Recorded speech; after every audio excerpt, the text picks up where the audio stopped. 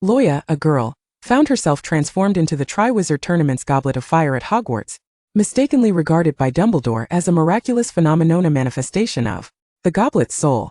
As the goblet, Luo Ya pondered what feels amiss. Where are my beloved trio of Harry, Hermione, and Ron? She was baffled by the presence of a youthful Severus Snape, Sirius Black, and Lucius Malfoy around her. Chapter 1. Transformed into the Goblet of Fire, an eye for an eye. Luo Ya felt despondent. All she had done was doze off during class, only to be jolted awake by a piece of chalk from her teacher, and upon opening her eyes she found herself in a different realm. Before her lay a hall that felt both strange and familiar, with floating candles illuminating the ceiling. The long tables of the great hall were filled with students, and an elderly wizard with a white beard and hair was addressing the assembly. This was none other than Albus Dumbledore, the headmaster of Hogwarts and the most esteemed wizard in the magical world. She had inexplicably traversed into the magical universe of Harry Potter. Although she had watched snippets of the Harry Potter films during her childhood, the details had faded from her memory over time. However, what concerned her most was not merely her transport to this world, but rather her peculiar transformation into the Goblet of Fire for the Triwizard Tournament. Why was it that others who traversed dimensions received owls with invitations, joining Harry, Hermione, and Ron in a life filled with magical wonder, while her virtuous life led her to become a mere cup? Dumbledore's voice broke her reverie. I hereby announce that this academic year, Hogwarts shall host the Triwizard Tournament. With a deep sigh, Luo Ya resigned herself to the reality of being the Goblet of Fire. Listening to Dumbledore's proclamation, she surmised that the tournament would soon commence, and that Harry would unexpectedly be chosen as a participant. Yet, as she scanned the Gryffindor table from her elevated position, she saw only unfamiliar faces, with no sign of Harry, Hermione, or Ron. Determined, Luo Ya attempted to inch forward, hoping to spot her friends among the Gryffindors. The Triwizard Tournament is a magical competition among 3 wizarding schools, with each institution represented by a champion selected by the Goblet of Fire. Before Dumbledore could complete his statement, a resounding crash interrupted him. The Goblet of Fire had inexplicably toppled from its stone pedestal, crashing heavily to the ground and rolling toward the center of the hall. Ouch, I think I'm broken my back. Luo Ya's lament echoed loudly in the hushed hall as she attempted to reposition herself. She lost control and spun around, ultimately rolling not toward the Gryffindor table, but into the Slytherin area instead. Dazed, she finally managed to halt her movement next to a dark-haired boy. After a moment's hesitation, the boy bent down and picked up the fallen goblet. He appeared to be in his early teens, with disheveled black hair framing his pale face, accentuating his dark eyes. The more Luo Ya gazed at him, the more familiar his features became. Severus Snape? Am I seeing things? How has he become so youthful? Snape, startled at being addressed by name, was perplexed by the goblet's ability to speak like the Sorting Hat, and even to know his name. The eyes of the students from all 4 houses turned toward the peculiar scene, murmurs of intrigue rippling through the crowd. Young Lucius Malfoy also glanced curiously in their direction. Dumbledore watched the unfolding spectacle with astonishment, while the professors rose in disbelief. The youthful Snape, cradling the goblet, became the center of attention, leaving him momentarily flustered. It was only when Dumbledore called out to him that he regained his composure, taking small steps forward to place the goblet back on the stone pedestal. Dumbledore placed his hand on the goblet's exterior, sensing its magical essence. The headmasters of Beauxbatons and Durmstrang exchanged curious glances. After a brief moment, Dumbledore smiled and announced to all, "Our Goblet of Fire has birthed a soul. She is a girl." Professor McGonagall exclaimed in astonishment, "Truly remarkable. A century ago, another Goblet of Fire also manifested a soul, and now the Goblet of Hogwarts has done the same." Luo Ya was left in a daze, feeling that this was not quite as depicted in the films. There seemed to be no mention of the goblet's origin in the movies. Professor McGonagall noted that she was the 13th incarnation of the Goblet of Fire, a magical artifact of Hogwarts, crafted by ancient and great wizards. One professor excitedly declared, "Our goblet has gained a soul just in time for the Triwizard Tournament. Victory shall undoubtedly belong to Hogwarts." The headmasters of the other 2 schools could not help but roll their eyes. How could a conclusion be drawn before the competition had even begun? Yet, they had to concede that historically, champions of the Triwizard Tournament often hailed from Hogwarts. The students erupted in cheers, with the exuberant Gryffindors jumping up to applaud. Had the goblet not been positioned beside the professor's table, the inquisitive lions would have rushed over to investigate the goblet themselves. Thus, Luo Ya found herself inexplicably transformed into the sentient Goblet of Fire. The following afternoon, the great hall was nearly empty, and Luo Ya, feeling bored, began counting the floating candles on the ceiling. The students were all engaged in flying lessons. To prevent overly curious wizards from bothering the goblet, Dumbledore had temporarily barred students from entering the great hall, except during mealtimes. Lazily perched on the stone pedestal, Luo Ya let out a yawn when suddenly a mechanical voice resonated within her mind. Ding! Responding to host's call, "Your system is now online. Spare me the pleasantries. Why have I become the Goblet of Fire?" I wish to be human. Rest assured, host, by completing the novice task, you shall be rewarded with a physical body, and transported directly to 1991 to enroll alongside Harry Potter. Instantly, Luo Ya felt invigorated. Novice task activated. Simply accrue 1,000 admiration points to exchange for a body. Commencing novice task guidance. Please follow the directional prompt to your destination. A large arrow appeared in the void, visible only to Luo Ya. She maneuvered the goblet's form, rolling more adeptly than before, and navigated from the corridor to the castle's lawn, finally arriving at the arrow's destination. There, a scene of chaos unfolded. James Potter and his classmates had cornered Snape, loudly mocking Severus Snape. Snape stiffened and recoiled, accustomed to the malicious taunts and insults. James, with a scoff, waved his wand. Expelliarmus! Snape's wand was instantly disarmed. His companions cheered, "Well done, James!"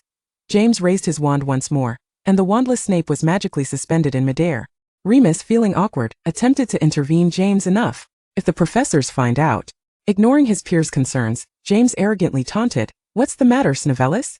Just then a furious voice pierced the air. "James Potter, I'll bash you with this cup." James sensed a gust of wind approaching from behind and instinctively turned, only to have the goblet's base collide violently with his nose. In agony, James clutched his bleeding nose and staggered backward. The goblet, propelled by Luo Ya's control, unleashed a burst of azure flames at James, singeing only his hair. The disoriented Snape fell from the air, regained his footing, and quickly retrieved his wand to retaliate. Stupefy! A flash of light swept across, leaving a gash upon James's cheek as the bald-headed James clutched his wound and collapsed onto the ground. Ultimately, Snape restrained himself, refraining from unleashing his full power. Under the watchful gaze of the onlookers, the Goblet of Fire stood prominently upon the grass, its flames soaring higher than usual, as Luo Ya sought to amplify her presence. With an air of pretentiousness, she proclaimed, "James Potter, daring to cause a ruckus on my territory, the Goblet of Fire sentences you to a year of toilet cleaning." After all, she was now the formidable Goblet of Fire, possessing a certain stature within Hogwarts, and wielding the authority to punish students. Luo Ya cast a sidelong glance at Snape, discovering him fixated upon her, a series of numbers floating above his head. Admiration points Ja 30. So this was how one could acquire admiration points. Thus, she struck a pose and lifted her chin, declaring, "From now on, anyone daring to misbehave beneath my watch shall find their hair ablaze." A cascade of admiration points Ja 10 emerged above the heads of the surrounding young wizards. With admiration points accumulating at such a rapid pace, Luo Ya's spirits soared, and the flames erupted even higher, bringing her closer to amassing enough points to exchange for a transformation of her physique. Meanwhile, a tardy Lily sprinted from a distance, anxiously rushing to James's side. "James, are you all right? Let me see your injury." Chapter 2. Trust me, you shall become an extraordinary master of potions. Gazing at James's bloodied nose, Lily cast a disappointed glance at Snape. Clearly, the late-arriving Lily was unaware of the preceding events, and mistakenly believed that it was Snape who had broken James's nose. Snape, with his head bowed, clenched the hem of his robe, concealing a flicker of indignation and anger in his eyes, yet he refrained from offering an explanation. Luo Ya felt a headache coming on. The situation had indeed worsened. She hurriedly attempted to clarify to Lily, "Lily Evans, you are mistaken. It was Snape who was hung upside down." Just as she uttered half of her sentence, Snape strode forward, seized the Goblet of Fire, and whisked her away. "Hey, Snape, I haven't finished explaining. Lily has misunderstood you." "There's no need," he replied curtly. After all, he had always been the one ostracized and oppressed at Hogwarts. Ultimately, the consequence was that James was sentenced to clean the toilets for an entire academic year, while Snape was punished with 3 days of detention by the headmaster. In the headmaster's office, the Goblet of Fire leaped onto the desk in a fit of rage, startling Fawkes as he flapped his wings, scattering parchment across the floor. "Why is Snape being punished with detention? It was I who broke James's nose. There is no need to hold Snape accountable." Dumbledore surveyed the chaotic desk without anger, instead gazing at the irate goblet with a slow blink. "Hogwarts forbids students from using dark magic. Since Severus has broken the school rules, he must face the consequences. Moreover, as an ancient artifact of a great wizard, it is simply absurd to punish the goblet for the injury of a student." However, Snape was different. He was merely a half-blood wizard with no notable background. Luo Ya endeavored to persuade Dumbledore. "Snape is essential for your future dealings with the Dark Lord." Dumbledore paused, narrowing his eyes as he scrutinized Luo Ya through his glasses for an extended moment. "Child, do you possess the gift of foresight?" Luo Ya was momentarily at a loss for words. She couldn't possibly reveal that she had seen a movie where you were merely figments of fiction. Friendship warning. Excessive plot revelation will reset all admiration points, and the host shall never attain a corporeal form. The host must exercise caution. A chill ran down Loya's spine. She certainly did not wish to be a cup for eternity. Feigning mystery, she responded to Dumbledore, I can only predict a little. The rest must remain undisclosed. Dumbledore nodded in understanding, refraining from pressing her further. Yet, thanks to Loya's violent intervention, the long-standing bullying issue that had plagued the professors at Hogwarts was finally resolved. No young wizard from any house wished to be scorched bald by the flames of the goblet and become a laughingstock. Dumbledore recalled James's comical, dirt-streaked visage and couldn't help but chuckle. He laughed as he retrieved the key to the detention room from his drawer, placing it on the table and sliding it toward Loya. Go see him. The goblet fixed its gaze on the key, yet remained unmoved. Dumbledore looked at it with curiosity. I have no hands. How can I insert the key to open the door? Inside the detention room, Snape sat in the corner, textbooks sprawled across his knees. During these days of confinement, he had been reviewing his studies, accustomed to solitude. Someone gently opened the door. Upon seeing that it was Dumbledore, Snape immediately stood up, tense. Severus, someone, oh no, it is a cup, has come to visit you. Snape looked puzzled as the goblet rolled through the ajar door. Loya greeted him cheerfully. Hello, Snape. Snape stared at the goblet in disbelief, astonished that someone would come to visit him while he was in detention. Influenced by a childhood marred by an alcoholic and violent father, along with an indifferent mother, Snape had developed a reclusive and insecure disposition. Coupled with his half-blood heritage, he was even more scorned in the purest circles of Slytherin. The fact that someone, albeit a cup, would willingly visit him was astonishing. For the first time, feeling cared for and valued, Snape experienced a warm current flowing through him, leaving him momentarily at a loss for words, standing there in a daze. I shall leave you two to your conversation, children. Dumbledore excused himself under the pretext of attending to school documents, leaving them to exchange glances. Snape longed to say something but found himself at a loss for words. It was Loya who broke the silence first. She noticed the Transfiguration textbook in Snape's hands. I think you are more suited for potions. My grades in potions this year have not been satisfactory. Perhaps I am not suited for it. Trust me. Just consider the goblet to possess the ability to foresee the future. You shall become an extraordinary master of potions, the Half-Blood Prince. As she spoke, Loya conjured blue sparks to encourage Snape. Half-Blood Prince? Snape echoed, receiving it as a pen name, though it sounds rather juvenile. Who hasn't gone through a phase of being a bit dramatic in their youth, right? Ah! While Snape could not fully comprehend Loya's musings, he still appreciated her sentiment, and crouched down to meet the goblet's gaze. Long fingers brushed the surface of the goblet, feeling the warmth emanating from it. Loya heard Snape's low voice say, Thank you, Miss Goblet. The day after Snape was released from the detention room, Loya, as the Goblet of Fire, had to attend to her duties. Today marked the day for the Triwizard Tournament's registration, and students from all four houses buzzed with excitement around the goblet. Students wishing to participate in the Triwizard Tournament needed to inscribe their names on parchment and cast it into the goblet, which would select the champions. In truth, Loya was uncertain how the selection process worked, but she noticed that only a small fraction of the names written on the parchment glimmered with a golden light. Loya immediately understood that these were the candidates to be chosen. She merely needed to expel the parchment glowing with golden light, and that would suffice for selecting the champions. The Ministry of Magic had instituted a new rule for safety, stipulating that students below a certain age were ineligible to enter. The goblet was surrounded by a ring of light, a spell cast by Dumbledore to enforce the age limit. Wizards under the required age could not cross the threshold to register. However, this did not deter the enthusiasm of younger wizards, who were determined to find ways to enroll despite not meeting the age criteria. Gryffindor students were perpetually the most spirited, huddling in groups to fervently discuss ways to circumvent the age barrier. In contrast, Slytherin remained comparatively quiet. Hufflepuff students adorned the area around the goblet with flowers and delicacies, pleading with the goblet for a chance to enter. Regrettably, those who did not meet the age requirement were ruthlessly rejected by Loya. Ravenclaw, seemingly uninterested in the competition, had scarcely any of their wizards come forward to register. Perhaps they preferred delving into academic pursuits within the library over engaging in magical contests.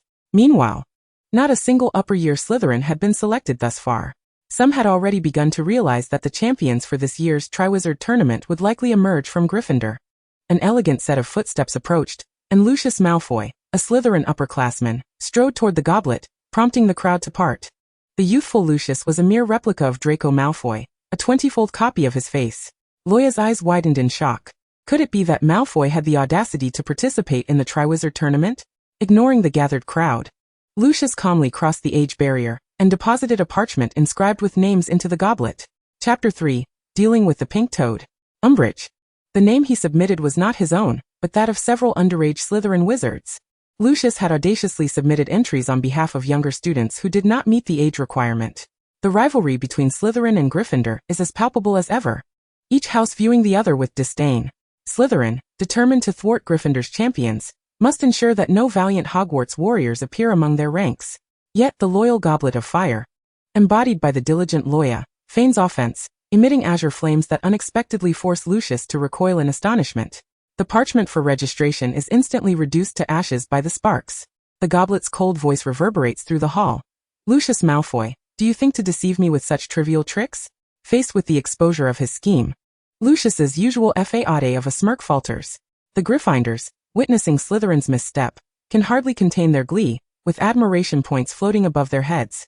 As Lucius struggles to maintain his aristocratic demeanor amidst the Gryffindors' scornful glances, he storms away, robes billowing in indignation. However, the Gryffindors, ever so reckless, find themselves in a predicament. A young Gryffindor named Ailey, exuberantly brandishing a vial of potion, rushes into the throng. Unbeknownst to him, having missed the welcoming feast due to illness, he is oblivious to the goblet's newfound sentience. Proudly, Ailey presents his potion, a freshly concocted elixir of enhancement. Luo Ya rolls her eyes, thinking, does he truly believe the goblet is merely an audience? Yet, observing his enthusiasm, she is reminded of the comical scenes from a film where twins consume an enhancement potion to their embarrassment, even though her recollection of the original plot is hazy. As Ailey triumphantly leaps into the age limit's halo, the young lions erupt in applause. He proclaims his intent to record the upgraded elixir's formula in the library, aspiring for every Gryffindor to partake in the Triwizard Tournament in the future. Luo Ya finds herself bemused, pondering if the future twins will indeed stumble upon Ailey's notes in the library, leading to the creation of the enhancement potion. From the crowd, Sirius Black jests to Remus, anticipating the spectacle that will unfold, feeling pity for Ailey. Just as Ailey prepares to toss his parchment into the goblet, it unleashes a torrent of fire, engulfing him instantly. In recent days, through repeated trials, Luo Ya has discovered that her flames possess the ability to disrupt spells and potions. Now adept at controlling her flames, she is confident they will not truly harm Ailey. As the flames dissipate, Ailey appears transformed, his youthful visage giving way to that of a grandpa with a white beard. In the presence of the goblet, such petty antics are futile. The Gryffindors, momentarily stunned, watch as Slytherin seize the opportunity to retaliate, mocking Gryffindor's folly while admiration points float above them. Luo Ya revels in the chaos, indifferent to the rivalry, eager to amass admiration points from any source. Once the champions from each magical school are selected, her duties for the Triwizard Tournament are complete. She harbors little interest in the current Hogwarts students or the tournament ahead, having no intention of attending. Yet, mere days later, a pink toad, Umbridge, arrives at Hogwarts.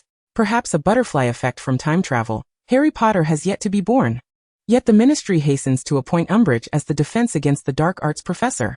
Recalling the film's depiction of Umbridge as a power-hungry sadist, Luo Ya notes her current age, around 35 or 36, and reflects on the toll of her misdeeds. Her skin appears loose and aged, making her look much older. Dressed in a juvenile pink dress unbecoming of her years, she surveys the students with an air of arrogance, flaunting her ministry appointment. Thank you for your warm welcome.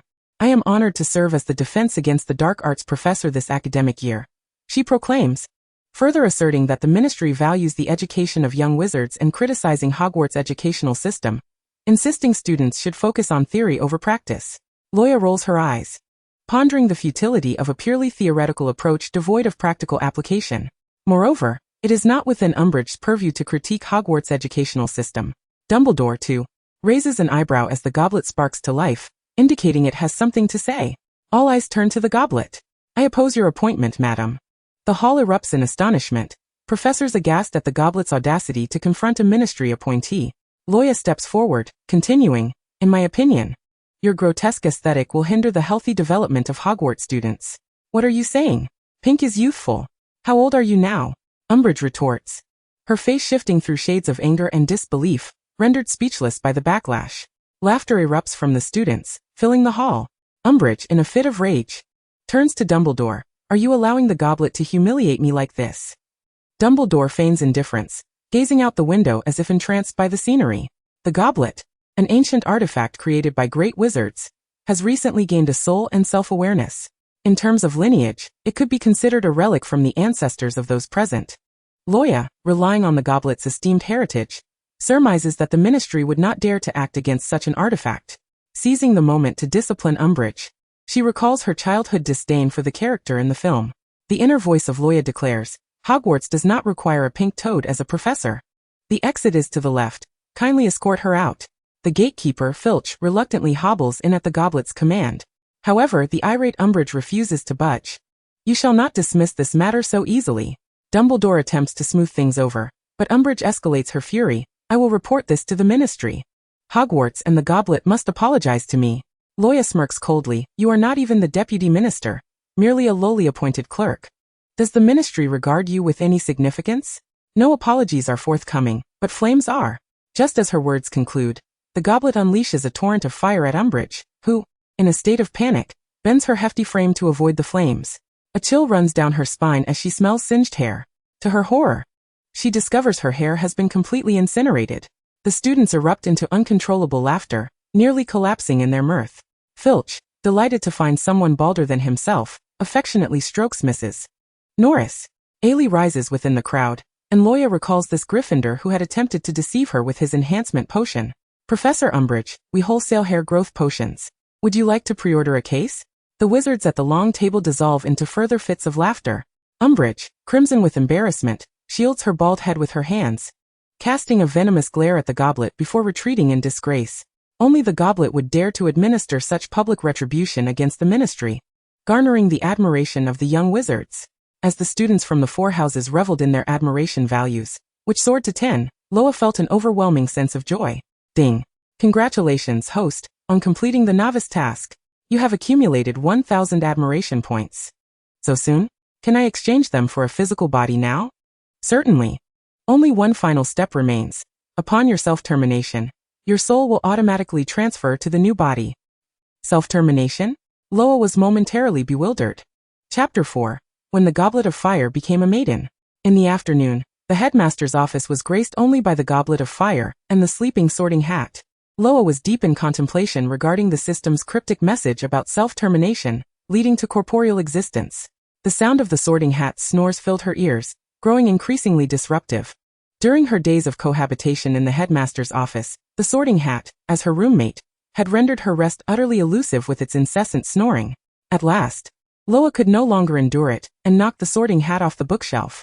Awakened abruptly, the Sorting Hat wailed in protest, chastising Luo Ya for the rudeness of modern magical artifacts. I am deep in thought, do not disturb me. Curious. The Sorting Hat bounced back to the shelf and approached the Goblet of Fire, claiming to possess fragments of the thoughts of the four founders of Hogwarts, asserting itself as one of the most intelligent magical artifacts in the wizarding world. It offered its assistance, despite its reluctance to admit past errors in sorting, such as placing timid wizards in Gryffindor and brave ones in Slytherin, while the Ravenclaw students had woefully underperformed, tilting its head at the goblet. The Sorting Hat had long realized that its mind-reading abilities were ineffective against it. It could discern the thoughts of others, but this cup eluded its insight. Luo Ya, seizing the opportunity, posed her question. Sorting Hat, I'm pondering how to shatter myself into pieces. The Sorting Hat, bemused, replied, Is such a simple query necessary? Just look outside. Do you see the astronomy tower? Jump from there, and you shall be shattered to smithereens. What a splendid idea! Luo Ya exclaimed, embracing her roommate, the Sorting Hat. Sorting Hat. We shall meet again in the next life. Do remember to sort me into Gryffindor. The Sorting Hat, utterly perplexed, could not comprehend her words. Luo Ya leaped from the bookshelf and, tumbling and rolling, made her way to the astronomy tower. Standing atop the tower, gazing down, it was impossible to claim she was unafraid of heights. Nevertheless, the thought of soon acquiring a body quelled her fear. Encouraging herself, she took a deep breath and leaped. Yet she underestimated the fortitude of the ancient wizards who forged the Goblet of Fire. The goblet spun through the air, landing squarely upon the unsuspecting Peter Pettigrew, who was merely passing by. The sudden impact rendered him unconscious, while the goblet remained unscathed, as if protected by an impenetrable barrier. Luo Ya stood up, casting a furtive glance at the fallen figure. Upon recognizing it was Peter Pettigrew, her guilt evaporated in an instant. After all, he was destined to betray the Potters. As onlookers began to notice the commotion, Luo Ya's plan for a tower jump was swiftly abandoned, and seizing the moment, she hurriedly fled the scene. With her jump plan thwarted, her well-meaning roommate, the Sorting Hat, proposed a new solution. Do you see the Black Lake behind Hogwarts? Jump into the lake. Perhaps your flames will extinguish. This seemed to hold merit. Loa considered the suggestion, and promptly rolled her way to the edge of the Black Lake. In the Slytherin common room, Severus Snape furrowed his brow as he perused the Daily Prophet. The newspaper's sensational headline proclaimed the Goblet of Fire's sentience, stirring waves in the magical community. However, it also depicted its character as arrogant and tempestuous. The Ministry's Umbridge had been left bald for life by the goblet's flames, losing all chance of regeneration. Such a malevolent artifact, such a vicious soul. The Daily Prophet continued to fan the flames of scandal, filled with slander and accusations against the goblet. Snape's grip on the newspaper tightened, his fingers whitening with fury. He could not abide the disparagement of the goblet, and in a fit of anger, crumpled the paper and tossed it into the fireplace. As he stared at the ashes, he involuntarily recalled that since the confinement, he had not seen Miss Goblet of Fire again. During this time, he had diligently followed her advice, immersing himself in potion studies, achieving remarkable success. Even the professor who once overlooked him acknowledged his progress in potions. He yearned to share this joy with his friend, the goblet. Yet each time he approached the Great Hall, his youthful insecurities rendered him hesitant and immobile. How could a half-blood wizard ever earn the favor of Miss Goblet of Fire? He mused to himself, head bowed in self-deprecation. But just a glance, he reassured himself. If he could merely catch a glimpse, he would depart. Summoning his courage, Snape entered the Great Hall, only to find the stone platform empty, devoid of the goblet's presence. If she was not in the hall, she must be in the headmaster's office, a place they were not permitted to enter freely. Disheartened, he wandered aimlessly through Hogwarts, eventually arriving at the Black Lake, fortuitously spotting the goblet standing by the water's edge. A rare smile graced his usually stoic features as he greeted her from afar. Miss Goblet of Fire. However, caught in the euphoric anticipation of obtaining a body, Loa remained blissfully unaware of Snape's presence behind her. 3, 2, 1. The goblet, having counted down, resolutely leaped into the Black Lake. Snape, frozen in place, was gripped by terror as he dropped his book and dove into the lake after her. Loa felt as though she were submerged in an endless tide of darkness. Suffocating pain engulfed her entire being, and her flames dwindled. Surely, once the flames extinguished, her self-termination would be deemed successful, and she would acquire a body? Contemplating this, Loa slowly closed her eyes, until a slender arm encircled her. Snape, though not a proficient swimmer, realized in that moment that he was on the verge of losing his friend. Without a second thought, he dove into the lake. He grasped the sinking goblet tightly, and as his hand met the cup's surface, a blinding light erupted from within. The radiance attracted the merfolk from the depths of the lake, who circled around Loa and Snape several times, their intentions seemingly benign. As the rigid goblet gradually softened in his embrace, Snape was astonished to discover that the goblet had transformed into an Eastern maiden with black hair and eyes. Luo Ya, unfamiliar with swimming, clung desperately to Snape. With no time to ponder, he tightened his hold around her slender waist and swiftly pulled them both to the surface. Coughing, Loa collapsed onto the grassy bank, expelling water from her lungs. Severus, soaked to the bone, prioritized her well-being, gently patting her back. "Are you all right, Miss Goblet of Fire?" he inquired with concern. "Absolutely dreadful," Loa replied, feeling like a drenched rat. Snape produced his wand, lightly tapping her sodden clothing while reciting a spell. Instantly, her attire was restored to cleanliness. The dripping strands of her hair swiftly settled into neatness upon her shoulders. "Wait, hair?" Loa gasped, tugging at a curl near her ear. Examining it with wonder. "I finally have a body. I've become human?" She lowered her gaze to inspect her hands, then swiftly turned and jogged toward the lake's edge. Eager to ascertain whether this new form bore any resemblance to her original self, her doubts about her identity swirling within her. However, in Snape's eyes, the girl's actions undoubtedly resembled a near-suicidal leap into the lake. Ignoring his drenched state, he firmly grasped the girl's arm. Roya turned to him in confusion, sensing the tremor in the large hand that held her. Snape's dark hair clung to his forehead, and his obsidian eyes glistened with moisture and an unmistakable concern. He feared that should he release her, the young lady from the Goblet of Fire might once again plunge into the depths in search of death. Chapter 5. Lucius asks you to dance and you just eat. Roya gazed at Snape's anxious demeanor, and realized that her previous act of jumping into the lake had startled him back when she was still the goblet. Snape was worried for her life once more, and she found herself unable to explain her earlier actions. A gentle smile blossomed on her face as she reassuringly patted Snape's hand. "Fear not." The glimmer reflected in the depths of her dark eyes momentarily captivated Snape, prompting him to avert his gaze and release her. With light steps, Roya approached the lake's edge, bending down to observe her reflection on the water's surface. Without a doubt. The face staring back at her was her own. And this body was indeed her original form. Confusion washed over her. The system had stated that upon completing the novice task, she would obtain her body and be transported to 1991 to meet the savior, Harry Potter. Yet here she was. Still at Hogwarts, standing before the youthful Snape, with Harry Potter yet to be born. She closed her eyes, attempting to summon the system. System, you have completed the novice task, but you have not yet concluded your own existence. I just jumped into the lake. Roya retorted, dissatisfied, recalling the suffocating sensation at the bottom of the lake. System, however, you were rescued. It turned out that Snape had dragged her back from the brink of death, which did not constitute a successful conclusion of her existence. Then what is the situation with my current body? One-day experience card, a reward for completing the novice task. Roya's lips twitched. Her current body was merely a one-day experience card provided by the system, and tomorrow she would revert to being the goblet. She despondently sat on the grass, resting her chin on her hands, lost in thought. Snape had already cleaned and tidied his robe. Out of the corner of her eye, she glanced at him. If she were to jump into the lake again in front of Snape, it would likely leave a significant psychological scar on his young heart. Moreover, it was probable that Snape would follow her in, so she decided to postpone her plan until Snape had departed. Snape gazed at the dejected Roya, half squatting to sit opposite her, occasionally stealing glances at her face. The sight of the girl deep in thought was exquisite and graceful, her thick lashes fluttering gently. They maintained a harmonious and serene silence. Snape yearned to speak, but found himself at a loss for words. The typically taciturn man racked his brain for a topic, finally recalling his recent top score in potions class, eager to share this joy with Roya.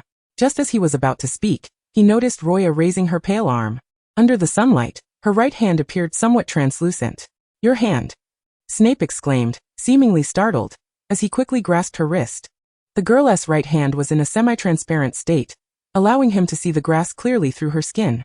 Why is this happening? It's nothing serious. Just a one-day experience card. Anyway, I'll be a goblet again tomorrow. Roya shrugged nonchalantly. Gurgle. Roya's stomach audibly protested, disrupting the atmosphere. I'm finally hungry? During all those days as the goblet, I never felt hunger. This long-lost sensation is delightful. Excitement radiated from her face, devoid of any shame. Coincidentally, it was the day of the Hufflepuff Ball, where the friendly badgers would welcome wizards from all houses.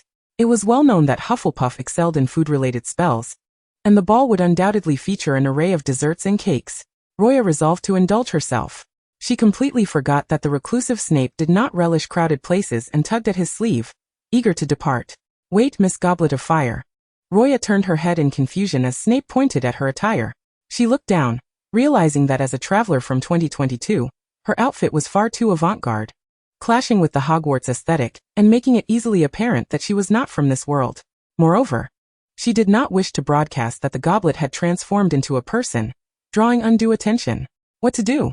I want to go to the Hufflepuff Ball and feast. Seeing the despondent girl sulking, Snape hesitated briefly before removing his Slytherin robe and handing it to Roya.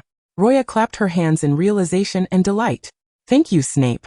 What a rare opportunity to be a Slytherin wizard for a day. She took his outer robe, elegantly draping it over her shoulders. Although she had previously discovered she was a Gryffindor in the game, playing the role of a Slytherin for a day was quite appealing. As they prepared to head to the ball, a Gryffindor girl approached them. With her fiery red hair, she was none other than Lily Evans. Snape, may I speak to you privately? Lily looked at Snape with anticipation. From behind Snape, Roya peered out and whispered, Should I step away? No need, Snape replied calmly. Lily pursed her lips, seemingly disapproving of Snape's response. After a moment she said, Snape, I apologize for previously misjudging you regarding James. Upon hearing her words, Snape remained silent. With a smile, Lily extended her hand to him. May I invite you to the ball? To her surprise, Snape responded with a cold rejection. I'm sorry, Lily, but I already have a partner. Lily stared incredulously at Snape, her gaze subsequently falling upon the Slytherin girl behind him. This unfamiliar Slytherin was someone she had never seen before. It was reasonable that she would not know someone from a different house. She discreetly assessed the Eastern girl before her, with her jet-black curls cascading over her shoulders and her clear eyes brimming with intelligence. However, the Slytherin robes were clearly ill-fitting, appearing oversized for her frame. Lily quickly recognized Snape's long robe. Their relationship had evidently grown close enough to warrant such familiarity. It seemed something had replaced her position in his life. Lily hesitated, saying, I hope you both have a wonderful time. James is waiting for me. With that, she turned and walked away, leaving Snape silently watching her retreating figure. Roya patted Snape on the shoulder. Aren't you going to chase after her? This is a great opportunity to spend time alone with Lily. You could dance and deepen your bond while I indulge myself. At her words, Snape managed a rare chuckle, removing his Slytherin scarf and wrapping it around the girl's pale neck. Now Roya was a true Slytherin. Let us go, Miss Goblet of Fire. The two walked briskly towards the Hufflepuff ball. True to its reputation, the banquet table was laden with an abundance of delectable dishes and cakes. Roya casually picked up a piece of cake and savored the sweetness melting on her tongue. She had no intention of dancing. Her sole desire was to drown in the culinary delights. However, the exquisite Eastern beauty she portrayed as a faux Slytherin soon attracted the attention of many wizards. Beautiful lady, may I invite you to dance? A suave Lucius Malfoy appeared, elegantly bowing before her. Not interested, I'm busy eating. Roya was too preoccupied with stuffing her face with cake to even glance at her suitor before dismissing him. Lucius Malfoy felt that his recent luck had taken a turn for the worse. First, he was publicly exposed as a proxy for the Goblet of Fire, and now he had been refused a dance before the gaze of many. How could his noble Malfoy lineage fail to captivate more than mere sustenance? He had never endured such humiliation in his life. Meanwhile, Severus Snape, who stood nearby, quietly exhaled in relief. After finishing her pumpkin juice, Luo Ya noticed a group of Slytherin wizards storming in from the entrance, each one bearing a fierce demeanor, ruthlessly pushing aside those in their path. They passed by her, traversing to the other side of the magical tent. Despite their youth, these Slytherins exhibited a demeanor and speech reminiscent of seasoned adults.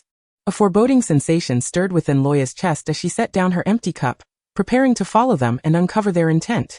Suddenly, a hand clutched her tightly from behind. She turned to see a Ravenclaw witch, her body rigid with tension, gripping her arm with an iron hold. The crystal ball in her hand tumbled to the ground, shattering into countless pieces. Bloodshot veins crisscrossed her pale eyes, and in a frenzied manner, she clung to Luo Ya's shoulders, her bizarre appearance terrifying many around them. Luo Ya could barely make out her incoherent mutterings. You must not go to the tower. You must not go to the tower. The Dark Lord is your greatest obstacle.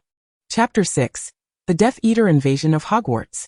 After uttering her delirious warning, the young Ravenclaw collapsed, convulsing on the ground, and was swiftly taken to the infirmary by a few concerned Hufflepuffs. Luo Ya struggled to comprehend her words, only catching the phrase about not going to the tower. The tower? The astronomical tower? Yet, she had just leaped from the astronomical tower during the Goblet of Fire, and had not perceived any anomalies. A Gryffindor wizard approached them. Hey, don't be frightened by her. She is a Ravenclaw, always paranoid and lost in her divinations, and her predictions have never been accurate. We've all grown accustomed to it. Luo Ya recognized the boy as someone who often accompanied James. There seemed to be a character like him in the original story. A werewolf under the full moon. What was his name? After pondering, Luo Ya recalled. Remus Lupin? Lupin, his eyes wide with curiosity, asked, Do you know me? Snape shot a cold glance at Lupin. He had always been at odds with that foolish, prideful Gryffindor bunch, and Lupin was one of James's marauding friends. So he had no intention of greeting him. Suddenly, a bloodied professor burst into the ballroom, crying out in terror, Death Eaters! The Death Eaters have invaded!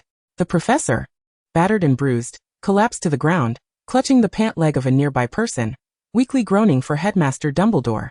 After uttering his final words, he fell silent.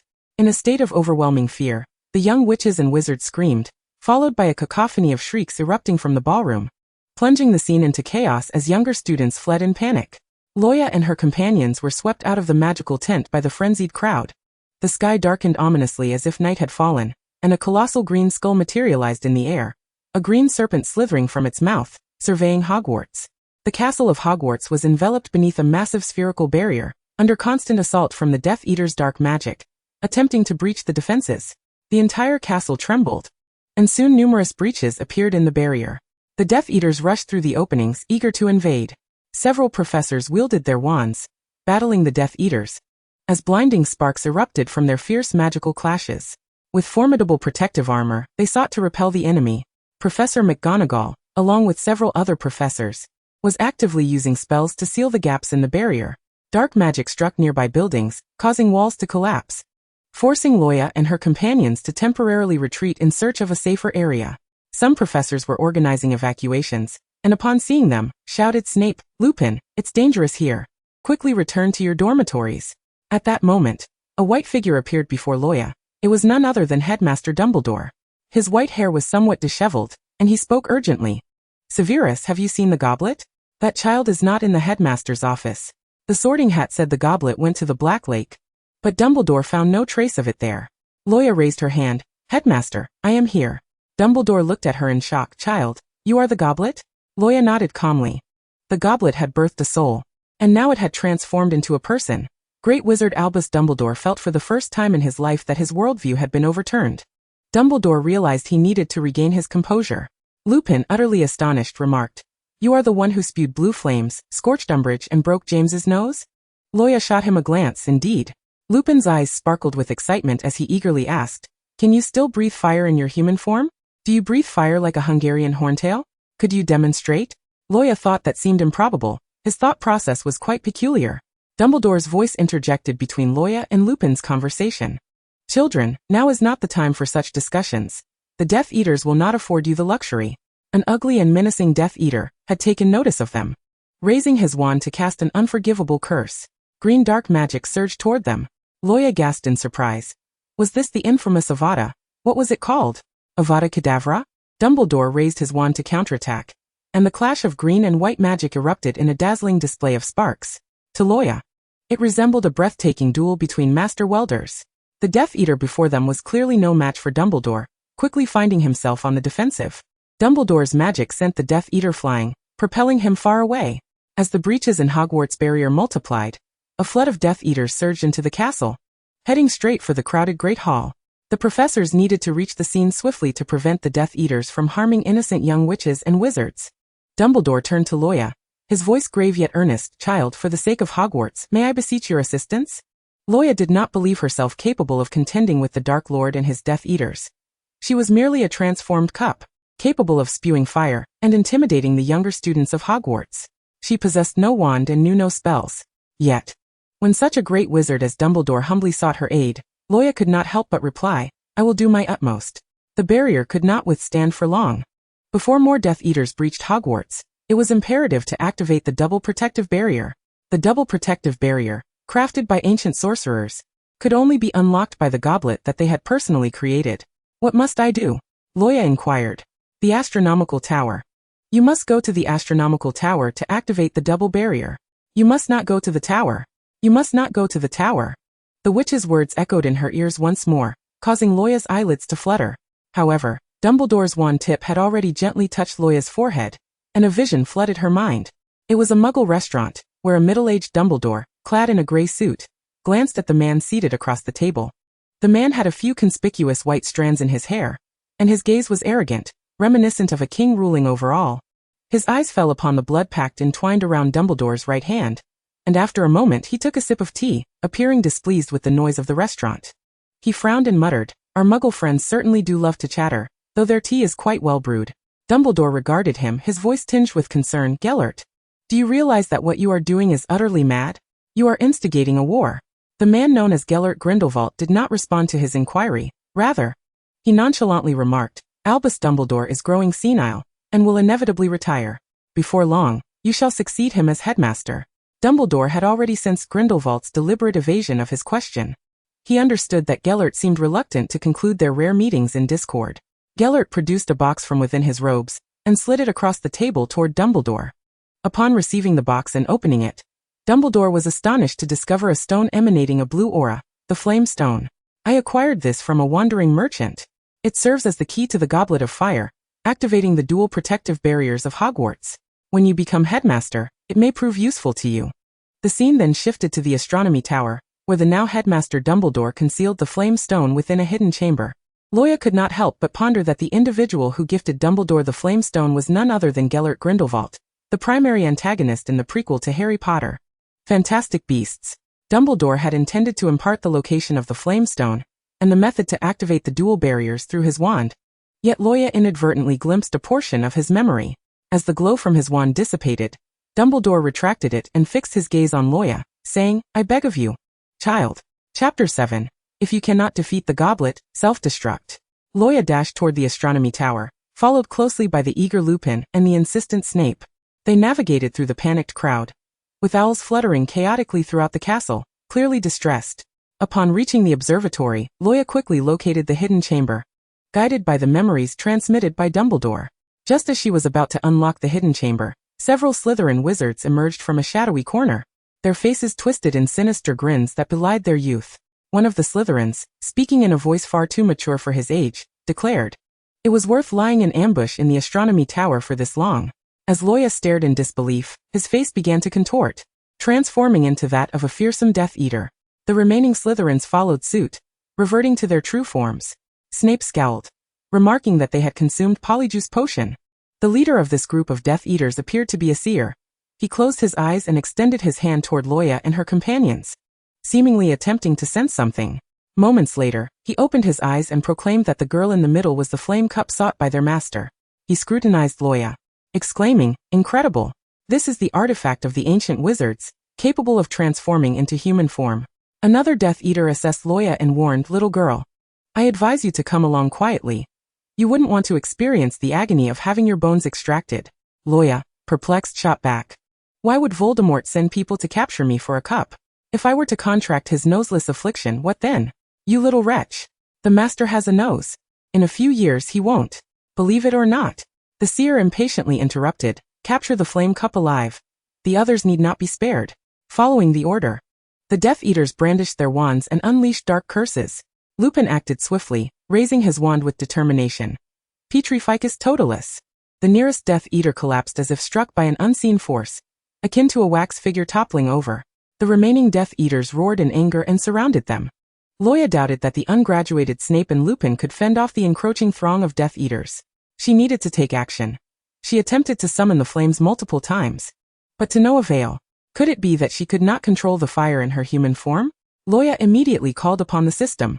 "Cancel my one-day body experience card. I wish to revert to the flame cup." System host acknowledged. Her form radiated a blue light, and when the glow faded, she had transformed back into the Hogwarts flame cup. She willed the flames to create a barrier, isolating the Death Eaters from Snape and Lupin. The Death Eater seer marveled. Truly, it is an ancient artifact possessing such immense power. Yet Luo Ya remained bewildered. What purpose did Voldemort have in capturing her? A mere cup? Beyond spewing fire, what other functions could she possibly serve? Was he intending to use her to create a Horcrux? A chill coursed through her, causing goosebumps to rise on her skin. Snape glanced back at the flame cup with concern. The flame cup urgently communicated, "Snape, take me over there." Snape promptly scooped up the immobile flame cup and hastened toward the hidden chamber. Luo Ya opened the chamber according to Dumbledore's instructions, but to her dismay, the flame stone lay shattered into powder and debris, unlike the pristine vision Dumbledore had imparted to her. A wave of despair washed over her. How could this be? Lupin sifted through the fragments, brushing off the dust as if they had been broken for years. "Can this still be used? Can you still activate the dual barriers?" "Of course not," Luo Ya replied, her head throbbing. To make matters worse, they were trapped in the astronomy tower with no escape, the Death Eaters behind them relentlessly assaulting the flame barrier. Should the barrier shatter, Snape and Lupin would be in grave peril. Their only option for escape was to leap from the tower. Given the flame cup's durability, she could jump without harm. But Snape and Lupin would likely meet a gruesome fate, even with 10 lives. Misfortune soon struck. A shattering sound echoed behind them as the Death Eater's dark magic finally breached the flame barrier.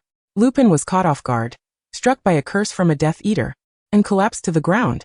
"Lupin, is this all you've got? I expected you to transform into a werewolf and buy us some time. You fell so quickly?" The Death Eaters sneered, directing curses toward the alert Snape. Snape rolled to evade, gripping his wand and preparing to retaliate, only to be ambushed by another Death Eater, who slammed him against the wall, causing his wand to tumble from the astronomy tower. Luo Ya indignantly shouted, "2 against 1? Sneak attacks? How disgraceful!" The Death Eater's lips curled in annoyance, unwilling to engage with the incessant chattering of the flame cup. He menacingly addressed Snape, "Hand over the flame cup."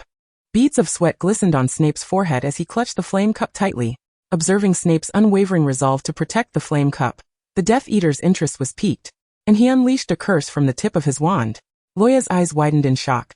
The Cruciatus Curse? One of the unforgivable curses. It inflicted excruciating pain, and prolonged exposure could drive a person to madness or death.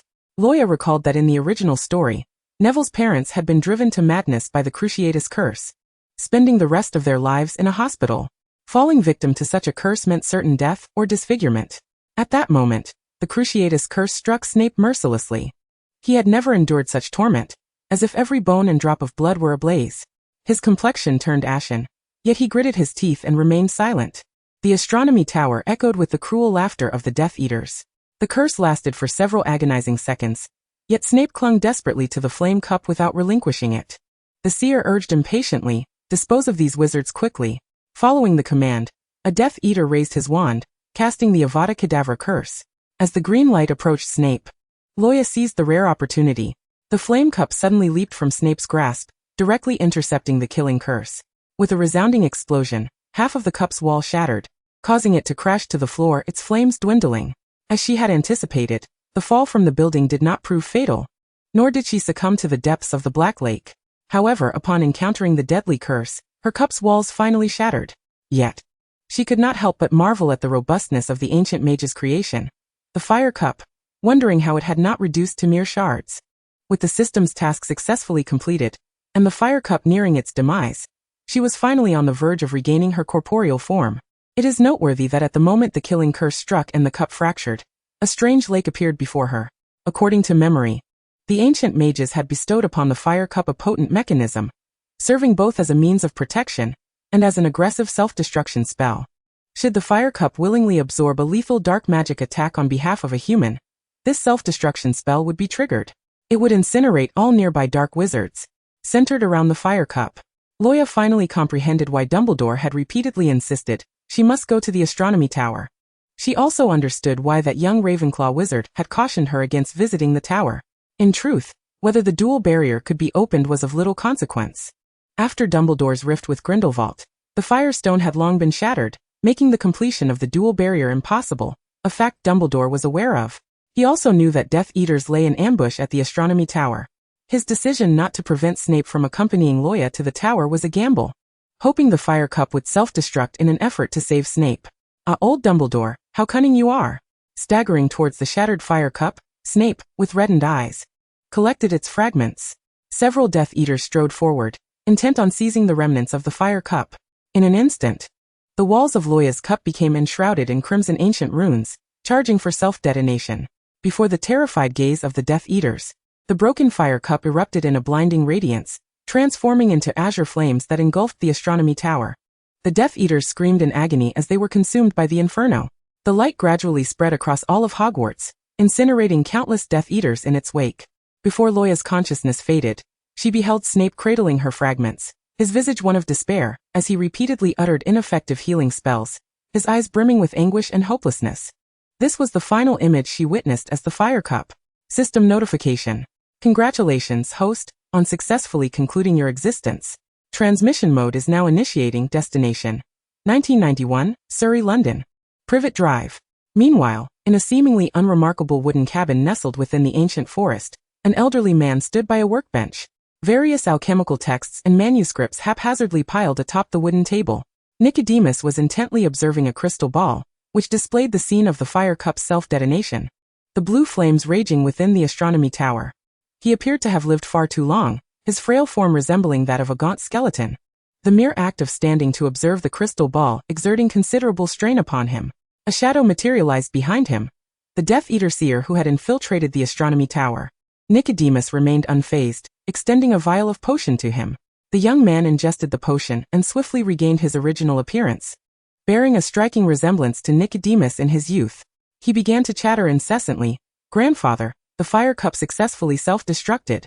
You cannot fathom how foolish those Death Eaters were. They never suspected I was an imposter." At his words, a heavy weight lifted from Nicodemus's heart. He murmured quietly at last, "The soul of Dumbledore's daughter has returned to her rightful place, back in her own body. Why not directly inform Dumbledore?" The youth queried, believing that instead of disguising himself as a Death Eater seer and leading a group of Death Eaters to the astronomy tower to compel the fire cup's self-detonation, it would have been far better to inform Dumbledore that the soul within the fire cup was his daughter. If my old friend were to know, he would never consent to such a method for restoring his daughter's soul. The most straightforward way to destroy the fire cup was indeed through the killing curse. For only the killing curse could extricate the soul contained within. Nicodemus sighed deeply. If Dumbledore were aware that the soul within the fire cup belonged to his daughter, he would not agree to the torment of using the killing curse to liberate her. He would take desperate measures to seek alternative methods. But the only means to restore her soul remained within the realm of alchemical taboo. necessitating that Dumbledore, as her blood relative, sacrifice half of his life force to separate his daughter's soul from the fire cup. However, Hogwarts could not afford to lose Dumbledore, nor could the wizarding world. Nicodemus would not allow such a disastrous outcome to transpire. Though his daughter's body remained frozen, her soul had lingered outside for far too long. If not returned soon, her physical form might never awaken. Thus, unbeknownst to all, Nicodemus covertly dispatched his grandson to infiltrate the attacking Death Eaters, ensuring he would ascend the astronomy tower to prompt the fire cup's self-detonation. Chapter 8. The Boy Who Would Not Die and the Girl Who Would Not Die. At number 4 Privet Drive in the small town of Little Whinging, Surrey, London, the weather was splendid, a perfect day for an outing. Early in the morning, Harry was jolted awake by Aunt Petunia's piercing screams. "Get up this instant." Aunt Petunia banged on the cupboard door with vigor. Groggy and disoriented, Harry rubbed his eyes, donned ill-fitting clothes, and emerged from the cramped cupboard. "Make haste and fry the bacon. If you burn it again, I will not spare you," Aunt Petunia barked. The small Harry obediently lowered his gaze and trudged to the kitchen.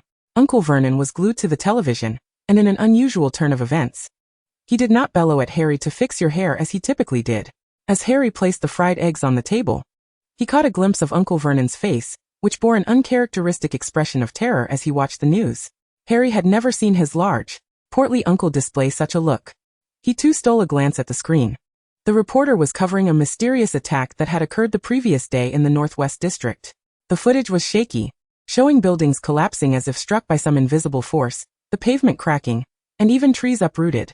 For safety, the reporter advised citizens to minimize outdoor activities in the coming days. "Damn it," Uncle Vernon cursed, "that street is not far from us." Aunt Petunia was busy trying to comfort Dudley, but upon hearing Uncle Vernon's words, she expressed her displeasure, stating that today was Dudley's birthday, and they had promised to take him to the zoo. "Are you going back on your word?" Seeing Aunt Petunia's annoyance, Uncle Vernon quickly agreed to go. He cast another glance at the horrifying images on the news, unconsciously wiping the sweat from his brow. Turning back, he found Harry staring intently at the screen. "Look at that black mist crashing into the building," he pointed out. Uncle Vernon turned to the television bewildered. Apart from the inexplicable crumbling of structures, where was the mist? Harry muttered softly, "It must be magic." Uncle Vernon, believing Harry was trying to be clever, angrily yanked his hair, exclaiming, "Don't play tricks on me. There's no such thing as magic." Harry winced in pain as Aunt Petunia hastily dressed Dudley in his coat, urging him to hurry. For Dudley's birthday, the Dursleys did not intend to take Harry to the zoo. Normally, they would leave Harry with Mrs. Fig, but Aunt Petunia had just received a call from her. Mrs. Fig's voice had trembled with fear as she stammered about being swept into the air by something invisible and breaking her leg while passing through the Northwest District. Aunt Petunia dismissed the fear as mere senility, believing Mrs. Fig had simply imagined her accident. Ultimately, they were forced to bring along Harry, the unwanted burden. Thrilled, Harry settled into the back seat of the car. It was his first opportunity to visit the zoo. However, the goddess of fortune did not smile upon him, as they soon encountered a traffic jam. Harry leaned against the car window, gazing at the sky. What had begun as a bright and sunny morning had swiftly transformed into a mass of dark clouds. Aunt Petunia directed her ire at Harry for the inclement weather, while Uncle Vernon impatiently drummed his fingers on the steering wheel. At that moment, a group of terrified individuals rushed past their vehicle. Harry, puzzled, craned his neck to look ahead at the flow of traffic, only to see the passengers of the surrounding cars frantically exiting, panicked and running towards their direction. Uncle Vernon took notice, his brow furrowed in confusion, when their neighbors, the Rowlings, approached, banging on their car windows, urgently warning them, "Good heavens! There's an explosion ahead. No, it's a terrorist attack.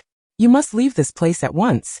Uncle Vernon's mind raced back to the morning's news, and he broke into a cold sweat, while Petunia and Dudley trembled in fear. Just as he contemplated reversing to escape the street, the ground quaked violently, causing buildings on either side to collapse one after another. The street became a chaotic scene of fleeing crowds and screams of terror. The Dursleys cowered inside their car, oblivious to the dark force wreaking havoc in the sky, which the Muggles could not see. Yet Harry perceived it clearly. A colossal mass of blackness rampaged through the air, reducing structures to rubble. In the midst of this chaos, Luo Ya found herself in a tumultuous predicament, transformed into a swirling cloud of darkness, uncontrollably wreaking havoc in the air. Her new form was that of a silent one, reminiscent of a young girl. This transformation brought to mind a film she had watched years ago, Fantastic Beasts and Where to Find Them. Young wizards, subjected to prolonged abuse and repression of their magical powers, would erupt into a form of black substance, known as a silent one upon reaching the brink of mental breakdown. The silver lining was that silent ones were indomitable. They were the very essence of power that the dark wizard Grindelwald had coveted to dominate the world. The downside, however, was their uncontrollability. Once unleashed, they indiscriminately attacked everyone in their path, with each eruption draining the host's life force, leading most silent ones to perish from their own power. Luo Ya had barely inhabited this body for a minute before triggering a magical eruption, transforming into a silent one. This dark entity streaked above the city like a ravenous beast, obliterating everything in its wake. Skyscrapers crumbled, and vehicles were tossed aside like toys. As she approached, her form collided uncontrollably with a private car, where, by a twist of fate, sat none other than Harry Potter.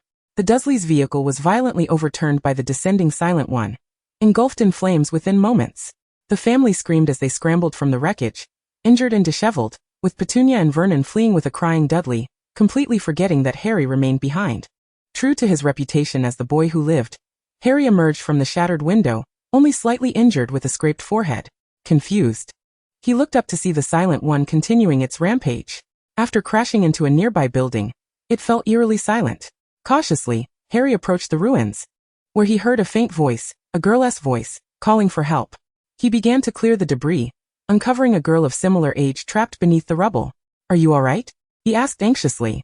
Covered in dust, Luo Ya looked up at him and replied, "Not really. My leg is stuck."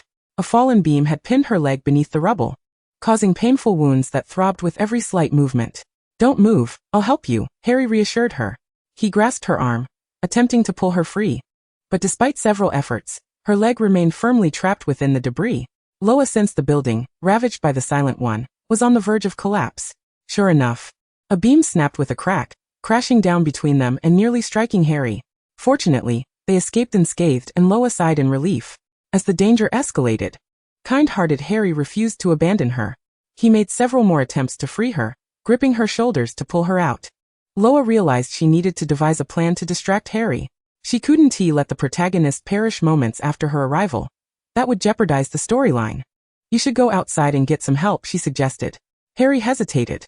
"Wait here, I'll be right back." As he dashed off to seek assistance, Luo Ya marveled at how easily children could be deceived.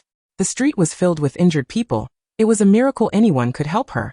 The next instant, the roof of the building caved in. Luo Ya couldn't believe her misfortune. She had just crossed over and was now facing demise. Hearing the thunderous crash, Harry turned back, his eyes widening in disbelief at the sight before him. The girl suddenly hunched forward, black mist pouring from her hair and wounds, enveloping her entirely. She transformed into the very blackness that had wreaked havoc on the street, the surge of magic obliterating the debris that had trapped her, and the Silent One surged skyward. Chapter 9. A day of misfortune for Dudley. Luo Ya had to concede that the true culprit behind the street's devastation was the Silent One, which, in a twist of fate, had inadvertently saved her life at a critical moment. Just as the roof collapsed, her body's Silent One erupted once more, successfully protecting her from danger. However, the frequent magical outbursts from this body were reaching a critical overload. After careening through the air a couple of times, the Silent One returned to its original location, all under Harry's watchful gaze. Beep, system task activated. Successfully residing with Harry Potter's relatives will yield a random spell reward. Yet, Harry had yet to receive his acceptance letter to Hogwarts and remained unaware of the existence of magic. Moreover, she had just transformed into a Silent One before Harry's eyes, likely leaving him in shock. How could she possibly expect to reside with the Dursleys now? In truth, Luo Ya had underestimated the pure-hearted kindness of the savior. Harry returned, crouching beside her to assess her injuries. Aside from a serious-looking scrape on her knee, the rest were mere superficial wounds inflicted by her chaotic rampage as a Silent One. "Are you all right?" Seizing the opportunity to garner Harry's sympathy to fulfill her task, Luo Ya feigned tears. "Wah. My mother is dead, and my father doesn't want me anymore. I don't want to go back to the orphanage." Harry, witnessing her sobbing, couldn't help but recall his own parents, feeling a kinship with this girl who seemed equally alone in the world. Luo Ya discreetly observed Harry's sympathetic gaze, her awkward performance having successfully moved him. Thus, she pretended to faint dramatically in front of Harry. Upon witnessing her sudden stillness, Harry immediately panicked and sought help from the adults fleeing nearby, but none paid him any heed. Apart from the Dursleys, Harry had no relatives in London, and ultimately, he had no choice but to carry Luo Ya back to his aunt and uncle's house. Luo Ya, resting on Harry's back, observed that he seemed quite frail, having been mistreated by the Dursleys since childhood. His prolonged malnutrition had stunted his growth compared to his peers, yet he was still able to support her weight as he ran back, which surprised Luo Ya. Having drained all the magic from her frail body, Luo Ya felt utterly exhausted, her eyelids heavy.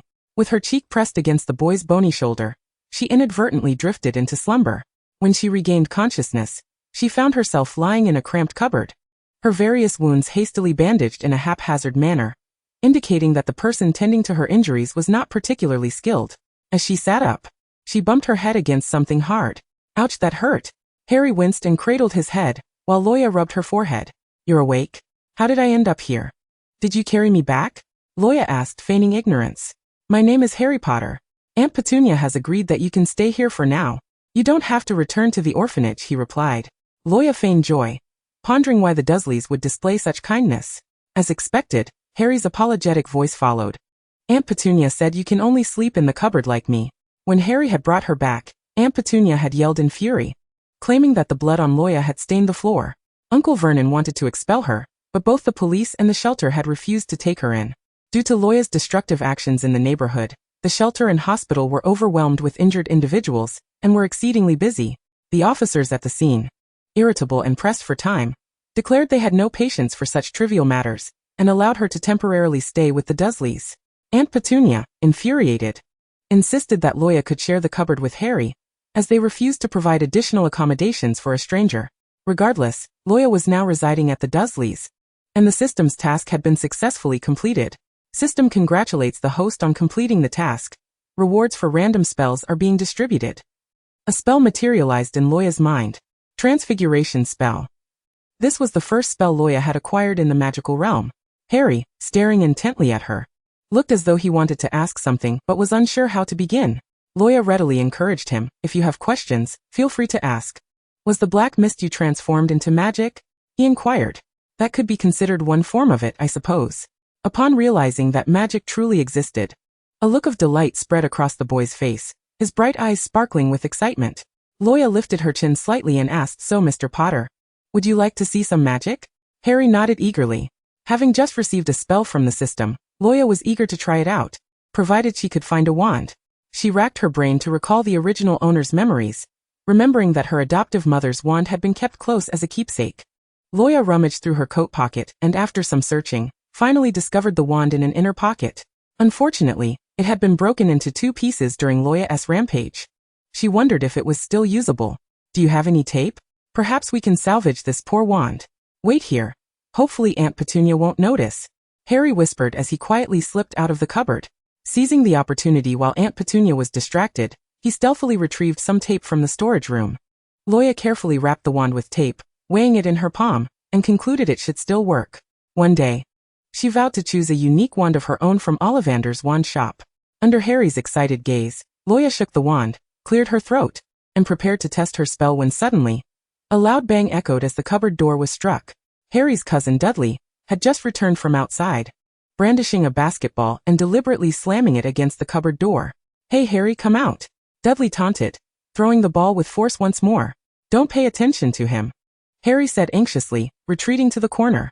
Dudley had bullied him for as long as he could remember. Luo Ya smirked playfully and said to Harry, watch closely, future Aura Potter. Let me demonstrate how magic works. She opened the cupboard door slightly and extended the wand. Dudley stared in confusion at the chopsticks protruding from the cupboard. The tip of the wand gleamed with a flash of white light, and suddenly, Dudley's ears and nose grotesquely transformed into those of a pig. He let out a panicked scream.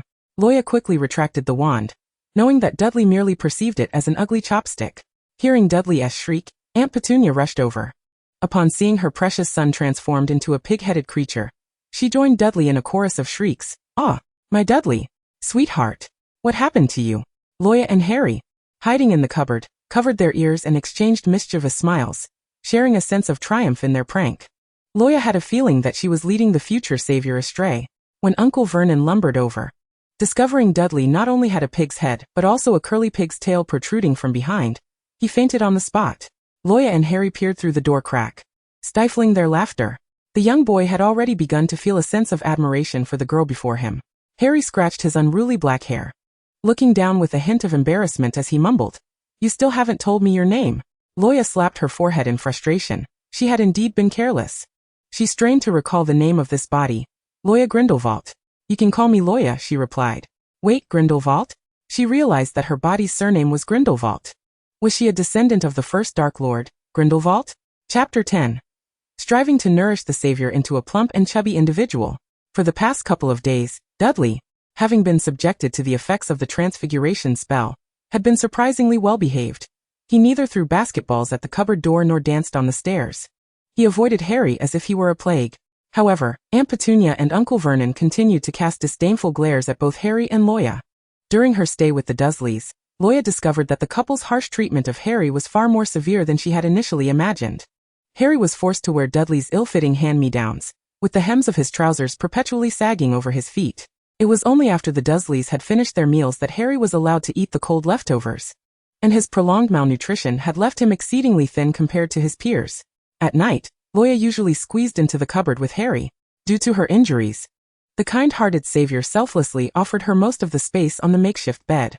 Perhaps due to the Grindelwald blood coursing through her veins, Luo Ya found her wounds healing at a remarkably faster rate than average. Though they were still young and innocent, sharing a cupboard and a bed was undeniably awkward. Before long, Harry would receive his acceptance letter from Hogwarts. His parents had left him a vault filled with gold galleons, so he need not worry about tuition.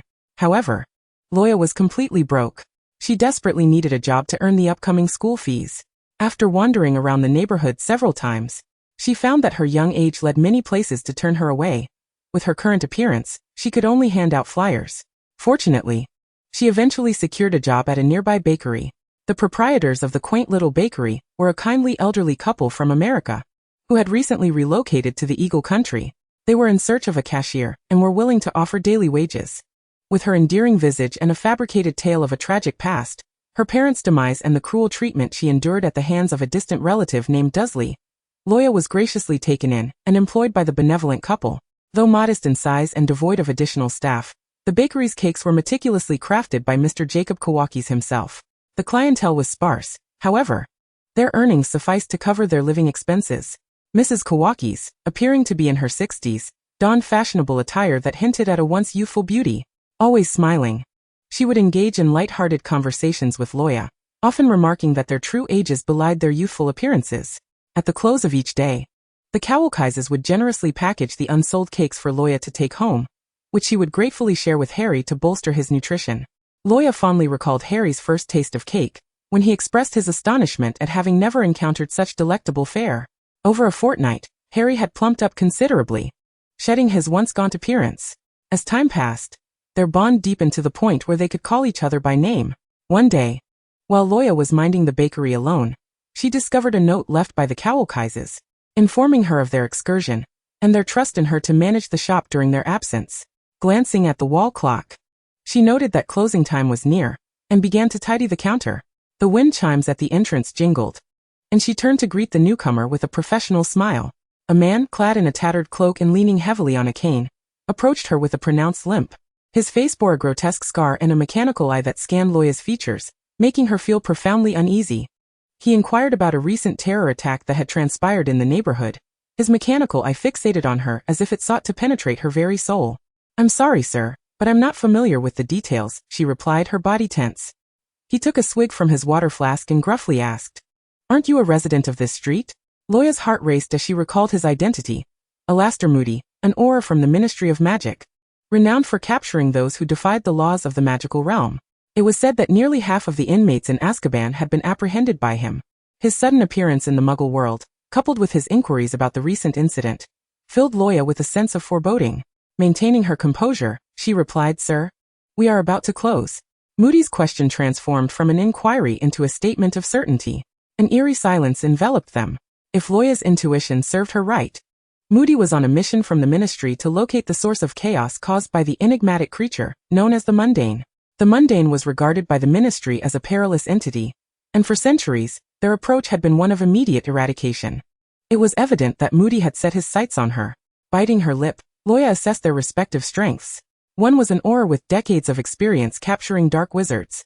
The other was merely a girl whose wand had broken in two, who had yet to even peruse Hogwarts textbooks. She had recently learned the transfiguration spell through the system, and acquired a few minor charms through various small tasks.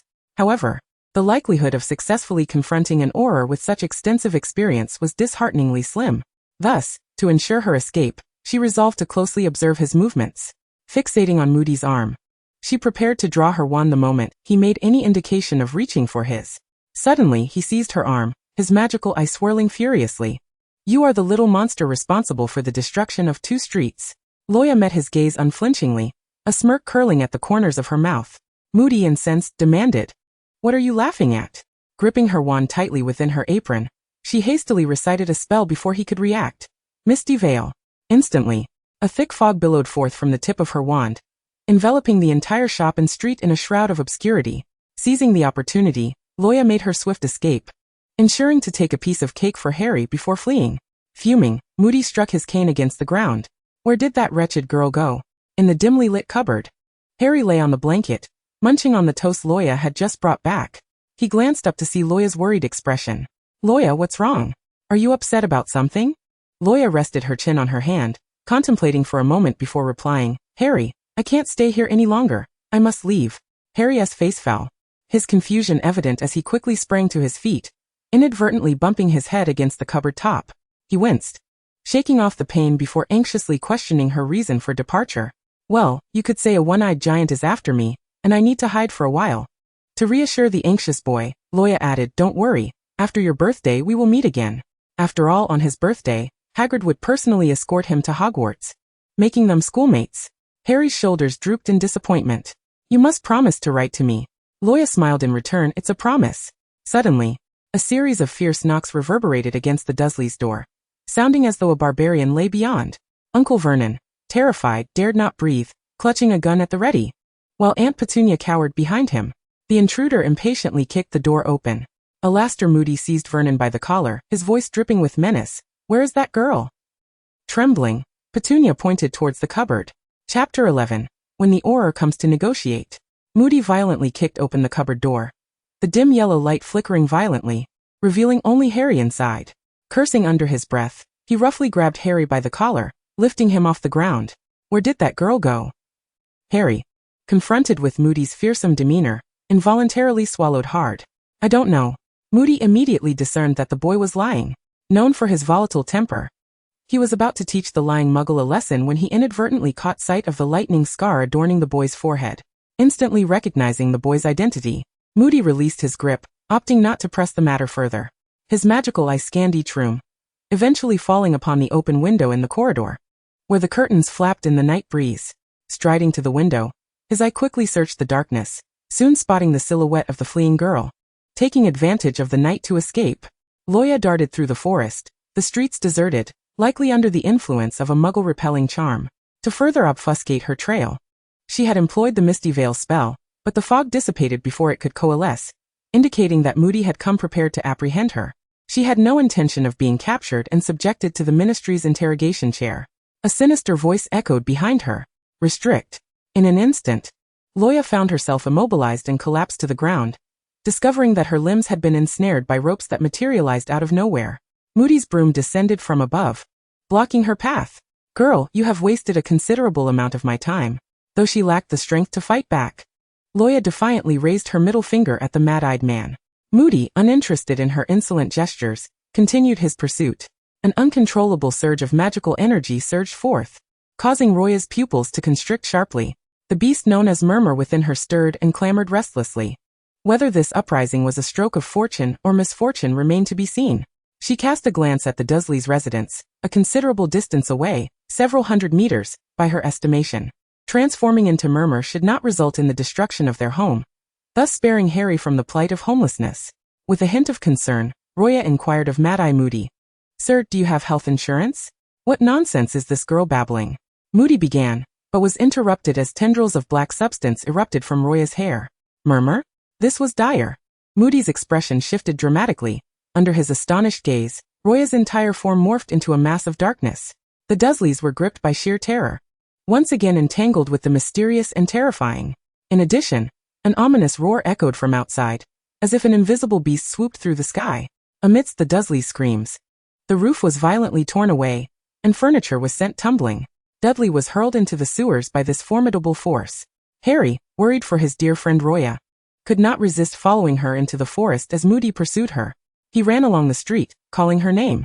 Deep within the shadowy forest, flashes of explosive light intermittently illuminated the surroundings, accompanied by the thunderous sound of collapsing trees. Guided by the explosions, he finally located Luo Ya. At that moment, she was pinned to the ground by Moody, one hand gripping her throat while the other brandished his wand threateningly above her head. Luo Ya, in turn, aimed her wand directly at Moody's throat. Both were acutely aware of the precariousness of their positions. Moody bore numerous wounds and was drenched in sweat, looking quite disheveled.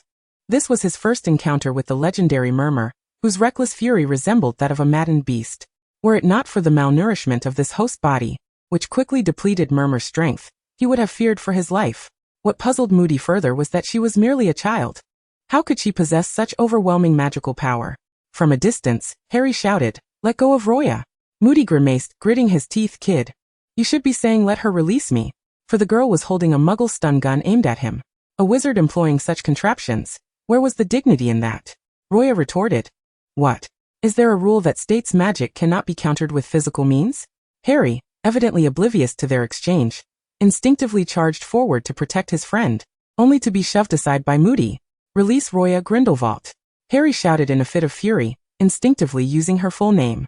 Moody froze, hardly able to believe his ears. "What did you call her?" He repeated incredulously, "I ask you, what is her surname?" Luo Ya calmly answered for the bewildered Harry, "Grindelwald." Moody stared at her in disbelief. "You? What is your connection to Grindelwald?" "I wish to know as well," she replied. This was absurd. The ministry sought to eradicate the Murmurers, and yet here stood a descendant of Grindelwald. He finally comprehended the source of her immense magical power. It was the strength of her bloodline. It was clear that capturing her for the ministry was not an option. Rather, she needed to be taken to Dumbledore. With a complex expression, Moody released Luo Ya, who in turn lowered the stun gun. She rubbed her reddened neck. Moody crossed his arms and spoke sternly, "We need to talk. You are a descendant of Grindelwald, and while I will not take you to the ministry for now, you cannot remain here. Murmur poses too great a danger to Muggles. I will take you to an old friend first, and then we shall visit Dumbledore." With no better alternatives at hand, Luo Ya nodded in agreement. She tossed the bakery key to Harry, instructing him to place it beneath the flower pot at the door, having forgotten to return it to the Koval couple in her haste. Then, she was whisked away by Moody's apparition. They materialized in a yard. Before a building several stories high, its crooked structure ingeniously pieced together, resembling a magical construction. A sign leaning against the door read "Humble Abode." Moody knocked twice before unceremoniously pushing the door open. "Old friend, it's been too long." Mr. Weasley greeted him with a warm embrace. Mrs. Weasley, clad in a floral apron, and with a wand tucked into her pocket, was bustling about in the kitchen. Upon spotting Luo Ya behind Moody, she cheerfully presented a freshly baked pumpkin pie. "Dear, no need to stand on ceremony," Mrs. Weasley said kindly. Moody casually took a seat at the wooden table, and poured himself a glass of mead. "This girl will be staying with you for a few days. She has Murmur within her. She is a Murmurer." Mr. Weasley nearly spat out his drink, while Mrs. Weasley dropped her pie in shock. It had been a century since the last Murmur appeared, and they had heard tales of the terror it could unleash. Two red-haired heads peeked over the winding staircase, filled with curiosity, and they simultaneously asked, "Dad, what is a Murmurer?" Luo Ya looked at the two identical faces, their curled hair perfectly mirroring each other, making them indistinguishable. The twins greeted her amicably. Fred tossed a small box of biscuits to Luo Ya, grinning, "Our new invention, canary biscuits. Eat one, and feathers will sprout." George flapped his hands by his ears, "The kind that can turn you into a bird person." Their banter flowed seamlessly, a testament to their camaraderie. Mrs. Weasley glared at Fred and George, exclaiming, "How many times must I tell you not to feed your peculiar inventions to guests?" Luo Ya placed the box on the wooden table, having no desire to become a bird person. Moody and Mr. Weasley continued their discussion about the dangers of Murmur. Leaving her outside is risky. If she goes berserk, she could level several streets. It's too perilous for Muggles. Mr. Weasley sighed heavily. "I fear we are in danger as well." Moody scoffed, "Rest assured. I just had a tussle with her. She's drained of energy and won't transform into Murmur anytime soon." "Old friend," Mr. Weasley replied skeptically, "your disheveled appearance hardly inspires confidence." "Alright, I admit she did give me quite a fight, which is why she is currently too weak to transform," Mr. Weasley conceded. "As long as we don't provoke her, she should remain stable for now. Let her stay here for a few days, and you can keep an eye on her while I notify Dumbledore." He raked his fingers through the sparse hair atop his head in frustration. Mrs. Weasley regarded the petite girl before her. Roya blinked her large, innocent eyes, crafting a facade of vulnerability to elicit sympathy. Mrs. Weasley sighed. Reflecting on the plight of wizarding children who endure physical or emotional abuse, the repression of their magic leading to the emergence of a murmur. Their lifespans are tragically brief, rarely allowing them to live long. Before her stood a diminutive girl, frail and slight, exuding an air of delicate vulnerability. The innocent, azure gaze of the child hinted at an unsettling innocence. Mrs. Weasley, whose heart brimmed with kindness, couldn't help but wonder how much torment the little one had endured in her early years to have become so reticent. This instinctive thought filled her with an overwhelming sense of compassion for Luo Ya. Embracing Luo Ya's shoulders, Mrs. Weasley reassured her, "Fear not, dear child, consider this place your home. We shall take care of you." Mad-Eye Moody rapped the table, signaling that an urgent meeting was in order. Mrs. Weasley turned to the twins on the stairs, instructing Fred, "George, please escort our guest upstairs." She then reminded them sternly not to eavesdrop with extendable ears. Chapter 12. Everyone loves gossip about her heritage.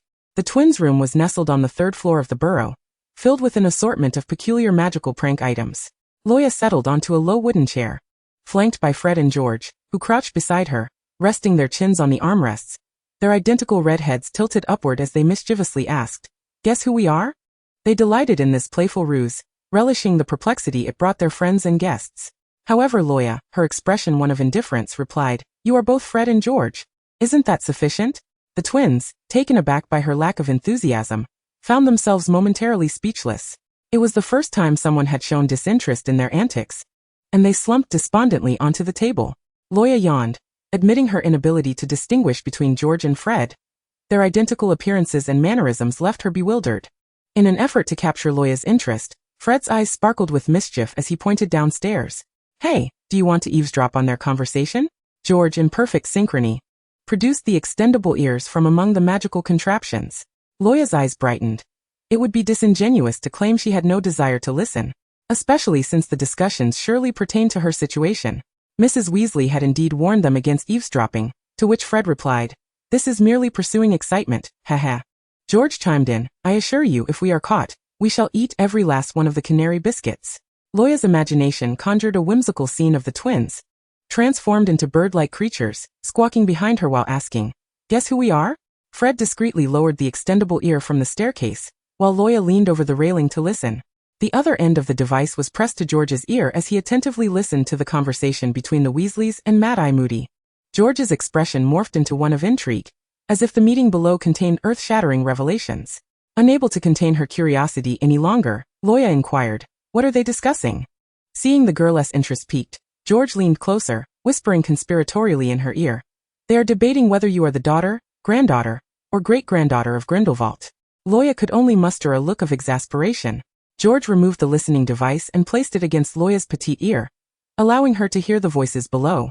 Moody was expressing his intention to head to Hogwarts, suggesting they keep Luo Ya here for a few days, ensuring she remained indoors to avoid endangering Muggles. The conversation then shifted back to Grindelwald, and although the extendable ear offered only fragmented clarity, Luo Ya discerned Mrs. Weasley's curious inquiry regarding whether the girl resembled Grindelwald, or more closely Dumbledore. With the realization that the Weasleys and Moody had no intention of turning her over to the Ministry, Luo Ya's previously anxious heart began to settle. She removed the listening device and handed it to the eager Fred. Just as Fred donned the device, Mrs. Weasley's voice boomed, "Fred, George, you two are eavesdropping again." They had indeed been caught. Fred hastily discarded the extendable ear, and the trio scrambled back into their room. Luo Ya presented a box of canary biscuits to the twins, splitting the contents evenly between them. She raised an eyebrow, bemused by their shared expression of dismay. The afternoon weather was pleasant and Mrs. Weasley intended to clear the garden of gnomes. Luo Ya volunteered to assist, not wishing to take advantage of their hospitality. The garden was overgrown, filled with many plants unfamiliar to her. Mrs. Weasley kindly instructed Luo Ya on how to uproot the gnomes. "These little nuisances always wreak havoc in the garden when no one is around. Arthur is far too lenient with them." Luo Ya mimicked Mrs. Weasley's movements, successfully capturing a particularly obstinate gnome who protested vehemently, "Let me go," as she tossed it over the hedge. Fred and George, having consumed an entire box of canary biscuits, were engaged in a contest to see who could throw their gnomes the farthest. Numerous gnomes emerged from their burrows, mocking the twins, who sported comical feathered tails. The effects of the canary biscuits were temporary, with their avian forms reverting after a minute, yet Fred and George maintained their bird-like appearances for the entirety of the afternoon. Mrs. Weasley cast a stern gaze at the twins, declaring, "They brought this upon themselves. It is time for Fred and George to learn a lesson." She then enthusiastically resumed teaching Luo Ya how to catch gnomes. As she was about to suggest preparing some delightful desserts that girls typically enjoy, she looked up to find Luo Ya's complexion had suddenly drained of color, her body frozen in place, as if she had lost her very essence. "Child, what is the matter?" Mrs. Weasley inquired anxiously, her eyes widening in horror as she noticed blood trickling from one of Luo Ya's nostrils. Mrs. Weasley gasped, and Fred and George rushed to her side, concern etched on their faces. Regaining her composure, Luo Ya dabbed at the blood with a handkerchief, calmly asserting that she was fine. Since her initial silent episode, she had occasionally experienced nosebleeds, but had not thought much of them. However, it was clear that she had underestimated the physical ramifications of her condition. The following morning, Mrs. Weasley prepared breakfast and called for the children to come downstairs. Luo Ya, however, stood in the living room, looking around in confusion. Her cerulean eyes betrayed her bewilderment as she addressed the room in a tone reserved for strangers. "Excuse me, why am I at the burrow? I remember being in the cupboard on Privet Drive." "You don't remember? Remember what?" Luo Ya shook her head in confusion. Mrs. Weasley, taken aback, covered her mouth in shock and called up the stairs, "Arthur, George, Fred, come quickly." The twins, clad in pajamas, groggily descended the stairs, while Mr. and Mrs. Weasley anxiously gathered around Luo Ya. Mr. Weasley stated, "So you have no recollection of what transpired yesterday, or why you are here?" Luo Ya pondered carefully. "I only remember being at the Dursleys with my friend Harry, and then a one-eyed man attacked me." "You don't recognize us?" Fred and George chimed in, surrounding her with worried expressions. Luo Ya shook her head honestly. She recognized the Weasley family from the films, yet had no memories of this real-world Weasley family. Fred and George clutched their hearts in exaggerated dismay. "Merlin, has our friendship ended before it even began?" Mr. Weasley suddenly seemed to recall something, dashing into the bedroom to rummage through a storage box. When he returned, he held an aged copy of The Prophet in his hands. The paper contained an article by a seasoned wizarding scholar about the condition of silent episodes, detailing severe aftereffects such as frequent bleeding and intermittent memory loss. Luo Ya's mind buzzed, her eyes widening in disbelief at the revelation. Mrs. Weasley recounted how she had experienced a nosebleed in the garden yesterday, recalling that she had previously used a potion called Mermorn, which had similarly affected her, though she had paid little heed to it. Mr. Weasley sighed and continued, "Child, you may truly have forgotten much, even things of which you are unaware." Luo Ya anxiously clenched her fingers, striving to recollect and organize her memories. She still retained the recollections of her arrival in this realm and her acquaintance with Harry, but she seemed to have forgotten how she reached the burrow yesterday, as well as how she came to know the Weasley family. The rest of her memories remained intact, which brought her a measure of relief. She endeavored to recall her transition into this world, when she became the Goblet of Fire and inadvertently broke James's nose. Yet, the reasons behind her aggression towards James eluded her. She could not recall for whom she had acted. The subsequent memories were a blur, with only a faint recollection of being attacked by a killing curse in the astronomy tower. Why she had ventured to the astronomy tower, what she had done during her time as the Goblet of Fire, and whom she had met. All of these details grew increasingly elusive, causing her a mounting headache. She quickly reviewed the spells she had mastered, ensuring she still remembered the incantations and their applications, which eased her anxiety somewhat. For one who traverses realms, there is nothing more vital in a world fraught with peril than the power of self-preservation. However, her greater concern lay in whether the lingering effects of Mermorn would worsen to the point where she might forget her own identity. Wouldn't that be akin to becoming afflicted with dementia in the Muggle world? Observing the growing pallor of the young woman's face, Mrs. Weasley reassured her that Moody had already gone to Hogwarts, and she had faith that Dumbledore would have a solution. Chapter 13. The twins' invitation to the circus. The Weasley family comprised 6 sons and 1 daughter. The youngest son, Ron, and daughter, Ginny, were currently visiting relatives. Luo Ya was temporarily accommodated in Ginny's room on the 3rd floor. She called upon the system to inquire if it could address the lingering effects of Mermorn. System, apologies host, that is beyond my capabilities. Do you recall how I self-destructed as the Goblet of Fire? System, apologies host, I remain in deep sleep mode when no tasks are assigned. What use are you then? System, host, I seem to remember that you perished while blocking the Avada Kedavra curse to save someone. For whom? System, of course a human. That's obvious. I know it's a human, not a cat or dog. System, apologies host, our system struggles to distinguish human facial features, Hence I cannot provide an answer. Is it that difficult to admit you're face blind? System. This. Luo Ya sighed in disappointment. After all the effort to traverse, she found herself bound to an unreliable system. Fred and George, noticing her troubled expression, sought to do something to lift her spirits. They donned cheerful smiles and gathered around her. Would you care to join us at the Wizarding Fair? Today coincides with the circus parade. Fred exclaimed, animatedly gesturing. Last year, George and I attended the circus, and it featured many wondrous creatures you've undoubtedly never encountered. Fred's enthusiasm was palpable as he attempted to engage her interest. Luo Ya sipped her hot tea, recalling that the Weasley couple had instructed her to stay put and not wander off. They had been exceedingly kind to her, and she had no desire to cause them trouble. I'd rather not go out just now. George mistakenly assumed Luo Ya was concerned about being discovered and reassured her. Fear not. We promise we won't be caught. Luo Ya responded skeptically. Didn't you assure me of something yesterday, only to get caught red-handed? Fred and George exchanged excited glances, exclaiming, Merlin, have you finally remembered? Has our lost camaraderie been rekindled? Not quite. I merely believe your assurances lack reliability. The twins were determined to keep quiet about their misadventure from the previous day, which had ended in a wager gone awry, forcing them to consume an entire box of canary biscuits, resulting in their transformation into bird-like beings. Undeterred, Fred dashed to his room, rummaging through his belongings until he produced a circus flyer, thrusting it into Luo Ya's hands. Upon inspecting the animated images on the flyer, she witnessed a figure bending over, their form gradually shifting from human to beast, which startled her momentarily. George, brimming with pride, declared, What do you think? That's a werewolf. They can seamlessly transition between human and beast forms. Quite fascinating. Luo Ya recalled the werewolves from the Fantastic Beasts film. While genuinely intrigued, she pointed out the rain outside. Guys, it's still pouring. Surely the market has closed due to this inclement weather. The twins exchanged knowing glances. Only Muggle markets fear the rain. One of the twins produced his wand, casting a spell to summon an umbrella that floated above Luo Ya's head, following her every movement. The convenience of not having to hold the umbrella was undeniable. While she hesitated over whether to attend the Wizarding Fair, the system's mechanical voice echoed in her mind.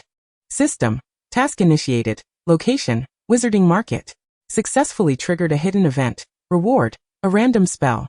This invigorated her, as since her arrival in this magical realm, she had yearned to learn a variety of spells. It simply would not do to rely on the unpredictable whims of Mermorn in times of crisis. Nor could she afford to underestimate the myriad of its side effects. The system had not elaborated on what the special event entailed, nor had it specified the actions required or the desired outcomes. Luo Ya surmised that as long as she could successfully trigger it, rewards would follow, making the task seem much more manageable.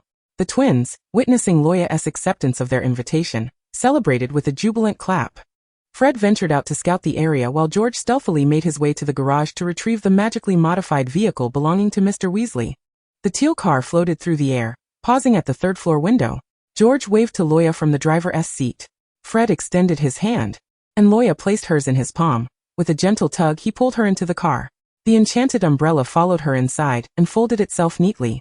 George pressed the accelerator, and the car soared into the sky, the theft and escape unfolding seamlessly. Luo Ya gazed down through the car window at the burrow, which gradually diminished in size below. Before long, they arrived near the market. Time to land, George reminded Luo Ya, who was experiencing her first flight in a magical car. Lacking seatbelts, she grasped the seat back for stability. The car quickly descended smoothly at the entrance to the Wizarding Fair. The atmosphere was vibrant, with a protective enchantment enveloping the market, ensuring that despite the torrential downpour outside, the streets within remained untouched by rain. Wizards clad in robes bustled about, while stalls offered an array of enchanting magical treats. Eager to trigger the random event, Luo Ya strolled up and down the street, occasionally picking up magical candies to inspect, with the twins patiently flanking her. However, after 2 rounds of exploration, no random event had manifested as promised by the system. Standing before the large tent at the end of the street, she realized this was the only area she hadn't yet visited. Fred informed her that this was the circus featured on the flyer. A few patrons entered the tent and took their seats, while George had already procured a plethora of magical snacks. They had arrived just in time for the grand finale of the circus. The twins offered her colorful Birdie Bots every flavor beans, but Luo Ya quickly shook her head in refusal, not wishing to risk encountering a distasteful flavor. The proprietor of the circus stood at the center of the arena. Behind him loomed a colossal birdcage draped in white cloth. Ladies and gentlemen, Prepare yourselves for our monstrous exhibition. Allow me to introduce to you. With a dramatic flourish, he pulled away the white covering, revealing a boy huddled on the ground, clutching his knees. The lad's complexion was as pallid as that of a corpse, his lips a ghastly shade of blue, and his eyes were bloodshot, exuding an inexplicable eeriness. System congratulates the host, successfully triggering a random hidden event. Rewards for spells are being distributed. Water prison technique. Hold on, she hadn't even done anything yet, and the rewards were being granted? Could this system really be so benevolent? Inwardly, Luo Ya couldn't help but celebrate her unexpected fortune. The random reward was none other than the water prison technique, an advanced water magic spell, one of Dumbledore's signature skills. Once her initial elation subsided, she noticed that the boy in the cage was staring intently at her, his gaze anything but friendly. It bordered on terrifying. A dark substance faintly emanated from his body. He was. Suddenly, Luo Ya recalled a scholarly article on magic she had read. A creature of the same kind could sense one another. They would consume each other. A chill ran down her spine as she sprang to her feet. At that moment, the circus owner boomed, "Behold the once-in-a-century creature of the murmurs." In an instant, the boy inside the cage was enveloped by the dark substance, transforming into a beast resembling a swirling cloud of shadow. Gasps erupted from the audience, wizards eagerly observing the legendary magical beast that had vanished nearly a century ago. In a panic, Luo Ya shouted to the twins, "Fred, George, get out of the way." The murmurs shattered the birdcage, shards of it flying into the audience. The circus owner, face pale with terror, exclaimed, "This is impossible." With a roar, the murmurs ensnared the proprietor's body, tearing him asunder. Limbs fell upon the audience, who screamed in horror and fled in disarray. The murmurs locked onto Luo Ya in the crowd, the dark mist charging towards her like a ravenous beast. Luo Ya did not know where her strength came from, but she forcefully pushed the twins aside. The Weasley couple found it peculiar that Fred and George's room was unusually quiet today, devoid of the usual cacophony of bizarre magical inventions and explosions. Their ability to remain peacefully in their room struck them as highly unusual. Just as Mrs. Weasley was about to ascend the stairs to investigate, a knock sounded at the door. Mr. Weasley answered it to find Mad-Eye Moody and a man clad in black robes, his dark hair slightly curled from the rain. The Weasleys recognized him immediately. Severus Snape, the potions master at Hogwarts, whose class their two sons had often failed. Snape, with an impassive expression, stated, "Professor Dumbledore has sent me to retrieve Miss Grindelwald." Chapter 14. The Conan Physique, Death Wherever I Go.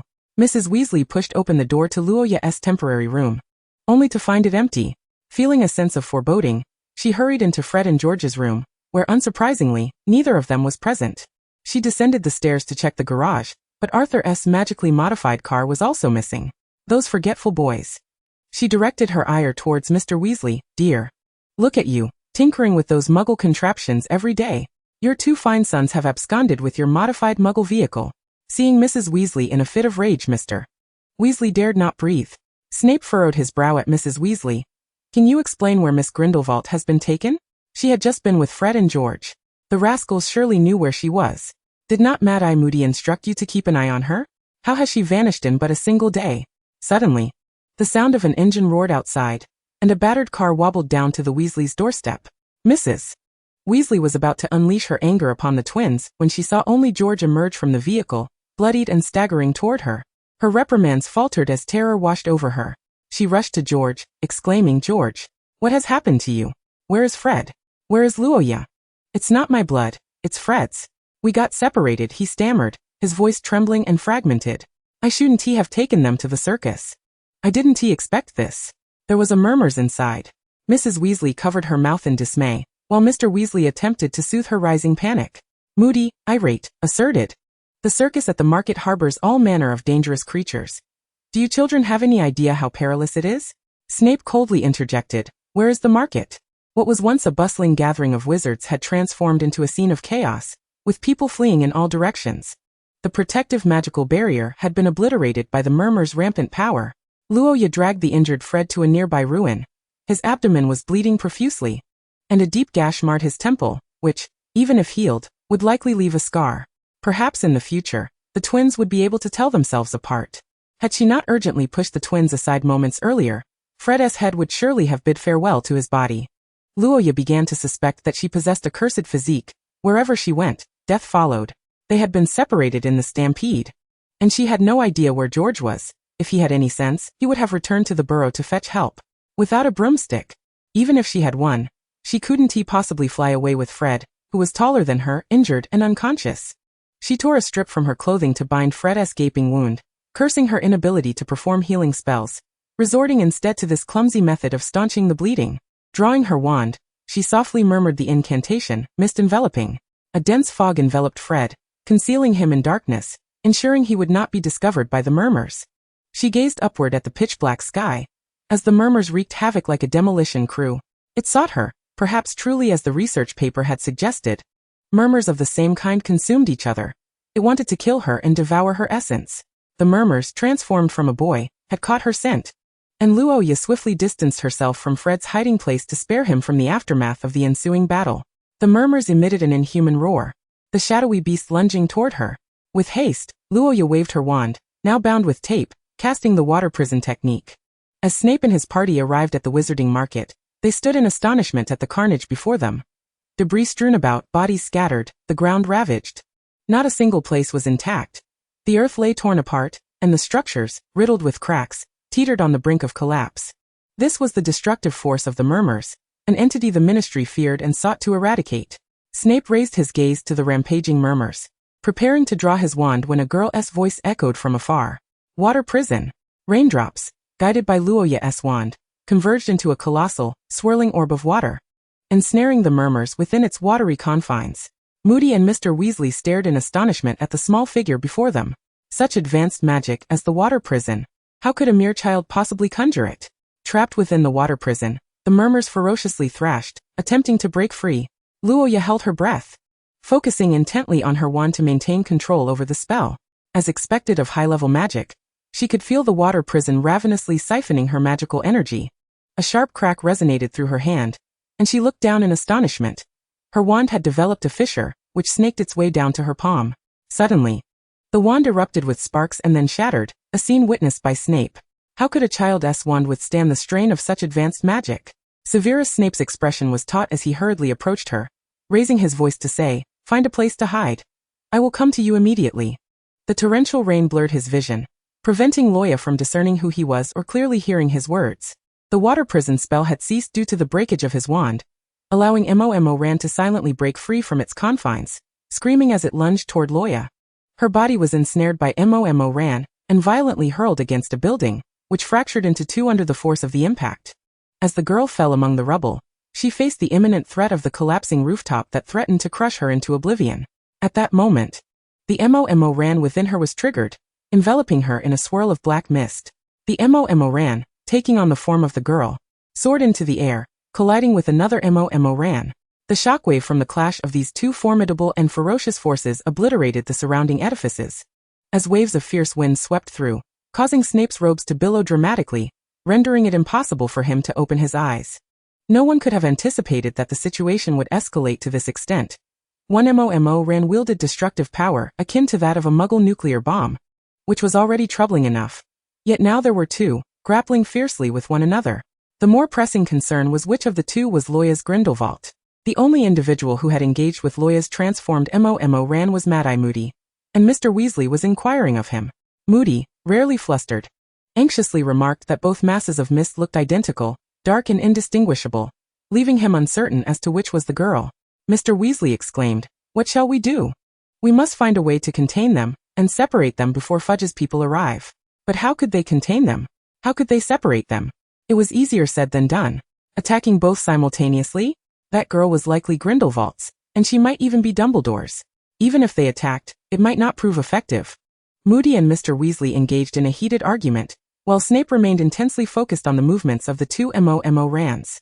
He noted that after their initial fierce struggle, both entities were now exhibiting a marked decline in speed and explosive power. It was evident that the hosts were likely physically weakened, which in turn limited the Mo Rans' potency. If he could just wait a bit longer for the right opportunity, both Mo Rans, locked in a life-and-death struggle, crashed into a building, with one pressing atop the other, attempting to consume and absorb it. Snape was uncertain if the upper hand belonged to Grindelwald, but it was indeed an opportune moment to separate them. He hesitated briefly before raising his wand. Sectum Sempra. A flurry of light shot forth, as Snape's magic simultaneously struck both Mo Rans. Neither was aware of Snape's action, and thus suffered the full brunt of the attack. Mr. Weasley and Moody stared at him in disbelief. Snape, are you mad? How could you do that? If you cannot take action, then be quiet. Unless you wish to witness her being sent to the Ministry of Magic's death chair. With an explosion, both MOMORANs plummeted to the ground, kicking up clouds of dust. As the black matter enveloping them began to dissipate, Luo Ya rolled into the debris. Although she could not control her MOMORAN, it had vanquished the other. Just as her MOMORAN was about to absorb its opponent, a spell, shot from an unknown source, struck her. Which scoundrel ambushed me? She fumed, her bloodshot eyes scanning the area until a blurred figure wielding a wand came into focus. Mistaking him for an agent from the ministry, Luo Ya muttered indignantly. You just wait. Snape approached the girl, who was still cursing while sprawled on the ground. He squatted beside her to assess her injuries and caught sight of a small fragment of wand clutched in her hand, pointing at him. Snape? Luo Ya managed to utter with her last vestige of strength before losing consciousness, casting a transfiguration spell on him. Later, eyewitnesses would recount that Snape had been transformed into a magical creature, a sniffer. Miss Grindelwald possessed remarkable talent in transfiguration, and it took Mr. Weasley and Moody considerable time to restore Snape to his original form. Chapter 15. A Patient's Vengeance. St. Mungo's Hospital for Magical Maladies and Injuries. A nurse pushed open the window, allowing sunlight to stream in. The girl in the hospital bed had her right arm and leg encased in plaster, with layers of bandages wrapped around her neck. Luo Ya felt as though she had been mummified, spending her days in the hospital indulging in sleep and meals. More languid than a salted fish. A doctor, wand in hand, conducted a thorough examination. You're recovering well. Professor Snape will come for another check this afternoon. She was a unique patient. Although she resided in St. Mungo's, her care was overseen by Hogwarts Potions Master, with the staff responsible only for auxiliary treatment and her daily needs. The doctor sincerely inquired if she required anything. Please arrange a wheelchair for me. Her throat was injured, rendering her voice hoarse and unrecognizable. Luo Ya wheeled herself to the reception desk to inquire, which ward is Fred Weasley in? The new nurse, Mary, appeared unfamiliar with the hospital, nervously replying that she would check. Mary placed her hand above the patient ledger and cast a spell to magically search through the pages, which began to turn on their own. Another older nurse interrupted. No need to search. Fred Weasley is not in St. Mungo's. The Weasley family could hardly afford the medical fees here. Luo Ya looked up in surprise. The older nurse continued. You know, my dear, you are in St. Mungo's finest and most expensive ward. Your treatment costs are not something an ordinary wizarding family can bear. Professor Dumbledore has covered all your expenses. The two nurses assumed a close relationship between Luo Ya and Dumbledore, perhaps even distant relatives, which led them to treat her with exceptional kindness. Luo Ya was deeply concerned about Fred. If only she had an owl to send a message. Seeing her furrowed brow, the older nurse reassured her, you need not worry. Trust that the Weasley family will handle things well. When Luo Ya returned to her room, a man in black robes had been waiting at the door for quite some time. Snape cast a glance at the wheelchair she occupied. His expression stern as he reprimanded her. Miss Grindelwald, I recall instructing you not to wander during your recovery. If your head is not filled with weeds, and you are too foolish to remember my words, he ultimately swallowed the last part of his admonition. The girl before him was not just an ordinary new student awaiting admission to Hogwarts. She was the daughter of Professor Dumbledore. During her unconsciousness, Dumbledore had visited her numerous times, sitting by her bedside for entire days. Snape was accustomed to his usual sardonic manner, yet he felt compelled to temper his words in the presence of Dumbledore's long-lost daughter. Luo Ya tilted her head defiantly, responding, You only said I couldn't walk. You never said I couldn't glide in a wheelchair. Snape realized she was about to start arguing with him again. He tossed out a warning that it would not be tolerated again before lapsing into silence. Ever since he had used magic against the two MOMORANs, the injured Miss Grindelwald had harbored a grievance against him, constantly seeking to provoke him. Luo Ya returned to her bed. This was the most severe injury she had sustained since her arrival in this world. Had her throat been any deeper, her life would have been forfeit. She found it impossible to feel mirth towards those who had attacked or ambushed her. Is that hard to understand? Malfoy was struck by Harry's Sectum Sempra. Would he be laughing with Harry the next day? Snape opened the medicine cabinet and began to unwrap the bandages from her throat. He gently cradled her chin, tilting her head to carefully examine her wound. The rate of recovery was astonishing, prompting him to marvel at the formidable strength of the Grindelwald bloodline. Luo Ya lamented. When will my voice be restored? It currently sounds as hoarse as an elderly woman. It would require more time. Severus Snape meticulously applied ointment to her wounds, rewrapping the bandages, before retrieving a vial of potion from his cabinet. Each day, After attending potions class at Hogwarts, he hurried to St. Mungo's hospital, ostensibly to treat her external injuries, but in truth he was tasked by Dumbledore to concoct a potion to suppress the silent chaos within her. The silent chaos, if provoked, could severely deplete the host's life force. Her survival thus far was entirely reliant on the immense magical power coursing through her veins. Luo Ya accepted the potion, its purple liquid bubbling ominously within the vial. Pinching her nose, she downed it in one gulp. It tastes absolutely dreadful. A knock sounded at the door. The nurse who typically cared for Luo Ya had an urgent matter to attend to, and had asked Mary to bring her dinner instead. Having just recently begun her duties, Mary did not recognize Professor Snape, and mistakenly assumed him to be Luo Ya's guardian. The little girl, so sweet and innocent, bore such grievous injuries. What kind of parent could allow this? Mary felt a surge of indignation. Sir, as a parent, how could you neglect your child to the point of such serious harm? Snape paused, taken aback. I believe you are mistaken. Seizing the opportunity, before Snape could finish, Luo Ya tugged at his sleeve with a pitiful expression, her eyes glistening with unshed tears, resembling a forlorn, homeless creature. Daddy, I miss you so much. Snape replied, Aye, Daddy. Do you remember the summer rain by Daming Lake? Snape's lips twitched in irritation. Miss Grindelwald, I must remind you to be mindful of your words. I am not married. Mary gasped, covering her mouth in shock. Unmarried with a child? Snape's expression darkened further. I am not married, nor do I have any offspring. Suddenly, Luo Ya leapt forward, wrapping her arms tightly around him. Daddy, don't abandon me, she cried, wiping away non-existent tears from the corners of her eyes. In a distant part of the world, Gellert Grindelwald, residing in Nurmengard, and Dumbledore, in the Hogwarts headmaster's office, both sneezed simultaneously. Mary pointed an accusatory finger at Snape. You scoundrel! Snape attempted to pry Luo Ya off him, but upon looking down, he noticed the bandaged arms encircling his waist. Gritting his teeth, he forced himself to endure it. Once the astonished Mary departed, Snape's pallor had grown increasingly grim, his voice low and menacing. Are you satisfied now, Miss Grindelwald? Luo Ya released her grip, a satisfied smile gracing her lips, her azure eyes sparkling with triumph. Snape packed away his potion kit, while Luo Ya, swinging her legs, pointed to her casted arm, and then to the meal box on her bedside. Her expression clearly demanded, I'm the patient here. And you've harmed me with your magical assault, so come serve me as reparation. Snape forced himself to remain composed. Lacking any experience in caring for the ill, he could only ladle a small spoonful of pumpkin porridge, and awkwardly offered it to her. Luo Ya spat it out immediately. It's scalding. Professor, you're definitely seeking revenge on me. Snape's expression grew darker. He served another spoonful, gently blowing on it before presenting it to her once more.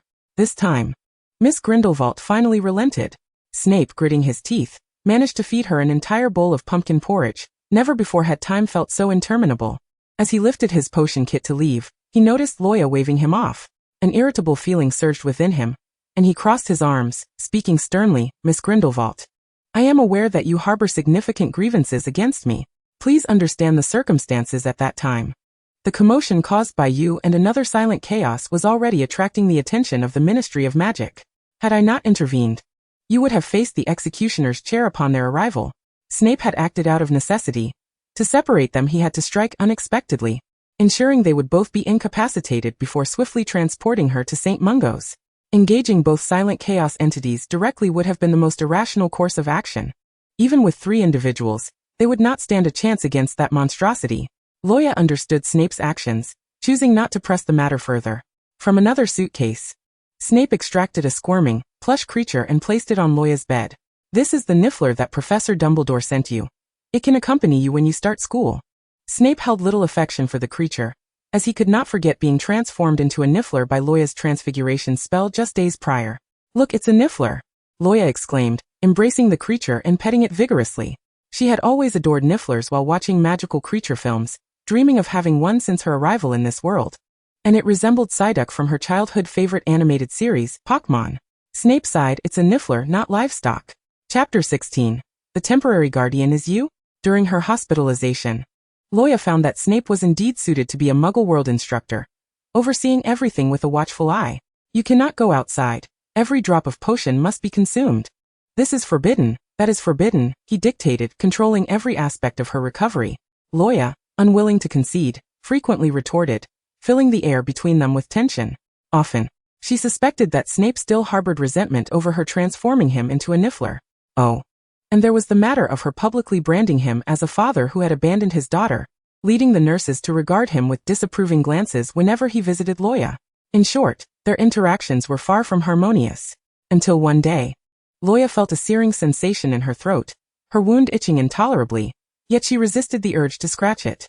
The following morning, she removed her bandages, astonished to find her throat healed and her voice restored. Elated, she greeted Snape, who had come to change her dressings. "Hello, old professor. My voice is back." Snape's eyes widened in shock. "Your voice?" His words trembled as he grasped her shoulders, and Luo Ya felt the tremor in his grip. Memories long sealed away surged forth at that moment. The girl from the Triwizard Tournament, transformed by the Goblet of Fire, had once told him, "Trust me, you will become a remarkable potion master." Snape gazed intently into Luo Ya's eyes, searching for even a hint of the Goblet's girl within her. However, apart from her voice, this body bore no resemblance to the girl he once knew. He lowered his gaze, mocking himself for clinging to impossible hopes after all these years. He watched helplessly as the goblet shattered under the killing curse, its flames extinguishing slowly. As a youth, he had rushed into the headmaster's office, clutching the shards of the goblet, pleading with Dumbledore to save it. The headmaster had shaken his head, sighing, his aged voice conveying that the goblet's spirit was already lost. Snape wrestled with his emotions, pulling himself from the depths of memory. Luo Ya, puzzled, asked, "What is wrong with my voice?" To her surprise, she detected a flicker of unmasked pain on Snape's perpetually stoic face. "It's nothing. Your voice merely resembles that of a friend of mine. I apologize for startling you." That friend was no longer present. Luo Ya speculated on who Snape's friend might be. Did he have friends? Was it Lily? Afterward, Snape never mentioned the incident again. That day, he sat by the fireplace in Spinner's End for an entire evening, tormented memories replaying in his mind. His palm pressed against his forehead in anguish. From that day forward, Snape's attitude toward her underwent a profound transformation. She leisurely played in the hospital's garden while seated in her wheelchair, or had Nurse Mary surreptitiously procure the muggle snacks that had been strictly forbidden by Snape. Although Snape was fully aware of these transgressions, he chose to remain silent, allowing her the freedom to indulge, his demeanor still exuding an air of icy indifference. Unfettered by constraints, Luo Ya grew increasingly audacious, often absent when it was time for Snape to change her dressings. He would patiently wait in her room until her antics had run their course, refraining from any harsh rebuke regarding her behavior. Faced with Snape's unexpected change in attitude, Luo Ya felt too bashful to engage in their usual banter, and at last the two managed to coexist amicably. Upon her discharge from the hospital, Luo Ya found herself at the entrance of Spinner's End, her prophetic nature once again proving accurate. In order to facilitate the development of the potion that would suppress her condition, Dumbledore had appointed Snape as her temporary guardian. Luo Ya and Snape exchanged glances, each seemingly sizing the other up. "You can't possibly intend to act as my father?" Luo Ya queried, half in disbelief. The Niffler perched on her shoulder also regarded Snape with skepticism. "Miss Grindelwald, you are indeed overthinking this," he patiently explained. "Once your affliction is under control, our paths shall no longer intersect." Lacking experience with children, Snape had procured a house elf to oversee Luo Ya's daily needs. One day, as Snape busied himself in his potions laboratory, a cacophony of clattering noises emanated from Luo Ya's room next door. His expression remained impassive until the sounds crescendoed, spilling into the hallway and finally approaching his door. Snape opened the door and deftly tilted his head to avoid a barrage of flying plates and cutlery. The entrance and living room lay in disarray, strewn with a myriad of glittering items, shattered dishes, toppled candlesticks, and even the hands of the clock had been disassembled. The instigator, the Niffler, stood with a candlestick in one hand, while the other struggled to cram a shiny plate into its pocket. Its abdomen appeared to possess a spatial charm, capable of accommodating an endless array of objects. Luo Ya was grasping the Niffler's leg, attempting to wrest the candlestick from its grip. Both turned to regard Snape with a mixture of embarrassment. Luo Ya immediately envisioned herself, and the Niffler being cast out by Snape, forced to roam the streets, enduring the elements and relying on the Niffler's antics to survive. The house elf trembled in the background, having thoroughly cleaned the room. Yet this Niffler's destructive tendencies had left chaos in its wake. Snape's gaze swept over the two miscreants, and he calmly stepped over the debris to retrieve potion ingredients from his study, returning to his room to close the door with seamless precision, as if he had witnessed nothing amiss. The house elf finally breathed a sigh of relief. During her time residing with Snape, Luo Ya came to notice that his attitude towards her was remarkably permissive. She lived unencumbered and free, able to sleep in as long as she pleased. Even if she lingered in bed all day, the house elf would respectfully prepare her meals at any hour. In essence, As long as Luo Ya did not bring the roof down or set the woods ablaze, Snape would not intervene. He often ventured out, sometimes disappearing for days, rendering his role as temporary guardian little more than symbolic. The Niffler, emboldened by the apparent leniency of its master, began to target the neighbors, frequently digging holes in their garden, and using its superior intellect to bully the unsuspecting cats and dogs next door. One day, a furious neighbor finally knocked at the door of Spinner's End. "My vegetable garden has been riddled with holes, my crops uprooted and strewn about. Even the cabbages have been pilfered." Luo Ya cautiously peeked out from behind Snape. The neighbor's finger pointed accusatorily at her. "It must be that hedgehog-like creature you own that's responsible for the destruction."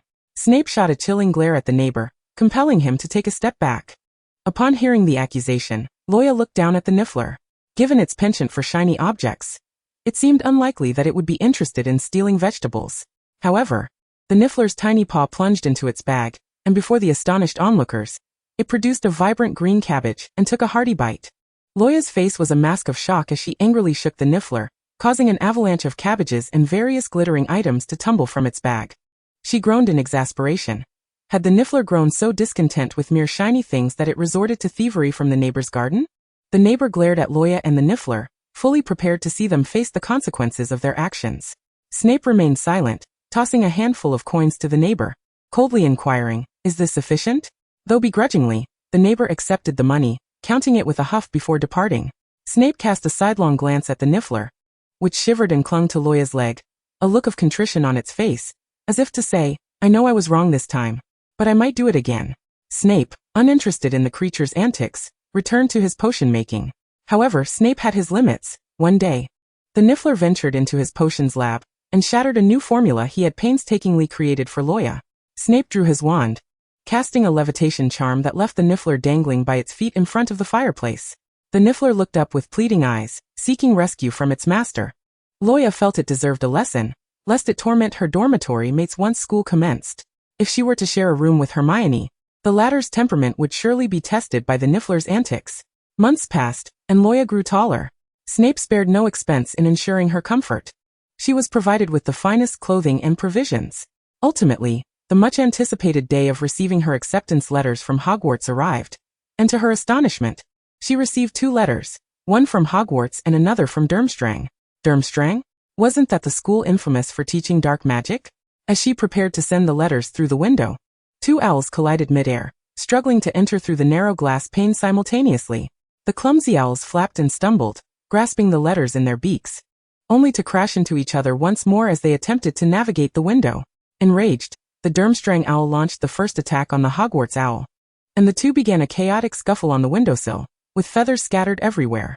The neighbor poked his head through the window to witness the commotion. Luo Ya retrieved the 2 acceptance letters abandoned on the ground and intervened to separate the feuding owls. Both envelopes were crafted from thick parchment. The first adorned with the crest of a lion, eagle, badger, and snake, easily identifying it as Hogwarts' acceptance letter. Luo Ya opened the envelope. Both letters bore similar content, announcing her acceptance, and including a list of required supplies for new students. Being accepted to 2 magical academies left Luo Ya in a quandary over her choice. The original text provided scant information on Durmstrang, merely hinting at its reputation for teaching dark arts.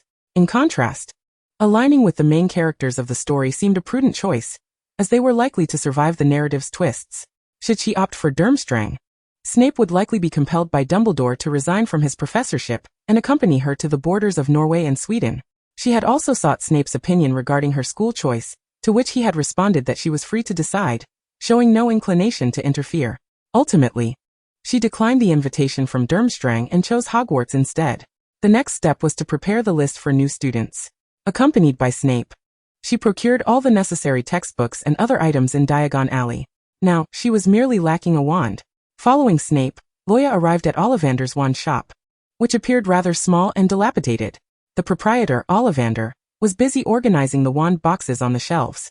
Upon noticing their entrance, he descended from his ladder, his gaze darting between Snape and Luo Ya with an odd intensity. He then retrieved a wand from one of the thousands of boxes piled nearly to the ceiling, and presented it to Luo Ya. It was 12 inches long, made of walnut, with a unicorn hair core. "Give it a wave," he urged. Luo Ya accepted the wand, preparing to test its efficacy with a spell that would minimize damage to the shop. Grasping a Niffler in her left hand, she pointed the wand at it and gave it a gentle flick. The niffler transformed into a balloon and floated away. Although the spell was successful, Luo Ya felt an uncomfortable sensation as her magic coursed through the wand, as if it were obstructed.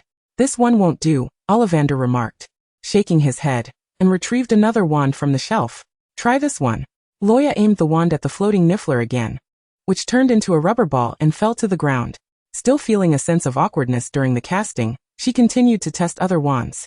After a few attempts, Luo Ya found a wand that allowed for a smoother flow of magic. Knowing the significance of a wand for a wizard, she decided to attempt a more advanced spell, the water prison. A massive sphere of water coalesced in the air, but it lasted only a second before the wand shattered from tip to base. "I'm so sorry, Mr. Ollivander," Luo Ya said, bowing her head in embarrassment. Ollivander, astonished that such a small girl could wield advanced magic, hesitated before responding. "No worries, my dear. Your magical prowess may be too potent for an ordinary wand to withstand. Let me find the right one for you. I assure you, I will help you discover a wand that suits your needs." Displaying no impatience, Ollivander climbed back up the ladder, rummaging through the shelves while muttering to himself about which wands might be unsuitable. Luo Ya, intrigued, wandered among the shelves filled with wand boxes. Suddenly, the entire row of shelves began to tremble violently, and the boxes toppled uncontrollably, leaving only one wand box lying in a nondescript corner. Ollivander stared in disbelief for a moment. "It has chosen you," he said. Opening the box revealed a wand of deep emerald green, which seemed to shimmer with a ghostly light in the dim interior of the shop, exuding an inexplicable aura. Ollivander presented it to her, stating, "The core is made from the spine of a wizard. Can the core be made from human bones?" Luo Ya shuddered involuntarily. Snape's brow furrowed deeply. In the wizarding world, the use of human bones for wand cores was strictly prohibited. Ollivander's gaze sharpened as he looked at Luo Ya, shadows dancing across his face in the flickering light. "The core is ground from the spine of a dark wizard," he declared ominously. An unsettling atmosphere enveloped the room, making Luo Ya feel as though she had stepped into a horror film. She whispered, "You don't mean you dig up graves and extract spines for wand cores, do you? Aren't you afraid of encountering ghosts?" Ultimately, she refrained from voicing this thought. Ollivander handed her the wand, and after a moment's hesitation, Luo Ya extended her hand. After all, this was her very first wand, and it was impossible not to feel a twinge of excitement, even if it appeared somewhat eerie. The instant her fingers made contact with the wand, a chilling sensation surged through her, radiating from her fingertips to her entire body. As she grasped the wand firmly, an overwhelming surge of magical energy erupted from it, blasting all the furniture and shelves in the room apart. Snape staggered back 2 steps from the force, while the unfortunate Ollivander was thrown across the room, landing in a chair. Luo Ya looked down, watching tendrils of black smoke slither from the wand and creep up her arm. The surroundings began to distort, transforming into a dimly lit basement, where Snape and Ollivander had vanished. The walls of the basement were constructed from jagged rocks, and 2 Muggle sailors were bound to torture chairs adorned with spikes. Instruments pierced their limbs, and thick, congealed blood pooled around their ankles, forming a magical circle on the ground. A dark-robed wizard approached, gliding through Luo Ya as though she were invisible. His wide hood obscured most of his face, revealing only a cruel smile at the corner of his lips. The cloaked wizard raised his wand, casting a green light toward the sailors, accompanied by their agonized screams. The magical circle beneath him glowed ominously. The sailor's body appeared to be drained of life, his eyes bulging, features sunken, and skin tearing apart, transforming into a dark, ghastly Dementor. Luo Ya's pupils dilated in horror. Could it be that the Dementors were creations of this dark wizard? The robed figure then turned his wand toward another Muggle. But at that moment, he slowly turned his head to face Luo Ya, strands of golden hair spilling from the edge of his hood. Luo Ya froze for a moment, realizing her arm was rising uncontrollably, the wand pointing at the tortured Muggle. The Muggle trembled and pleaded, "Please spare me. I don't want to become that kind of monster." The dark wizard's wand emitted a burst of green light. Luo Ya's wand followed suit, unleashing its own green beam. "Avada Kedavra!" cried the dark wizard. "Avada Kedavra!" echoed Luo Ya. Her green light pierced through the sailor's body, transcending the illusion and striking the counter of Ollivander's shop, shattering it and creating a massive hole in the wall. "Wake up. You are being seduced by this wand." The surrounding illusion dissipated instantly, and Luo Ya found herself looking into Snape's anxious face as he cradled her head. "Come back. It is tempting you to use the unforgivable curse." The sight of the shop's destruction elicited an excited response from Ollivander. "How marvelous. Truly marvelous. You are a perfect match for it." Snape felt a wave of frustration. Since Luo Ya had grasped the wand, her eyes had become hollow, as if she had lost her soul. No matter how he called out to her, She remained unresponsive, a chilling smile curling upon her lips that left him unrecognizing her. Moreover, she had unleashed the killing curse through this wand, a feat beyond the capability of a mere child. Snape stepped forward, coldly demanding to know the source of the wand's core.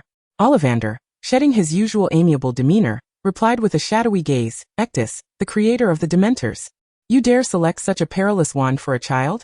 Snape exclaimed. "It chose her. It has been dormant here for centuries without a master."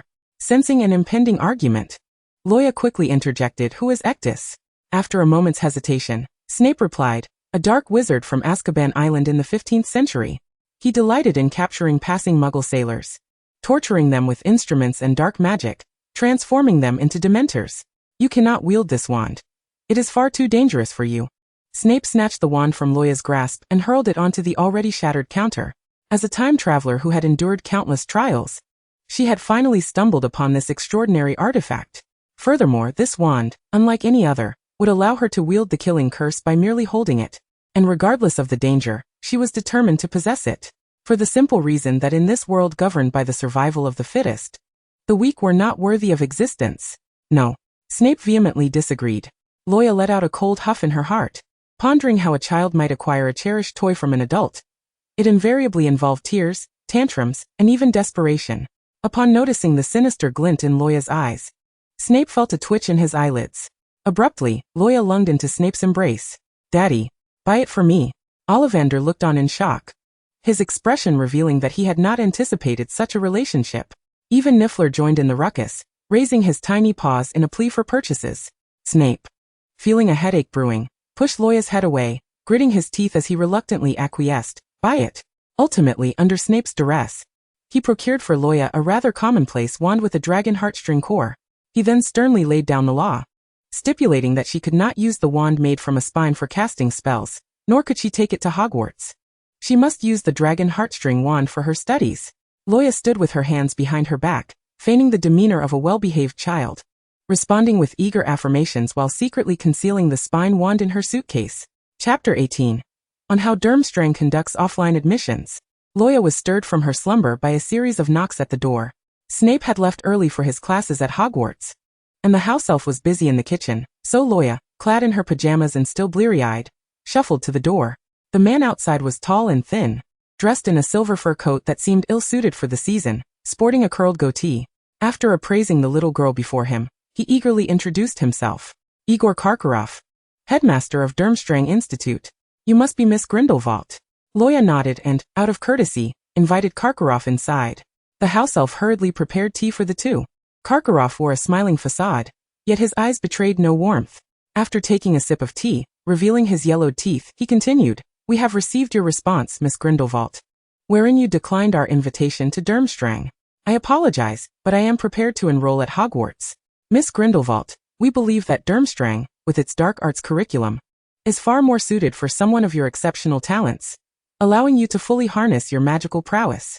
Luo Ya cradled her teacup, reflecting on Karkaroff's personal visit to solicit enrollment. Karkaroff performed a minor spell, causing a series of diminutive black tomes to emerge from the sleeves of his fur coat. The books landed before Luo Ya, gradually returning to their original sizes and stacking neatly. "These are the dark arts textbooks from Durmstrang, a gift for Miss Grindelwald. You may peruse them and consider our invitation." Luo Ya glanced at the tomes, their covers all black, and casually flipped through them. Titles such as Fundamentals of Dark Magic and Self-Cultivation for Dark Wizards caught her eye, along with extracurricular readings authored by Durmstrang professors, such as How to Defeat White Wizards and 100 Dark Spells to Overcome Dumbledore, as well as several rare, ancient hand-copied grimoires. With a roll of her eyes, Luo Ya dismissed the notion that any current Durmstrang wizard could truly contend with Dumbledore. These texts were mere self-indulgent creations. She finally opened a grimoire, its alchemical recipes likely to terrify timid readers, featuring ingredients like the nails of a female corpse and the entrails of a black goat. The accompanying illustrations were equally macabre, one page depicting how to extract corpse oil using fire magic. Turning another page, she found instructions on resurrecting those slain by the killing curse. Intrigued, she scanned the content, only to find that the methods presented were utterly unrelated to genuine resurrection. The combination of dark magic and ancient alchemy could transform the deceased into mere animated corpses, but the decay of the body would persist, and whether the revived would retain their former consciousness remained an enigma. Luo Ya couldn't help but ponder whether Durmstrang's curriculum would inflict psychological trauma on its younger students. The sound of heavy footsteps interrupted her thoughts. It was Snape returning. The house elf promptly took his heavy coat. Upon entering, Snape was met with the unexpected presence of Karkaroff and caught sight of Luo Ya, lounging in her pajamas and engrossed in the dark magic texts. He frowned slightly, and with a flick of his wand, a black coat floating from the coat rack enveloped Luo Ya, wrapping her up like a parcel. I haven't finished reading yet, she protested as all the dark magic books on the table automatically closed, returning to Karkaroff. What brings you here? Snape inquired, his demeanor far from welcoming. Karkaroff, like Snape, was a Death Eater. Although his loyalty to Voldemort was tenuous, the sudden appearance of a fellow Death Eater near Luo Ya warranted Snape's vigilance. Karkaroff donned a mask of feigned sincerity, suggesting, perhaps we could discuss matters. They turned to head toward the study, and Luo Ya watched their figures depart. The house elf approached her respectfully, urging, Miss, you ought to change out of your pajamas. It is rather impolite. In her previous life, Luo Ya, as a boarding school student in 2022, had often seen her dormitory companions don pajamas to fetch takeout downstairs, finding no fault in it. In the study, Snape glared at Karkaroff. She will not attend Durmstrang. You need not waste your efforts. Karkaroff shrugged, countering in an exaggerated tone. She is a descendant of Grindelwald, possessing such powerful lineage. To study white magic at Hogwarts would be a complete waste. Should she choose Durmstrang, she would undoubtedly become a fearsome dark wizard. Karkaroff grinned, adding, moreover, she is a squib, the Grindelwald bloodline combined with being a squib. Before he could finish, Snape seized him by the collar, his eyes cold with intensity. You would do well to tell me where you acquired this information. Does Hogwarts have your informants? Karkaroff, taken aback by Snape's intimidation, forced himself to maintain composure, glaring back. Snape's expression darkened further. Miss Grindelwald will not attend Durmstrang, nor will she become a dark wizard. You should not interfere with her choices. Her parents or relatives might choose her school, but as her temporary guardian, you have no authority to decide for her. Karkaroff seemed to misconstrue Snape's words, believing that Luo Ya's rejection of Durmstrang was at Snape's behest. Snape released his grip. If you wish to inquire about Miss Grindelwald's relatives, you may visit Newt Scamander to ask Gellert Grindelwald. Karkaroff clicked his tongue in displeasure. Even though Gellert Grindelwald was imprisoned in Nurmengard, he was the original Dark Lord, feared by the Ministry of Magic, and Karkaroff lacked the courage to approach him. Snape crossed his arms, his voice low and resolute. You wish to recruit Miss Grindelwald merely as a means of self-preservation, as one who has been captured and divulged the list of Death Eaters. You are rightly fearful of their retribution. Karkaroff let out a muffled groan, and the two parted ways in discontent. Before long, the day of enrollment arrived. Luo Ya rose early to check her list of items, ensuring nothing had been overlooked, and even tied a bow tie for Niffler using a silk scarf. Snape escorted her to King's Cross Station, where their luggage and Niffler were piled onto a trolley. He pointed to the wall before them. The barrier between platforms 9 and 10. Pass through it to reach the platform. Do not be anxious. I am well aware. Luo Ya replied excitedly. She had watched the scene of Harry passing through the wall numerous times in the film. Taking a deep breath, she stepped forward, briskly pushing the trolley through the wall. Beyond the barrier lay another platform, bustling with young witches and wizards wheeling their luggage, while the Hogwarts Express stood proudly at the station. Luo Ya navigated through the throng, finally managing to locate an unoccupied compartment at the rear of the train. As the preceding carriages were densely packed with passengers, she settled by the window, cradling her Niffler, finding comfort in the prime vantage point that offered a view of the bustling crowd outside. The steam train let out a resounding whistle as it began to depart. A handsome boy with dark hair politely knocked on the compartment door, inquiring, "Excuse me, may I sit here? All the other compartments are full." Clad in a Hogwarts school robe, he possessed an approachable demeanor, his tall and slender frame towering over Luo Ya by a good 2 heads. To Luo Ya's surprise, instead of her expected trio, she was greeted by an unfamiliar face. Nevertheless, she responded with a gentle smile. The boy took a seat across from her, wearing a warm smile as he introduced himself. "Hello, I am Cedric Diggory, a third year from Hufflepuff." Chapter 19. The compartment is overcrowded. "Hello, I am Cedric Diggory from Hufflepuff." Cedric? Luo Ya recalled him as Hufflepuff's most exemplary student, the Hogwarts champion for the Triwizard Tournament. Such an outstanding individual was destined to meet an untimely end. Luo Ya met his gaze with a faint smile, her beauty shining as she smiled. The corners of her eyes playfully lifted, her delicate lashes fluttering, and her pure, unblemished eyes reflecting Cedric's astonished expression.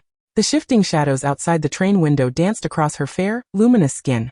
as if a delicate veil had been cast upon her by the Creator, evoking admiration for her exquisite beauty. Luo Ya opened the window, a few strands of hair lifting in the wind, turning her head to gaze at the motionless boy standing in the doorway. "Mr. Diggory?" she called out, her voice laced with curiosity. Cedric snapped back to reality, slightly embarrassed as he lowered his head to avoid her gaze, stammering, "Just call me Cedric." He busied himself placing his belongings, while a small creature leaped onto his suitcase, clutching the shiny latch with its paws. "Is that your pet? A niffler?" Cedric asked, surprised, as it's quite rare for one to keep a niffler as a pet at Hogwarts. "Yes," Luo Ya replied softly, tugging at the niffler's tail to bring it back. Cedric humorously continued, "They're not the best pets. They're mischievous, full of energy, and can wreak havoc, leaving a room in disarray. You girls would have a hard time managing one." He chuckled as he recalled how his professor often hung it upside down by the fireplace for a good roasting, an act the creature never seemed to learn from, causing quite a headache. A smiling vendor pushed a cart laden with snacks past them, calling out, "Children, would you like to buy something to eat?" Cedric approached the cart and selected some treats favored by girls, handing them to Luo Ya. It must be said, Cedric displayed impeccable gentlemanly manners, deftly avoiding the more distasteful snacks, such as Bertie Bott's every flavor beans that might taste of earwax or boogers. He would not subject the girls to the embarrassment of such prankish edibles. Were it Fred and George?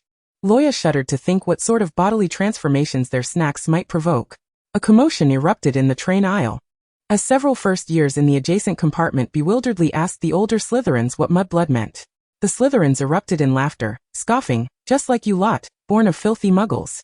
One Gryffindor, unable to stand idly by, stood up in anger and soon found himself grappling with two Slytherins, the scuffle spilling into the aisle. Noticing the ruckus, Cedric glanced towards the aisle, realizing that most of the passengers in this compartment were first years, with only he and those involved in the altercation being third years.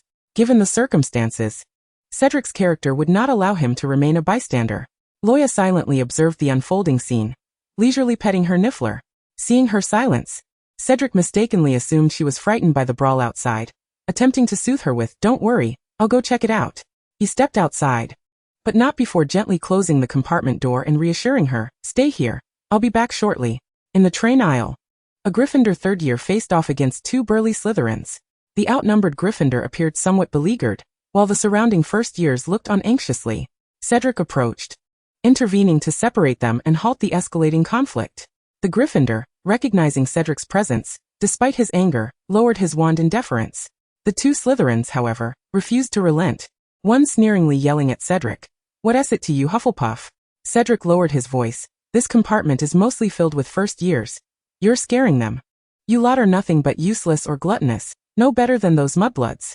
Mind your own business." Cedric struggled to contain his emotions, his upbringing instilling in him the virtue of restraint.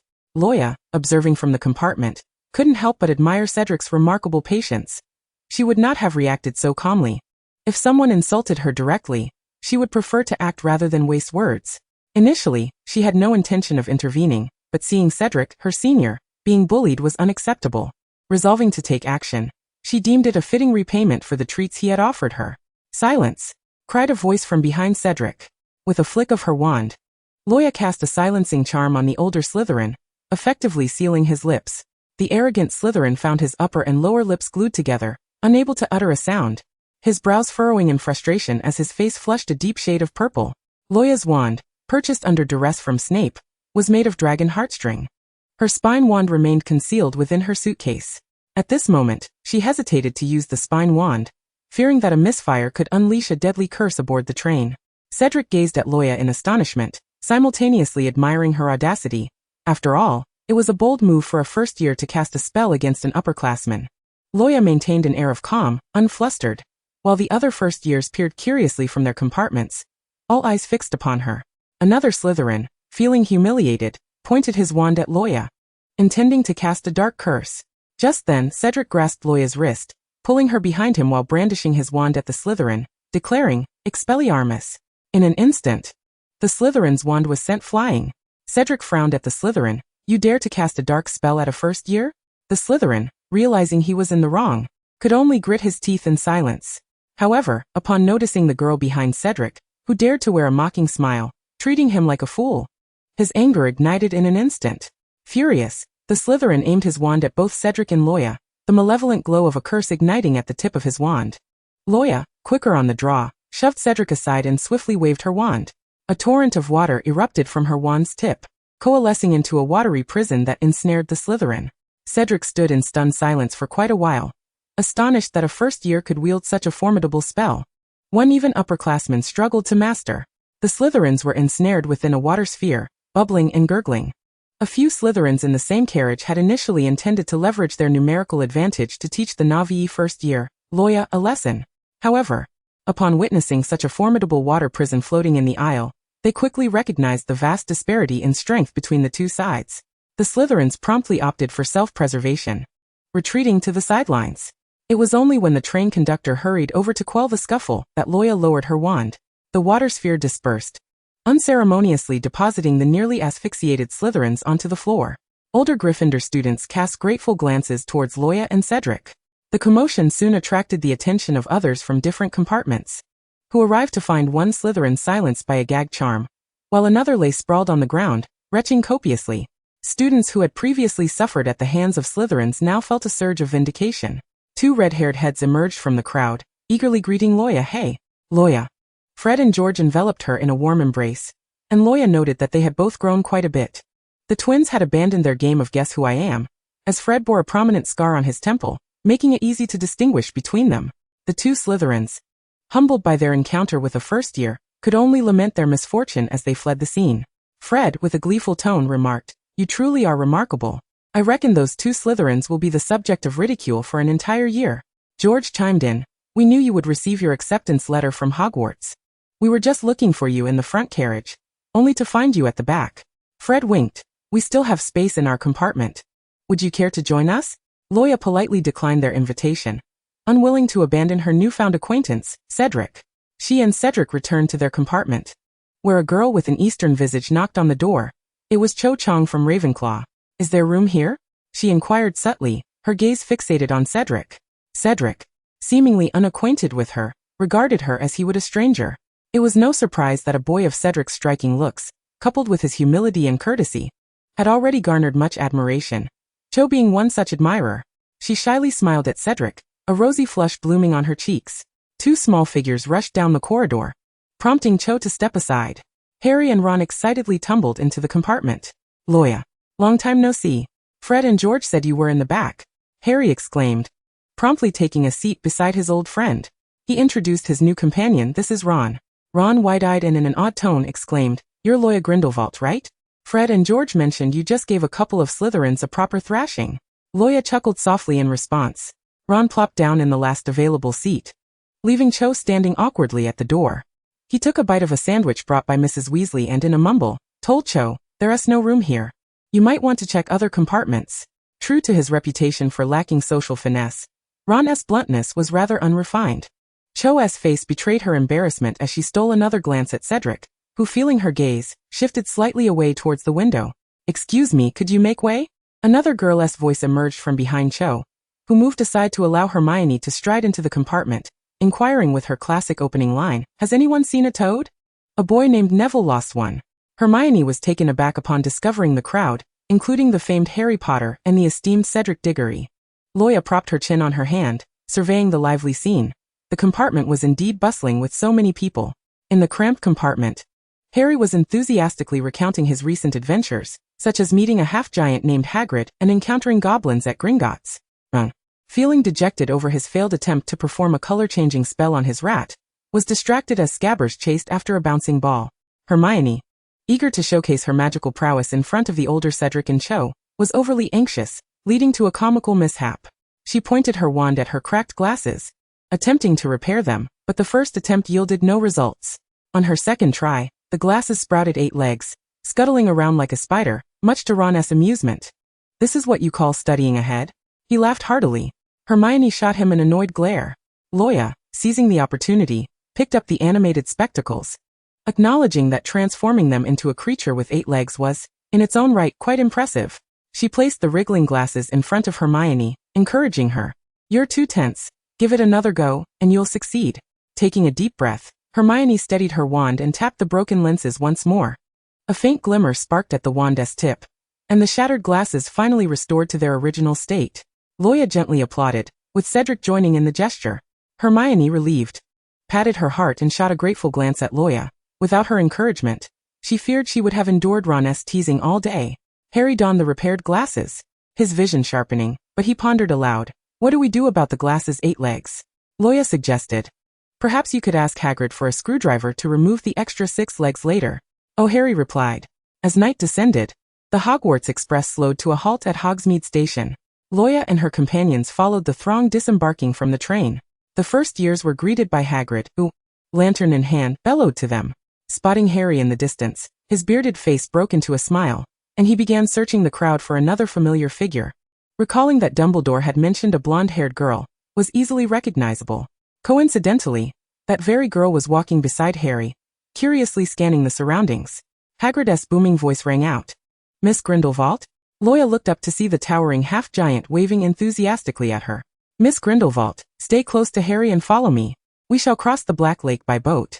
Luo Ya, Harry, Ron, and Hermione carefully boarded the boat, which glided effortlessly towards the castle. Upon reaching the shore, they followed the crowd toward the grand entrance of Hogwarts. Professor McGonagall awaited them, ushering the first years into the Great Hall.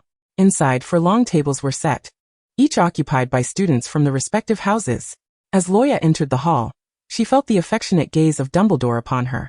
She returned a polite smile, and his expression softened even more, sending shivers down her spine. Harry noticed a dark-haired professor at the staff table staring in their direction. He curiously asked, "Who is that watching us?" Hermione replied, "You don't know?" "He is the potions professor." Ron chimed in, fear etched on his face. "I heard he is quite nasty and will detain students if he is in a foul mood. It seems he exists solely to deduct points from other houses." Harry then pointed to an ancient stone cup adorned with flowers on the dais. "What is that cup?" he inquired.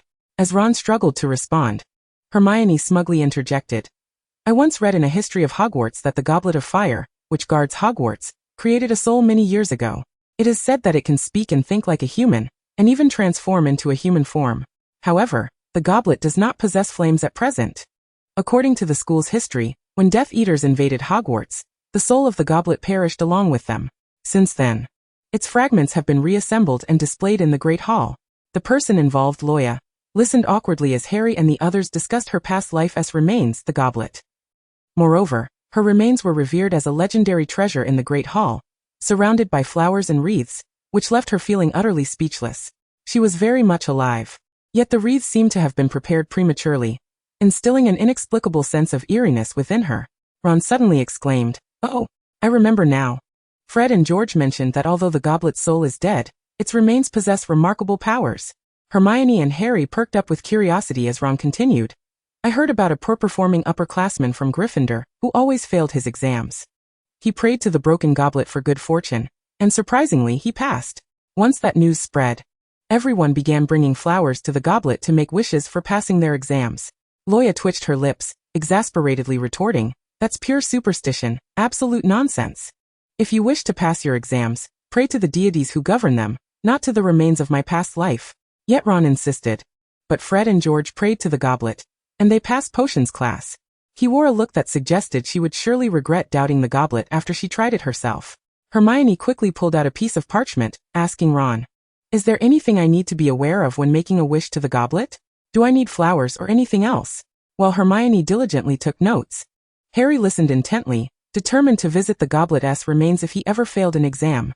Luo Ya mused, praying to her remains would be utterly futile. At the Hufflepuff table, Cedric gazed intently at the blonde girl, and his roommate approached, following his gaze. "Cedric, which third-year Slytherin did you mention you reprimanded on the train? Was it the most beautiful one with blonde hair and blue eyes?" Cedric nodded, noticing Luo Ya glance in Hufflepuff's direction, their eyes meeting briefly. The girl smiled at him and gave a slight nod. Cedric hesitated for a moment, then quickly lowered his head, pretending to focus on the table. His roommate laughed and patted his shoulder. "Do you think she'll be sorted into Hufflepuff?" Cedric shook his head, murmuring, "She possesses considerable magical talent. How could she be sorted into Hufflepuff? I suspect she will be placed in Gryffindor." His classmate muttered that it was a shame. As Dumbledore concluded his speech, he cautioned the newcomers about the Forbidden Forest, emphasizing it was off-limits. The sorting ceremony then commenced. Professor McGonagall stepped forward, holding a roll of parchment. "When I call your name, step forward, and I will place the sorting hat upon your head to determine your house." After several names, it was finally Hermione Granger's turn. Nervously, she whispered a prayer, and Luo Ya offered her a reassuring wink. As expected, Hermione was sorted into Gryffindor. Next was Ron, who also joined Gryffindor. Luo Ya Grindelwald. The moment Professor McGonagall uttered her name, all the professor's gazes converged upon her. For students born in a time of peace, very few had heard of the first Dark Lord, Gellert Grindelwald. In their minds, the fearsome Dark Lord was Voldemort, and most displayed no reaction upon hearing the unfamiliar surname.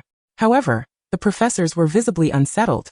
Except for Snape, the other professors exhibited a range of subtle expressions. Some were perplexed, others incredulous, and some even showed signs of fear.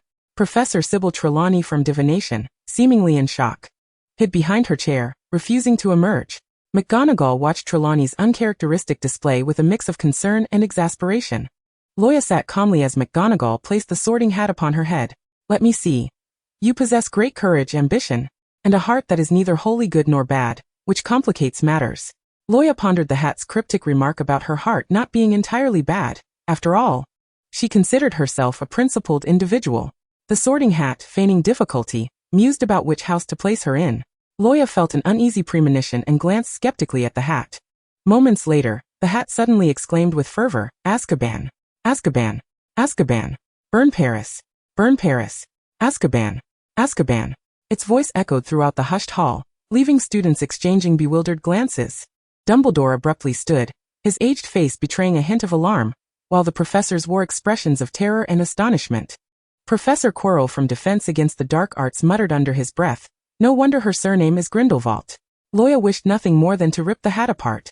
Chapter 21. The Hat's Demise. The sorting hat, in a fit of excitement, shouted, Azkaban! Azkaban! Azkaban! Burn Paris! Burn Paris! Azkaban! Luo Ya, maintaining her composure, removed the hat and grasped its throat firmly. She twisted it as one would a pretzel, gritting her teeth as she demanded, what do you mean by Azkaban? Say that again. Professor McGonagall looked on in shock at the new student brutally manhandling the sorting hat, wanting to reprimand Luo Ya for her rudeness. Yet, upon seeing Dumbledore's kind and approving demeanor and Snape's passive attitude, she refrained from interjecting. The nearly suffocated sorting hat, in a voice only they could hear, pleaded, I was wrong, dear housemate. Let us talk things over, no need for violence. Remember, we shared the same roof in the headmaster's office back in the day. Luo Ya finally released the hat from its twisted state. Gasping for breath, the hat murmured, Gryffindor or Slytherin, you choose. After a moment of contemplation, Luo Ya decided to align with the main group for convenience. It would be easier to support one another in the same house, especially since she hardly knew anyone in Slytherin apart from Malfoy. She decisively chose Gryffindor. The sorting hat weakly announced, Gryffindor. The Lion House table erupted in enthusiastic applause. Luo Ya jogged to the Gryffindor table, where Fred and George sprang from their seats to celebrate with high fives. Dumbledore sighed in relief when the hat declared Azkaban. He nearly suffered a heart attack, fearing the child might stray onto a dark path. The sorting ceremony continued. Professor McGonagall resumed with the parchment, calling the next name, Harry Potter. Harry, filled with trepidation, hesitated to step forward, fearing placement in Slytherin, as Ron had warned it was filled with dark wizards. Luo Ya reassured him, when you speak to the old hat, tell it I sent you to Gryffindor. Harry, somewhat confused by her words, finally summoned the courage to approach the stage. McGonagall placed the hat on his head, and upon recognizing Harry Potter, the hat perked up. Ah, much courage. Quite clever. Ambitious too, with traits befitting Slytherin. Now, where shall I place you? Harry grasped the edge of the stool, murmuring softly to himself, not Slytherin, not Slytherin. I wish to be in the same house as Luo Ya. Was he truly dismissing Slytherin? After all, Slytherin could pave the way to glory. Harry felt a surge of anxiety, until he suddenly recalled Luo Ya's earlier instructions. Luo Ya asked me to tell you that I must be sorted into Gryffindor. This wretched cup. Harry wore a puzzled expression, unable to comprehend the sorting hat's words. The sorting hat cleared its throat. All right, since she has made up her mind for you, then it shall be Gryffindor. Applause erupted once more at the Gryffindor table as Harry joyfully dashed toward it. Shortly thereafter, Dumbledore officially declared the feast to commence. Upon receiving Dumbledore's signal, the house elves in the kitchen conjured a plethora of delectable dishes that appeared on the long table. After indulging in the sumptuous feast, the first-year students were led by their prefects through the staircases to their respective house dormitories. At the end of the corridor hung a portrait of a rather rotund woman. The prefect uttered the password, and the little lions followed in, entering the Gryffindor common room. Percy directed the boys toward the staircase on the left, while the girls ascended the staircase on the right, leading to their respective dormitories. Luo Ya followed the girls up the stairs. Percy politely called out to her, "Miss Grindelwald, your dormitory is not with them." He pointed to a third staircase in the common room that had yet to be traversed. After a moment of hesitation, Luo Ya stepped onto the steps. "Miss Granger, you will be sharing a dormitory with Miss Grindelwald," Percy announced. His demeanor toward Hermione markedly different from the warmth he had shown Luo Ya, turning quite indifferent. Dumbledore had initially prepared a single room for his daughter, but reconsidered, realizing that children today require the companionship and confidence that friends provide. A moment's inattention could leave lasting childhood scars, leading one down a dark path, Tom Riddle being a case in point. Thus, Dumbledore, after thorough investigation and selection, chose Hermione Granger, a muggle born with a clean background and commendable character, as Luo Ya's suitable companion. With Dumbledore's experience, he was confident that both his daughter and Hermione would be sorted into Gryffindor, making her an ideal study partner for Luo Ya. Consequently, Luo Ya's dormitory was changed to a shared room, with Hermione serving as both a study partner and roommate. Dumbledore hoped his daughter would grow up surrounded by friends, steering clear of the wrong path. The house elves transported Luo Ya and Hermione's belongings to their dormitory. Hermione gazed in astonishment at the elegantly adorned shared room. On the Hogwarts Express, she had been taunted by Draco Malfoy for being a mudblood. Yet, this girl named Luo Ya Grindelwald was undoubtedly pureblood. It was surprising that she had been arranged to share a dormitory with her. In the Great Hall, she noticed Dumbledore watching Luo Ya with a fond gaze, and she surmised that her placement in the shared dormitory was due to Luo Ya, leaving her both astonished and flattered. Luo Ya, having settled her belongings, bounced playfully on the bed, chatting with Hermione about the magical and muggle worlds, eagerly anticipating the lessons to come. The mandatory classes for first-year students at Hogwarts included Transfiguration, Charms, History of Magic, Defense Against the Dark Arts, Herbology, and Flying. Professor McGonagall, the Transfiguration instructor, was quite serious. She noticed Luo Ya's exceptional performance in Transfiguration. Although her behavior during the sorting ceremony had been rather unbecoming, she consistently transformed animals into objects first in class. However, Luo Ya herself seemed rather disinterested in the transfiguration spells. Throughout Hogwarts, the most dreaded and loathed class was undoubtedly Professor Snape's potions class. Unfortunately for Luo Ya and Hermione, they arrived late on the very first day of potions. The class was held in a dimly lit underground classroom, and as Luo Ya stealthily pushed open the door, Hermione nervously followed behind her. A tall figure loomed over them, and they were caught red-handed by Snape. Luo Ya adopted a mindset of as long as I'm not embarrassed, it's the others who should be, and boldly waved at Snape, saying, "I didn't mean to be late, do you believe me?"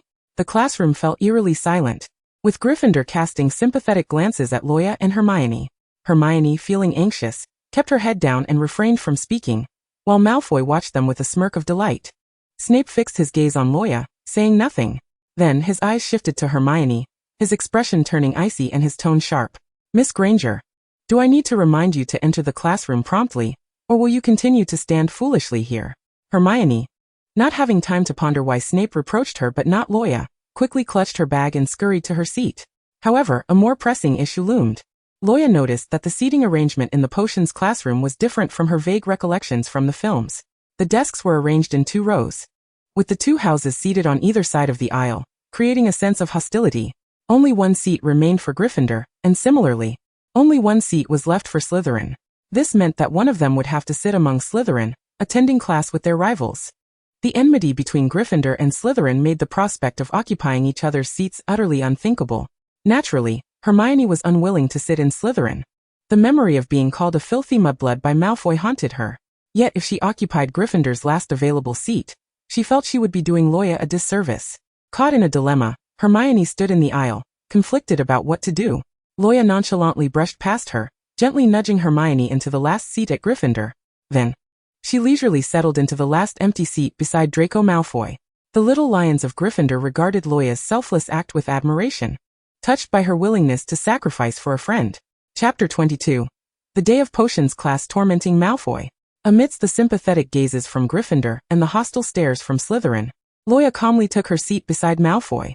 With hair seemingly frozen in place by an exorbitant amount of hairspray, he arrogantly tilted his chin upward. Luo Ya rolled her eyes at him, unimpressed by the gangly figure before her. Malfoy's eye twitched, as if to distance himself from Gryffindor. Luo Ya rummaged through her bag, only to discover a far more serious problem than being late. Her bag had been torn, and her textbooks were nowhere to be found. It contained only snacks. Malfoy keenly observed Loya's predicament, reveling in her misfortune. Well, not only late for your first potions class, but without your textbook. You're done for. Malfoy switched to his snitching mode. Professor, Gryffindor hasn't brought their textbooks. Slytherin quickly chimed in, their eyes gleaming with delight as they awaited Loya's embarrassment. Snape's sharp gaze swept the room, and Slytherin fell silent. Harry attempted to offer his textbook to Loya, quietly calling out, Loya, I'll lend you my textbook. Snape shot Harry a glare. Hermione hurriedly stopped Harry, pulling him back. Professor Snape saw that. Snape strolled slowly to Loya's desk, his eyes fixed on her head. Malfoy eagerly anticipated Snape's reprimand, envisioning Gryffindor losing points. Snape's deep voice reverberated through the classroom. Mr. Malfoy, you are quite astute. The compliment made Malfoy puff up with pride. You possess a remarkable talent in the subject of potions. Malfoy, basking in the praise, displayed a gleeful smile. I am confident that with your innate abilities, you could master the lessons even in the absence of a textbook. Malfoy, sensing something amiss, he raised his head suspiciously, only to observe Professor Snape casually pushing his textbook towards Loya. Malfoy. Snape disregarded the unarticulated look of incredulity from Malfoy and turned to the blackboard. Flipping the book to page 94. Malfoy, gritting his teeth, glared at Loya and begrudgingly exclaimed, Professor, she hasn't even brought her quill. Snape returned and Loya, leaning on her desk with her head supported by her hands, met Snape's gaze, saying that her quill seemed to have been misplaced as well. Snape, maintaining his stern demeanor, addressed Malfoy. Mr. Malfoy, I trust that with your exceptional memory, you need not take notes, for you will retain the knowledge effortlessly. Malfoy retorted, Professor, my memory may not be quite so extraordinary. Snape insisted, I say you can, and thus you shall. Malfoy. Snape inquired, is there any doubt? Malfoy replied, none. Clinging desperately to the last vestige of his dignity, Malfoy found himself utterly helpless. Snape gradually extracted the quill from his grasp and placed it atop Loya's textbook. Loya then added insult to injury, considering your prodigious memory, I believe you need not even the ink. Kindly hand it over. She snatched the ink from under Malfoy's nose. Malfoy, pale with indignation, had never experienced such humiliation before. In a fit of rage, he seized Goyle's textbook in quill, and composed a letter home requesting a new textbook in quill. Thus, the enmity between Draco Malfoy and Loya Grindelwald was firmly established. Snape leaned against the podium, continuing his lecture. This class does not require you to clumsily wave your wands, nor does it necessitate the mindless recitation of incantations. Harry focused intently on his subpar notes while Loya busily doodled on Malfoy's textbook.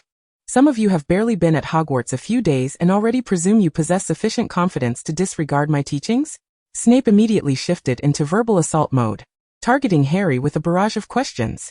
Mr. Potter, what would be the result if I were to add powdered daffodil root to an infusion of mugwort? However, before Snape could complete his series of inquiries, Harry interjected, I have no idea, sir. Snape, with a frosty demeanor, announced to the Gryffindor students. Due to your comrade's insolence towards a teacher, Gryffindor loses 5 points. The Slytherins eagerly awaited the announcement of the point deduction. Snape hesitated to glance at Loya before calmly stating, 5 points deducted. A wave of silence washed over the Slytherins. Was it truly possible to deduct points in such a manner? The potions lesson continued as they prepared a simple remedy for scabies. Working in pairs. Loya observed Malfoy diligently crushing a snake fang while adding dried nettles to the cauldron. Ron hurled a paper ball towards Loya, but it veered off course, striking Malfoy squarely on the nose just as he was stirring the cauldron. Ron gestured animatedly to Loya and pointed towards the door. But Loya could not decipher his sign language. Malfoy, fuming, retaliated by tossing the paper ball back. Ron, undeterred, wore a face that seemed to say he didn't believe Malfoy could withstand more, and immediately sought assistance from Neville and Seamus at the back of the room. Neville, Seamus, come quickly. They paused their stirring, picking up their quills to replicate the content of Ron's paper ball. 3 paper balls soared towards Slytherin, one unfortunately landing in Malfoy's meticulously prepared scabies potion. Malfoy reached his breaking point. Never had he endured such a disastrous day. He grabbed the paper ball from the ground and hurled it back with force. Loya leaned over the cauldron that Malfoy had neglected, a plume of black smoke billowing from within. She frowned and warned him, if you don't tend to your cauldron, it might explode before Neville and Seamus S. As Snape turned to monitor classroom discipline, a flurry of paper balls from Gryffindor rained down upon Slytherin. What are you doing? Snape, noticing the commotion, turned back with a stern expression, as Ron, Neville and Seamus brandished their paper balls. A Slytherin seated behind Malfoy sighed. glancing at his cauldron now caught in the paper ball battlefield, where the paper had begun to boil. Reading the barely legible writing, he turned to Luo Ya and said, "Gryffindor informs you that a Hufflepuff is looking for you at the door. It seems to be your friend." Luo Ya turned her gaze towards the classroom door, where Cedric stood in the corridor, wearing a radiant smile and waving Luo Ya's first-year potions textbook. Cedric had fortuitously discovered an unclaimed first-year potions textbook on the main stairwell, its title page inscribed with Luo Ya Grindelwald's name. He had inquired among the first years in the corridor, and learned that the Gryffindors were attending potions class. When he arrived at the door, however, he hesitated to enter as the first years were in session, lingering for a moment until Ron noticed him. In the classroom, both Gryffindors and Slytherins regarded him with curious eyes. Snape also took note of Cedric outside. With his robes billowing, he strode purposefully out of the classroom. Before Cedric could utter a word, Snape launched into a barrage of scorn. "Mr. Diggory, this is a potions class for first years. Are you so eager to learn the curriculum of the first year? Or is there something in the classroom so captivating that you feel compelled to flaunt your knowledge? If you find yourself with idle time, I suggest you consider a visit to the library." "Professor, you misunderstand. I found this. My potions class is not a sightseeing tour. As a third year, you should not be loitering at the entrance of a first-year classroom, distracting the new students. 5 points from Hufflepuff. Professor, this is Luo Ya's dropped textbook." Cedric finally managed to explain. Snape's expression darkened as he crossed his arms, scrutinizing Cedric from head to toe before snatching Luo Ya's textbook from his hands. With a resounding slam, he closed the classroom door, leaving Cedric outside. Simultaneously, the sounds of Neville and Malfoy's cauldrons exploding echoed throughout the room. Malfoy added yet another line to his letter to Narcissa, requesting a new cauldron. Chapter 23. Hermione has read too many romance novels. In the Great Hall at Hogwarts, Luo Ya and Hermione sat at the Gryffindor table, relishing their breakfast. Luo Ya surveyed the hall, noting the absence of Harry and Ron. It seemed these two had once again overslept. While slicing her food with a knife, Hermione voiced a question that had long perplexed her. "It seems that Professor Snape treats you rather specially." She wished to express that Snape was perhaps overly generous towards Luo Ya, but felt that such a direct statement would seem odd. Luo Ya, idly perusing the latest newspaper delivered by Owl, responded disinterestedly, "Is that so?" Her indifferent demeanor prompted Hermione to exclaim, "Merlin." Had it been anyone else who arrived at potions class without a textbook or quill, they would undoubtedly face a year of detention and be forever barred from entering the potions classroom. Luo Ya felt that Hermione's assertion was somewhat exaggerated. "Professor Snape is biased towards you," Hermione asserted, setting down her utensils and looking at him with conviction. Luo Ya propped her chin on her hand, briefly recalling 2 instances. During their time at St. Mungo's, he and Snape had exchanged barbs daily, the air thick with tension. Subsequently, it seemed that after her voice returned, his attitude had undergone a significant transformation. "Oh, I recall now. He mentioned that my voice resembled that of a friend of his. What was her name?" "Lily." It is likely that Snape's change of demeanor towards her was due to the uncanny resemblance of her voice to Lily's, which led him to tolerate the ruckus she and the Kneazle caused at home. Hermione was reminded of a best-selling Muggle novel she had recently perused, and she cast a sympathetic glance at Luo Ya. "Oh, poor child, for your voice bears such a striking resemblance to his white moonlight." Immersed in her reading of How to Care for Your Wand, Luo Ya paid no heed to Hermione's words, oblivious to the depth of her inner musings. Hermione kindly handed her a glass of juice. Regardless, addressing Professor Snape by his first name directly at school is rather inappropriate. Other professors may perceive it as a lack of decorum. "It's quite all right. I call him that at home as well," Luo Ya replied, taking a bite of cake and marveling at the exquisite cuisine of Hogwarts. "You do? Wait, are you two living together?" Hermione exclaimed, slapping the table. Curious glances from students in the dining hall turned toward them, and nearly headless Nick poked his head up from the table, eager for gossip. Hermione quickly glanced around, relieved that Harry and Ron had yet to arrive. "What are you imagining?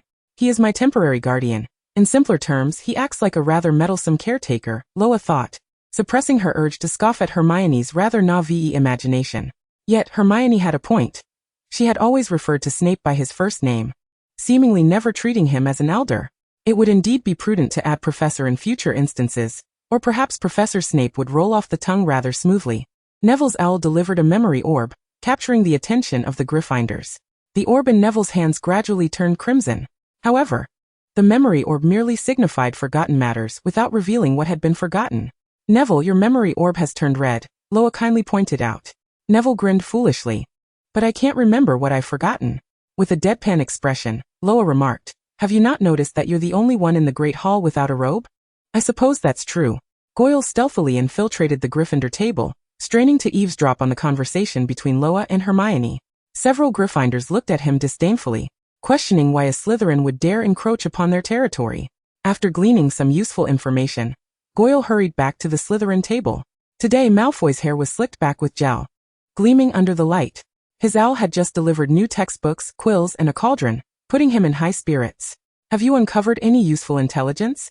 Malfoy elegantly sipped his morning tea. Ever since the most disastrous day of his life in potions class, Malfoy had vowed to redeem himself. Goyle turned his less-than-bright mind over the recent conversation. What had Hermione Granger said? Something about Loa Grindelwald living with someone? After much contemplation, he concluded, oh right. She must be living with Harry Potter. Malfoy was so taken aback that he spat tea all over Goyle's face. In the first flying lesson of the afternoon, students stood on the flat lawn, their broomsticks neatly lined up before them. Madam Hooch commanded sharply, now each of you, stand beside your broomstick. Loa glanced down at her tattered and worn broomstick, pondering whether Hogwarts was truly so financially constrained.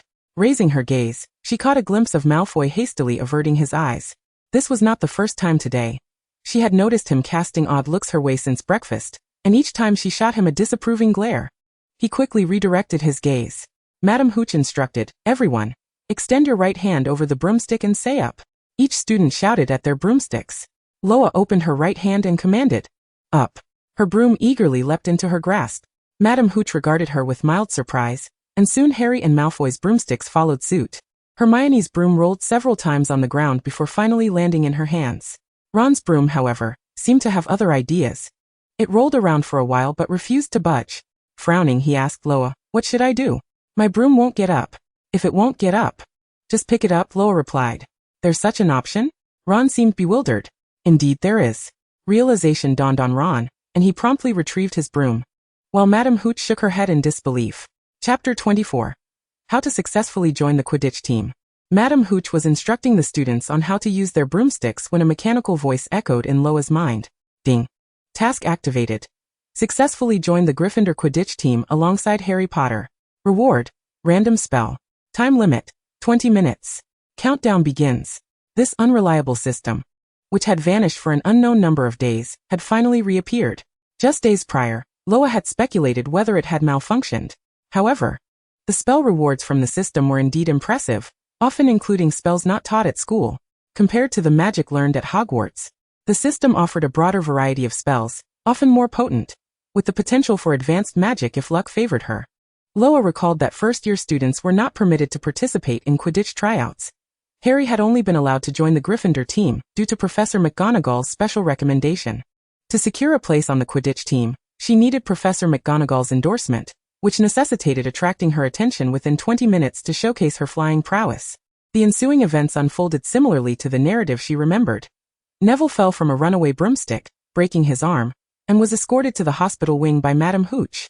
Meanwhile, Malfoy had snatched Neville's memory orb, taunting Harry, who pursued him on his broom. As the seconds ticked away, Loa glanced at the system's countdown. Only 10 minutes remained. Time was of the essence. She leapt onto her broom. Hooch said we aren't allowed to fly if she isn't present, Hermione cautioned. Loa dismissed her concerns, pushing off the ground with determination, her broom soaring into the air. Ron watched as both Harry and Loa took flight, unable to resist the urge to wobble into the air himself. Wait for me. Loa had reached the window of Professor McGonagall's office, glancing left and right, but found it empty. Where could Professor McGonagall be? After waiting 3 anxious minutes at her window, she began to worry. If McGonagall did not return soon, she would fail her system task when the timer expired. In a flurry of anxiety, Loa began to circle the castle on her broom, searching for Professor McGonagall, inadvertently drifting near the headmaster's office. Professor Dumbledore was polishing his glasses, oblivious to her approach. With time running out, Loa resolved to take a daring step. Since McGonagall was absent, she would seek Dumbledore's recommendation for the Quidditch team. Thus, she performed an audacious act that no student or teacher would dare to imagine. She knocked on the window of the headmaster's office while riding her broom. Dumbledore set down his glasses and looked outside, his eyes widening in surprise upon seeing Loa, followed by a warm, affectionate gaze. Loa, undeterred by the unconventional situation, executed a 360-degree aerial spin, showcasing her flying skills, while Dumbledore clapped appreciatively. Loa touched her chin, sensing that her flying prowess had likely garnered Dumbledore's approval. Yet, with only 3 minutes left on the system's countdown, she wondered where Harry Potter had gone. Scanning the surroundings, she finally spotted Harry in the distance, just having seized the memory orb, preparing to return to the ground. Luo sighed. Why are you flying back? Without a recommendation, how will you make the Quidditch team? If you don't get selected, I won't be able to complete my system task. Luo cupped her hands around her mouth and called out to Harry, Harry, come over here, quickly. Harry noticed Luo and obediently soared towards her, his bright eyes sparkling with excitement as he flashed a wide grin. Luo, I retrieved Neville's memory ball. It was only then that Harry realized he had flown up to the headmaster's office, where Dumbledore was gazing at them through the window. A sudden wave of anxiety washed over him as he recalled Madame Hooch's warning about expelling anyone caught flying recklessly on a broom. Not only had he been flying recklessly, but he had also ended up outside the headmaster's window. Luo reassuringly patted his shoulder, saying, It's all right, Harry, just do a couple of spins here. Ha. Although Harry was unsure about the reason behind this, he complied. Very good, Harry, now give me a 360-degree vertical spin, quickly. Harry obediently executed another aerial twist. Dumbledore, observing from his office window, nodded in approval. It seemed that Harry had earned Dumbledore's recognition. Harry, Luo Ya, my broom is out of control, came Ron's frantic voice from a distance as he wobbled towards them on his broom. Harry quickly pulled Luo aside to avoid Ron, who crashed into the headmaster's office, startling Fawkes, who flapped his wings in alarm. Dumbledore looked down at Ron, sprawled on the ground, and remarked with a hint of exasperation, Mr. Weasley, you have quite the talent for shattering windows. Luo pondered whether the butterfly effect from her time travel was at play, as this version of Ron seemed perpetually unfortunate. Just then, Professor McGonagall entered the headmaster's office, her eyes widening in shock as she took in the sight of Ron on the floor and Harry and Luo on their brooms. How dare you fly into the headmaster's office? She exclaimed, her voice laced with ire. Dumbledore interrupted her, smiling gently. You previously mentioned that Gryffindor is in need of a seeker and a chaser. It seems we have found suitable candidates. Chapter 25. The troll attack. Ron was in a foul mood. During Charms class, he had waved his wand over a feather on the table several times, yet it remained stubbornly still. Hermione mocked him, it's Leviosa, not Leviosa. Seated beside Luo was the explosive genius Seamus, who was desperately trying to make his feather float with his wand. For his own safety, Luo discreetly shifted further away from him. After class, they navigated through the bustling corridors, but Luo searched the crowd twice without spotting Hermione. All around her were Ron's complaints about Hermione. She is just unbearable. No wonder she has no friends. Besides me, no one wants to talk to her. The more you complain now, the more laundry you'll be doing in the future when you have a family, Ron replied wide-eyed. As if I would ever do laundry. By evening, Luo was still waiting for Hermione in the dormitory while Harry and Ron were dining in the Great Hall when Professor Quirrell burst in. Panic etched across his face. Stuttering, he managed to say, troll in the dungeon before fainting. Luo, meanwhile, was searching for Hermione throughout the castle, lamenting the inconveniences of living in a time without mobile phones. Upon arriving at the Great Hall, she found it eerily empty, devoid of any life. Unsure of what had transpired, she caught a whiff of a foul stench in the corridor. Following the sound of heavy footsteps dragging across the floor, she made her way to the washroom. There, she discovered a troll lying unconscious on the ground, while Harry and Ron stood defiantly against another troll. Hermione was curled up beneath a sink, shouting, "Be careful!"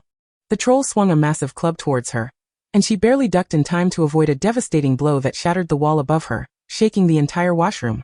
Luo finally recalled that the current plot involved Harry and Ron encountering a troll while searching for Hermione. But why were there two trolls in the washroom? One had been knocked out by Ron's levitation spell. In contrast, the other troll was larger and more robust, its head nearly brushing the ceiling. As Harry and Ron rushed to assist, the troll seized Harry by the legs, dangling him upside down. Its other hand brandished the club, poised to crush Harry and Ron's skulls at any moment.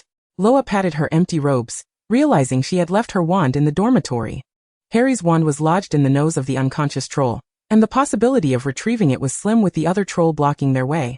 Realizing the precarious situation, Harry shouted to her, "Ron's wand has been knocked to the entrance."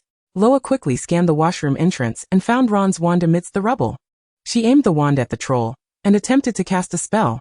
Instead of magic emanating from the tip, it burst forth from the wand's end, sending Luo flying against the wall. Gritting her teeth, she climbed to her feet and exclaimed, "Ron, what is wrong with your wand? I accidentally broke it while eating." "I glued it back together," Ron replied sheepishly. Loa looked down at the crooked wand, its core exposed. She felt exasperated. Why did it have to break now? With no wand and lacking the ability to perform wandless magic, how was she supposed to deal with the troll? In this dire moment, a small figure darted out from the corridor, a niffler clutching a spine-bone wand, leaping into Loa's arms. Loa caught the niffler, drew out the wand, and affectionately ruffled its fur. You were worth raising. The troll roared, causing the niffler to immediately burrow into Loa's clothing, casually tossing Ron's wand aside. Loa pointed the spine-bone wand at the troll, and took a deep breath. She pretended to shout, Avada Kedavra. But nothing happened. She tapped the wand, incredulous. Could it really fail her at such a critical moment? Hermione, clutching a pipe, yelled, What are you waiting for? Think of something. Loa attempted to cast a levitation or transfiguration spell to alleviate the awkwardness, but again, nothing happened. A system notification chimed, informing her that the spine-bone wand could not be used for any white magic. Loa facepalmed. While the spine-bone wand was ineffective for white magic, she had yet to master any black magic. The only time she had conjured something with it was in Ollivander's wand shop, but that had yielded no results earlier. The situation was grim, as the troll advanced closer. Hanging upside down, Harry shouted in alarm, Loa, run! The troll loomed before her, swinging its club. In the next moment, she found herself plunged into a stone cellar, with Harry, Hermione, Ron, and the troll all vanished.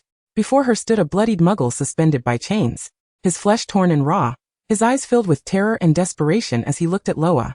The dark-robed wizard reappeared, the creator of the Dementors, Extus. This was a vision conjured by the spine-bone wand, or perhaps a memory of its owner from centuries past that she could do nothing to prevent. Extus passed through her body, resuming his torment of the unfortunate muggle, the cellar echoing with the muggle's screams and Extus's maniacal laughter.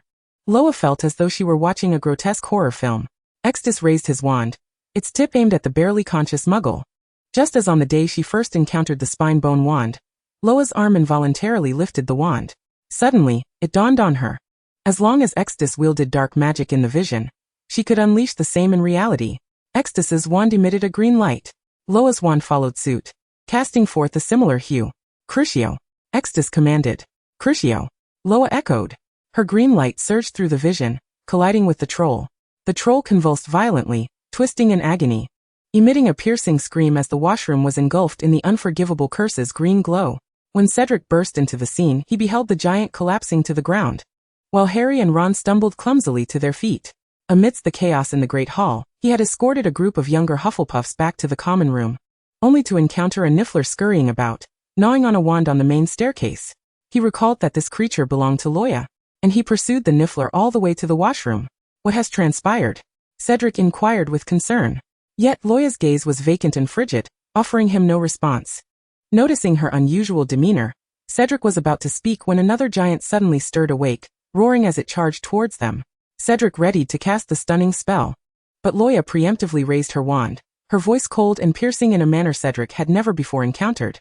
A green light whizzed past him, nearly engulfing both him and the giant in its wake. The giant levitated momentarily, its eyeballs rapidly swelling before bursting outward, its anguished screams reverberating through the corridor. Cedric turned to see Luo Ya's indifferent expression, a chilling smile gracing her lips, as though she had transformed into a different person entirely. The onlookers, pale-faced, witnessed this horrifying spectacle, which seemed less like a confrontation, and more like Luo Ya reveling in the torment and slaughter of the giant. Harry, filled with concern, approached Luo Ya and whispered, Luo Ya? She remained unmoving, entirely oblivious to his voice, her focus solely on her writhing prey. Luo Ya, Harry repeated, and she abruptly snapped back to reality, hastily ceasing her cruel enchantment. A cacophony of hurried footsteps echoed down the corridor, as Professor McGonagall burst into the room, followed closely by Snape and several other professors. McGonagall surveyed the grotesque scene before her, the two giants lying in a horrific state. You had best explain yourselves regarding what you have done. Professor Quirrell stammered as he leaned in to examine the corpses of the giants.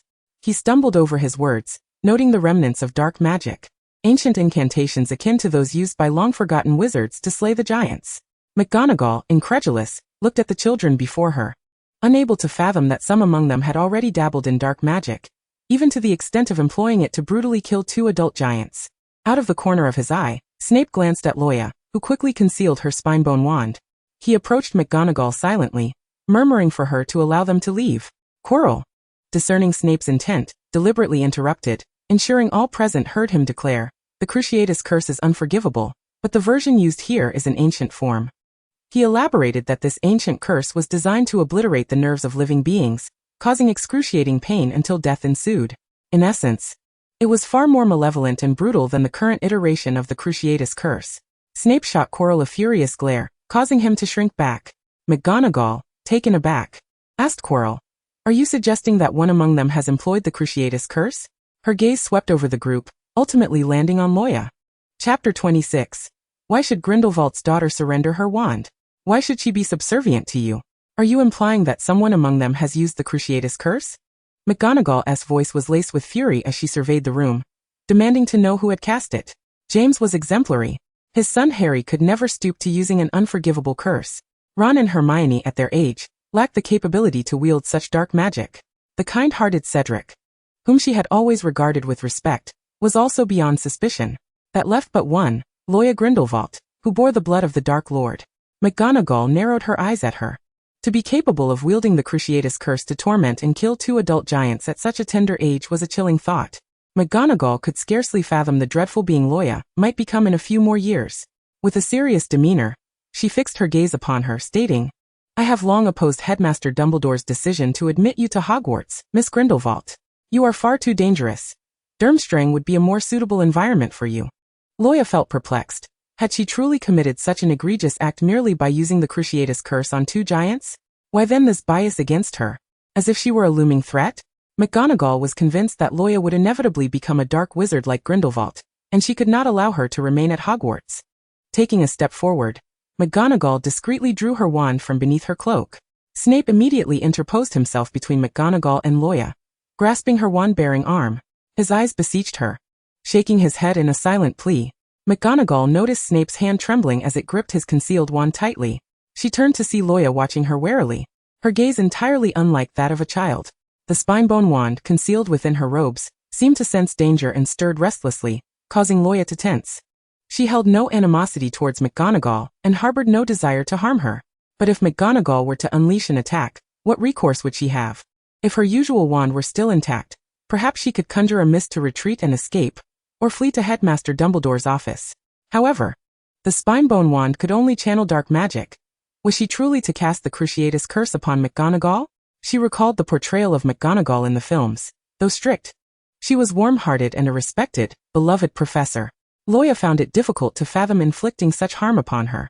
As she contemplated the myriad potential outcomes, McGonagall remarked, "You are just like your father." Luo Ya was taken aback. It dawned on her that Grindelwald was indeed her father. A fact she had long assumed he was merely a figure from her grandfather's era. Confident, arrogant, and particularly adept at manipulating hearts. As she uttered the final words, she cast a disappointed glance at Snape, as if to imply he had been ensnared by her charms without even realizing it. Snape averted his gaze, remaining silent. Luo Ya stared vacantly at the ceiling, pondering. What of confidence and arrogance? Who decreed that protagonists must embody the saintly qualities of a monk, altruistically guiding the masses? Should the offspring of the Dark Lord not pursue their heritage, opting instead to be a soft-brained romantic, living off the spoils of others? Did she not care about bringing disgrace upon her father? Hogwarts would inevitably be turned upside down by her hand. At McGonagall's words, Luo Ya's eyes twitched. She recalled the multiple invasions of Hogwarts depicted in the films. Even without her, it was well known that Hogwarts was among the most perilous places. McGonagall's expression darkened instantly, while the other professors looked on awkwardly. "It was I who did it. I used the unforgivable curse to slay the giant." Harry suddenly raised his hand. McGonagall regarded this as an absurd jest. Harry's eyes flitted nervously. The innocent and kind-hearted Harry had yet to master the art of lying without a hint of guilt, an obvious ruse. "Mr. Potter," McGonagall approached him. "Can you tell me what the unforgivable curses entail?" Harry faltered, having only been in school for 3 months. He had not encountered such knowledge in class, and could not even name the unforgivable curses. "You need not fabricate a tale about Miss Grindelwald using the forbidden curse," McGonagall advised, her tone earnest. Hermione, realizing the gravity of the situation, hurriedly explained, "It's not their fault. It was all because of me. They came looking for me and encountered the giants. Without them, I would have." At a loss for words, Ron nodded in agreement. Yet McGonagall merely cast a glance at Hermione, her focus elsewhere. The unforgivable curses include the killing curse, the soul-stealing curse, and the Cruciatus Curse. "It was the Cruciatus Curse I used on the giant," Cedric's voice rang out. The entire assembly turned to gaze at him, with several professors even expressing their condolences. Professor McGonagall found it hard to believe that the consistently honest and exemplary Cedric would resort to the unforgivable curse. I had inadvertently witnessed a dark wizard practicing what he had learned in Nocturne Alley. Cedric was fabricating a story with impressive flair, and Luo Ya looked at him in astonishment. Senior, you truly are a good person. Professor McGonagall was utterly unable to rouse someone who willingly chose to be a scapegoat. Shaking her head, she remarked, "You have greatly disappointed me, Mr. Diggory." In summary, as long as it was not Luo Ya who had used the Cruciatus curse to slay the troll, there was no significant issue. However, if it were indeed Luo Ya who had employed such a heinous spell, Professor McGonagall would undoubtedly refuse to allow her to remain at Hogwarts. In a fit of anger, Professor McGonagall decreed 10 points from Hufflepuff and 5 points from Gryffindor. The end result was that the unfortunate and well-meaning Cedric was sentenced to detention. You all returned to your respective dormitories. Professor McGonagall and several other professors turned and departed. Snape extended his hand toward Luo Ya, softly beckoning her over. Luo Ya suspected that Snape intended to confiscate her dark magic wand, so in an effort to protect it, she turned her head and feigned ignorance. Hermione nudged her arm. "Professor Snape is calling you." Luo Ya continued to pretend she hadn't heard. Snape furrowed his brow, advancing 2 steps before firmly grasping her wrist and pulling her toward his office. With one swift motion, Snape lifted Luo Ya and placed her upon his desk. Seated there, Luo Ya found that for the first time, she could meet Snape's gaze without craning her neck. She crossed her arms and swung her legs, exuding an air of resolute defiance. Snape withdrew his wand and conducted a thorough examination of her, ensuring she was unharmed before finally relaxing his tense brow. Subsequently, Snape spoke gravely, "Hand it over." "Hand over what?" Luo Ya blinked innocently, fully aware of the pretense. With a slight "oh," she retrieved her niffler from her clothing and offered it to Snape. "Here you go." Snape tossed the niffler aside. Leaning against the desk with his hands on either side of her, locking eyes with her as he enunciated each word. "Your wand." Luo Ya pursed her lips. For instance, if one were to traverse into a perilous alternate realm, and fortuitously acquire a powerful artifact that could enhance their magic in a short time, only to have others deem it dangerous and seek to confiscate it, would one comply? Fanfiction Extra 1. The artifact bestowed upon the protagonist by the heavens. Why must it be surrendered? Luo Ya concealed her wand and, feeling bored, opened the Tomato app, only to discover a swarm of Snape fans pursuing her with fervor. "Professor Snape demanded you surrender your wand, and you refuse. How audacious." The female protagonist truly falls short, disregarding her tutor's words. Pathetic female lead. How can she not worship my male idol? The female lead is truly ungrateful. My idol is so handsome, yet she does not kneel and grovel. Luo Ya chuckled, finding the antics of the sycophants utterly ludicrous. Did they expect her to submit her system at Snape's behest? Must all fanfiction heroines prostrate themselves before their masters? Ha! She harbored none of the vile notions of male superiority that characterized the slave girls, nor would she debase herself to fawn over men. She bore the surname Grindelwald. Not Snape. Snape was not her father. He had no authority to command her. She certainly had no obligation to comply. Luo Ya considered herself innocent of any wrongful death. Yet these delusional fans had hastily condemned her as a ruthless killer of the innocent, assuming they knew the plot better than the author herself. One by one, Luo Ya ushered the little black creatures into a secluded room, placing the niffler on her shoulder, and sent a letter to Newt. Chapter 27. Truth or Deception in Prophecy. Had she become the Dark Lord? The artifact bestowed upon the traveler by the heavens, why must it be surrendered? Hence, to protect her wand. Luo Ya unveiled her ace against Snape. Children must learn to charm to protect their beloved toys. She suddenly leaned forward, closing the distance between them, so close that they could discern each other's eyelashes. Snape stiffened, instinctively retreating a step. Luo Ya smiled sweetly, elongating her final syllable. Professor Snape. It mattered not what she called him. Old Bat. In the end, her precious wand was confiscated by Snape. Luo Ya crossed her arms and bit her lip, biding her time. She had plenty of ways to reclaim her wand. The following day, Professor McGonagall knocked on Professor Trelawney's office door. Professor Trelawney recalled that McGonagall disliked imprecise matters, particularly divination. Thus, she was quite surprised to see McGonagall standing at her office door. Without delay, McGonagall got straight to the point. "What did you see on Sorting Hat Day?" McGonagall remembered Trelawney's unusual behavior during the Sorting Hat ceremony. How she had seen Luo Ya frightened and hiding behind a chair, refusing to come out. Trelawney trembled slightly as she said, "I saw her future. It is too terrifying for you to accept." Placing her hands upon the crystal ball, Trelawney murmured an incantation. And soon an indistinct vision began to materialize at the center of the orb. The vision was hazy, making it difficult for McGonagall to discern clearly. You may try placing your hands on the crystal ball, Trelawney suggested. McGonagall placed her aged hands upon it, and darkness rapidly enveloped her surroundings, followed by a vision filled with blazing blue flames. She had to shut her eyes and reopen them, only to find Trelawney absent, while she stood in an underground venue. A throng of wizards from around the world surged around her. A girl approached the center of the crowd, and the wizards parted like waves, allowing her passage. They shouted her name like frenzied devotees. Grindelwald! Grindelwald! Grindelwald!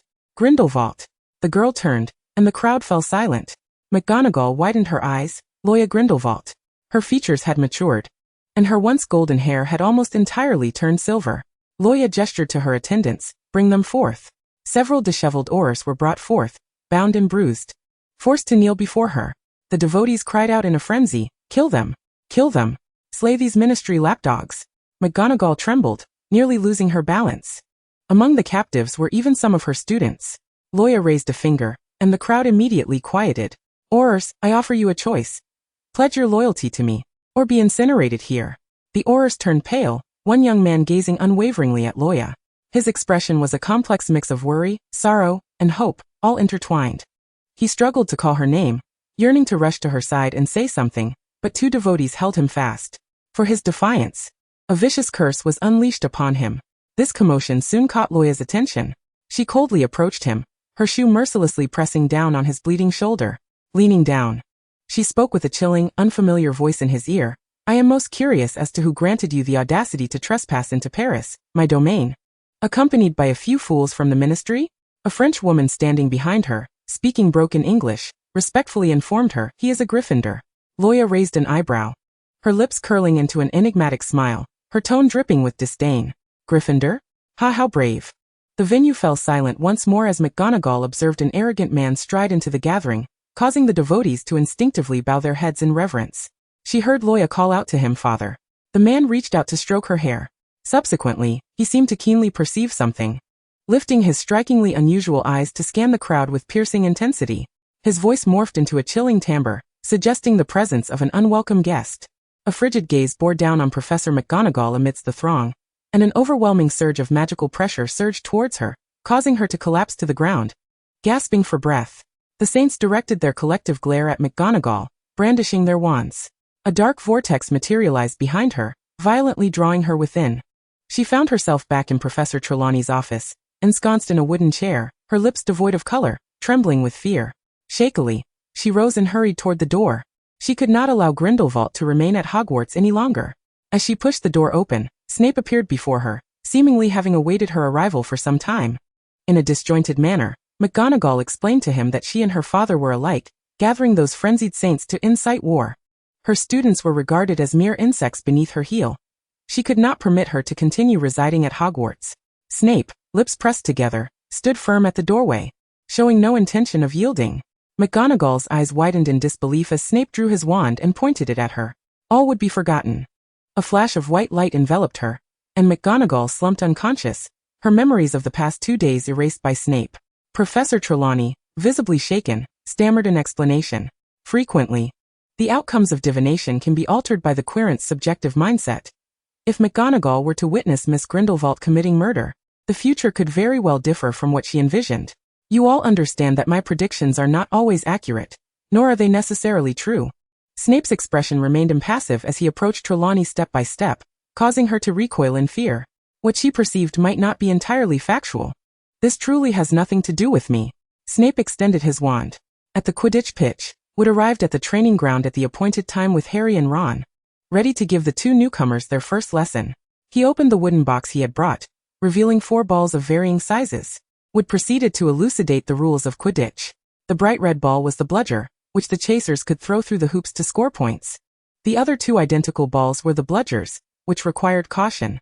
Ron mentally noted this, recalling only the golden snitch from his hazy memories of the films. Wood released one of the bludgers, which soared into the sky and hurtled towards Harry's face, prompting Wood to swiftly bat it away with his bat. Do you see?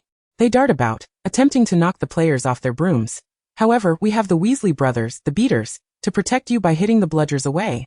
Understood. Fred and George are the tanks, I and Harry are the fragile descendants of Luban, while the hoops represent the enemy's crystal stronghold.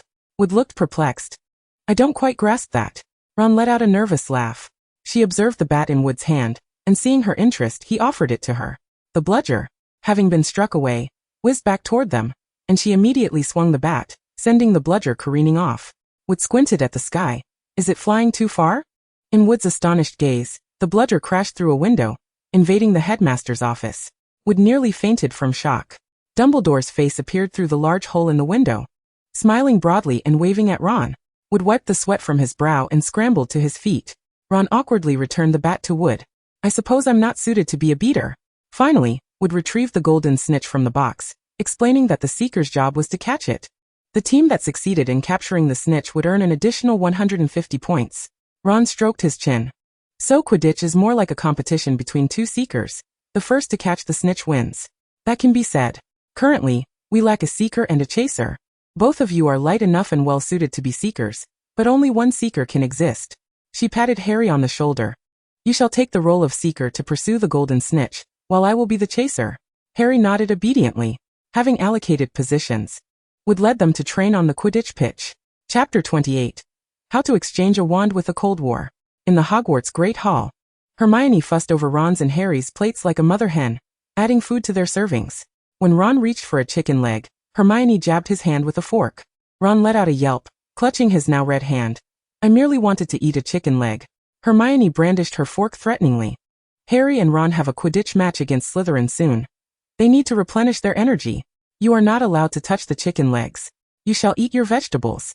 With no room for rebellion, Hermione tipped a plate of vegetables onto Ron's tray, leaving him despondent. I truly cannot eat this much. Luo Ya sighed at the mountainous pile of meat Hermione had bestowed upon her plate. Observing Ron's pitiful gaze fixed on the chicken leg, Luo Ya kindly picked up a clean fork and transferred a chicken leg onto Ron's plate. Ron, deeply touched, exclaimed Luo Ya, you are truly wonderful. Harry watched as Luo Ya served Ron the chicken leg, and Ron's silly grin made Harry feel an odd sensation, as if Luo Ya were overlooking him. I want some too, Harry suddenly declared. Luo Ya glanced at the mountainous pile on Harry's plate, astonished. Are you certain you can still eat? Harry nodded vigorously. Very well, Luo Ya acquiesced, serving him a chicken leg. Simultaneously, she couldn't resist reminding him, Harry, take care with your eating. You are our Gryffindor seeker, the hope of our entire house. Do not let the golden snitch escape you, or you might end up regurgitating a chicken leg instead. Following this, they chattered away about inconsequential topics, until Harry inexplicably steered the conversation back to Snape. Listen, I suspect that the troll that night was released by Snape as a diversion, intending to use the three-headed dog. Why would Snape need to go through the three-headed dog? Luo Ya interjected. Whatever Hagrid retrieved from Gringotts must be guarded by that three-headed beast. Snape is after it. Upon hearing Snape's name mentioned in such a negative light, Luo Ya could no longer restrain herself. Honestly, Snape is quite decent. You are all misunderstanding him. Hermione frowned. Luo Ya, you cannot defend him simply because he is your temporary guardian. Ron chimed in, echoing Hermione. Exactly. Luo Ya shook her head helplessly. If the old bat truly wished to deal with you children, you would not see the light of day again. Alas, Snape's naturally grim countenance and villainous aura made it difficult for others not to misinterpret him. Luo Ya sipped her juice, lamenting how challenging it was to communicate and explain things to children. Snape shared a similar sentiment. The Gryffindor table suddenly fell silent, with the lions engrossed in their meals without a word. It was well known that this was a signal of the arrival of a dangerous individual from the Gryffindor's most wanted list. Luo Ya glanced toward the entrance, where Snape approached them with a package in hand. She quickly turned her back, propping her chin on her hand, feigning irritation and leaving Snape with only her back to see. Standing behind her, Snape furtively glanced at Luo Ya's mountainous plate. A subtle sigh of relief escaped him. Miss Grindelwald appeared to have an appetite today, perhaps indicating she was calming down. Ever since he confiscated the dangerously cursed wand capable of casting unforgivable curses due to the troll incident, Miss Grindelwald had unilaterally declared a cold war. When they crossed paths in the corridors, she would turn away as if he were air. In potions class, she would invent all sorts of bizarre excuses for Hermione to take leave, effectively avoiding his presence altogether, according to the recollections from Gryffindor and Slytherin. During the days when Miss Grindelwald was absent, the atmospheric pressure in potions class was remarkably low, and Professor Snape's demeanor grew increasingly ominous. The Gryffindors felt a palpable sense of unease, as Snape incessantly deducted points from their house, Yet each time he opened his mouth to impose penalties, he refrained from following through. In short, during this period, Luo Ya offered no glances or words to him, nor did she grant him the privilege of her voice. The Cold War persisted for several days, leaving Snape's emotions in a tumultuous state. He nearly resorted to storming into the Gryffindor common room to confront her. In truth, he would never admit that he did indeed venture there.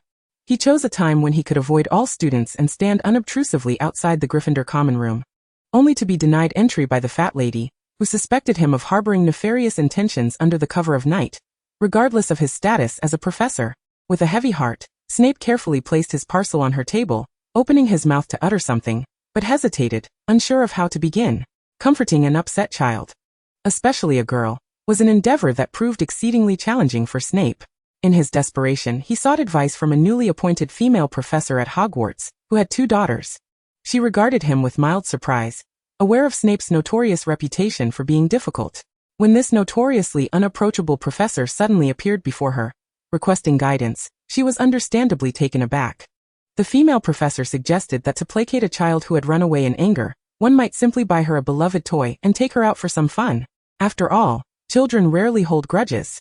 However, Snape felt compelled to clarify that his particular child was quite the opposite. Now Snape could only stand silently behind Luo Ya, fixated on the back of her head, hoping that once she unwrapped the parcel, their torturous standoff would come to an end. Luo Ya feigned disinterest in the package, her fingers aimlessly tapping on the table.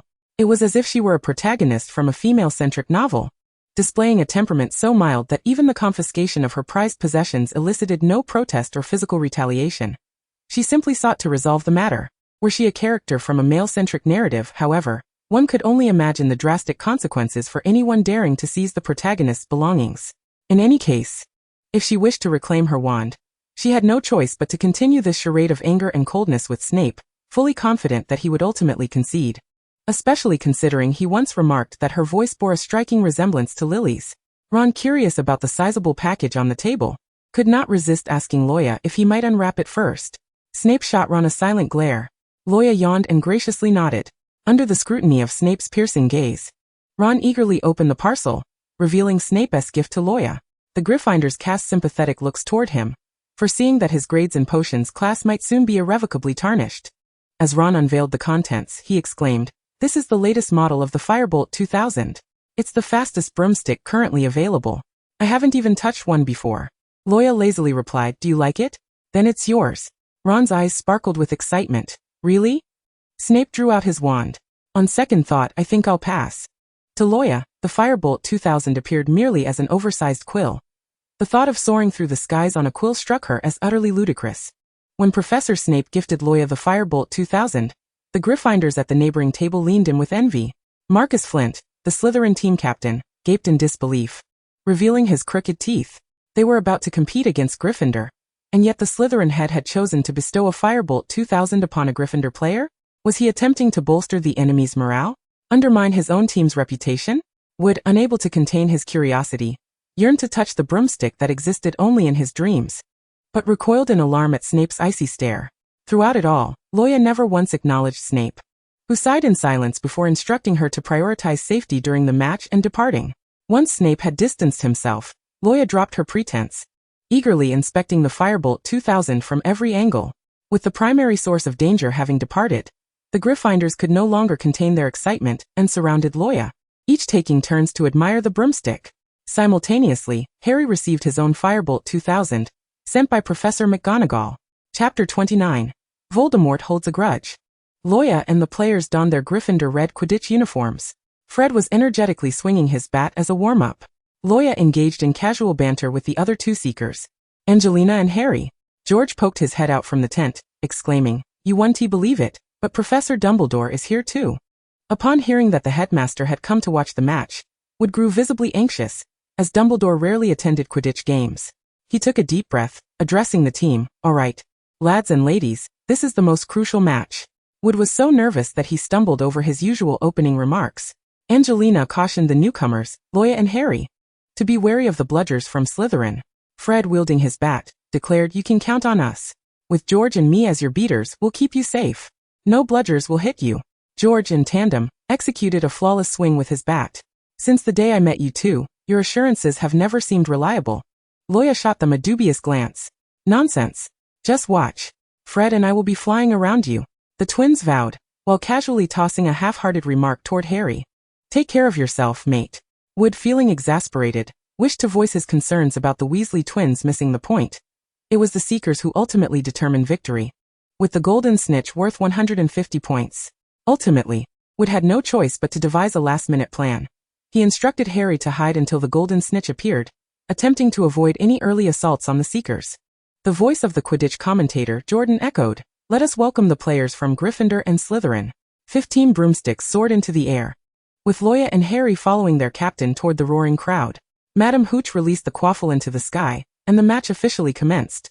Angelina seized the quaffle, deftly evading the Slytherins and scoring the first 10 points for Gryffindor. Several Slytherins doggedly pursued her from behind. Angelina signaled to Luo Ya, swiftly passing the ball to her. With the quaffle in hand, Luo Ya sped toward the goalposts. Fred and George clustered around her, one to the left and one to the right. A bludger zoomed toward Luo Ya, but Fred promptly struck it away with his bat. Another bludger approached from behind, only to be sent flying by George's swift, spinning strike. Luo Ya charged full speed toward the goal. Jordan excitedly shouted, "Luo Ya Grindelwald scores. Gryffindor gains another 10 points." The Gryffindor stands erupted in cheers. Drary and Pusey inquired of Marcus, "Is this Gryffindor's new strategy? 2 beaters protecting a chaser?" Marcus, flashing his crooked smile, commanded, "You two, follow me to intercept them." Unaware of the looming danger, the twins turned to boastfully address Luo Ya. "See? Your knights are protecting you splendidly. You two should probably pay attention to what's in front of you," Luo Ya warned, glancing at the approaching shadow. As Fred turned around, he was met with Marcus hurling a bludger directly at him. Stunned, Fred was struck and fell from his broomstick. The bludger, like a returning boomerang, flew back and hit George on the back of the head, causing him to plummet to the ground as well. The 2 knights of Jordan Luo Ya Grindelwald tragically fell, faces planted against the ground, a truly dreadful sight. The Slytherins in the stands erupted in gleeful laughter. Subsequently, Slytherin seized the quaffle, only to be thwarted by a magnificent save from Keeper Wood, who flashed a triumphant grin but was immediately sent flying along with the ball. It appeared he would once again be heading to the infirmary for a week of recuperation. Katie Bell passed the ball to Luo Ya, who executed a splendid spin to evade the pursuing Slytherin chaser, and charged towards the goalpost. Commentator Jordan jubilantly proclaimed that Gryffindor had scored again. How magnificent! Luo Ya Grindelwald was truly both striking and captivating. She was nothing short of my goddess. I believe I have fallen in love. Dumbledore lowered his binoculars, smiling as he remarked, "My child, could you please maintain your commentary?" "Of course, Headmaster," Jordan replied. Now that the quaffle was no longer in Luo Ya's possession, several Slytherins inexplicably surrounded her. A bludger whizzed past, forcing Luo Ya to slow down and duck urgently, just as the Slytherin behind her caught up. The Slytherins encircled Luo Ya, restricting her movement. This was not looking good. Luo Ya felt trapped. Truly, it felt like the butterfly effect. Wasn't it Angelina who crashed into the goalpost in the movie? Why was she the one now facing a similar fate? Just as she was about to collide with the goalpost, the Slytherins intentionally dispersed. But Luo Ya had no time to break. She could only make a desperate left turn at the last moment, resulting in her crashing into the Slytherin student section. The Slytherin students shrieked and scattered, a collective gasp reverberating through the stadium. Students from other sections rose to stretch their necks, eager to see what had transpired. Jordan, with a dramatic expression, exclaimed, "Merlin! The goddess has fallen. This must have been quite a devastating impact." Professor Snape abruptly stood from the staff table, angrily bellowing, "Slytherin loses 200 points. Wow!" Jordan exclaimed. "Slytherin has been docked 200 points by their own head of house. This is simply marvelous." Applause erupted from Gryffindor. Slytherin's Terrence Higgs landed behind Captain Marcus, looking conflicted as he asked, "Captain, should we continue the match? What if we lose all our points?" Marcus remained silent. Luo Ya, rubbing her head as she got to her feet, felt dizzy, a sizable bump forming on her skull. Fortunately, she had someone to cushion her fall. Otherwise, she too would have been carried off to the infirmary as Wood's companion. Looking beneath her, she noticed the dazed and unconscious Draco Malfoy sprawled beneath her. Luo Ya pressed her ear to his chest to listen to his heartbeat, gave his face a firm slap, and pinched his nose vigorously. He was alive, and all seemed well. After being knocked unconscious by falling debris, Malfoy gradually regained consciousness, weakly moaning, "I shouldn't have provoked any of you today." Indeed, Malfoy had behaved quite commendably, not provoking anyone at all. Luo Ya hopped onto her broomstick, propelled herself off, and soared back to the Quidditch pitch. Meanwhile, Harry was experiencing difficulties with his broomstick, which began to tumble uncontrollably. He could barely manage to stay aloft. Professor Quirrell was casting a jinx, while Snape was countering it. Hermione was itching to set fire to Snape's robes. It turned out that, on many occasions, a physical strike was far more effective than a spell. Luo Ya received the quaffle from her teammates, raised her borrowed broom, and struck the quaffle directly at Professor Quirrell's face with all her might. The sudden impact left Quirrell dizzy, causing him to spin and crash face-first into the wall. "Wow!" Jordan exclaimed. "Luo Ya Grindelwald has struck Professor Quirrell with the quaffle." Two bludgers, noticing Luo Ya, appeared unoccupied, charged towards her. Luo Ya swung her broom, sending both bludgers crashing into Quirrell's head, delivering a painful double strike to Voldemort hidden beneath his turban. With Quirrell's jinxes no longer controlling the broomsticks, they returned to normal. Excellent. Today, not only had she dealt a decisive blow to Voldemort, but she also spared Snape's robes. Observing Harry diligently pursuing the golden snitch, Luo Ya felt it was time to take it easy. Chapter 30. Snape invites her to Hogsmeade? The Gryffindor common room was lively and boisterous. With no classes in the afternoon, everyone was celebrating their victory in the Quidditch match. Fred and George had even pilfered a cake from the kitchen. Snape stood outside the Gryffindor common room, able to hear the raucous noise within.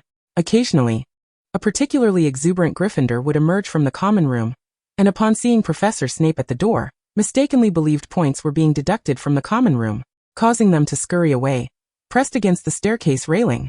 The twins continued to boast to their fellow lions about how they had knocked away bludgers to protect their vulnerable team members.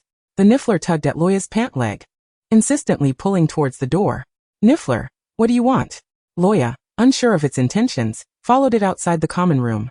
At the door, Snape patiently awaited Luo Ya, who had been dragged out by the Niffler. The Cold War plan had evidently succeeded. The old professor could no longer resist the urge to see her, prompting Luo Ya to suppress a smile. However, if she was to play the part, she feigned a glum expression and asked, "Is there something you need?" Snape's eyes scrutinized Luo Ya intently, weighing his words carefully. "If there is nothing, I shall take my leave." Seeing Snape remain silent, Luo Ya turned to re-enter the common room. Snape finally hesitated and spoke from behind her, his typically deep voice carrying a softer tone. "Would you like to visit Hogsmeade?" Drawing from the advice given by a female professor about enticing children, he decided that since offering toys had proven ineffective, perhaps taking her out for a stroll might do the trick. Luo Ya halted immediately. Hogsmeade from the movies, Honeydukes, the Three Broomsticks, and the ever-popular Butterbeer, was a tantalizing prospect. The correct response would be to refuse to return her wand and decisively turn away to continue to linger. Yet the allure of Hogsmeade was simply too potent. She feigned disinterest, casually inquiring about when they would go. Snape, secretly relieved, allowed a hint of a smile to flicker at the corners of his mouth. "Whenever you wish. It can be arranged at any time. How about now?" Luo Ya turned back, hands clasped behind her, striving to suppress her excitement. "Very well," Snape replied, lowering his gaze as he observed her rush to change clothes, aware that it was cold outside. Luo Ya glanced down at her thin shirt. The Gryffindor common room's fireplace blazed warmly, keeping the area comfortable, and young wizards often wore pajamas without feeling cold. Outside the castle, however, it was another story. The temperature had dropped suddenly. It had been fine in the morning, but now the afternoon chill was biting. "Then wait for me," she called as she jogged back to the dormitory, weaving through the bustling common room, donned her coat, and tossed the Niffler to Hermione. Luo Ya looked up at Snape, who towered over her, and asked, "Don't you have any classes this afternoon?" Snape replied that he had just arranged for a course swap with other professors. Although she was now bundled up in a coat, the moment Luo Ya stepped outside the castle gates, the cold air made her shiver. Snape produced his wand and cast a warming charm on her. They arrived at the pub in no time. The establishment was crowded and noisy, filled with swirling smoke, and a graceful woman was tending to a rowdy group of wizards at the bar. They found an empty table by the window. The young server eagerly approached them, asking what they would like. Luo Ya immediately called for 2 butterbeers. Snape interrupted, ordering 1 butterbeer and 1 milk. "Yes, sir. 1 butterbeer and 1 milk," the server replied. In less than 5 minutes, the server returned with steaming butterbeer and milk frothing with bubbles. Luo Ya took a disgruntled sip of her milk. After careful consideration, Snape ultimately pushed the box containing her wand towards her. That was Luo Ya's spine wand. After the event of the troll invasion at Hogwarts, he confiscated the perilous spine wand belonging to Luo Ya. Subsequently, he took the time to visit a wand shop in Germany, where the proprietor, Grigovich, frequently supplied wands to the students of Durmstrang. Upon inspecting the wand, Grigovich discovered that its core was crafted from the spine of a dark wizard from centuries past, a practice strictly prohibited in the wizarding community. Moreover, the wand was enveloped in an imperceptible aura of dark energy. It was truly astonishing to find a wand made from the spine of Ektish, indicating that its creator was indeed deranged.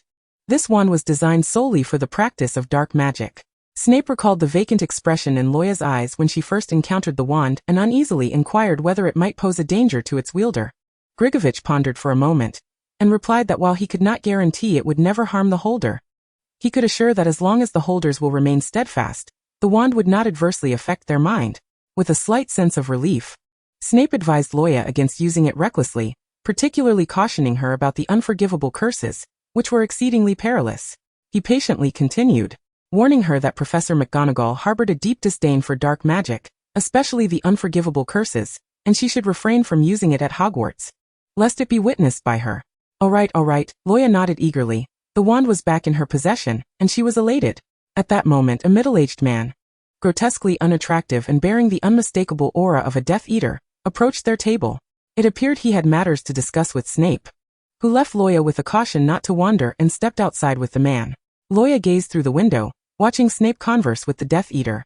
After a while, she summoned a waiter and requested another glass of butterbeer. The waiter hesitated, glancing at her and then at Snape outside. "You're too young. Your guardian wouldn't he approve?" Luo Ya felt a wave of frustration. Why did others perceive her as so insignificant? "I'm in charge at home." The waiter looked at her in astonishment. "And you're mistaken. He is not my guardian." Upon hearing this, the waiter's gaze darted back and forth between Luo Ya and Snape outside. Finally he seemed to comprehend, saying, "I see, you two really know how to have fun." Shortly thereafter, the waiter returned with a steaming mug of butterbeer. Luo Ya made sure to add, "Put it on Snape's tab." Taking a sip of the butterbeer, she found it reminiscent of the fizzy drinks from the Muggle world, yet undeniably delightful. She set down her cup and inadvertently noticed Professor Quirrell in the corner, his head bandaged, speaking furtively with a cloaked figure. Luo Ya caught snippets of their conversation regarding the first-year competition. After concluding his discussion, Quirrell turned and immediately spotted Luo Ya, his expression darkening as he touched his bandaged head, evidently in pain. Luo Ya held no fondness for Quirrell. Not only did he have the Dark Lord lurking at the back of his head, but during the troll invasion, he had deliberately steered McGonagall's ire towards her, aware of her surname's weight in her treatment. Quirrell approached her table, emanating a pungent odor of garlic that nearly made her gag. "Miss Grindelwald, students below the 3rd year are not permitted in Hogsmeade. I believe it necessary to inform Professor McGonagall." Clearly, he was attempting to provoke her, whether out of personal grievance due to her bludger shot or the resentment of the Dark Lord residing in him. How shameless to resort to such childish tactics of informing a teacher. A sneeze erupted from the Dark Lord concealed within Quirrell's scarf. Just then, Snape strode up from behind, his demeanor dark as he glared at Professor Quirrell. Quirrell smirked, evidently disinclined to continue the conversation, and departed with a sense of relief. Snape turned around to find Luo Ya hastily trying to conceal her butterbeer cup beneath the table. He frowned but ultimately chose to act as though he had seen nothing.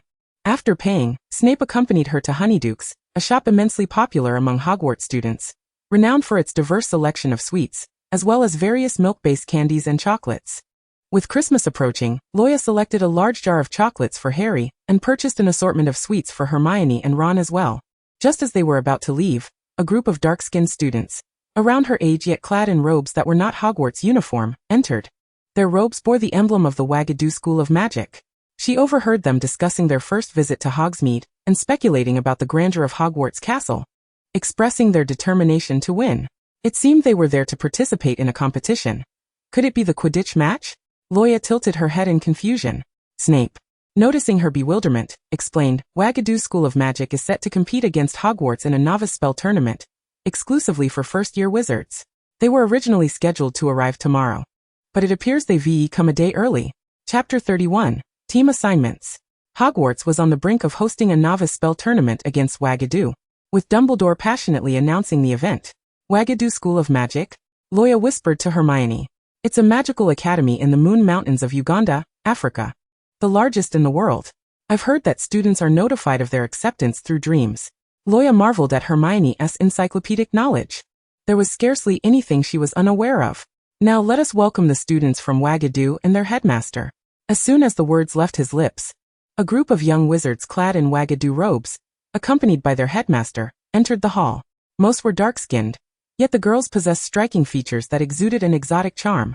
Ron, utterly captivated, nearly had his ear pulled by Hermione, while Harry instinctively shifted to the side in surprise. Once the Wagadu students settled, the hall felt far more congested than usual. Professor McGonagall rapped her spoon against her cup, commencing the announcement of the competition rules.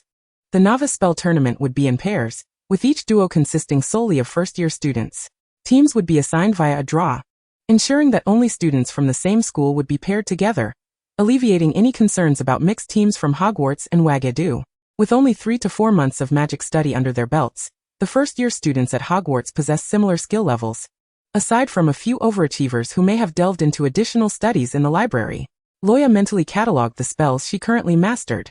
Judging by her abilities, though uncertain of the situation at Wagadu, she would rank among the upper echelon of first years at Hogwarts. If her teammate happened to be Harry or Hermione, she was confident they could easily advance to the finals. Dumbledore waved his hand to cast a spell, causing an array of floating magical boxes to materialize above the long table. The boxes seemed almost alive as they danced in the air, allowing students to select them at will to match their partners. Luo Ya grasped a red magical box and opened it, revealing a miniature golden snitch, smaller than that used in Quidditch matches. The moment she touched it, words materialized above the snitch. Luo Ya Grindelwald, number 13. According to Professor McGonagall's explanation of the rules, wizards bearing the same number would be paired together, indicating her partner would also be number 13. Luo Ya leaned over to glance at Harry and Hermione's snitches, both of which bore the number 10. Harry and Hermione together. What a formidable duo. Luo Ya mused, convinced they would certainly dominate the competition. Since neither Harry nor Hermione was her partner, she turned her attention to Ron, only to find he was not number 13 either. Well, at the very least, I would have the future Sword Saint, Neville, or the genius of explosives, Seamus, as my teammates, which is still somewhat acceptable. Neville was still fiddling with his memory orb when a magical box inadvertently fell on his head. After a pained exclamation, he opened the box, only to find that it was not number 13. Seamus had just unwrapped his magical box when it exploded, and when Luo Ya approached to inspect the ashes of the flying rogue, it was evident that it was also not number 13. Luo Ya scoured the Gryffindor long table in search of someone with the same number as hers, but found no one. Reluctantly, she proceeded to the tables of Ravenclaw and Hufflepuff to investigate. The young witches and wizards from both houses were amiable. However, number 13 was still elusive. By now, nearly all the first-year students had found their matching numbered partners, while Luo Ya remained alone, an unsettling premonition creeping over her. Turning around, she spotted Draco Malfoy of Slytherin, parading about with the golden snitch, having made his rounds at Ravenclaw and Hufflepuff. Finally, he strutted towards the Gryffindor table with an air of arrogance. "Who is number 13? He proclaimed, uninvited. The snitch flew directly to Luo Ya, circling her once before landing in her hand, revealing that both snitches were indeed number 13. The eyes of Gryffindor converged upon Luo Ya. Malfoy's once haughty demeanor froze instantly. Memories of his potions textbook, Feather Quill, the blasted cauldron, and an unidentified flying object during a Quidditch match flooded back, making him grimace at the thought. Luo Ya's expression was equally grim. Her partner was none other than Draco Malfoy. In her eyes, he was merely a spoiled young master, coddled by his family. She struggled to recall the combat prowess displayed by Malfoy in the films and the spells he had wielded, though her recollection of the plot was now rather hazy. After a moment's reflection, Luo Ya's expression darkened further. Teaming up with Malfoy meant she might have to face a 2-on-1 scenario. Thus, she raised her hand to speak. "Professor, may I apply for a forfeit at this moment?" Malfoy's eyes widened in vehement protest. "Wait. Your teammate, Malfoy, has refused to forfeit." Malfoy was eager to compete, while Luo Ya was disinterested due to having him as her partner. According to the rules of the doubles competition, if Luo Ya declined to participate, Malfoy would also be deemed to have forfeited. In the Slytherin common room, Malfoy paced irritably before the fireplace, while Goyle and Crabbe lounged on the sofa, munching on snacks. Seeing their nonchalant demeanor fueled Malfoy's frustration. "You two imbeciles should think of a solution."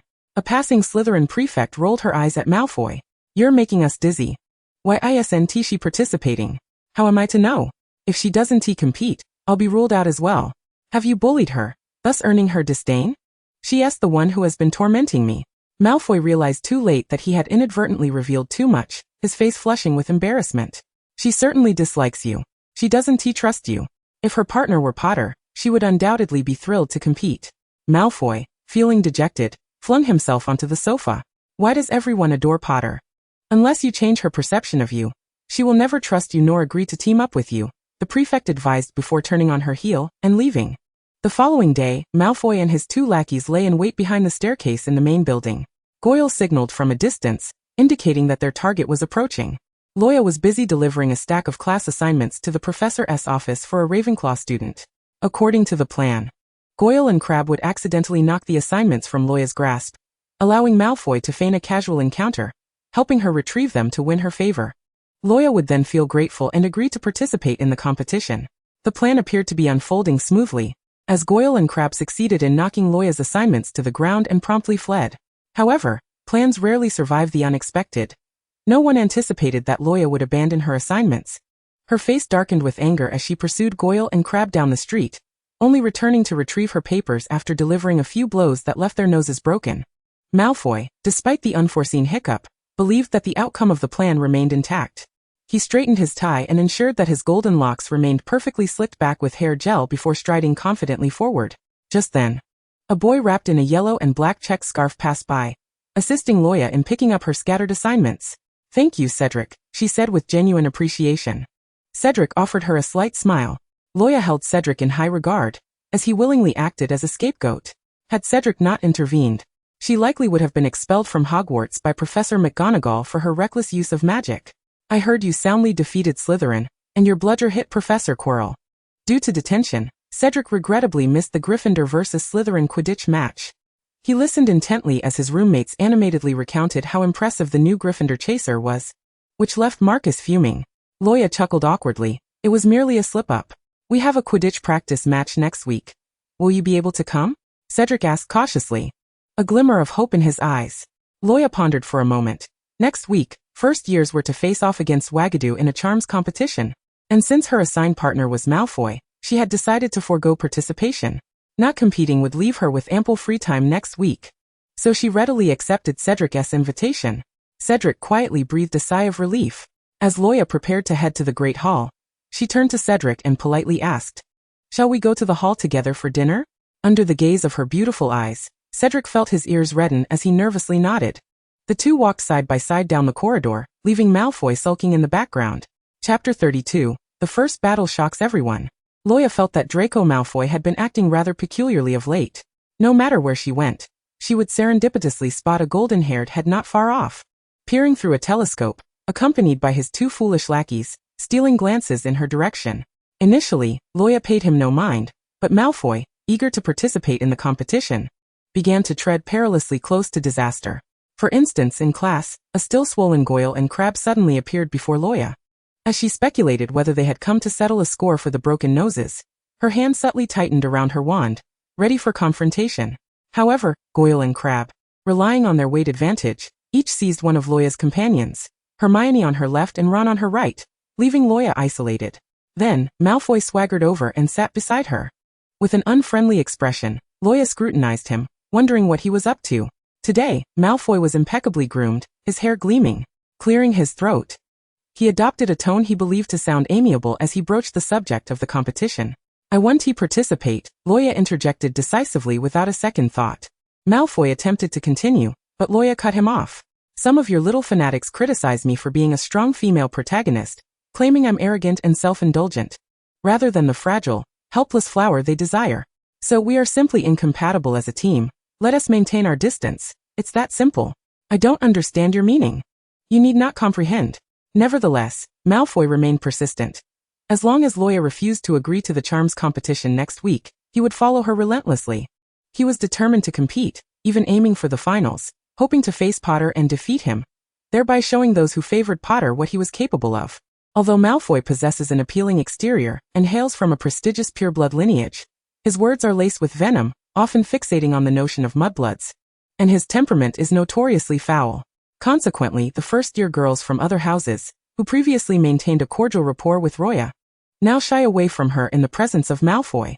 Ultimately, Luo Ya could no longer endure Malfoy's incessant harassment, and reluctantly agreed to participate in the competition. While Malfoy was in the Slytherin common room boasting about his inevitable triumph in the duel, Luo Ya had already arrived at the arena to survey the competition. The dueling grounds had been magically suspended above the Black Lake by Dumbledore, with stairs extending down to the grass. The sky above the dueling area was also enchanted, rendering it impervious to the wintry weather outside. The rules dictated that if either team lost a member to unconsciousness or into the Black Lake, they would forfeit. Overall, the doubles match would test the teamwork of the participants. Although it was a first-year tournament between Hogwarts and Wagadu, many upperclassmen gathered to spectate, filling the stands to capacity. Luo Ya and Malfoy's match was scheduled for the second day, while Harry, Hermione, and Neville's match took place on the first day. Fred, seated directly behind her, leaned over the back of his chair and prodded Luo Ya. "Hey Luo Ya, George and I have wagered our entire allowance on your victory. No pressure. But your success could make us rich overnight." Luo Ya sighed, acknowledging that this was indeed pressure, not mere encouragement. The first match featured Neville paired with the Ravenclaw girl. As the match commenced, Neville fumbled and was hit by a spell, nearly falling into the Black Lake.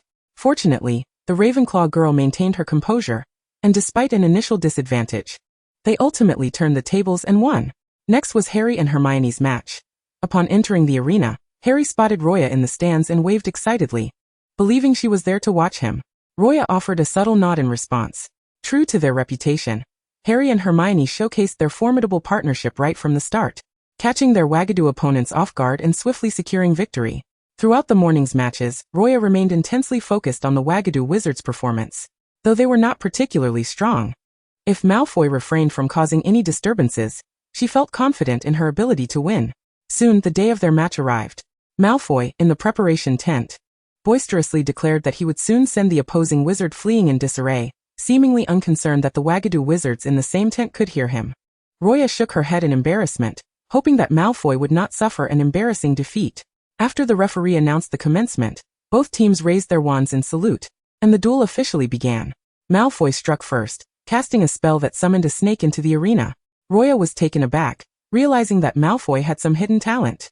Sensing her astonishment, Malfoy's spirits lifted, and the snake hissed menacingly. However, in an unexpected turn, the Wagadu wizard swiftly incapacitated Malfoy, sending both him and his snake plummeting into the Black Lake. The referee immediately declared Wagadu the victor. Cheers erupted from their supporters. Luo Ya's expression darkened.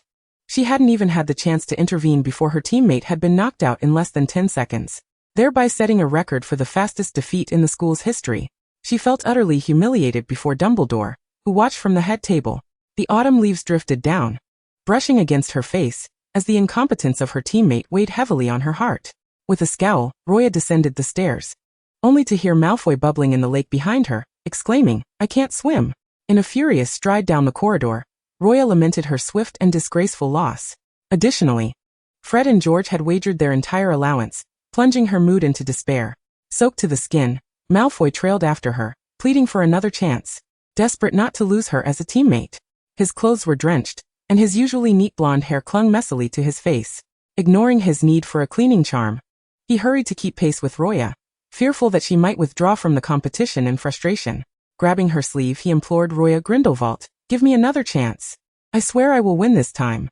Malfoy, I warn you, right this instant, you had better keep your distance, or I might just pull every strand of that golden hair out." Luo Ya retorted angrily.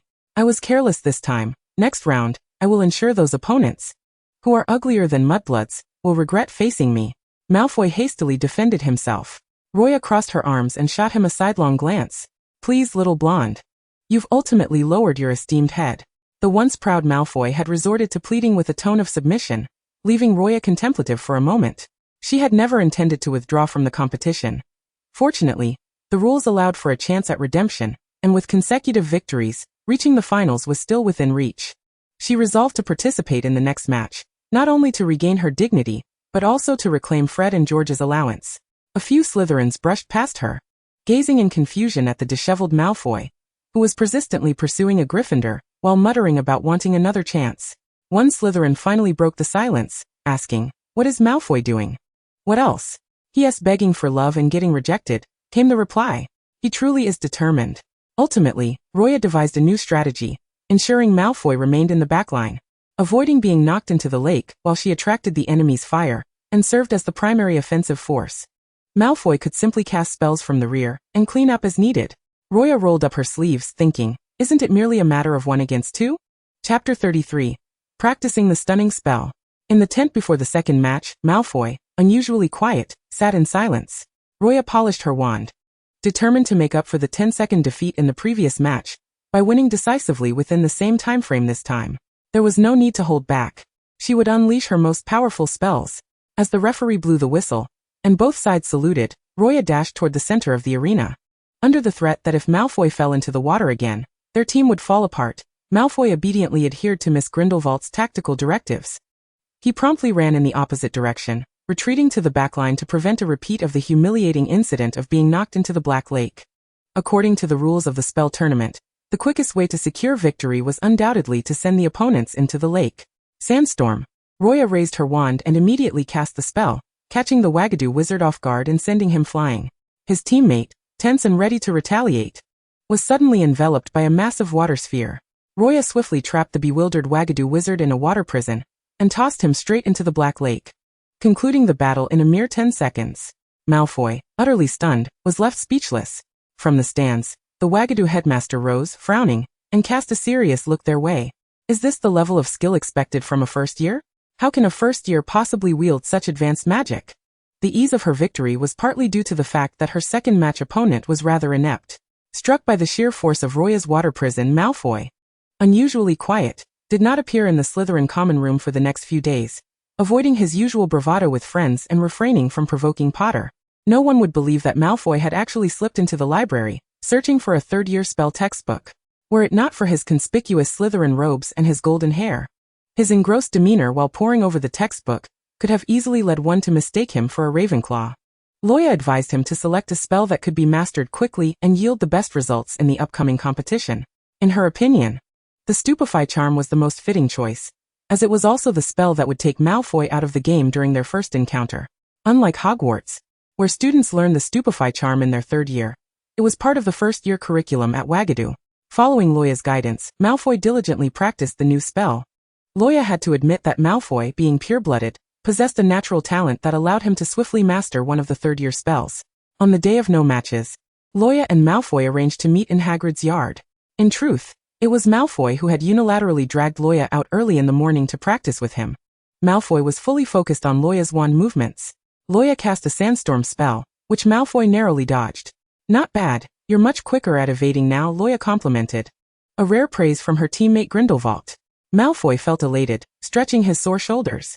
For the past few days, Luo Ya had been training Malfoy's dodging skills.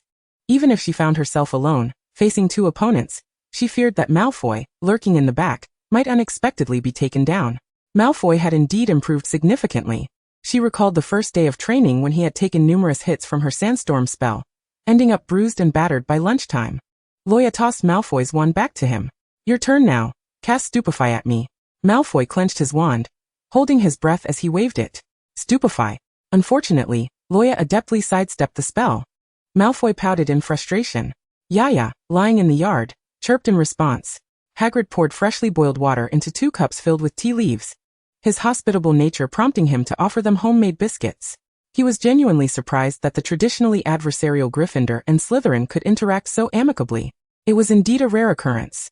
Thank you, Luo Ya said, accepting the teacup from Hagrid and taking a gentle sip. Malfoy, accustomed to luxury, looked disdainfully at Hagrid's biscuits.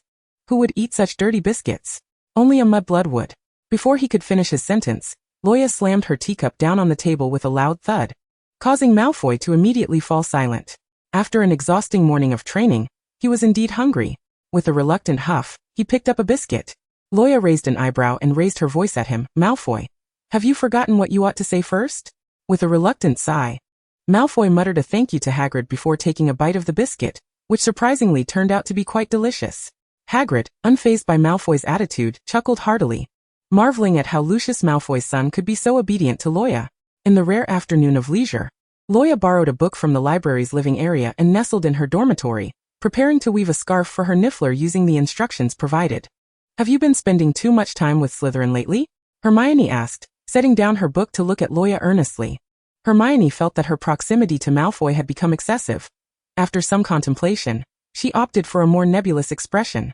For the past few days, whenever Malfoy had the time, he and Luo Ya would train new spells together, scout the competition at the arena, and share meals discussing potential opponents. To outsiders, they appeared inseparable. That morning, Harry and Hermione encountered Hagrid, who unwittingly slipped that Luo Ya and Malfoy had been practicing spells in his yard. Luo was well aware that Hermione's veiled reference to Slytherin was aimed at Malfoy, who incessantly uttered mudblood, a term Hermione despised, and Luo could understand her feelings. She intended to address this unpleasant habit of his eventually. Moreover, he was her teammate, and in the pursuit of victory, she believed that helping Malfoy practice spells was entirely justified. Luo turned a page, her wand lightly gliding over the yarn as she casually remarked, "He's my teammate. If he loses, I lose too. Isn't it natural for me to assist him? People will gossip about you being with Slytherin," Hermione warned. Luo set down her yarn ball, meeting Hermione's gaze. "Why should I concern myself with others' opinions? You cannot please everyone with every action. Why should I care about their words?" Deep down, Luo was quite competitive. Once she set her mind on something, she would see it through to the end. Having entered the competition, she was determined to reach the finals. Even if it meant facing Harry and Hermione, she would not relent. In truth, Harry had been feeling rather down lately. Hermione hesitated before addressing the subject. "Harry has noticed you and Malfoy spending a lot of time together, and it's been affecting his mood." After much deliberation, she chose to express it differently. Luo tilted her head in confusion. "What's wrong with Harry? Didn't you just lose one match?" "Losing one match is fine. Tell him not to worry. Your record is excellent. And you're bound to make it to the finals." Seeing Luo's obliviousness, Hermione resignedly ended the conversation. Chapter 34 Targeted. The training had indeed yielded remarkable results, as Malfoy was now able to coordinate with Luo. When a Wagadoo wizard was cornered by Luo's spell, Malfoy seized the opportunity to unexpectedly cast Stupefy, sending the opponent straight into the Black Lake. At times, a mere glance from Luo signaled to him what to do, and their synergy was steadily improving.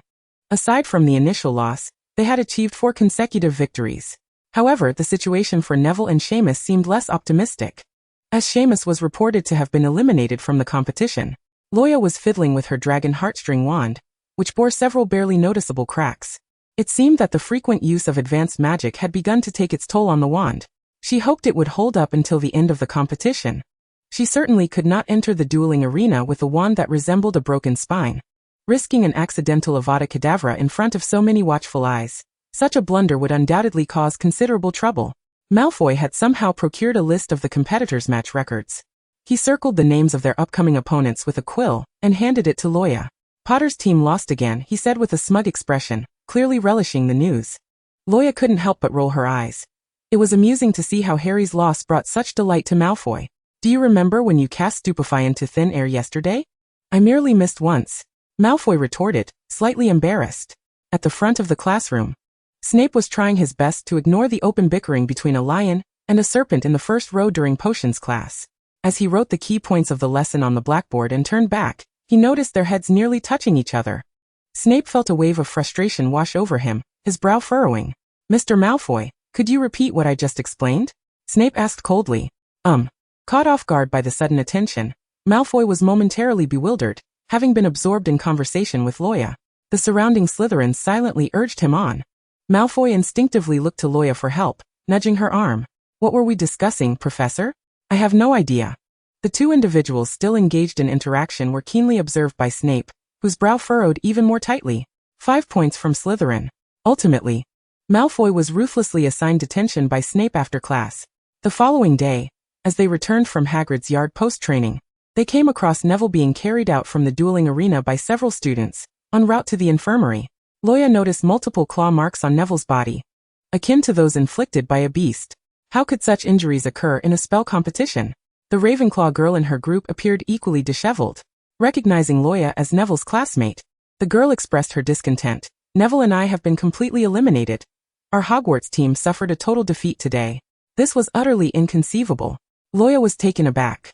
The wizards from Wagadoo she encountered days prior were merely of ordinary skill. "You'll understand soon enough. Many among them are older than us, and their level, compared to our previous opponents, is like night and day. Moreover, their spells are quite peculiar." The next match arrived as scheduled, with 2 Wagadoo wizards who appeared to be 2 or 3 years older than their previous adversaries, towering over them. As Luo cast a water prison, the opposing wizard astonishingly transformed into a cheetah, nimbly evading the spell. The cheetah leapt over Luo's head, directly pouncing towards the rear where Malfoy stood. Caught off guard, Malfoy suffered 2 bloody gashes on his arm and stumbled, falling from the dueling platform. Fortunately, his reflexes were quick. At the last moment, he clutched the edge of the platform fiercely, the veins on the back of his hands protruding. His feet dangled in the air, mere inches above the abyss of the Black Lake. A gasp erupted from the audience at the sudden turn of events. Luo Ya turned to see another Wagadoo wizard morphing into a gray wolf. Luo Ya's eyes widened in astonishment. Transfiguration? She had witnessed Professor McGonagall transform into a cat in class. Yet this first-year student achieved a similar effect. The wolf, having emerged from the wizard, disregarded Luo Ya entirely, baring its fangs as it charged at Malfoy. Luo Ya swiftly cast a spell to deflect the two beasts lunging at Malfoy. However, it was evident that Malfoy was nearing his limit. As he lost his grip, he began to tumble towards the Black Lake. Water prison. Luo Ya was compelled to conjure the spell once more, ensnaring Malfoy before he could plunge into the depths and flinging him back onto the dueling ground. Soaked to the skin, Malfoy sat on the ground, gasping for breath. Yet his wand remained tightly gripped in his hand, clenching his jaw, with his golden hair plastered against his ear. Malfoy finally realized that he was being specifically targeted by the two opponents. The headmaster of Wagadoo had analyzed Luo Ya and Malfoy's team, immediately discerning the evident disparity in their skills. The stronger which was Luo Ya. The quickest route to victory was to employ a 2-against-1 strategy, instructing his students to focus on Malfoy. As the two beasts lunged at Malfoy once again, Luo Ya prepared to cast the water prison for the third time. However, her spell barely formed before it erupted and vanished, leaving only a spray of water. How could this happen? Luo Ya stared in bewilderment at the dissipated water orb. Although her wand bore cracks, it should still function. At that moment, her often absent system, which she had once mistakenly thought might be malfunctioning, finally spoke. System warning. Host's magical power is critically low. Luo Ya was momentarily stunned, realizing she possessed magical power. She had used the water prison twice, depleting most of her magic, resulting in the failure of her third attempt. A viscous red liquid trickled from her chin onto her hand. Luo Ya stared in confusion at the bloodstain in her palm. She had not sustained any substantial injury, yet was bleeding from her nose. After some contemplation, she deduced that her total magical capacity allowed for only 2 high-level spells. Forcing a third attempt not only failed, but also resulted in a backlash against her body. She wiped the blood from her nose with the back of her hand. Since high-level spells were no longer an option, she decided to test whether her remaining magical power would suffice for a basic charm. She swiftly cast a mist spell over the arena, enveloping it in dense fog, obscuring the battle from the audience. Malfoy recognized that Luo Ya was creating an opportunity for him. Seizing the moment when the cheetah and Grey Wolf's line of sight was obstructed, Malfoy quickly cast a levitating flip spell, successfully ambushing the wizard transformed into a cheetah. The cheetah, caught off guard, was flung from the arena and into the Black Lake. The referee promptly declared Hogwarts the victor. Luo Ya breathed a sigh of relief. They were the only Hogwarts team to emerge victorious that day. Chapter 35. Fainting in the library. With no classes or matches on Saturday, Luo Ya slept for nearly the entire morning. After her exertions in yesterday's match, having utilized the water prison thrice, her magical energy was severely depleted, leaving her feeling exceptionally fatigued and unwell. Upon waking groggily in the morning, Hermione noticed her pale complexion and expressed concern. "Luo Ya, are you unwell? Should I accompany you to Madame Pomfrey? I'm merely a bit tired. I just need to rest for a while." Luo Ya politely declined Hermione's offer and buried herself under the covers until noon. After a quick wash, she felt slightly rejuvenated, at least not as weary as she had been in the morning. The sight of those two Wagadoo wizards transforming directly into a cheetah and Grey Wolf still haunted her. What puzzled her more was how a first-year student could execute transfiguration with such proficiency, rivaling Professor McGonagall's skills. Moreover, she realized that her water prison had a flaw. It was somewhat cumbersome when dealing with agile targets. She worried that in upcoming matches, if their opponents began to target Malfoy, her tailored strategy for him might no longer be effective. She resolved to visit the library in the afternoon to research information about the Wagadoo School of Magic. Luo Ya brewed a cup of warm tea and sat by the window, gazing out as several upper-year Hufflepuffs in Quidditch uniforms passed by, chatting and laughing. Suddenly, she recalled her promise to Cedric to attend his Quidditch training match last week. Wasn't he that today? She nearly forgot. The clock on the wall ticked steadily. It was barely 11. She remembered Cedric mentioning that the Quidditch match would commence around 2 in the afternoon. There was ample time. She could certainly visit the library to gather information about Wagadoo before heading to the Quidditch pitch. Reflecting on how Cedric had taken the blame for her and had been punished with detention by Professor McGonagall, she realized that aside from her verbal thanks, she had not taken any concrete actions to express her gratitude. A twinge of guilt washed over her. How should she thank a male peer? She recalled a Hufflepuff girl she had encountered a few days prior, who had baked cookies and cakes as gifts for her male friends. However, the thought of cooking cakes or cookies herself, that was utterly out of the question. She couldn't even muster the desire to learn. Thus, she donned a heavy coat and made her way to the kitchen. Upon her arrival, the house elves greeted her warmly, inquiring about her needs. From the array of delectable dishes laid out, she selected a few exquisite pastries and packaged them in a box, deciding it would suffice as her token of appreciation for Cedric. The library on Saturday was relatively quiet. She made her way to the spell section, choosing a stack of parchment-bound books on the history of spells, placing the cake box on the long table. Before long, a familiar golden head appeared across from her. Luo Ya recognized it was Malfoy. Aside from him, no one else in the entire school had hair that sparkled. Feeling fatigued, she was disinclined to lift her gaze to greet him. Malfoy unceremoniously settled into the chair opposite her, casually noticing her pale complexion as he remarked, "You look rather unwell." Luo Ya raised her eyes from the book to regard him. The usual demeanor of Luo Ya Grindelwald exuded an overwhelming assertiveness, starkly contrasting the girls he encountered at aristocratic social gatherings, who seemed eager to fix their gaze upon him. Not only that, but her prowess in spells was indeed astonishing. During the training days in Hagrid's yard, he had endured a fair share of her onslaughts and beatings. At one point, he even found himself questioning whether he was merely a punching bag in her eyes. Now, however, she appeared to be unwell, her gem-blue eyes clouded with a mist, conveying a gentler aura than usual. Contemplating this, Malfoy awkwardly diverted his gaze and cleared his throat to speak. "You bled during yesterday's match. It was merely a nosebleed. A good night's sleep will suffice. Are you sure? Your complexion is rather poor. Do you have a fever? The next match is in a few days. You wouldn't want to be muddled by then. Perhaps you should concern yourself with your arm, which resembles a dumpling." In the previous match, he had been targeted by two wizards from Hogwarts who had transformed into a cheetah and a grey wolf, resulting in two 10-centimeter-long wounds on his left arm. Consequently, his entire left arm was now bandaged, giving it the appearance of a dumpling from a distance.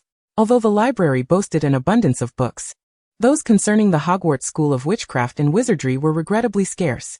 Malfoy had even summoned his two loyal companions, Goyle and Crabbe, to assist in the search for materials. The books from the spell section had been hastily removed and piled haphazardly, leaving chaos in the wake of the two hefty boys. After what felt like an eternity, Malfoy triumphantly declared he had found something. He spread a tattered book, nearly shedding its pages before her. As Luo Ya watched him leaf through the pages, she involuntarily read aloud. "The Hogwarts School of Witchcraft and Wizardry, established over a millennium ago, excels in astronomy, alchemy, and self-transfiguration. Students aged 13 or 14 can effortlessly transform into cheetahs or elephants, even instilling a sense of trepidation in many experienced adult wizards from Europe. A school proficient in self-transfiguration." Luo Ya pondered for a moment. Their opponents in the first week of competition were predominantly lower-year students, making them relatively easy to defeat, as it seemed they lacked the ability for self-transfiguration. However, encounters with older Hogwarts wizards proved to be more challenging, resulting in a day where their entire team faced utter defeat. Furrowing her brow, Luo Ya diligently contemplated future strategies. Suddenly, a wave of dizziness washed over her. She rubbed her eyes, blinking vigorously to remain awake, only for her vision to descend into darkness moments later. Unaware, Malfoy observed Luo Ya slumped over the table, mistakenly believing she had merely fallen asleep, completely oblivious to the fact that she had fainted. A few second-year Ravenclaw students entered the spell section, intending to borrow some books. When Autumn Zhang caught sight of the disarray of books strewn across the tables and floor, she had no choice but to seek out a quieter long table elsewhere with her roommates. She overheard her companions whispering, "Look over there." The blonde girl slumped on the table. "I heard from a Hufflepuff friend that Cedric personally invited her to watch this afternoon's Quidditch match. Do you think Cedric likes her? I'm so envious, a blonde pureblood, and she is clearly destined to be a beauty." Autumn was unable to concentrate on her studies as her roommate's chatter echoed in her mind. She found herself unconsciously crumpling the parchment in her grip. That blonde girl was named Luo Ya Grindelwald. They had met on the Hogwarts Express, where Cedric had been seated in the same compartment with her. As the clock approached 2 o'clock, Autumn gathered her books, preparing to attend Cedric's Quidditch practice match. Passing by the spell section shelves, she mistakenly assumed the blonde girl might be asleep. She stood beside the desk, hesitating whether to wake her and remind her about Cedric's Quidditch match. Another blonde pureblood boy sitting opposite Luo Ya noticed Autumn and spoke to her curtly. "Do you need something?" "I." The words of her roommate suddenly echoed in her ears. Do you think Cedric likes her? Autumn stood frozen, gradually feeling an unexpected twinge of jealousy that startled her. Are you looking for her? No, I'm not. Then keep your distance. Can't you see someone is sleeping here? The imperious Draco Malfoy had reverted to his usual haughty demeanor. He pulled a cake from a box and took a bite, casting a disdainful glance at Autumn. He had nearly consumed all the cake Luo Ya had intended for Cedric. After a moment of silence, Autumn chose to say nothing and hurriedly fled the library. Meanwhile, Cedric stood on the Quidditch pitch, scanning the stands repeatedly in search of that familiar figure. As the match was about to commence, he still hadn't spotted Luo Ya among the spectators. The Hufflepuff players were suited up, while Cedric remained disheartened on the grass until a teammate could no longer hold back and urged him to prepare. Cedric, the match is about to start. Why are you still standing here? Everyone is waiting for you. His teammate patted his shoulder, puzzled. Are you waiting for someone? Cedric nodded silently. Are you waiting for a girl? His teammate surveyed the stands and recognized a familiar Ravenclaw girl. He recalled Autumn Zhang, who attended every one of Cedric's matches. Are you waiting for Autumn? He laughed. She comes to every match. You two must be together. Not at all. Cedric nearly shouted, his voice unexpectedly harsh. His teammate was momentarily taken aback by his sudden intensity. Apologies, I'm waiting for someone who hasn't arrived, Cedric replied, suppressing the bitterness within him, his tone apologetic. Another Hufflepuff player nudged his overly inquisitive teammate with his elbow, muttering softly, Cedric's waiting for that Gryffindor girl. It's clear she stood him up. His teammate awkwardly scratched his head, realizing he may have overstepped. Luo Ya felt as though she had been faint for quite some time. Throughout the day, she had been in a stupor. Finally, she wearily gazed out the window and noticed the sky had darkened. Oh no, Cedric's Quidditch practice match must have concluded ages ago. She tapped her head, only to turn around and discover that the cake intended for Cedric had been nearly devoured by Malfoy. Malfoy, that was my cake. Malfoy was stuffing the last piece into his mouth, cheeks puffed as he relished it. What's the matter? You're unbelievable. Never mind. She reminded herself that her mental age did not align with her physical one, striving to dismiss her irritation at the childish behavior. As a few third-year Hufflepuff students passed by clutching parchment, they were engaged in a discussion about the afternoon's Quidditch match. What happened to Cedric today? His performance was abysmal. We had prepared thoroughly, expecting to win easily. Just him being off his game cost us the match. 2 hours after the match ended, I heard from the captain that he was still standing foolishly on the pitch. Listening to their conversation, Luo Ya quickly shut her book and slung her bag over her shoulder. Hey, where are you going? Malfoy asked, watching Luo Ya anxiously as she rushed to leave the library. Luo Ya hurried down the stairs, intent on checking the pitch to see if Cedric was still there. Hey, it's snowing outside, Malfoy called after her. Cedric had been waiting on the Quidditch pitch for 2 hours, until both teammates and spectators had departed. Snowflakes drifted down from the overcast sky, blanketing the silent Quidditch pitch, leaving Cedric as its sole occupant. With his head bowed, Cedric stood there, his hands swollen and crimson from the cold, his frail figure teetering on the brink of collapse, as if he might falter at any moment. He heard footsteps crunching through the snow, drawing nearer. Clinging to a flicker of hope, he turned his head, only to be met not by the figure he longed for. Autumn Zhang approached him, her gaze resting on him as he had stood there, frozen for a full 2 hours amidst the swirling snow. Disappointment flickered in Cedric's eyes as he cast them downward. Digger, it's time to go back, she urged softly. Cedric offered no reply, and a heavy silence settled between them. I just saw Luo Ya Grindelwald with the boys from Slytherin in the library. She may have forgotten. I should have woken her. Autumn's voice dwindled to a whisper, barely audible even to herself. Cedric's shoulders trembled subtly, a faint ache blossoming in his heart. When he lifted his gaze once more, he found Autumn staring at him, taken aback. She had never envisioned that the gentle light in Cedric's eyes could harbor such sorrow. Carefully, she retrieved a scarf she had knitted by hand from her backpack, initially intended as a gift for him after the Quidditch match. Heart aching at the sight of his frostbitten cheeks, she stepped closer, wishing to drape the scarf around his neck. However, Cedric took a step back, evading her touch, denying her even a glance. Thank you, he rasped before turning away. By the time Luo Ya reached the Quidditch pitch, it was deserted. The echoes of footsteps in the snow having faded into obscurity, Cedric had likely long departed. In a world devoid of mobile phones and social media, reaching out was an arduous task. As snowflakes settled upon her, Luo Ya shivered involuntarily. Behind her, Malfoy trudged along, clumsily stomping through the snowdrifts. He grumbled discontentedly about her sanity for coming to the pitch on such a snowy night. The snowflakes continued to fall, and Luo Ya couldn't suppress a shiver. Malfoy, awkwardly shedding his school robe, offered it to her. Aren't you cold? she asked, astonished. Malfoy scoffed, dismissing the cold as beneath him. Yet the next moment, a gust of icy wind swept past, and he could no longer maintain his facade, sneezing multiple times in quick succession, turning his gaze away in embarrassment. Luo Ya couldn't help but laugh. "Oh dear Malfoy, you are freezing. Can't you show a little concern for me?" The proud Malfoy blurted out, immediately regretting it as he wished to vanish into a snowdrift. Luo Ya turned to him, and Malfoy's face flushed red, avoiding her eyes. "All right then. Let's take the noble Malfoy for a warm potato soup." Luo Ya playfully pushed the reluctant Malfoy toward the dining hall. It seemed she would have to wait for an opportunity after the match to apologize to Cedric. Chapters 59, 60, and 154 are filled with Cedric's sweetness, you understand? Keyboard warriors, please put your keyboards away. Chapter 37, The Overlooked Companion. After another victory, Luo Ya's Dragonheart string wand finally succumbed to her immense magical power, shattering into two halves. She placed the borrowed wands on the wooden table. Neville and Seamus had long been eliminated from the competition, unable to reach the finals. So she had borrowed wands from them for the time being. She grasped Seamus's wand, casually attempting a spell, only for it to cause the vanity behind him to explode. This wand was indeed as temperamental as its owner. Had she not released her grip in time, she might have suffered the same fate as Seamus, losing her eyebrows. Hearing the explosion, a timid house elf approached, inquiring whether Miss Grindelwald required assistance. Luo Ya hastily concocted an excuse to send it away. Seamus's wand appeared ineffective, so she picked up Neville's wand, which took several tries before she could successfully cast a spell. Neville's wand, too, proved uncooperative. As Luo Ya rested her chin on her hand, pondering how to acquire a reliable wand before the next match, she heard a commotion coming from the common room. Stepping out of her dormitory, she found a cluster of younger wizards gathered in the Gryffindor common room. She overheard them discussing Harry and Hermione's recent defeat in the match.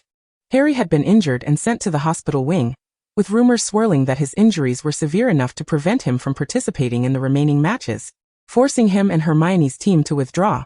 It was astonishing that Harry and Hermione, a formidable duo, had lost, and that Harry was now gravely injured. Filled with concern, Luo Ya quickly changed her clothes and hurried to the hospital wing. Hermione stood in the corridor with her head bowed, while Ron leaned against the wall, wearing a despondent expression. Madame Pomfrey emerged from the infirmary, and Luo Ya rushed toward her, inquiring about Harry's condition. "His leg injury is concerning. The wound is nearly deep enough to see bone. He will need to remain in the hospital wing for a while," Madame Pomfrey sighed, lamenting the brutality of the wizards from Durmstrang. She recalled how Harry had been brought in, covered in blood, and even suspected that the opposing team intended to do him harm. Inside the ward, Harry lay unconscious. It was not an appropriate time for visiting. However, as Madame Pomfrey tended to his wounds, Harry had been murmuring Luo Ya's name in his sleep. Clearly, she held significance for him. After some contemplation, Madame Pomfrey made an exception, allowing Luo Ya and the others to visit. The ward was infused with the scent of herbs, and the pale boy on the bed appeared devoid of color. His breaths were shallow yet steady, and his unruly hair clung to his forehead. Luo Ya had been preoccupied with the matches for the past few days, only now realizing how much Harry had withered in that time. This reminded her of the small boy mistreated at the Dursleys. She couldn't help but reach out to smooth Harry's disheveled hair. What on earth happened? How did he sustain such grievous injuries? Luo Ya furrowed her brow as she inquired of Hermione. In magical school competitions, the typical victory condition involved submerging the opposing wizard in the lake, rarely resulting in severe injuries. Yet, deliberately inflicting serious harm to prevent an opponent from participating in the remaining matches, forcing them to withdraw from the finals, was truly excessive. They cheated. Ron clenched his fists, seething. Hermione's eyes glistened with unshed tears. They were formidable opponents. Harry and I could barely hold our own. We only managed to turn the tide after capitalizing on their mistake. That wizard named Jet, a Durmstrang student, knelt to concede, and we let our guard down, allowing Harry to lower his wand. I never anticipated that Jet would turn into a crocodile and ambush the unsuspecting Harry, nearly severing his leg. She sniffled, continuing. And the referee was clearly biased, declaring the Durmstrang wizard the victor despite hearing Jet surrender. Luo Ya grasped the situation's gravity. Such tactics were despicable. With a red nose, Hermione wiped her damp eyes. "Luo Ya, you've been so focused on training your teammates these days. Do you even remember us?" Luo Ya pressed her lips together, acknowledging that, in her quest for victory and the finals, she had indeed neglected her friends. "I'm sorry," she murmured, gently embracing Hermione and soothing her back in a comforting gesture. "Don't worry, I'll handle the rest." She turned to Ron. "Ron, take me to find Jet." I don't know where the Durmstrang dormitory is. Ron gulped nervously, unease settling in as he asked Loyag, you're not planning to confront him, are you? Loyag turned, her smile radiant against the light. Why would it be a fight? He prevented Harry from competing, so I'll ensure he doesn't compete either. It's that simple. Ron began to panic. If Professor McGonagall caught wind of a wizard duel. Loya discerned Ron's unease and calmly declared, let it all fall upon me. I shall bear the burden alone. Upon learning that Potter was unable to compete in the finals, Malfoy was in high spirits today. He strolled around Hogwarts with his 2 lackeys, humming a cheerful tune. By a stroke of luck, he encountered Loya and Ron, who had just emerged from the hospital wing. Malfoy approached, brimming with delight, and exclaimed with malicious glee. Did you see? Potter has lost yet again. I heard he was gravely injured and carried off to the hospital wing. He won't be able to participate in any future matches. Huh? Loya had no time for him, and casually cast a silencing spell in his direction. Malfoy, caught off guard by the sudden enchantment, found his mouth sealed shut, his face flushed, and he emitted a silent protest. You'd best behave yourself today, she warned. Loya's already battered wand shattered completely after casting her final spell, indicating it would be of no use for the time being. By the way, Goyle Crab, you too. Come here, Loya commanded, gesturing toward the 2 dimwits. The named Goyle and Crab exchanged a glance with the silenced Malfoy, hesitating momentarily before ultimately choosing to comply with Loya's directive, as she was far more formidable than Malfoy. Guided by Ron, they swiftly located the magical tent serving as the temporary dormitory for Wagadu School of Magic. Loya instructed Ron to summon him. Chapter 38. Today is all about piercing to the core. Where is the golden-haired, blue-eyed Gryffindor? The captain of the Hufflepuff Quidditch team muttered to himself, scanning the surroundings for a Gryffindor girl bearing those distinctive features.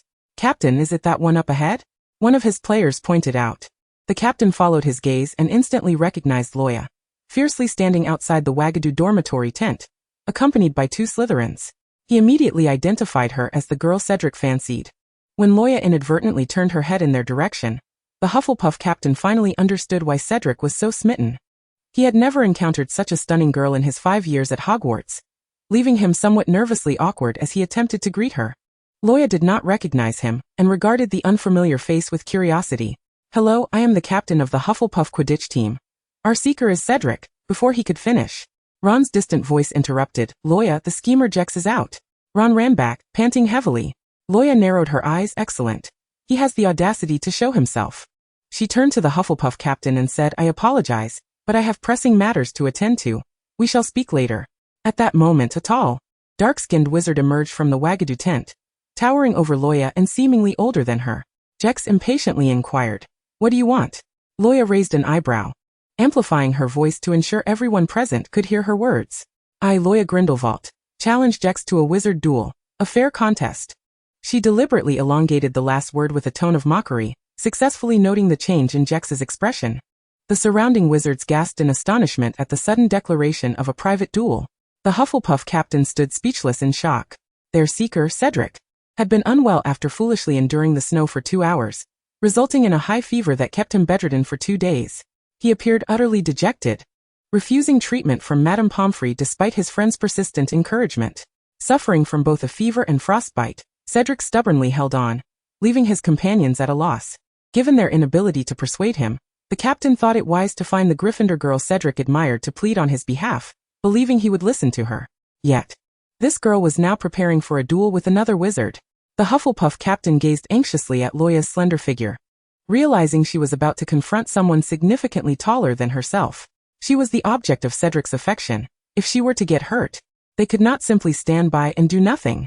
However, their potions class with Professor Snape was about to start, and the thought of Snape's fearsome face, along with his inexplicable targeting of Hufflepuff this year, filled the captain with despair.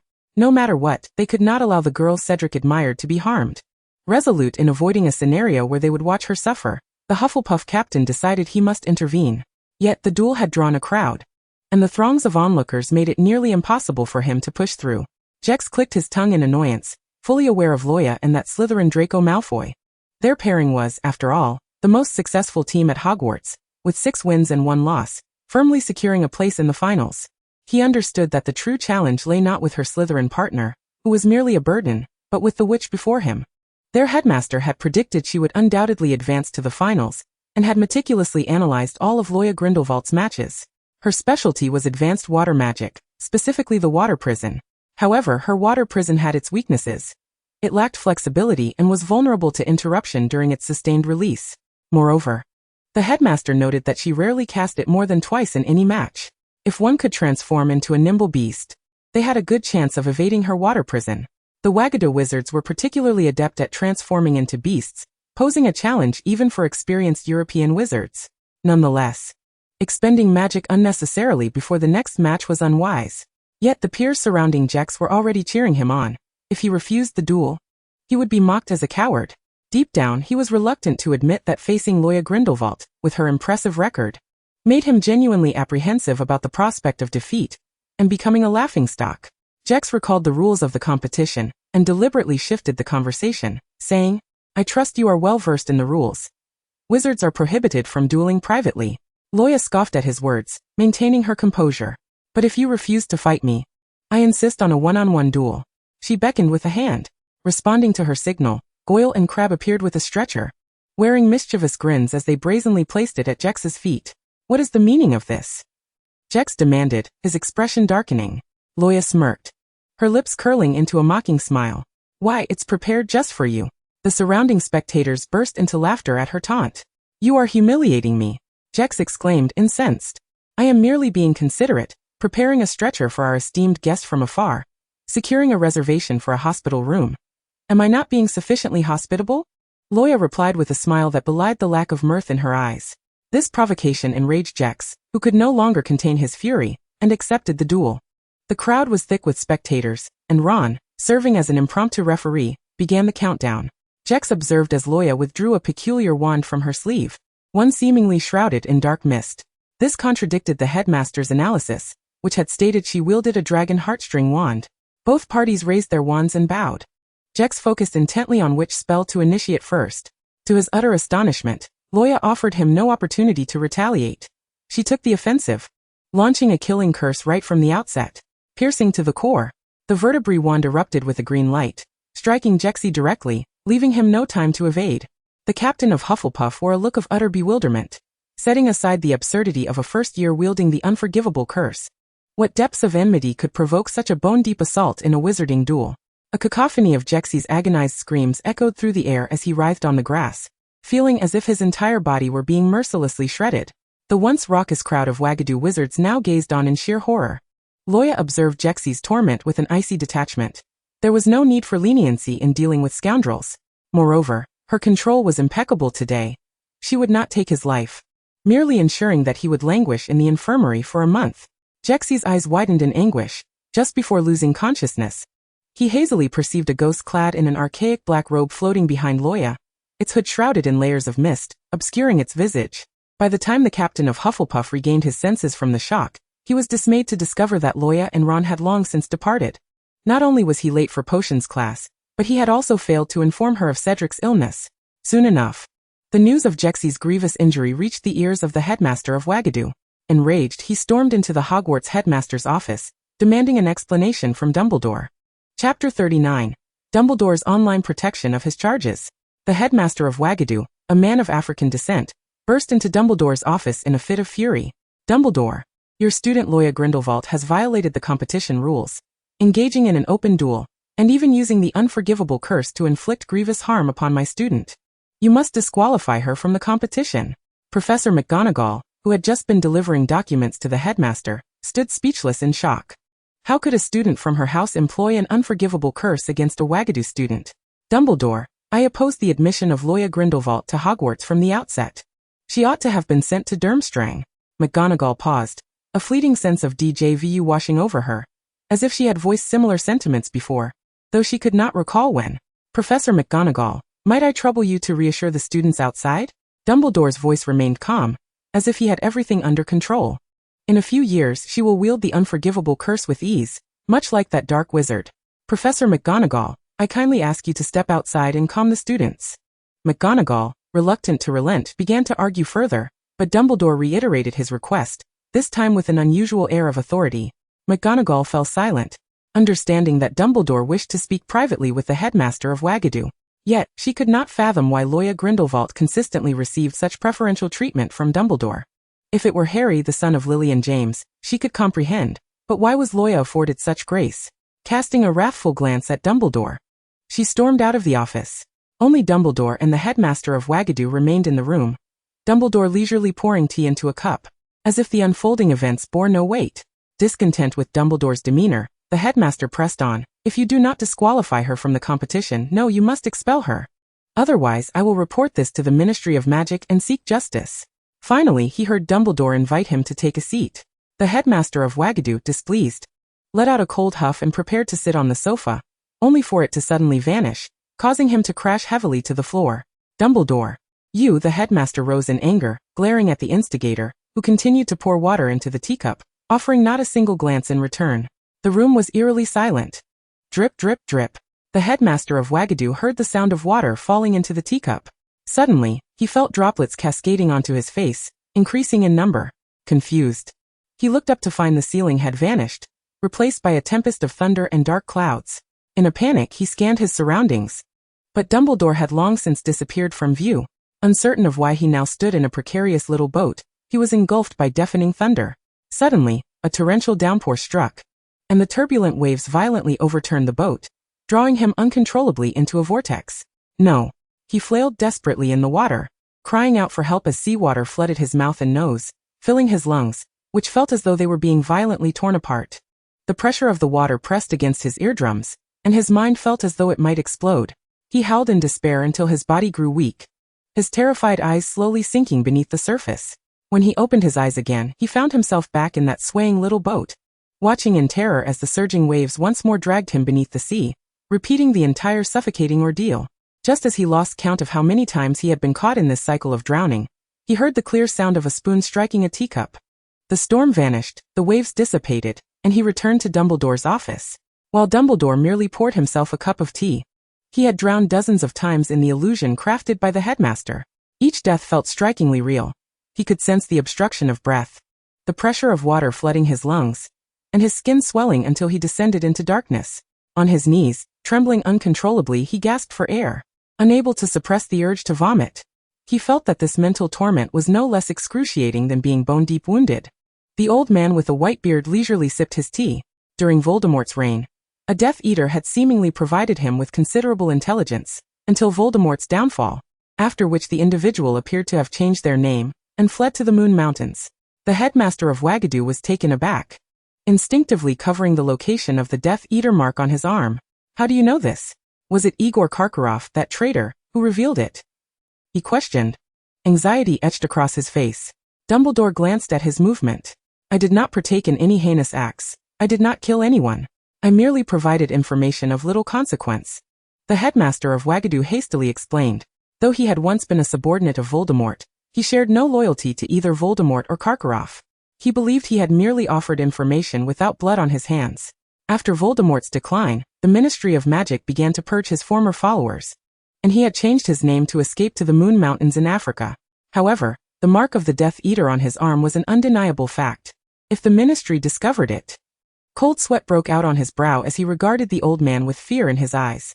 "Please, do not report me to the Ministry," the headmaster of Wagadu pleaded, his face pale and nearly begging. Dumbledore returned to his customary smile, intertwining his fingers. "So my Luo Ya," the headmaster of Wagadu immediately interjected, donning an anxious and obsequious smile that was painfully rigid. "My student Jexy has resorted to vile tactics to win the competition. I thank your student Luo Ya Grindelwald for punishing him appropriately. Jexy shall lose his eligibility to participate. Wagadu will promptly expel him."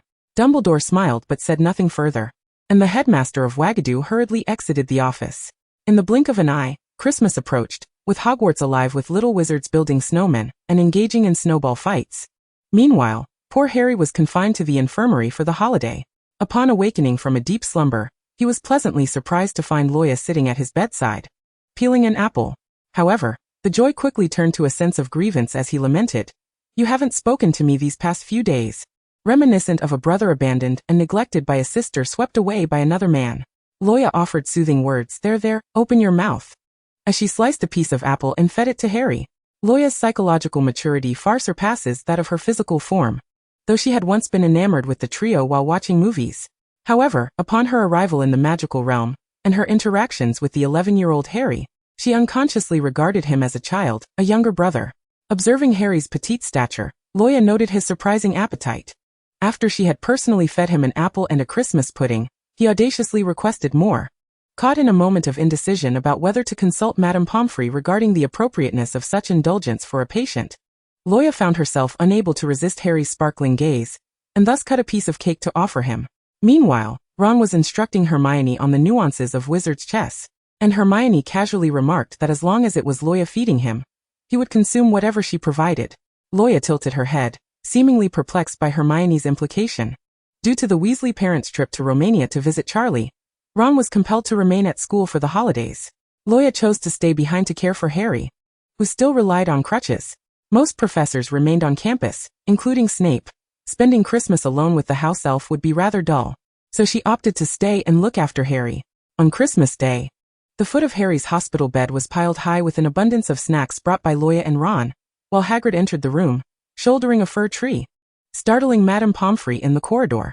They adorned the tree with ribbons and decorations, transforming the hospital room into a festive spectacle. Harry received a nameless gift, a cloak of invisibility, while Luo Ya was pleasantly surprised to find that Mrs. Weasley had sent her a hand-knit sweater. Reminiscing about her brief stay with the Weasley family before attending Hogwarts, she recalled Mrs. Weasley's warm hospitality and promptly wrote her a letter of gratitude. Chapter 40. Clues from the Restricted Section. Quirrell collided with a group of laughing Gryffindors around a staircase corner, scattering the parchment and the gilded black leather book he clutched. As if terrified of being seen, he hurriedly gathered the scattered pages and concealed them beneath his arm. Luo Ya happened to witness this scene down the corridor. Quirrell's frantic attempts to hide hinted at secrets within the book, and it was evident that much of his conduct was orchestrated by Voldemort. After a moment of contemplation, Luo Ya resolved to stealthily follow him to uncover what Quirrell and Voldemort were plotting. Quirrell, clutching the leather tome, glanced back frequently as he stealthily approached the library's restricted section. Luo Ya cautiously concealed herself behind a column. She watched as he tiptoed into the forbidden area. That very night, Luo Ya borrowed the invisibility cloak from Harry and, shrouded in its cover, quietly infiltrated the restricted section. To her disbelief, the area lacked even a lock. It was astonishingly accessible to anyone. She began her search among the rows of shelves. Famous fire eaters, the Devil's Tribute, the Veil of Evil, human skin records. None of these were what she sought. She randomly pulled out an unnamed book, only to be met with a chilling scream as a papier-mâché face sprang from its pages. The incessant shrieking became a source of irritation for Luo Ya.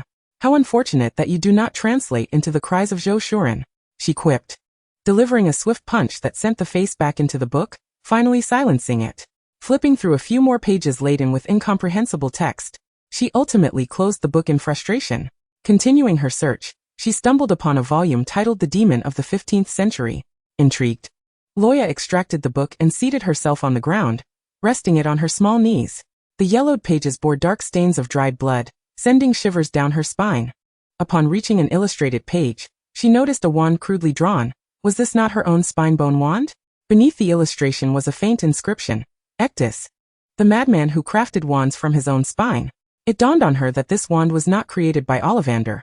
It had existed since the 15th century, with Ectus being its first owner, while she had become its second. The circumstances that led it to Ollivander's possession remained a mystery. Had he perhaps unearthed Ectus's grave? Given ample time, she would have loved to delve into this book to learn more about Ectus and the wand's history. However, with the ever-present risk of being discovered by Filch on patrol, she hastily returned the Demon of the 15th Century to its shelf. Soon, she spotted Quirrell's gilded lettered black leather book on a higher shelf. After several attempts, she finally managed to grasp it. Her curiosity piqued to discover what Quirrell and Voldemort were secretly scheming. Yet as she opened the book, her expression faltered. Its pages were empty, devoid of any content. How could this be? Skeptically, she flipped through a few pages, ultimately discovering a foreign name scrawled on one blank sheet. Alethiasona. This name was unfamiliar to her. She could not recall it from the original text. Since her arrival in this world, numerous events that did not exist in the original narrative had unfolded, possibly due to the butterfly effect. For instance, the existence of Wagadu School of Magic had scarcely been mentioned in the original story, let alone the Quidditch Cup. At times, she even questioned whether her presence in this world might alter the main storyline altogether. Suddenly, the name began to twist before her eyes. Luo Ya rubbed her eyes in disbelief as the letters morphed into a black serpent that lunged from the book, biting her wrist. Dropping the book, she gritted her teeth. Using her other hand to pin the serpent's head down, exerting all her strength to fling it aside. Her wrist bore 2 puncture wounds. And the invisibility cloak slipped to the ground, along with the borrowed wand from Hermione. In a flash, Luo Ya drew her spare spinebone wand from her waist. A beam of green light shot forth, a piercing curse aimed at the black serpent. She yearned to capture the wretched creature and roast it over a fire. The dim library flickered with green light as the cursed serpent thrashed violently, but instead of vanishing, it split into 2 serpents that slithered toward her. Stunned, Luo Ya watched as the creatures multiplied with each attack. She found herself encircled by a swarm of serpents, their fangs bared, poised to strike. Cursing under her breath, she was forced to retreat, gripping her wand tightly. The serpentine figures dissolved into black smoke. Suddenly, a familiar masculine voice echoed behind her. The bodies of the serpents ignited in flames, dissipating into smoke in an instant. Snape emerged from the shadows, observing the girl's flustered yet feigned composure. "Miss Grindelwald, what brings you here?" he inquired, casting a fleeting glance at the fallen invisibility cloak, surmising how she had gained entry. Snape scrutinized her, softly asking, "Are you injured?" "No," she replied, though Snape noticed the beads of sweat glistening on her forehead, and the involuntary twitch of her right hand beneath her sleeve. After a moment of silence, he stepped forward, extending his hand toward her. Just before his fingers brushed her sleeve, Luo Ya instinctively retreated a step, quickly hiding her right hand behind her back. As Snape studied her concealed hand, he furrowed his brow and took another step closer, attempting to bridge the distance between them. Yet, with each of his advances, Luo Ya deliberately stepped back. He gazed into her sapphire blue eyes, which blinked gently under the ethereal glow of the moonlight.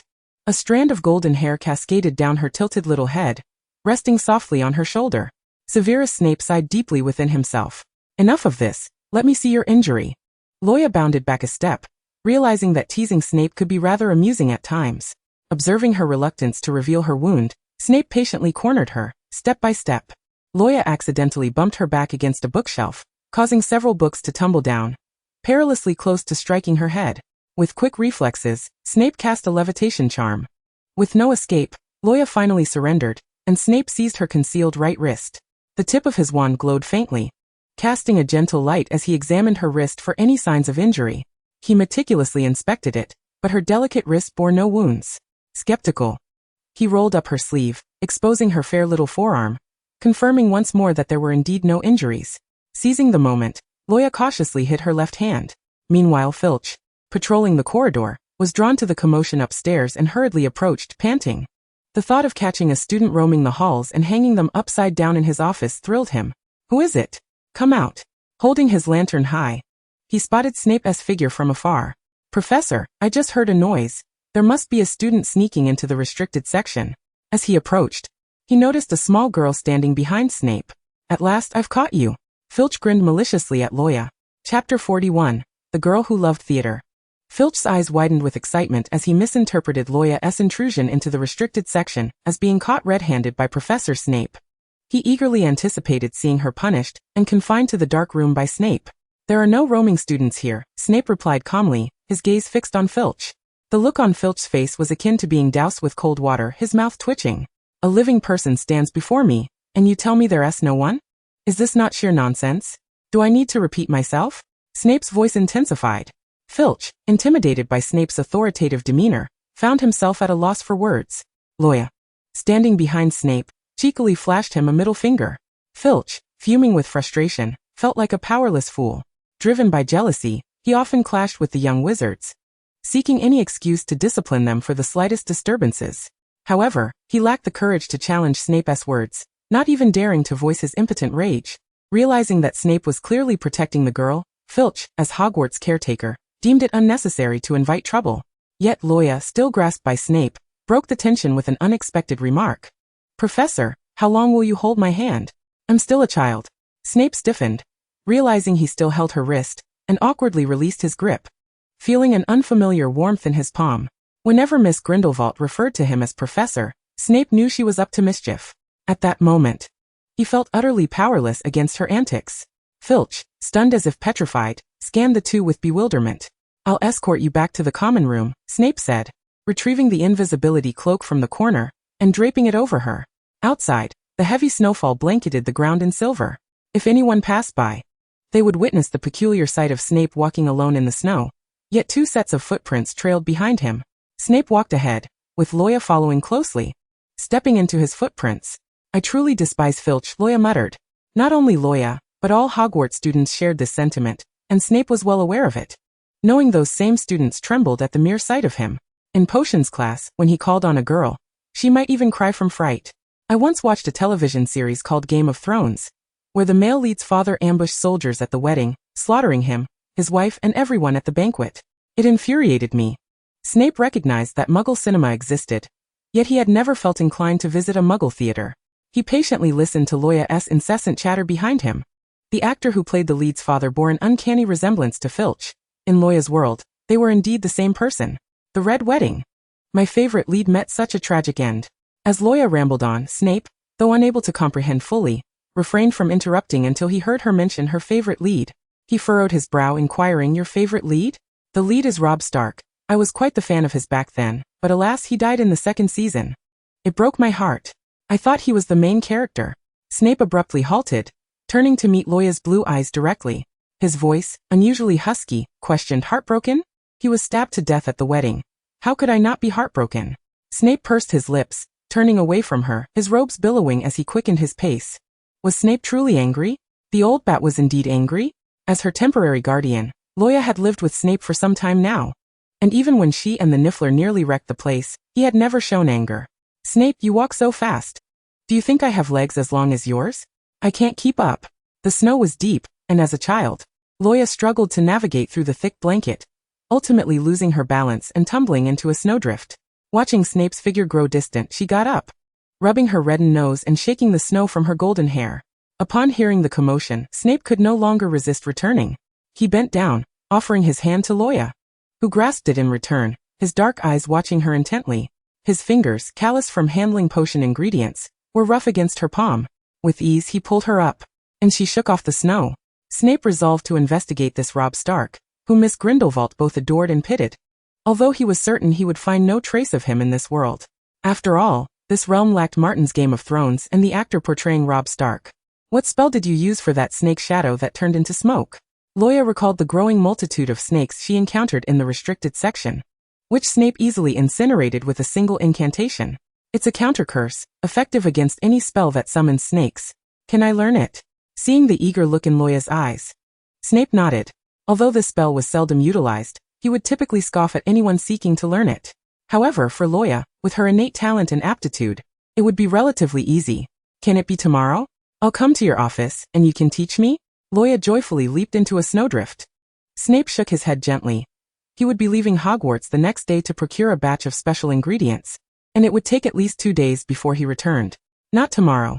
As he anticipated, he saw Luo Ya's face puff up with indignation. Snape was accustomed to not explaining himself, even if everyone misjudged him. Seeing her disappointment, he sighed, adopting a tone that bore an uncharacteristic hint of negotiation. "When I have the time, I will return to teach you. Let me take you back to the common room first." With that, Snape escorted Luo Ya back to the Gryffindor common room. However, as soon as Snape departed, Luo Ya promptly dashed to the washroom. Her right wrist was indeed unharmed. It was her left wrist that bore the injury. She had deliberately feigned a vulnerability in front of Snape, allowing her to conceal the wounded left hand. To be candid, Luo Ya harbored a deep aversion to revealing her frail side to others, and she wished to spare them any concern. The washroom was dimly lit as she stood before the sink, applying pressure to the snakebite on her left wrist. The blood that oozed forth was a vivid crimson, suggesting she had escaped the clutches of poison. She exhaled in relief. A ghost, bespectacled and heavy-lidded, flitted through the crack in the stall door, floating softly behind Luo Ya. "Oh, my dear Myrtle," she said, her voice surprisingly cheerful for once. "You've been bitten by a snake? You must be on the brink of death." "How splendid." Luo Ya, disinterested, focused on tending to her wound, while Myrtle drifted about the washroom. "Soon, you shall be like me, bound here day after day." Weeping incessantly, Myrtle cackled with delight. Suddenly, a figure emerged. "Oh no, a ghost. Curse you. You're doomed to perish soon." No matter how amiable one might be, such words could not elicit a pleasant response. "You wretched creature. I have a long life ahead of me, certainly longer than yours." Luo Ya hurled a silencing charm in her direction. Myrtle, rendered mute, furiously dove into one toilet after another, sending water splashing everywhere and soaking the floor. Once Luo Ya had dealt with her wound, she returned to her dormitory. There was a final match before the championship tomorrow. Chapter 42. The Despicable Quarrel. In the corridor before the last match, Roya encountered the wizard Alethius, whose name adorned the parchment of the sheepskin book, the same wizard who had dealt Malfoy his first blow in the opening match. Malfoy, of course, did not bestow upon him a pleasant demeanor.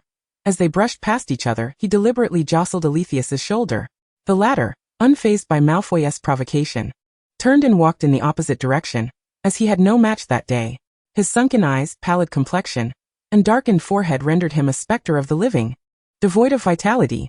The more Roya observed him, the more she sensed something amiss. Additionally, his nameless appearance in Quirrell's sheepskin book compelled her to remain vigilant. Hey, that group of African wizards is abysmally unattractive. What's there to gawk at? Your eyes are going cross-eyed. Malfoy's disgruntled voice interrupted her thoughts, seemingly misunderstanding the situation. Roya snapped back to reality, offering a perfunctory acknowledgement. Yes, little Malfoy is quite handsome. Is that sufficient? Malfoy pleased, tousled his golden locks. Although he felt the new moniker carried a hint of sarcasm, the compliment brightened his mood considerably. In the waiting tent, Roya sat, feeling a tingling sensation in her left wrist that had begun that morning. Now, it was accompanied by waves of sharp pain akin to needles. Unconsciously, she broke into a cold sweat, awkwardly massaging the swollen joint of her left wrist. What's wrong with your hand? Malfoy inquired, noticing her peculiar behavior. Just a little bump. Nothing serious, she replied. Malfoy scrutinized her, intuitively sensing that she was not being truthful. If you're feeling unwell, our withdrawal from this match wouldn't impact us. After all, our current record is stellar, and losing one match still guarantees us a place in the finals. He indicated with concern. Your words only spur me to win even more, she retorted. Given their current standing, it was true that regardless of the outcome, they would advance to the finals. Nevertheless, Roya had always approached each match with utmost seriousness. Moreover, the insipid system had assigned her the task of accumulating 7 victories. And this match was crucial. Roya leapt from her chair, stretching her shoulders in a display of nonchalance. Malfoy, sensing her determination, refrained from further protest. The referee announced that both wizards were to enter the arena. The 2 wizards from Ravenclaw had already been assessed by Roya. They were unremarkable and posed little threat. Meanwhile, the Hufflepuff Quidditch captain had been waiting in the dining hall for Roya, fretting over the well-being and harmonious relationships of his team. With hands clasped in earnest, he implored her to attend the afternoon's Quidditch practice, as Cedric would be participating. Roya had initially intended to seek out Cedric after the league concluded. Given that she owed him an apology for having stood him up, the captain understood her predicament and nodded in acknowledgement when she expressed uncertainty about the duration of the afternoon match. Should time permit after the match, she promised to make an appearance. With that, she resolved to conclude this match swiftly, casting a water prison around her opponent. She prepared to hurl them into the Black Lake when suddenly, a spell was uttered from the stands. Roya was struck by a sudden, blinding headache, as if countless blades were ruthlessly twisting within her skull, causing her head to feel as though it would explode. Grasping her head in agony, she hazily noticed that the bandage on her left wrist was seeping dark blood. A sense of alarm gripped her. The water prison, no longer under her control, erupted, splattering water everywhere, allowing the Ravenclaw wizard ensnared within to escape. In a corner of the stands, unseen by Roya, Quirrell was intently muttering a vile incantation. The spell disrupted the victim's state of mind through the venom of the snake. Everything in Roya's vision began to sway. Even the opposing wizard appeared as a double image. The escaping Ravenclaw wizard quickly transformed into a beast and charged at her. The disorientation caused Roya to struggle to concentrate and aim. Her spells went astray. As the beast lunged at her, Malfoy, with remarkable speed, countered with a spell, sending it skidding back several meters. As Quirrell's incantation intensified, the buzzing in Roya's head grew unbearable, akin to a tightening noose, making it difficult for her to maintain her balance even while standing. What on earth is wrong with you? Malfoy, immediately sensing her abnormality, asked anxiously. Given her prowess, it was inconceivable that she would miss her spells. The Ravenclaw wizard quickly discerned her distress, and in an instant, transformed into a lion, leaping toward Roya. Malfoy's eyes widened. With swift reflexes he shoved Roya aside, only to be knocked out of the arena by the beast. Despite the excruciating headache, Roya clung desperately to Malfoy's arm at the edge of the field. Malfoy dangled above the Black Lake, witnessing the lion closing in behind Roya, baring its fangs. A single bite would surely leave her severely injured. Let go. It's just a fall into the water. It's not like you've never fallen before, he urged. With one hand still clutching her head, Roya was drenched in cold sweat, unable to comprehend Malfoy's words. Seeing that she wouldn't relinquish her grip, Malfoy shouted, Even if we lose this match, we still advance to the finals. Let go. You'll be bitten. In a daze, Roya glimpsed a hooded specter standing before her, shrouded in layers of mist, with skeletal hands peeking from beneath its sleeves. The ghost pointed a bony finger toward a specific direction in the crowd. A moment of clarity struck Roya. Someone was targeting her with a spell. She aimed her wand toward the stands and cast a spell, causing a figure to collapse unconscious in the direction indicated by the ghost.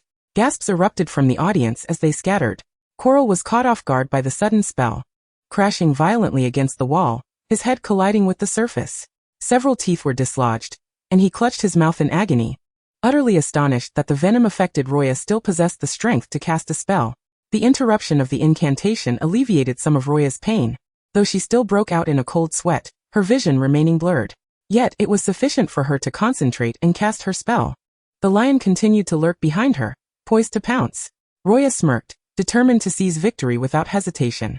In the fleeting moment when the lion lunged at her, she deftly cast a spell that sent her opponent plummeting into the Black Lake. Once the referee declared their victory, Roya found herself utterly exhausted. Gasping for breath, she turned to Malfoy saying, "I truly cannot carry you any longer. Take care." No sooner had the words left her lips than she inadvertently released her grip, and Malfoy tumbled into the water. In the stands, Quirrell glared at Roya with a fierce intensity, while the dark presence of Voldemort within his turban berated him as an inept fool. Meanwhile, Goyle and Crabbe were busy retrieving Malfoy from the depths of the lake. Chapter 43. Prelude to Conflict. Malfoy was fished out by Goyle and Crabbe. Roya, however, was not in a much better state. Despite having knocked out the one who had cast the spell on her, she now appeared pale and was drenched in a clammy sweat that clung uncomfortably to her skin. The one who had attacked her mid-match could only be Quirrell, she surmised. This led her to believe that she had likely been ensnared in a trap orchestrated by Quirrell and Voldemort. The day Quirrell had lurked with a sheepskin book had been a ruse to draw her into the restricted section. Caught unawares, she had opened the book imbued with dark magic, only to be bitten by the black serpent within. It was through the wound on her wrist that Quirrell had channeled a vicious curse, causing her immense pain. Everything Quirrell did was in obedience to Voldemort's commands. Yet, Roya found herself questioning Voldemort's intellect. The true savior, Harry, lay incapacitated in the infirmary, leaning on a cane, devoid of any means to retaliate. Was this not an opportune moment to strike? Instead, Voldemort had chosen to target her first. She was merely an obedient child.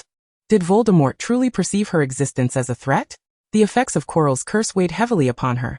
She felt utterly drained, her vision distorted into two overlapping figures. The thought of heading to the Quidditch pitch seemed perilous, as she feared she might faint in the stands and become a burden to Cedric. Roya dragged her weary body through the Gryffindor common room, where the young lions, upon seeing her sickly visage, kindly inquired if she needed assistance. She shook her head, longing only for the tranquility to recuperate her strength. Collapsing onto her pillow, she buried herself beneath the covers, her mind swirling with thoughts. It seemed that every encounter related to Cedric was thwarted by a series of unforeseen events. With a hazy recollection, she drifted off, pondering the often repeated adage from Muggle literature about fate and misconnections. It was not until midnight that she was jolted awake by the searing pain emanating from her wrist. She unwrapped the bandage, revealing the gaping wound inflicted by the black serpent, blood oozing forth and staining the sheets a dark hue.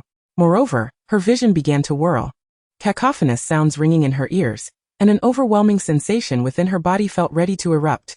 She realized she needed a sedative urgently. With the finals approaching next week, the stakes were high. She had to find a way to tend to this wound. Unfortunately, Madame Pomfrey was away for a few days, attending the funeral of a distant relative. Left with no choice, she sought the aid of her temporary guardian, Snape.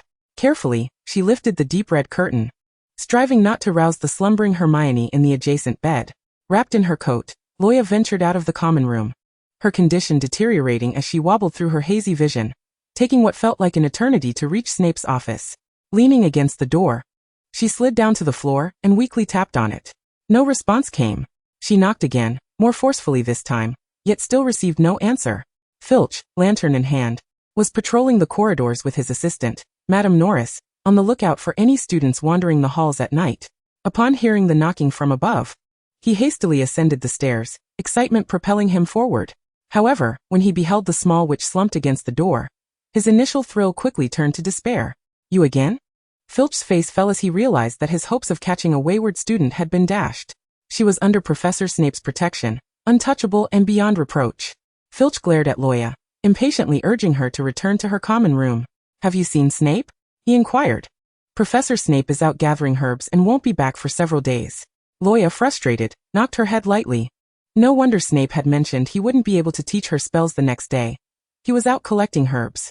Filch scrutinized her, noting her haggard appearance, and grumbled. "If you're sick, go find Madame Pomfrey. Don't just sit here being a nuisance." "Oh, I nearly forgot. She's not at the school." Luo Ya replied softly. "Do you happen to have any sedatives?"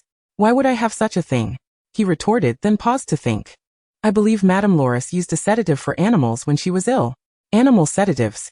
Luo Ya hesitated momentarily, recalling some apocalyptic novels she had read in her past life, where people resorted to using animal medications in times of scarcity, with minimal adverse effects. "Would you be so kind as to lend me a few bottles of Madame Loris's sedatives?" Filch grimaced but, begrudgingly aware of Snape's authority, reluctantly fetched several bottles of the sedative from his office and tossed them to Luo Ya. Luo Ya examined the dark potion in her hands, pinching her nose before downing it in one gulp.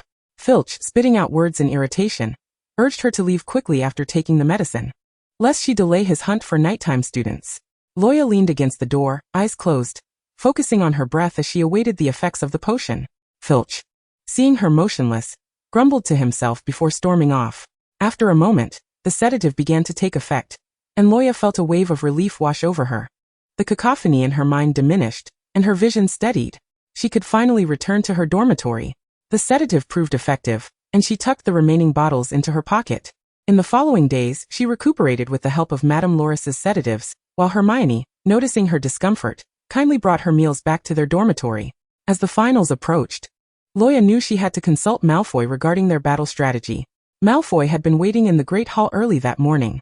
In truth, he had been coming for the past few days, sitting there for hours without catching a glimpse of Luo Ya. When he had asked that red-haired mudblood, he received only disdain in response. Luo Ya poked at the food on her plate with her utensils. The sedative's effects had waned, and her vision was now suffused with a blood-red tint. She tried to reassure herself that a brief bout of color blindness was inconsequential. She just needed to hold on until Potion Master Snape returned. Malfoy, observing her glassy-eyed state, waved a hand in front of her face. "What are you doing?" Luo Ya snapped, swatting his hand away. Noticing her discomfort, Malfoy opened his mouth to speak, but a mocking voice interrupted from behind. "Is there no seating left for you in Gryffindor? Or are you just too cozy with that one?" It was Marcus, the Slytherin Quidditch captain, flashing a toothy grin as he approached them. Malfoy retorted, clearly irritated. "There are plenty of empty seats around. She can sit next to me without bothering anyone." The Great Hall was not crowded, and many seats were available. Marcus was clearly seeking trouble. How embarrassing for Slytherin, spending all day with a Gryffindor, he sneered. Luo Ya stood up, but Malfoy caught her arm. "Wait. Don't go. There's no need to listen to him." It wasn't that she wished to bow her head to insults. Rather, her head had begun to throb once more. Quirrell, that despicable coward, was likely lurking somewhere, casting curses, and she felt her magic surging within her, desperate to break free. Chapter 44. A Quiet Uprising. A third-year Slytherin student intervened in the escalating conflict, apprehensively blocking Marcus, and informing him that Draco's father was poised to support the Slytherin Quidditch team with a Nimbus 2001, advising him against engaging in a quarrel. Nonetheless, Draco and Marcus's argument intensified, reaching a point where Marcus drew his wand first. Luo Ya, uncertain of Draco's ability to contend with the older Marcus, feared for her teammates' welfare and also produced her wand. Just as she heard Draco utter a spell, Marcus was forcefully slammed against the Great Hall's entrance. Professor McGonagall had just entered the hall when the curse struck Marcus beside the door. "Who did this?" Professor McGonagall demanded, her voice laced with fury, as silence enveloped the hall. Her gaze swept across the room and landed on Luo Ya, who stood before her, wand in hand. With a preconceived notion, she assumed that Luo Ya Grindelwald had harmed Marcus. "It's you again, Miss Grindelwald. You brazenly use spells to injure students from other houses within the Great Hall. You seem intent on turning Hogwarts upside down." It baffled her why Dumbledore favored Luo Ya. If this continued, she would surely become uncontrollable. "Professor McGonagall, it was Marcus who provoked first, and I retaliated. She had nothing to do with it," Draco interjected, unusually flustered at McGonagall's misjudgment of Luo Ya. Given the current circumstances, it was evident that Professor McGonagall did not believe Draco's words, her stern gaze still fixed on Luo Ya. "I truly wonder why the Sorting Hat placed you in Gryffindor, especially since I am aware that just days ago, you broke Goyle and Crabbe's noses." Draco turned to glare at Goyle and Crabbe, who trembled as they stood. Professor McGonagall. We swear we broke our noses ourselves while descending the stairs. It was remarkable that McGonagall would believe such a claim. Marcus, rising from the floor while rubbing his swollen chin, cast a gleeful glance at Luo Ya.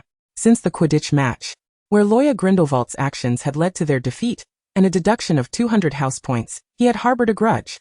Due to Quirrell's spell, Luo Ya's vision was awash in crimson, rendering her eyes unfocused, while in Professor McGonagall's view, she appeared to be in a daze, dismissing her reprimand entirely.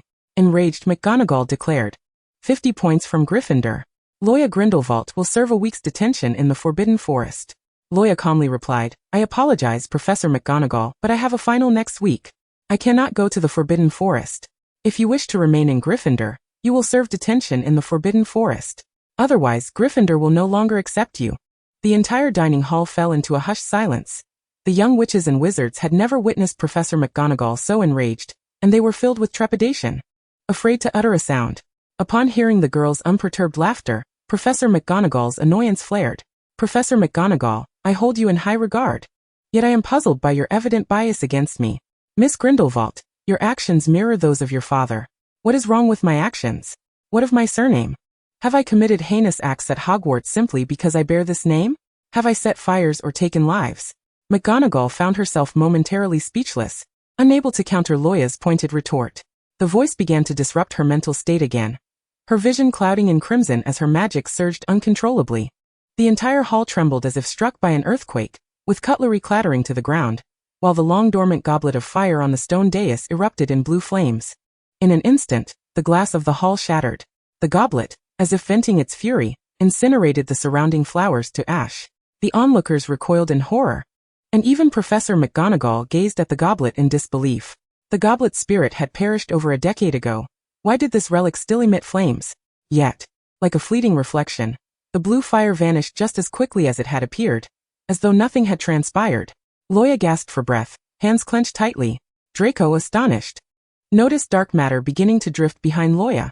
The sudden appearance of this dark substance was subtle, and only Draco, being close enough, caught sight of this unsettling phenomenon. The others remained oblivious. However, Professor McGonagall, also within proximity, noticed. With a face of terror, she stammered, You are indeed a Morsmordra. The unleashed magic sent McGonagall reeling a few steps back, nearly causing her to stumble as she grasped the table for support. Luo Ya turned her gaze to Marcus, who was swept up by the surge of magic and flung violently to the ground, wailing for mercy. McGonagall, in shock, demanded, Stop! Do you know what you are doing? Luo Ya coldly retorted, I am well aware of my actions, merely punishing a scoundrel. This sudden outburst of magic signified the imminent emergence of Morsmordra, and she realized she was on the brink of losing control. Morsmordra was about to manifest. Those entangled in its grasp were likely to face dire consequences. Although McGonagall had misunderstood her, she had no intention of inflicting harm upon her out of spite. Furthermore, the aftermath of Morsmordra could inflict severe damage upon herself, and posed a significant risk to her life, potentially leading to fragmented memories and confusion. Who would she forget this time? Above all, she could not afford to forget that she was a time traveler. Otherwise, the consequences would be dire. She felt her hand extending uncontrollably toward Professor McGonagall. This was bad. The dark matter of Morsmordra threatened to surge forth from her palm. Could someone intervene? A strong hand grasped hers firmly. I have matters to discuss with Miss Grindelwald. The voice of her temporary guardian offered her a sense of relief. Snape placed a soothing hand on her shoulder. His robes partially enveloped her, and her taut emotions began to ease. Snape whispered, Control yourself. He prepared to lead Luo Ya out of the Great Hall. Professor McGonagall, momentarily regaining her composure, attempted to stop them. Wait. You two, Snape interrupted her, his tone turning cold and detached. Professor McGonagall, should you have any inquiries, direct them to Headmaster Dumbledore. Ignoring McGonagall's attempts to halt them, Snape guided Luo Ya straight to his office. Upon opening the door, Luo Ya collapsed into his chair, exhausted. Chapter 45.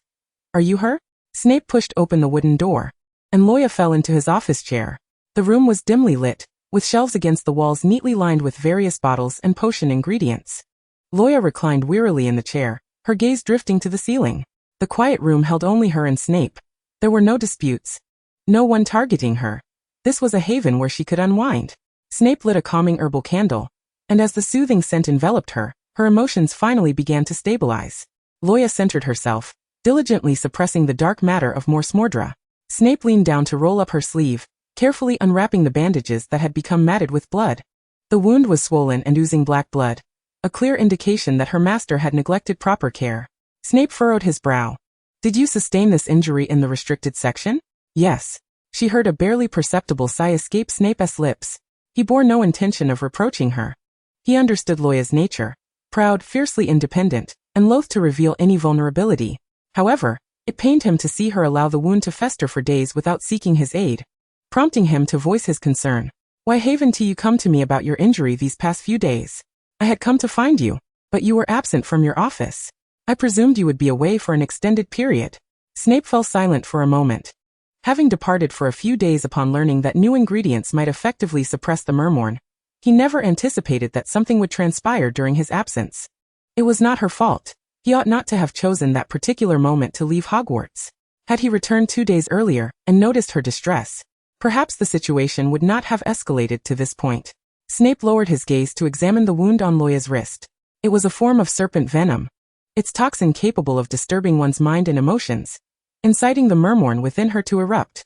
When the host experiences extreme emotional turmoil or faces life-threatening danger, the mermorn can easily spiral out of control. This particular venom amplifies the host's negative emotions, indirectly causing the mermorn to become uncontrollable. Snape raised his eyes to regard Luo Ya. Typically, children with a mermorn within them do not survive beyond their teenage years. The fact that Luo Ya remained unscathed was undoubtedly due to her formidable lineage.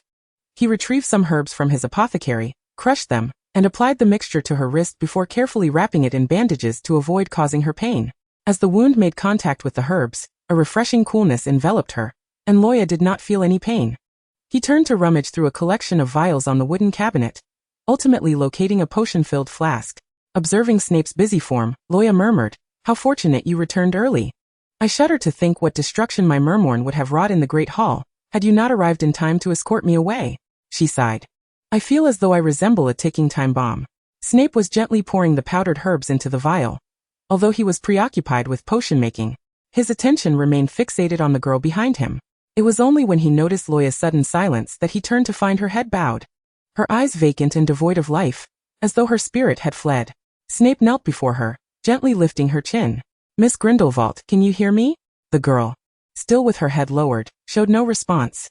The serpent venom was interfering with her cognitive abilities. Although her eyes were open, she was almost entirely devoid of consciousness. Snape brought the potion-laden vial to her lips, yet Luo Ya kept her mouth tightly sealed, and despite several attempts, he was unable to administer the remedy. After a moment's hesitation, Snape resorted to prying her lips apart with his fingers, forcing the potion into her mouth.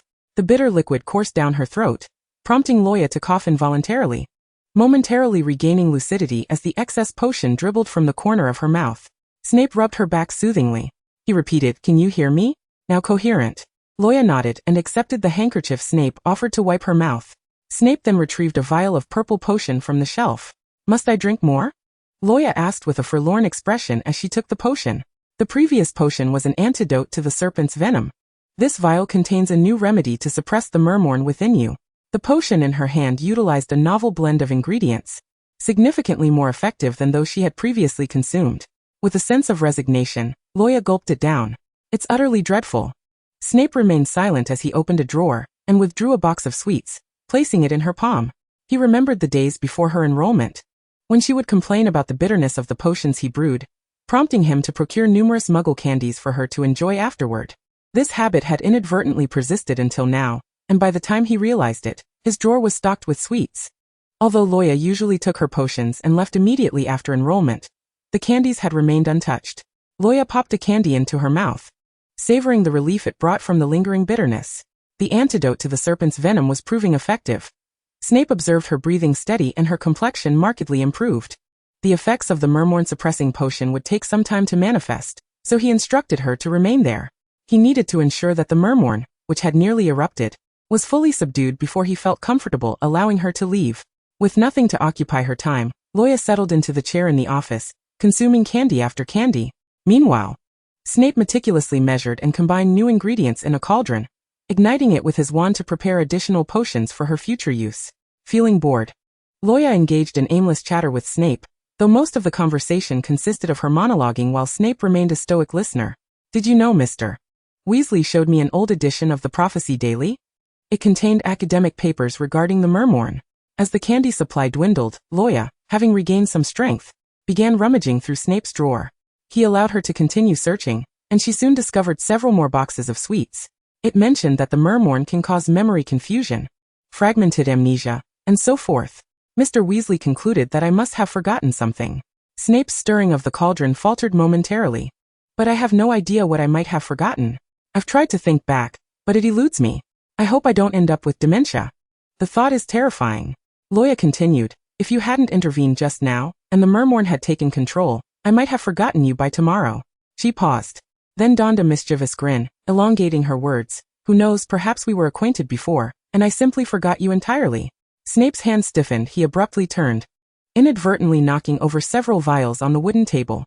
The image of the Goblet of Fire flickering with blue flames in the great hall flashed before his eyes. Instinctively, he glanced at her, only to find Luo Ya returning his gaze with a look of confusion. Snape set down the stirring rod with trembling hands, and moved closer to her, scrutinizing her eyes intently, their dark and sapphire blue irises locked in a prolonged gaze, as if time itself had come to a standstill. Luo Ya felt a peculiar sensation under his intense scrutiny. She had only jested, and the notion that she might have known Snape before seemed absurd. Snape's throat constricted as he opened his mouth, seemingly desperate to voice something, yet fearful of the answer he might receive. Are you her? He asked cautiously, his voice tinged with an unmistakable tremor. Huh? Who? Lily Evans? Luo Ya retorted, bewildered. How could I possibly resemble Lily? I have blonde hair and blue eyes. Lily had red hair and green eyes. I bear no resemblance to her whatsoever. Luo Ya's expression darkened. My surname is Grindelwald, not Evans. Snape stiffened momentarily before withdrawing his gaze in disappointment. He bitterly chastised himself for being so foolish, for missing his long-lost friend to the extent that he had momentarily entertained the absurd notions of reincarnation, found in Muggle literature. Moreover, she was merely an 11-year-old child. Chapter 46, The Revelation. Luo Ya, distressed, bit into another piece of candy, contemplating how her magical outburst had wreaked havoc in the Great Hall. She dreaded facing Professor McGonagall's stern expression, and as she thought about it, the candy lost its sweetness. She tossed the wrapper into the bin, muttering in frustration that she would have been better off transferring to Durmstrang, thus avoiding the disdain of those around her. Snape observed Luo Ya's troubled countenance, hesitating for a long moment. If you genuinely wish to transfer, Headmaster Dumbledore will assist you with the paperwork. However, I would prefer you remain at Hogwarts. Luo Ya recognized that the kind, white-bearded elder had shown her considerable care, and it would be too harsh to simply abandon Hogwarts for Durmstrang. I was only speaking in jest. Snape, did you take me seriously? Besides, you were entrusted with creating the potion to suppress the Mermorn for me, so there's no way I could go to Durmstrang. Snape gazed into her blue eyes, and after a prolonged silence he pursed his lips. If you wish to attend Durmstrang, I shall accompany you. Severus Snape was acutely aware that the invitation from Durmstrang was merely Karkaroff's delusion to exploit her. Like him, Karkaroff was a Death Eater, and thus his words were not to be trusted. However, as Karkaroff had stated, with Luo Ya's qualifications and talents, she would undoubtedly excel as a formidable dark wizard at Durmstrang. Yet, the thought of her going alone left him profoundly uneasy.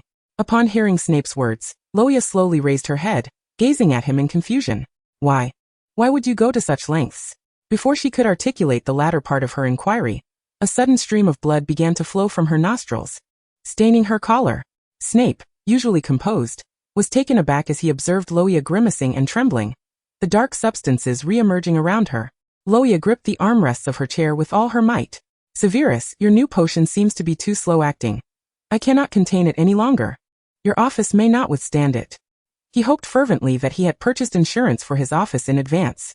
The entire room trembled as objects began to shatter one after another. Dangerous dark matter emanated from Luo Ya's body. She suddenly bent unnaturally, and Snape swiftly pressed down on her shoulders, forcefully returning her to her seat. You must regain control. I have warned you that the after-effects of the potion are severe. It could even deplete your life force. Luo Ya struggled against the force threatening to erupt, her nails clawing at the armrests in a frenzied manner, exerting so much pressure that a few of her nails splintered. Snape was compelled to seize her hands. He felt the chilling touch of her fingertips. The Prophecy Daily had reported that the potion could induce memory confusion and fragmented amnesia. If you had not intervened just now, if the potion had spiraled out of control, I might have forgotten you by tomorrow. Luo Ya's earlier words echoed in Snape's mind. For a fleeting moment, A wave of panic washed over him. Would Luo Ya remember him after the chaos of the potion? The thought of her regarding him with the eyes of a stranger was unbearable. The tumultuous thoughts caused Snape's complexion to pale, yet he endeavored to calm Luo Ya, urging her to remain composed. "It is easy for you to say. My body feels as though it is tearing itself apart," she exclaimed, her breath ragged. The dark matter surrounding her multiplied at a visibly alarming rate. Striving to maintain her consciousness, she pondered whether the host could potentially be rendered unconscious before the potion erupted. Clinging to a glimmer of hope, she called out to Snape, "Perhaps you could cast a spell to knock me unconscious, or any other incantation that could provide swift relief. A spell that can incapacitate me in an instant might halt the potion's turmoil." Snape regarded her with astonishment, his expression a tapestry of emotions. "If you do not render me unconscious, your office will bid farewell to you. I feel like a nuclear bomb. I would not wish for my turmoil to dismantle Hogwarts Castle, a monument of a millennium." Enough. He found himself unable to act. Observing Snape's inaction, Luo Ya, in her desperation, could not restrain her exasperation. "Are you capable or not? If you are not, I shall do it myself. I will knock myself out." With that, Luo Ya snatched Snape's wand from the desk with determination. In a moment of urgency, she pointed the wand at her own temple. Before she could utter the incantation, Snape swiftly seized the wand, halting her self-destructive impulse. Conflicted and anxious, Snape lamented the time spent procuring new ingredients. This cursed new formula had not met his expectations. Its effects were significantly slower than those of previous potions Luo Ya had taken. He regretted even considering this new concoction. A storm of dark magic began to take shape around Luo Ya, wreaking havoc upon any object within reach. The vials on the wooden shelves exploded one by one, shards scattering in all directions. The ceiling, unable to withstand the surging force, began to crumble in chunks, large debris poised to fall. Snape, in a state of panic, half-kneeled, using one hand to shield Luo Ya's head with his own, drawing her protectively into his embrace. Luo Ya's forehead pressed against his chest until a piece of falling debris struck him, eliciting a muffled groan. Fortunately, the effects of the new potion took effect just as the turmoil reached its peak, subduing the chaos. The office lay in ruins, and its master, exhausted from the exertion of magic, lost consciousness. Snape, panting, looked down at Luo Ya, brushing the dust and debris from her golden hair, anxiously calling her name once more. Luo Ya kept her head lowered, offering no response. A gasp and the sound of books tumbling to the ground echoed from the doorway. Snape turned towards the noise. 2 Ravenclaw and Hufflepuff girls stood frozen at the door, which had been blasted open by the tumultuous magic. Xiaozhang and a second-year Hufflepuff girl, originally holding a stack of potions homework, had been outside Snape's office. Just as Xiaozhang was about to knock, the explosion of noise startled her, prompting her to instinctively retreat a few steps. The door swung open wide as the residual magical energy surged forth.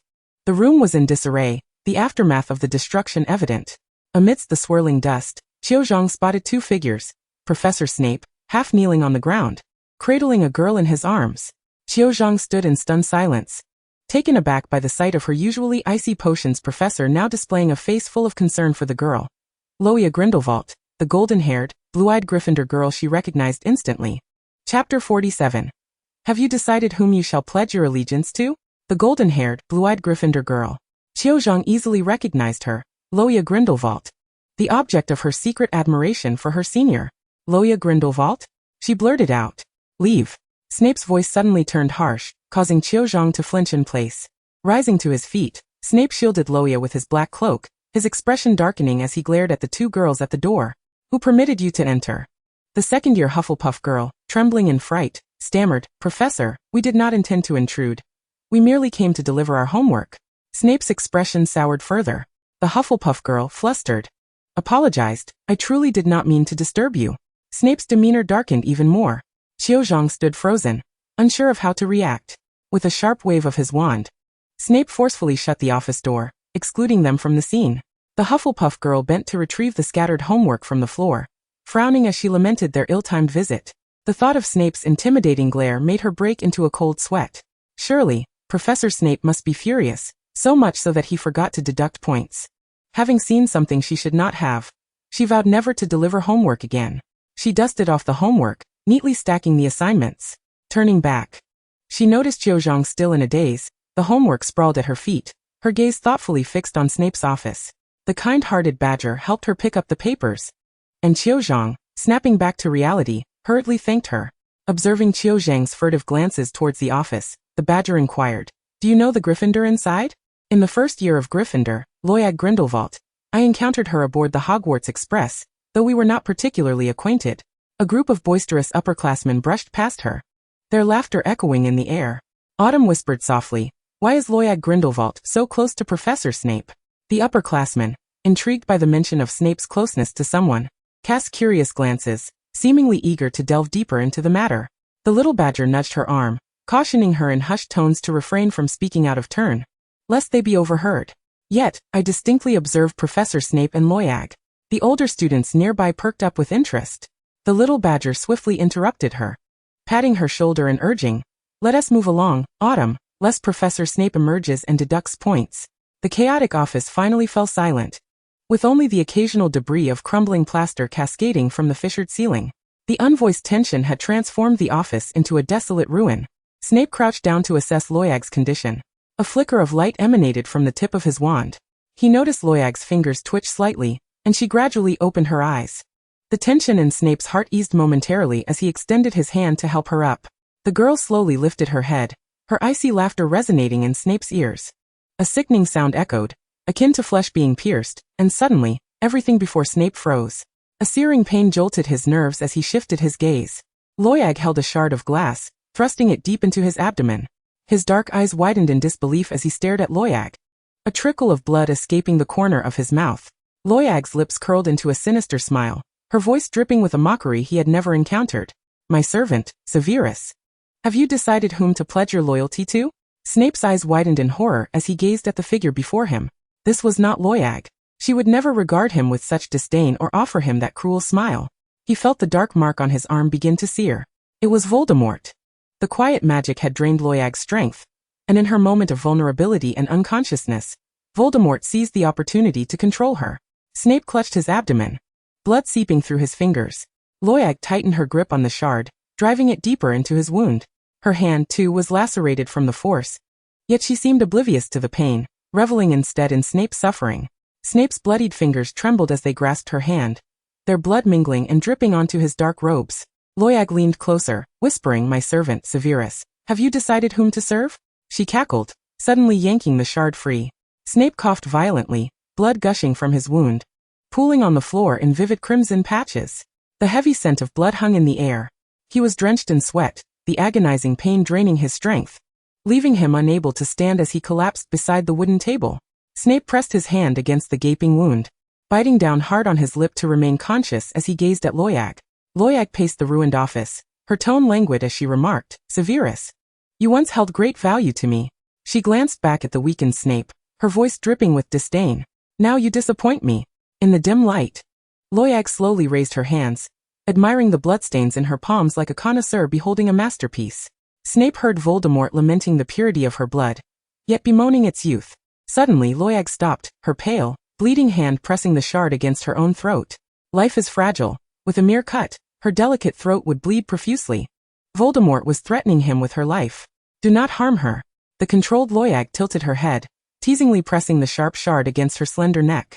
"So Severus, have you decided whom to serve?" Snape's voice trembled with helplessness. Voldemort scoffed disdainfully, surveying Snape from his elevated position. "What are you willing to offer, Severus?" Chapter 48. The Overbearing Guardian. Voldemort's malevolent laughter echoed. "What are you willing to offer, Severus?" Snape weakly pressed his hand against his wound, the blood flowing steadily robbing him of his strength. His consciousness began to blur, yet he fixated on the girl ensnared by Voldemort's control. "Everything I have." Just when Voldemort believed he had ensnared his servant's fatal weakness, poised to exploit it for his own ends, events took an unexpected turn. The ruined office was graced by an uninvited guest. A cascade of black veils enveloped the room. Voldemort's eyes widened in alarm as the swirling black veils penetrated Luo Ya's body. The essence of the uninvited guest followed suit, rushing into Luo Ya. Centered around her, magic coalesced into a tempest, wreaking havoc and further ravaging the already shattered room. Her eyes, previously shut, fluttered open, revealing iridescent hues filled with chilling intensity. Luo Ya's voice, infused with an arrogance and defiance uncharacteristic of her body, rang out, "Get out of her." The clash of two distinct magical forces erupted. Voldemort's consciousness emitted a piercing shriek as the uninvited guest's overwhelming magic forcibly expelled him. As calm returned, Snape witnessed the girl don a scornful smile, critiquing Voldemort, merely a rural terrorist. Loiag's gaze fell upon the blood pooling in her palms, frowning at the crimson stains. Her furrowed brow eventually relaxed, tinged with a hint of compassion. Only then did she notice Snape, half alive and leaning against the ruins, his presence seemingly insignificant and valueless to her. She raised an eyebrow, her tone commanding, "What are you dawdling for? Tend to my daughter's wounds." It was Gellert Grindelwald. The consciousness of Gellert Grindelwald had taken residence within his daughter.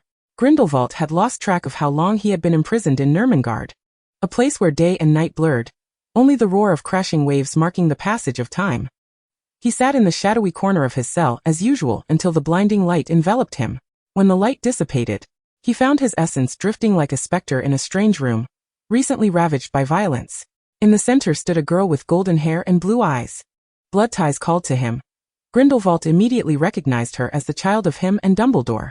That summer in Godric's Hollow, their youthful hearts intertwined, forming a bond through shared ideals. Their blood mingled, using their lives to weave a forbidden magic that birthed a boy and a girl. They envisioned a world reborn, one that would greet the children upon their awakening. Grindelwald and Dumbledore resolved to temporarily encase the two still unconscious infants in magical stasis, hidden away in a remote mountain range, ensconced with layers of protective and concealing spells. Little did Grindelwald anticipate that someone had already set their sights on them. Years later, his children were stolen away. In a fit of rage, Grindelwald nearly razed the entire mountain forest to the ground, while his acolytes trembled in his wake. Even after his rift with Dumbledore, they persisted in their relentless search for their lineage, yet to no avail. Now, standing before him was his reclaimed daughter, ensnared by the influence of a vile entity. Who dared to presume such audacity? His surging magic expelled the foul presence. Grindelwald now resided within his daughter's form, relishing a fleeting moment of autonomy before her consciousness stirred. He yearned to see his Albus. Loa toyed with her wand, entwined in dark mist. Truly, she was his daughter. Even her wand was extraordinary, fashioned from the spine of a dark wizard. Loa, Gellert Grindelwald, walked with her head held high, exuding an imperial presence as she made her way to the headmaster's office. Merely her standing there sent portraits shrieking and fleeing, some even cramming themselves into others' frames.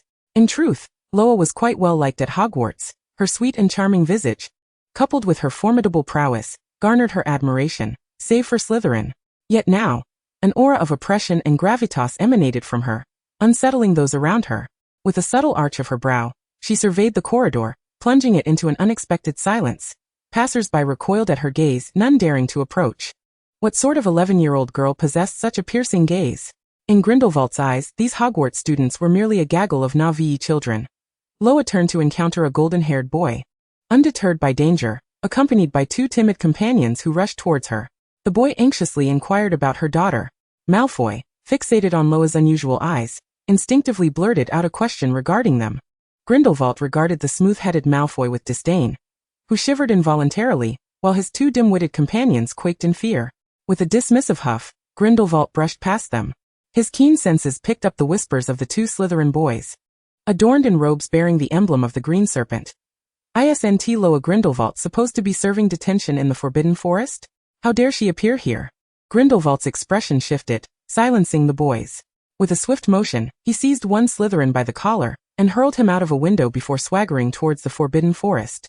There he encountered a half-giant, Hagrid, who bore a massive crossbow on his back and a quiver brimming with arrows. Hagrid, ever amiable, greeted Loa warmly. While Grindelwald couldn't be bothered to acknowledge him, Hagrid had heard of Professor McGonagall's punishment, and in his well-meaning manner, intended to offer comfort to Loa. Passing by, Filch snickered maliciously, relishing the spectacle of justice finally catching up with the girl. Yet, the subject of their conversation stood before them, nonchalantly conjuring blue flames that ignited the Forbidden Forest. As Hagrid and Filch gaped in shock, their jaws nearly touching the ground, Grindelwald departed with an air of nonchalance. At the corridor's corner, Grindelwald unexpectedly encountered an elderly woman, Professor McGonagall, whose expression mirrored a complex mix of emotions. After the uproar in the Great Hall, Dumbledore had personally sought her out.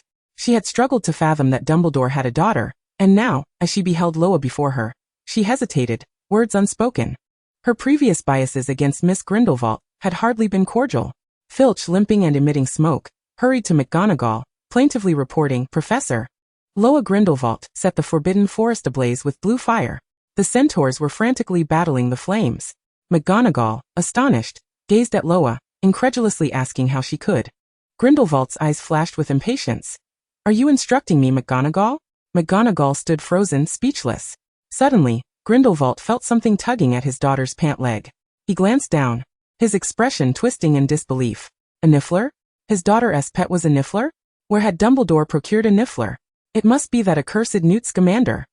His Albus must have clandestinely visited his beloved student, Scamander. The thought caused Grindelwald's temples to throb. He seized the niffler and, under its imploring gaze, tossed it into a trash bin. If he ever encountered Albus again, and if his consciousness remained intact, he would certainly procure a more suitable pet for his daughter. A Scamander creature was utterly unacceptable. Chapter 49. Grindelwald yearned to meet Dumbledore. The agonizing pain from his grievous wounds throbbed as blood seeped into the ground. Snape was attending to the injuries, fortunate that this office, ravaged by magical upheaval, concealed a little-known underground chamber. Some ingredients within the chamber had miraculously survived. Dragging his increasingly numb body, each step sent jolts of pain through his wounds. Sweat trickled down his brow as he struggled to retrieve a healing potion from the shelves. After Snape had tended to Loa's hand, Gellert Grindelwald strode confidently to seek out Dumbledore. The presence inhabiting Loa, if it were indeed the genuine Gellert Grindelwald, brought Snape a sense of relief. This Dark Lord would undoubtedly protect his bloodline. While bandaging Loa's wounds, the Dark Lord casually performed a simple gesture with his left hand, which would likely go unnoticed by an ordinary wizard. Though it was but a fleeting moment, Snape discerned it as a silent, wandless magic, a protective charm. In his youth, he had stumbled upon a similar spell in the library's forbidden texts. It was a safeguard against any force that would seek to control the consciousness or soul of another. Grindelwald had cast a protective charm upon his daughter's consciousness. As long as Grindelwald drew breath, the enchantment would endure, impervious to Voldemort or any of his minions. Snape was confident that even spells designed to extract thoughts or compel truth would be rendered ineffective under the Dark Lord's protection. Loa would remain safe for the time being. However, Snape's own wounds were far from optimistic. He managed a wry smile, recalling his promise to teach Loa spells she wished to learn. Given his current physical state, such a feat would be impossible in the near future. After tending to his injuries, he still felt a chill enveloping him, and he unknowingly slumped against the wall, succumbing to unconsciousness. The world is indeed capricious. Having discarded the niffler, Grindelwald encountered his most detested adversary, Newt Scamander. Oh, but wait. The Newt Scamander imprisoned in Azkaban for half a century ought to have transformed into a feeble old man, toothless and frail. Before her stood a diminutive imp. A perfect replica of Newt Scamander, undoubtedly his grandson. Given his lineage, the grandson of Scamander instantly became a target for the persecution of Gellert Grindelwald. The young Scamander looked anxiously at the figure of Leia, a first-year student from Gryffindor, who had suddenly blocked his path. Despite not knowing her, the fierce aura she exuded made the inherently introverted Hufflepuff boy shrink back. He gazed at Leia's increasingly perilous expression. Why was Albus Dumbledore so fond of your grandfather? Scamander's grandson? He truly had no idea. How could he possibly know? A cold sweat broke out on the young Scamander, as he desperately explained that his father might not even have been born at that time. Thus, he genuinely had no knowledge of the connection between his grandfather and Dumbledore, nor with the girl before him. For Grindelwald, it mattered not. Since he could not capture the grandfather, he would seize the grandson instead. Grindelwald narrowed his eyes dangerously. The Hufflepuff boy was so intimidated by the darkness in Grindelwald's gaze that he fainted on the spot. Grindelwald, hands clasped behind his back, disdainfully regarded the boy lying unconscious on the ground, his gaze icy. Mr. Scamander, do you believe Dumbledore would mourn for your grandson? Ultimately, the unfortunate grandson of Newt was carried away by two well-meaning badgers. Grindelwald expressed his contempt for their hasty retreat. He keenly overheard a few young children whispering that Dumbledore had just visited the hospital wing to see Harry Potter, who had injured one of his legs. Harry Potter? Grindelwald belatedly realized that he was perhaps falling behind the times. Dumbledore's favorite student had shifted from Newt Scamander to Harry Potter? Jealousy distorted his features, and a fiery anger ignited within him. The European monarch made a decision. Although he knew not who Harry Potter was, he would first meet with Dumbledore and then attend to the other leg of the boy Dumbledore cared for. The more he pondered, the angrier he became, until he finally laid eyes upon his Albus, the earlier fury vanishing without a trace. The elderly man with his white beard was turned away, engaged in discussion with several professors. Grindelwald watched his figure, reflecting on the half-century since they last met. Dumbledore had aged considerably. Time had etched its marks upon him. Yet, He remained his Albus. Just before Dumbledore turned around, Grindelwald entertained the thought of tending to his unruly hair in the restroom. Considering his consciousness was currently residing in his daughter's body, he felt that her wild pineapple hairstyle might not be particularly appealing, and thus he abandoned the idea. Dumbledore sensed a gaze upon him and looked over. Their eyes met. His bright blue orbs widened slightly, an unnameable emotion flickering briefly. He seemed to call out his name with a parted mouth. They stared at each other for what felt like an eternity, unsure of who took the first step toward the other. However, fate had other plans. A bludger whizzed through the corridor and struck his daughter on the head. Leia collapsed instantly. Grindelwald's consciousness was forcibly separated from her body as he witnessed Albus hurriedly approach him. Just as his awareness was about to vanish back into the confines of his prison in Nurmengard, he gritted his teeth at the sight of a Gryffindor lad on a broomstick, flustered and pulling at his hair after having accidentally struck someone. Would not far away. Was instructing a few newly joined young witches and wizards on the rules of Quidditch, such as how to hit a bludger away. As he swung his bat, he inadvertently sent the bludger flying far afield. Squinting in its direction, Wood felt something was amiss. Fred and George, ever the troublemakers, leaned out from the corridor, shouting, "Wood, your bludger knocked out Leia." Dumbledore's expression darkened at the scene. "Wood, you're finished. Pray for your luck." Upon hearing the twins' gleeful remarks, Wood felt a wave of despair wash over him. The newcomers behind him hurriedly steadied the wobbling Gryffindor Quidditch captain. This reckless hit indeed left Leia bedridden for an entire day in the hospital wing. Fortunately, Dumbledore unilaterally suggested to Professor McGonagall that the final match of the spellcasting tournament be postponed for a few days, allowing Leia ample time to recuperate. Chapter 50, Hospitalization, the twins' visit. Leia lay half reclined on the pristine white sheets, the snow outside casting a silvery glow upon the castle of Hogwarts. She was recovering swiftly. In just 2 days, she could be described as lively and vibrant, completely devoid of the appearance of a patient. She yearned to request her discharge. But Madame Pomfrey firmly denied her appeal. Although Madame Pomfrey was astonished by Leia's remarkable healing speed, she steadfastly believed that Leia required a few more days of observation and rest in the infirmary. Left with nothing to do, Leia enlisted Hermione to bring her unfinished scarf for the Niffler.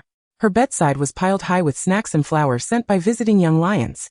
Hermione cut a small plate of cake for her, and throughout her hospitalization, her kind-hearted roommate provided her with meticulous care, leaving the few solitary patients in the adjacent beds envious. Ron's feet were surrounded by crumpled snack wrappers, due to Leia's generous nature towards her friends. He shamelessly tore open another chocolate frog and stuffed it into his mouth. With his cheeks bulging, he mumbled, "Leia, what is this hideous thing you've knitted?" "A scarf for the Niffler," Leia replied. Ron grimaced. "I thought it was a tattered sock." It was indeed not her finest effort. Leia realized that, whether in this life or her past, she was utterly inept at the domestic skills that ordinary girls excelled at, such as knitting or cooking. Coupled with her personality, it was clear that she would not become the ideal gentle and diligent wife envisioned by some men. She cared not for such roles, relishing her single life instead. It seemed all her talents were devoted to the arcane arts of magic and combat. Dumbledore had visited her on the very first day she was struck by the bludger. Her hospital room had not been devoid of visitors. In fact, it had become so bustling that even Madame Pomfrey's demeanor shifted. Each day, her room was filled with visitors. George and Fred would drop by after class, and the guilt-ridden would dared only to enter when Dumbledore was absent. Upon entering, George and Fred immediately resumed their tiresome game of Guess Who I Am. Interrupting them, Leia raised her hand. Stop. I refuse to engage in such a dull game." She had no interest in such childish antics. She recalled that Fred bore a permanent scar on his temple from an injury, making it easy to distinguish between the two. She wondered why they were still playing this guessing game. However, today Fred's face bore no trace of injury. Leia observed him with surprise, and Fred leaned closer, allowing her to inspect him closely. "Fred, where is your scar?" Fred flashed a triumphant grin. The other twin burst into laughter. "I am Fred. You guessed wrong. How infuriating." Leia rolled her eyes. George produced a glass vial from his pocket. "Our latest concoction for scar removal. Within a few short days, scars can return to their original state. Here you go." Leia accepted the small vial that George handed her, a flicker of apprehension coursing through her as she pondered whether she might fall into the twins' trap, perhaps transforming into a bird-like creature. Observing the skepticism in Leia's gaze, Fred, determined to demonstrate their reformed ways, calmly uncapped the vial and applied a drop to his palm. Minutes passed without any peculiar pranks occurring, and at last, Leia felt reassured. She applied the potion to the scar on her palm. Though not particularly conspicuous, the scar had been fading day by day. Even without the potion's aid, she believed it would vanish in a matter of days. Sometimes she mused. She wondered if this body held some hidden advantages. However, recalling that their loss in the first round of the spell tournament had cost the twins their entire savings, Luo Ya apologized as she continued to apply the potion. "I'm sorry for costing you both your pocket money in that first match." The twins smiled, reassuring her that it was of no consequence. They then declared, "We plan to open a magical trick shop." Luo Ya looked at them in disbelief. Was it customary for twins in movies to start a business so soon? Moreover, did they truly have sufficient funds to do so? Sensing her doubts, George proclaimed with pride, "Thanks to you, we bet on you for the remainder of the tournament. Your 7 consecutive victories netted us a handsome profit." The ever-just Ron interjected, unveiling the twins' deception. "In that first match, they didn't bet on you but rather on the opposing team, profiting handsomely in the process. Are you truly my friends? Betting against me?" Upon being exposed, George and Fred exchanged furtive glances, awkwardly explaining, "You were teamed up with Malfoy. Gryffindor was betting on you, and Slytherin on Malfoy. At the very last moment, we thought that if we reversed our bets, we might just strike it rich." In truth, they had not only secured the funds from Gryffindor and Slytherin, most of the 4 houses had wagered on their own teams in that first match. By betting against themselves, George and Fred had effectively pocketed the entire Hogwarts money. Luo Ya's face darkened as she uttered 2 words, "Friendship over. Is it truly the end of our bond?" Fred and George feigned a dramatic pose, clutching their chests. Luo Ya retorted, "If friendship has met its demise, how far can love be? My dear lady, shall we?" "Stop. What on earth is this?" Luo Ya sighed in exasperation, conceding, Fine, I can't win an argument against the 2 of you. I'm not angry." The comedic duo of Fred and George chuckled, forever immersed in their pranks. "In the finals, we'll bet everything on you. If you win, our funds will be sufficient. You can regard yourself as a silent partner. Henceforth, you shall be the proprietress of our magical trick shop, and the profits will be yours to command. I will do my utmost in the competition, but as for the title of proprietress, I shall pass. It sounds rather peculiar, and I have no need for shares." Fred then produced an oddly shaped candy from his pocket. "Behold our new product, Nosebleed Nougat. Once consumed, it will induce a relentless nosebleed, sure to become a bestseller. Care to try?" he eagerly introduced. "Is this truly your reason for visiting a sick person? To make them a guinea pig? Delivering prank snacks to the ailing? How thoughtful of you." Fred and George, undeterred by the revelation, continued to chuckle without a hint of remorse. Luo Ya was resolute. She would not become a test subject, nor allow her dear friend Hermione, who was caring for her, to become one either. Ron, well aware of his brother's mischievous intentions, declined the offer. "So, who shall serve as the guinea pig?" Everyone's gaze inadvertently fell upon another occupant of the ward. Wood, suddenly thrust into the spotlight, wore a look of alarm. Luo Ya's eyes shifted to him. Indeed, he was a prime candidate. Self-aware of his predicament, would reluctantly succumb to the fate of bravely ingesting a piece of nosebleed nougat. Soon after, he began to bleed profusely from his nose. George and Fred observed the spectacle with glee, applauding, "Marvelous! The effect is extraordinary. This dosage appears potent enough. It is sure to be a hit."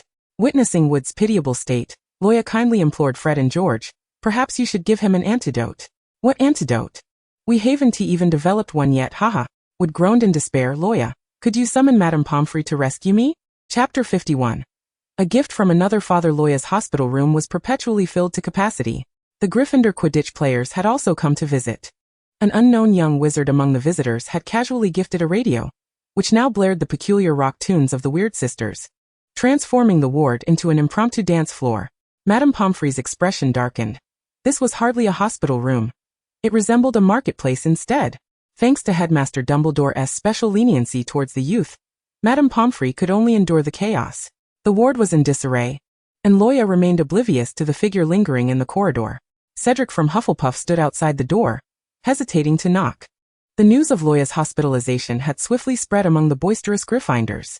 Upon learning that she had been gravely injured by a bludger, he rushed to the hospital wing. His forehead slick with sweat. He stood in the corridor, reluctant to step inside. His roommates, having joined the fray, observed Cedric's worried demeanor and urged him to enter. "Cedric, if you're so concerned for her, why not go in and see her?" Cedric's eyes reflected a hint of melancholy. "I fear she may not wish to see me." For Cedric, Luo Ya's absence from his Quidditch training, having declined his invitation, felt like a silent rejection, robbing him of the courage to intrude. Yet, upon hearing of her injury, he found himself unable to contain his emotions. Afraid of adding to Luo Ya's distress, He dared only to remain outside, peering through the crack in the wooden door at the golden-haired girl inside. His roommates sighed silently. Though not Gryffindors as humble Hufflepuffs, they too possessed courage when it mattered. They nudged Cedric forward, insisting, "You need to speak with her face to face. Standing idly outside is not a solution."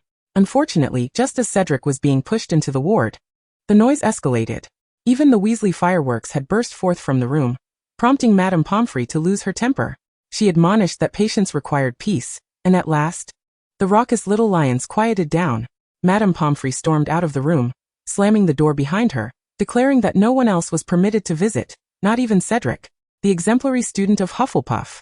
Cedric's friends immediately protested on his behalf. "Madame Pomfrey, there are so many Gryffindors inside. Why can't we go in? Miss Granger requires rest and recuperation." "Absolutely not." Rejected and disheartened, Cedric lowered his head. After a moment of silence, he entrusted Madame Pomfrey with the gift he had intended for Luo Ya. Observing Cedric's compliance in respecting the need for quiet, Madame Pomfrey accepted the gift with satisfaction. Cedric cast one last lingering glance at Luo Ya in the ward before reluctantly taking his leave. Meanwhile, several other young wizards, injured by bludgers during practice, were wheeled into the hospital wing, wailing in pain. Madame Pomfrey was frazzled, hastily placing the gift box on a bench in the corridor as she rushed to attend to her patients. Fred and George emerged from Luo Ya's room, their eyes immediately drawn to the unattended gift box gleaming on the bench. George, intrigued, unwrapped the gift box to reveal a recent bestseller from Diagon Alley. A romantic gift for couples. The exquisite music box, crafted in the form of a crystal ball, contained a rotating Hogwarts castle within. The magically infused music box wand radiated warmth when held in the palm, providing comfort akin to a small hand warmer in the biting cold of winter. Much adored by the girls of Hogwarts, it was likely a present from some boy to his hospitalized girlfriend. Due to its immense popularity among the female populace, this enchanting music box was nearly sold out every day. One could imagine the lengths some boys would go to win their sweetheart's affections. Braving the heavy snowfall to queue up before dawn, such dedication. George casually toyed with the music box, tossing it into the air like a juggler, attempting a daring spin before catching it. Fred cheered him on from the sidelines. However, when George repeated the perilous juggling act, the music box slipped from his grasp and shattered upon hitting the floor, the castle inside breaking into a million pieces. The twins finally realized the gravity of their blunder. Exchanging a quick glance, they understood there was still time to rectify their mistake. They hastily drew their wands, ready to cast a repair spell, only to be interrupted by a nurse approaching their direction, forcing Fred and George to conceal themselves in the corner. The nurse, noticing the shattered remnants on the floor, swiftly picked up a broom to clear the debris, disposing of the broken crystal ball in the trash bin as she left with it. The twins, heads in hands, groaned in dismay. This was indeed a disaster. Once Madame Pomfrey finished her tasks, she remembered the gift box Cedric had asked her to deliver to Luo Ya, which she had set aside in the corridor. When she returned, the box had vanished from the bench. Madame Pomfrey thought little of it, assuming that Luo Ya, being in the adjacent ward, had collected it herself, given that the wooden bench was directly opposite her door. As night fell, the ward finally settled into silence, with Luo Ya's two roommates having discharged themselves early that morning. Nestled into the softness of her pillow, Luo Ya was abruptly awakened by a mechanical voice. "System host, are you dead yet? If not, wake up quickly. If you die, I'm outta here." "I'm very much alive. Thank you for your concern," Luo Ya replied. "System, during your period of control by Voldemort, I summoned the consciousness of the Dark Lord Gellert Grindelwald. You possess such power? Why not summon him again?" "System, that cannot be done casually, and summoning Grindelwald exhausted all my strength." Luo Ya pondered this, recalling how she had heard whispers of her blue flames having burned the Forbidden Forest, even earning praise from the twins. Mischievous students were grateful to her, as they no longer had to undertake community service in the Forbidden Forest for their misdeeds this term. However, that incident with the fire had indeed been a product of Grindelwald's influence over her. In all honesty, Luo Ya felt a twinge of fear at the thought of encountering Professor McGonagall again. Surely, her expression would be one of fury, convinced Luo Ya was responsible. With a resigned shrug, she recalled that the last time she completed the 7 consecutive victories task, her reward had yet to be delivered. "System, well, don't tell me you're out of stock?" "System, nonsense. How could I possibly be such a destitute system?" Listening to the increasingly feeble tone of the system made Luo Ya skeptical. The system cleared its throat awkwardly. "During your time under Voldemort's control, I summoned Grindelwald's consciousness to save you, which can be considered your reward, so we are even." It coughed a few more times. "System, Your father in this world, Gellert Grindelwald, left you a gift before his consciousness departed. A gift from the Dark Lord? Luo Ya's sapphire blue eyes sparkled with intrigue, and the system suggested she simply try using her wand to find out. Luo Ya grasped her wand, mentally urging her father's gift to manifest swiftly. Suddenly, blue flames erupted around her, forming a circular firewall centered on her. A protective fire shield. Chapter 52, known to many as the incendiary of the Forbidden Forest. The radiant blue flames encircled her, and Luo Ya cautiously reached out to touch the flames. To her surprise, her delicate fingertips passed through the fire without inflicting any pain. The blue flames showed no sign of harming her. A protective fire shield, one of Grindelwald's grand spells. Although the incantation's name could easily be misconstrued as a defensive spell, it was in fact a dual-purpose enchantment. In her past life, Luo Ya recalled it being humorously referred to as Grindelwald's gas stove. European imported, natural and pollution-free, a worthy possession. Yet, Grindelwald's gas stove was undeniably impressive. However, Luo Ya remained perplexed as to whether the protective fire shield was classified as dark magic or light magic. While the blue flames posed no threat to their master, they were less forgiving to her bed. The sheets and blankets caught fire almost instantaneously, but fortunately, the flames were managed swiftly before Madame Pomfrey could discover the chaos. System, friendly reminder, your spine core wand is ill-suited for the protective fire shield. It may lead to uncontrollable consequences. Be cautious with borrowed wands, as they may not withstand the explosive backlash of the fire shield. It would be prudent to visit Ollivander's for a new wand. Since her dragon heartstring wand had shattered, Luo Ya had been borrowing others' wands for the recent competitions. Relying on borrowed wands was not a sustainable solution. It seemed she would need to call upon her temporary guardian, Snape, to accompany her back to Ollivander's wand shop. System. I must enter sleep mode temporarily, due to the exhaustion from summoning Grindelwald. During this time, please take care and remember not to act recklessly. Luo Ya waved dismissively at the system. The next day, she knocked on Snape's office door, waiting patiently for a response. After what felt like an eternity, she received none. Perhaps Snape was out gathering potion ingredients. Just as Luo Ya contemplated leaving, the old wooden door creaked open. Snape stood at the threshold, looking notably gaunter. His complexion pale and sickly, a shadow of his usual self. Luo Ya had never seen him so weak and worn. She reached out, tugging at his sleeve, and inquired with concern, "Are you ill?" Unaware of the memories associated with Voldemort and Grindelwald's possession. Luo Ya did not know that Snape bore a deep wound in his abdomen inflicted by her. Snape's gaze fell upon the girl's hand gripping his robe. The snake venom scars on her palm and wrist had healed completely, leaving no trace behind, which eased his mind significantly. "Ivy fine," Snape replied quietly. "Fine," Luo Ya retorted, her eyes narrowing in skepticism. He sounded hoarse, and with recent potion classes cancelled, she hadn't seen him in days. "You're lying." Snape regarded her silently, then sighed softly. His broad palm brushing her head, his typically indifferent demeanor softening. Hearing his hoarse voice repeat that he was fine, Luo Ya couldn't press him further. Settling for a gentle reminder for the old professor to rest well. Setting the matter of her wand aside for the moment.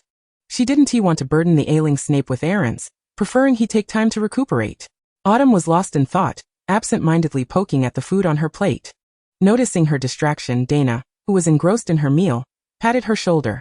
"Autumn, don't frown like that. Look who's here. It's Diggory, the senior you like." Dana gestured toward the Hufflepuff table. Autumn followed Dana's gaze to see Cedric and his friends just taking their seats. This third-year Hufflepuff, with his outstanding grades, handsome appearance, and gentle disposition, drew the attention of many young girls as soon as he entered the Great Hall. Rumors of his recent heartbreak only added a hint of melancholy to his charm, further endearing him to the hearts of the girls in the hall. Diana took a bite of her bread and remarked, "I heard Cedric was rejected by the Gryffindor he secretly admired. Is this not an opportune moment? We all know you have feelings for him. You ought to show him more care, give him some hints so he understands your affections. Good men are becoming increasingly rare. And once an opportunity is lost, it is hard to regain. I've tried but..." The latter part of her sentence was swallowed back, as Cedric did not reciprocate her feelings. Qiuzhang glanced toward Cedric, whose roommate happened to notice her gaze. During the days Cedric was bedridden with a fever, news had somehow reached Ravenclaw. Each day, Qiuzhang stood outside the Hufflepuff common room, hoping they would assist her in delivering the potions and snacks she had concocted for Cedric. They helped a couple of times, but as her visits became a daily occurrence, blocking the entrance, Cedric returned everything she sent him without exception. Undeterred, she continued to ask for their help, placing them in a difficult position. He even feared that this Ravenclaw lady would come seeking his assistance again. Cedric noticed Qiu Zhang's gaze but remained silent, his head bowed. One of his roommates casually remarked, "Cedric, that girl you fancy is quite remarkable. She set the Forbidden Forest ablaze. Now she's known as the arsonist of the Forbidden Forest." His roommate then nudged him, "Cedric, your beloved has arrived." Cedric immediately turned to look at the entrance of the Great Hall. Luo Ya seldom arrived punctually for meals, making it nearly impossible for Cedric to encounter her in the hall. As she emerged from the hospital wing, Luo Ya instantly became the center of attention, and the entire dining area fell into silence. She was indeed a figure of great renown at Hogwarts. Not only was she an exceptional Quidditch seeker for Gryffindor, but she also had a notorious public altercation with a student from Beauxbatons, confronted Professor McGonagall openly, and even struck a third-year student, Marcus. Coupled with her unprecedented act of igniting the Forbidden Forest, it was certain she would leave a lasting mark on Hogwarts history. Moreover, not only had she not been expelled, but she was also personally visited by Professor Dumbledore during her hospitalization. Her background seemed quite extraordinary. The little lions at the Gryffindor table greeted her warmly, their faces aglow with smiles. Cedric silently observed Luo Ya from across the table. She possessed an innate charm and charisma, drawing attention wherever she went. Chapter 53, Dumbledore's Gift. Luo Ya's miraculous recovery speed was the envy of limping Harry. Seated at the table, Ron clumsily devoured his breakfast, one hand grasping roasted meat and the other clutching cake. Hermione shot him a disapproving glare. "Is eating all you can do?" The future couple were exchanging playful banter, while Luo Ya sipped her oatmeal. Dozens of owls soared into the dining hall, delivering mail. The owls circled above the long tables, searching for their respective owners, dropping letters or parcels into the hands of their young masters. Ron received a letter from Mrs. Weasley, while Hermione got the latest edition of the Daily Prophet. The front page featured a large photograph of the burned Forbidden Forest, and Hermione buried herself in the newspaper. The article questioned whether the devastation was a result of moral decay or the distortion of human nature, urging readers to follow the latest issue, where reporter Rita Skeeter would unveil the truth behind the smoke and mirrors. Luo Ya leaned in to look at the paper.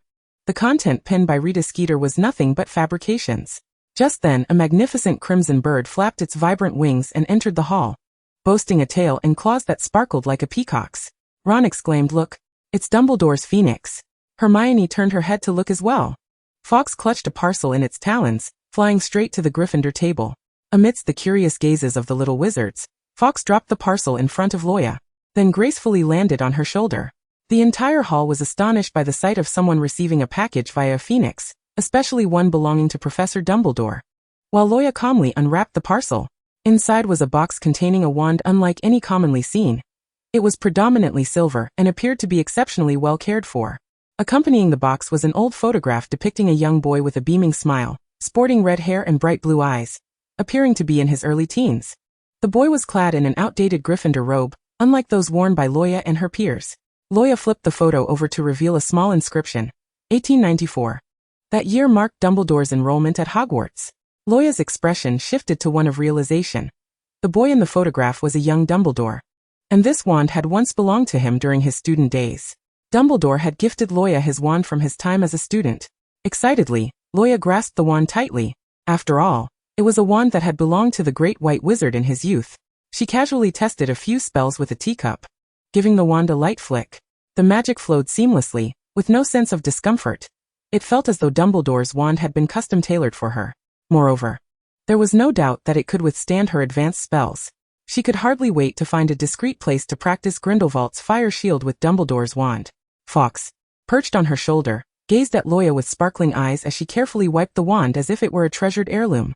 Luo Ya absent-mindedly stroked the golden feathers of Fawkes' tail, admiring their exquisite texture, and then blurted out a rather awkward comment, "Fawkes, you're too heavy.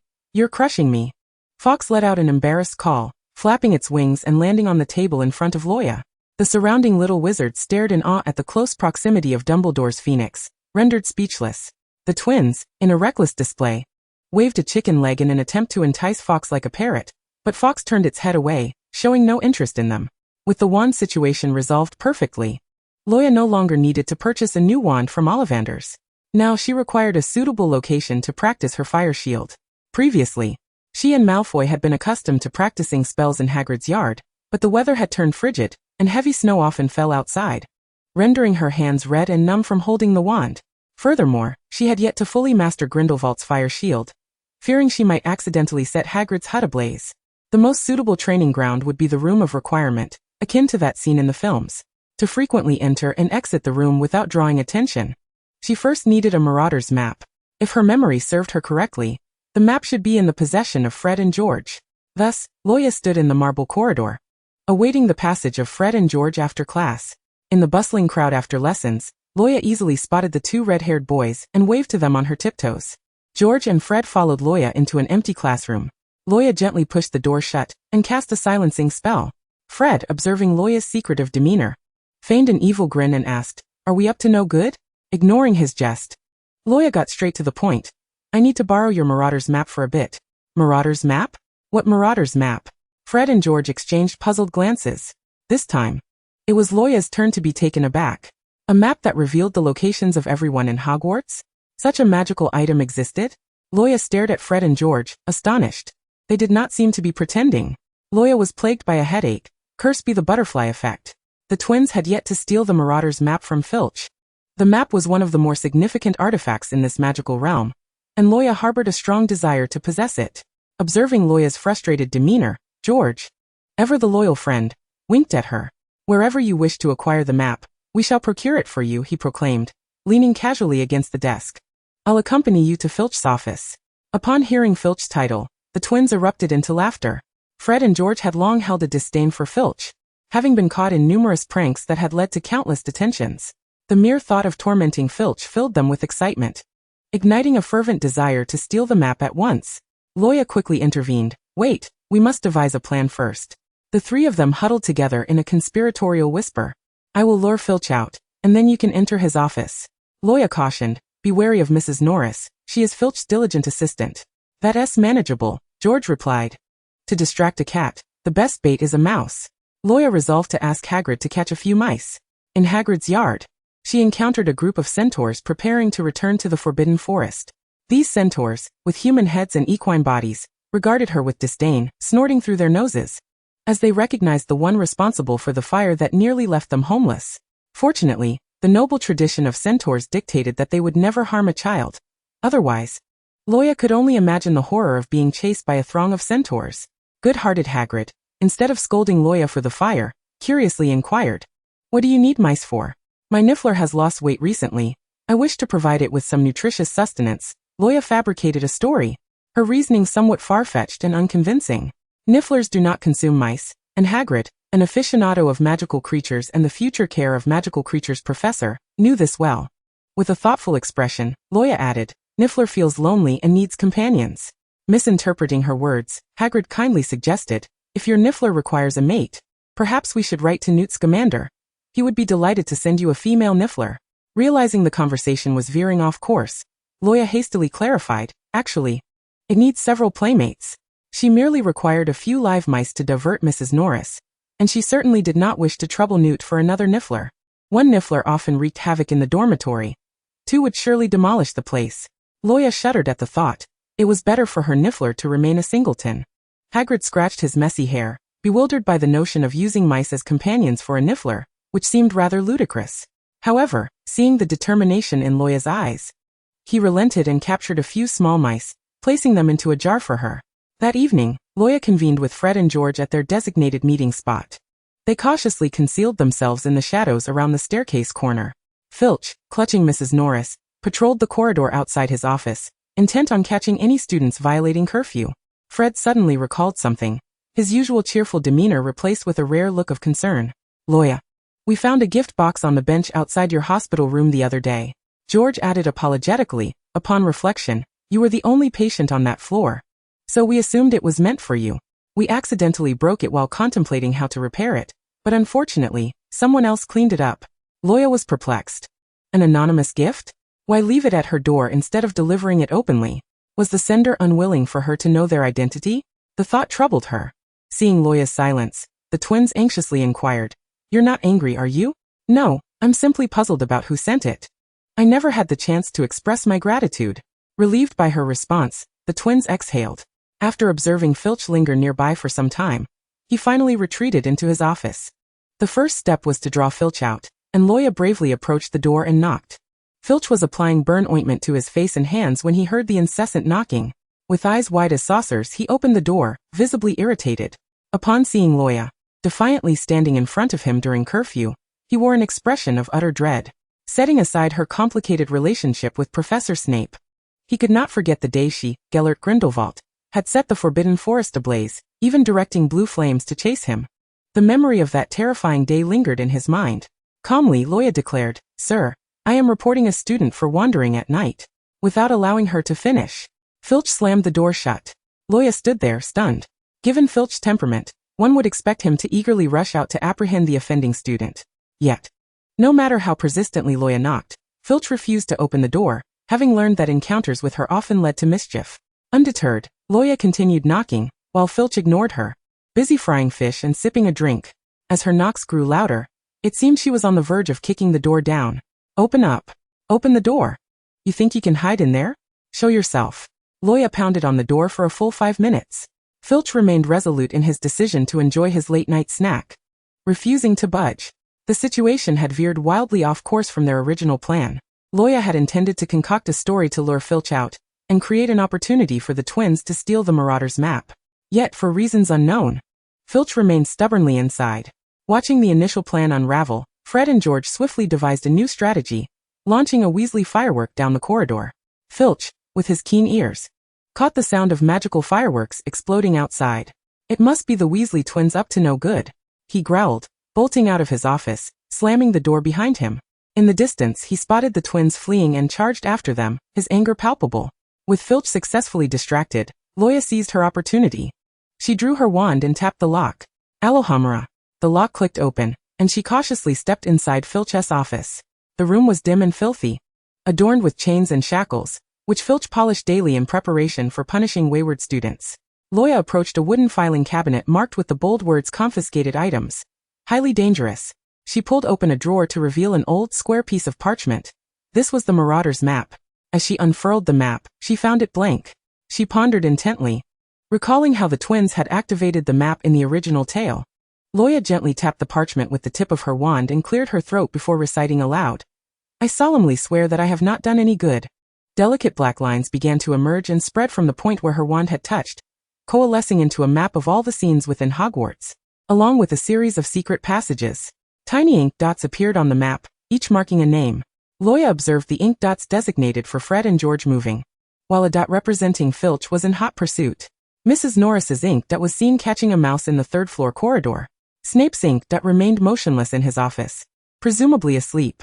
The dot representing Dumbledore was pacing in his study. On the Quidditch pitch, she noticed the ink dots of Cedric and several Hufflepuffs moving, with an ink dot of Cho Chang seemingly approaching Cedric, having evidently spotted him. Luo Ya mused over the remarkable nature of the map, capable of tracking the locations of everyone in Hogwarts, akin to a Muggle radar. She carefully searched the parchment for her own ink dot. In Filch's office, she found an ink dot that must be hers. However, it bore the ominous inscription "Future Dark Lord" instead of her name, Luo Ya Grindelwald. Her lips twitched, skeptical. She took a few steps back, and the ink dot labeled Dark Lord followed suit. Upon exiting Filch's office, the ink dot trailed after her. Undoubtedly, this dot was indeed her own. Despite her uncertainty about whether the map had erred in displaying the incorrect name, she considered herself a fundamentally good person, incapable of transforming into a dark wizard like that noseless creature. Luo Ya addressed the map, declaring, "Prank complete," and the ink lines on the map vanished in an instant, reverting it to a blank piece of ordinary parchment. She carefully folded the parchment and tucked it into her backpack.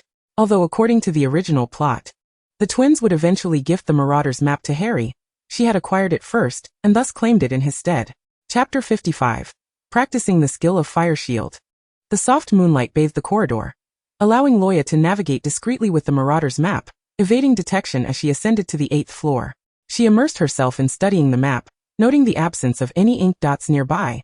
This was an opportune moment to summon the Room of Requirement. The Room of Requirement only manifests when a person truly needs it, and when it appears, it is always arranged to meet the seeker's needs. It is said that when someone requires a bathroom, it can even transform into a room filled with exquisite chamber pots. Was the Room of Requirement truly as magical as the rumors suggested? If she silently wished for a Quidditch pitch, could it conjure one? With an experimental mindset, she faced the wall and internally wished, "I need a Quidditch pitch." In the next moment, a smooth door materialized on the wall. Luo Ya grasped the brass handle and pulled it open. Before her lay a Quidditch pitch that perfectly replicated Hogwarts' own, with an astonishingly realistic appearance, and a row of flying broomsticks neatly arranged on the grass. Unable to suppress her thoughts, Luo Ya wondered if the room of requirement could simulate weather as well. As if in response to her musings, a fierce wind swept in, accompanied by a blizzard that engulfed the entire Quidditch pitch in snow. Luo Ya clung to the flying niffler, both of them being tossed about by the raging storm. She shouted toward the door, "Enough! I only need an open space to practice spells." Instantly, the blizzard and the Quidditch pitch vanished, replaced by an underground classroom, with a spacious area suitable for spell practice in the center, flanked by torches. Standing in the middle of the space, Luo Ya retrieved the wand Dumbledore had gifted her. She concentrated, recalling the elegant movements Grindelwald had employed while using the fire shield, and attempted to replicate them. Fire shield. She raised her wand, arm extended, turning her body sideways as the wand traced a circle in the air. With her motion, a ring of fire encircled her. Luo Ya stood at the center of the flames, scrutinizing her fiery barrier. Through her testing, she discovered that the blue fire could incinerate any enemies that made contact, while simultaneously protecting those within the wall of flames. Anyone without malicious intent could safely cross the fire wall with her consent, such as the niffler, who was scuttling back and forth without being singed.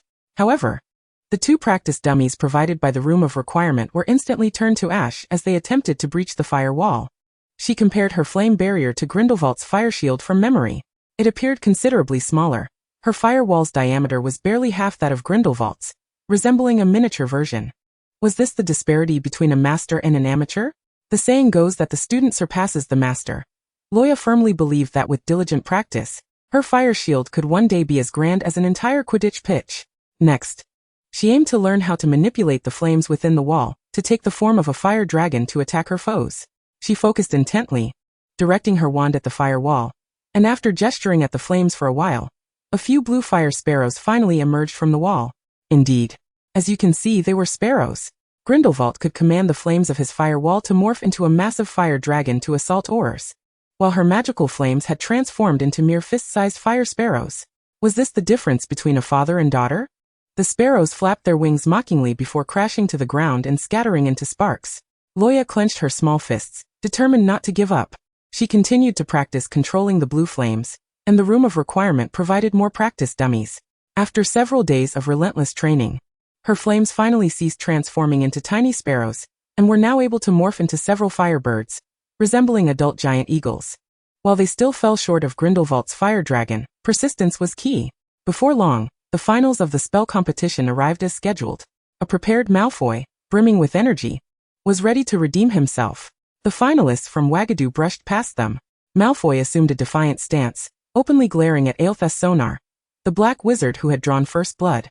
The latter paid him no mind, instead moving with an odd gait toward the arena. Luo Ya inadvertently caught a whiff of a foul odor, and turned to Malfoy to inquire, "Don't you think that Aelfes seems a bit off?" Malfoy looked at her in confusion. Luo Ya furrowed her beautifully shaped brows and continued, "When he passed by, I caught a whiff of a putrid smell, more akin to the stench of a corpse." Malfoy glanced in the direction Aelfes had departed. "Are you suggesting he is a corpse? How could that be? Corpses don't walk about. Are you feeling nervous about the finals? You've got what muggles call pre-match jitters." Luo Ya found it difficult to explain. Malfoy pulled out some candies sent by Narcissa from their estate. He recalled her saying in childhood that sweets could alleviate tension and anxiety, and he proudly handed the candy to Luo Ya, saying, "My mother made these herself." He then raised his head with an air of superiority. "Don't worry. I'll carry you to victory this time. Thank you for the candy, but I'm not nervous. I'll pass on the victory ride." Malfoy huffed and followed her into the arena. The spectator stands for the finals were packed with people, with cheers erupting in waves. Hermione had torn Ron's new bedsheets to create a massive banner that read Luo Ya for the win. Fred and George placed all their winnings on Luo Ya, their voices ringing out as they shouted into the air with the magical trumpet, "Boss lady, the success of the magic show depends on you." Malfoy cast a disdainful glare at the raucous Gryffindors in the audience who were behaving rather unceremoniously. With a sharp whistle from the referee, the match commenced. Arlette opened with a devastating area attack spell, inadvertently sending her bewildered teammates tumbling into the Black Lake.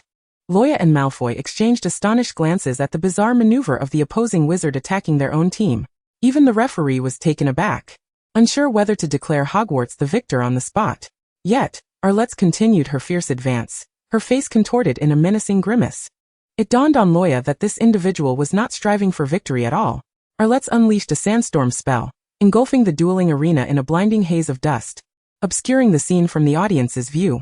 Amidst the chaos, Malfoy found himself unable to locate Luo Ya, wary of a potential ambush at any moment. It wasn't until the sandstorm subsided that he realized both Arlette and Luo Ya had vanished from the dueling ground, leaving him standing alone at the center. Even the typically biased referee from Hufflepuff was at a loss, baffled by the sudden disappearance of the two contenders without a trace of them falling into the Black Lake. Malfoy stood in stunned silence, and under the pressure of the audience, the referee had no choice but to announce Hogwarts as the league champions. Just like that? They claimed victory without a single action? Malfoy felt no joy in winning. He exited the arena amidst the hollow cheers of the approaching Slytherins. Too disenchanted to utter a word, he pushed through the crowd, eager to discover Luo Ya's whereabouts. In a long-abandoned classroom, a multitude of desks and chairs were piled against the wall, casting ominous shadows. Luo Ya stood bewildered in the classroom, having found herself inexplicably transported from the arena. Enveloped in a whirlwind of dust, to this unfamiliar setting, Arlette lay sprawled on the ground, mouth agape and eyes vacant. Approaching her, Luo Ya noted the repulsive stench of decay emanating from Arlette's body, her exposed skin marred by putrefying lesions, with maggots crawling from her eyes and nostrils. It was evident that Arlette had been dead for several days. They had been pitted against a corpse? Luo Ya pondered deeply, realizing that someone had controlled Arlette's body with the intent of teleporting her here. Gripping her wand tightly, she entered a state of heightened vigilance. Cautiously traversing the desolate classroom, she entered another room. Inside an imposing mirror, the mirror of Ariste, towered up to the ceiling and Quirrell stood before it, his cold gaze fixated upon her. Luo Ya's realization struck her. Quirrell, under Voldemort's orders, had killed Arlette long ago and was now manipulating her corpse to bring Luo Ya here during the match. As Luo Ya took a step closer, she accidentally nudged something soft with her foot. Looking down, she discovered a fainted Harry. It turned out that while she had been preoccupied with practicing spells for the match, the savior had been guided by fate, unwittingly following the plot to the confrontation in Harry Potter and the Philosopher's Stone. In Chapter 56, The Villain Talks Too Much, Luo Ya crouched down to inspect Harry, relieved to find that he was merely unconscious, suffering only minor injuries on his forehead and right hand, with no life-threatening danger. Truly the savior. Even with a leg still healing, he had managed to navigate the storyline with the aid of crutches. Harry was clad in a hand-knitted sweater from Mrs. Weasley, slightly oversized, with long sleeves concealing the Philosopher's Stone in his palm. If Luo Ya had not been so close, it would have been nearly impossible to detect. Seizing the opportunity before Quirrell could notice the stone, Luo Ya swiftly crouched down to shield Harry's hand clutching it. In Quirrell's blind spot, she hurriedly tucked the stone into Harry's pocket. Quirrell stood before the mirror, a sinister smile etched across his face. It was I who sought to eliminate Harry Potter that day. During the Quidditch match, if Snape hadn't cast a counter curse to save him, I would have sent him plummeting from his broomstick. Let me interrupt. I haven't asked you a question, so please refrain from rambling on, Luo Ya interjected. Quirrell scoffed, continuing his monologue. And you had the audacity to strike me with the bludger, disrupting my spell. If only I could have held on for a few more seconds, I would have dealt with Harry Potter. The troll was also my doing. You have underestimated me. I'm aware. Could you kindly stop your incessant chatter? Quirrell then retrieved a note from his pocket, glancing at its contents before launching into another tirade. Luo Ya rolled her eyes. This version of Quirrell seemed to possess poor memory and organizational skills, even needing a speech written out for his outburst. How tiresome. I have a unique method for controlling trolls. But mine failed to eliminate Harry Potter, while everyone was frantically searching for the creature. Luo Ya was left exasperated. How much longer would the villain prattle on? It seemed a prerequisite for villains before the final showdown was to recount their life's grand achievements. Having already known the plot, Luo Ya paid little heed to Quirrell's monologue, her attention drawn to the mirror of Ariste behind him. Said to reveal one's deepest desires, Luo Ya felt a sudden curiosity about what she might see reflected in it. Ignoring Quirrell's incessant speaking, she stared intently at the mirror. The surface of the mirror began to shift, revealing a barn where a red-haired boy and a blonde boy gazed deeply into each other's eyes. In their youth, they pricked their palms and clasped hands, sealing a blood pact. Luo Ya couldn't help but smile, a hint of excitement bubbling within her as she whispered, "That's quite touching." Seeing Luo Ya lost in her own world, entirely uninterested in his speech, Quirrell seethed. "What is that mirror? What does it do? What did you see?" "I saw two handsome lads forming a blood pact," she replied. Quirrell dismissed her words, scoffing. "The wizard named Arlette from Hufflepuff has long been dead. I controlled his body to bring you here, as my master wishes to see you." Luo Ya felt puzzled. Voldemort wanted to see her? Let me speak with her directly, a shrill voice echoed, though Quirrell's lips did not move. It was Voldemort. Obeying the command, Quirrell slowly unwound the scarf encircling his head, turning around to reveal a grotesque visage on the back of his skull.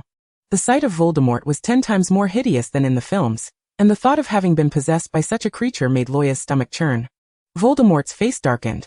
Look at what I've become, reduced to parasitism, sharing a body with another, merely a parasite. Indeed, you are quite the hideous two-faced being, Luo Ya retorted. And your nose seems to be flattening. It might very well be due to Quirrell's sleeping positions. Voldemort was momentarily rendered speechless by her remark. The blood of unicorns can extend my life. That day, Quirrell killed a unicorn in the Forbidden Forest, and the blood was within reach. If only I could have taken a sip, I would have regained my strength. Yet you burned the Forbidden Forest. You cannot accuse someone without cause. It truly wasn't me, Quirrell protested, angrily pointing at her. It was you. You interrupted my spell, saved Harry Potter, thwarting my plans at every turn. You are far too dangerous. I once considered eliminating you. It was I who commanded Quirrell to cast the snake venom curse from the ancient tome. Never expecting you to be so resilient. Voldemort fixed her with a cold, serpent-like gaze. Moreover, my former servant Severus is inexplicably devoted to your protection. And you have him firmly ensnared. The sycophantic Quirrell mockingly interjects, with Snape's sinister appearance and lack of popularity among students. Who would ever suspect that all this mischief stems from the pitiable stammering Professor Quirrell? Hey, I may concede to calling him Bat. But what gives you the right to label him as such? With your garlic-scented bald head, do you truly think you have the standing to criticize him? Severus, with his well-formed features and limbs, stands in stark contrast to your baldness, which is destined to leave you noseless, Luo Ya protests with conviction. Voldemort grinds his teeth in frustration. How dare she humiliate him in front of his servant? He suppresses an urge to unleash a furious attack, instead allowing a sinister smile to creep across his malevolent visage. You are pureblood as well, hence I shall overlook past grievances, but... Luo Ya chuckles, aware that Voldemort's sudden benevolence is likely cloaked in a sinister scheme. Voldemort advances ominously, presenting a comical sight to Luo Ya, reminiscent of Quirrell attempting to retreat in reverse. Ah, daughter of Grindelwald, you ought to comprehend my aspirations, to make you my subordinate, to enlist you in my noble cause, and to reign over the world alongside me. Luo Ya ponders momentarily before coldly uttering 2 words. No thanks. Voldemort curses her in a language unknown to Luo Ya, spewing vitriol. His gaze then fixates on the unconscious Harry. And he seethes, refuse to join me, and you shall meet the same fate as his parents, begging for mercy until your last breath. Luo Ya recalls from the film that Quirrell met his demise upon touching Harry, and she promptly entices Quirrell. Harry Potter still clings to life. This is a rare opportunity for a decisive blow. Why not hasten over and finish him off? Voldemort scoffs, showing no signs of action.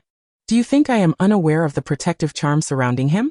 Ah, it appears that Voldemort's intellect has finally kicked in. Chapter 57. The Dark Arts Duel with Voldemort. In a fit of rage, Voldemort orders Quirrell, kill her. Kill her. Hurry up. Quirrell, trembling, draws his wand, unleashing a green beam of light. Luo Ya swiftly dodges to the side, the curse narrowly grazing her shoulder. You useless fool. Voldemort bellows at his servant. Quirrell's face betrays his fear as he instinctively bows his head, pleading, Master, I beg you, grant me another chance. I swear I won't miss. Behind him Luo Ya shouts. You have no chance. Quirrell suddenly looks up, only to see Harry floating, courtesy of Luo Ya's spell. With a forceful flick of her wand, Harry's body hurtles towards Quirrell like a projectile. Taken off guard, Quirrell is knocked to the ground by Harry's weight.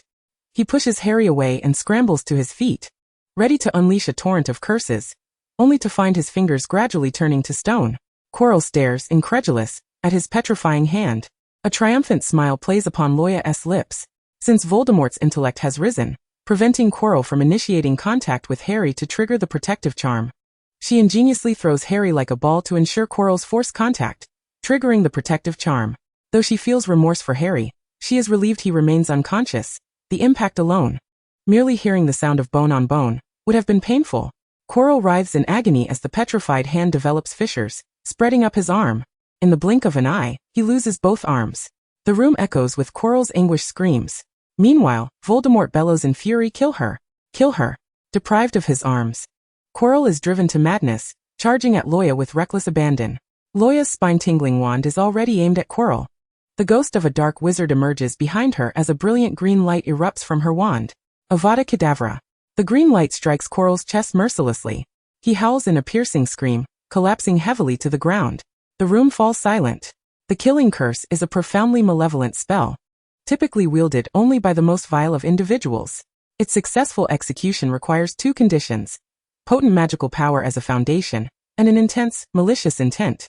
Luo Ya recalls that in the film, young Barty, while impersonating Moody, claimed that if a lower-year student attempted to use Avada Kedavra, it would merely result in a nosebleed for the victim. With the enhancement of her bloodline, this body possesses a magical capacity that perfectly fulfills the first requirement. Furthermore, the wand made from the spine of a dark wizard inherently carries a malicious intent, fortuitously satisfying the second requirement for the curse. Had she used the wand gifted by Dumbledore to cast Avada Kedavra, devoid of the malevolent intent, it is unlikely she could have claimed Quirrell's life in a single strike. This underestimated spine wand occasionally proves invaluable to Luo Ya. She cautiously approaches Quirrell's lifeless form, prepared to deliver a final strike should he still draw breath. She kicks Quirrell's leg. He remains unresponsive, confirming his demise. Yet she cannot afford to relax. Voldemort, that parasitic creature, will not perish easily. Suddenly, a roar fills the air as Voldemort transforms into a mist-like entity, swiftly emerging from Quirrell's corpse. Luo Ya hastily retreats to maintain distance. Voldemort's target is not her, but rather the body of the deceased wizard, Electus. The corpse bends forward, rising slowly like a scene from an old film.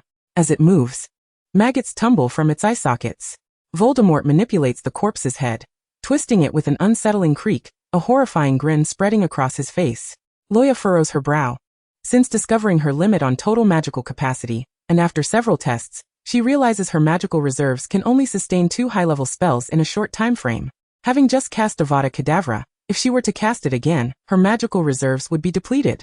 Her greatest fear lies in the possibility that Avada Kedavra may prove ineffective against a corpse. After a second casting, her scant remaining magic would suffice only for minor, harmless spells, rendering her utterly defenseless. Even if she were to use the levitation charm to toss Harry away, the protective charm on him may not affect a lifeless body.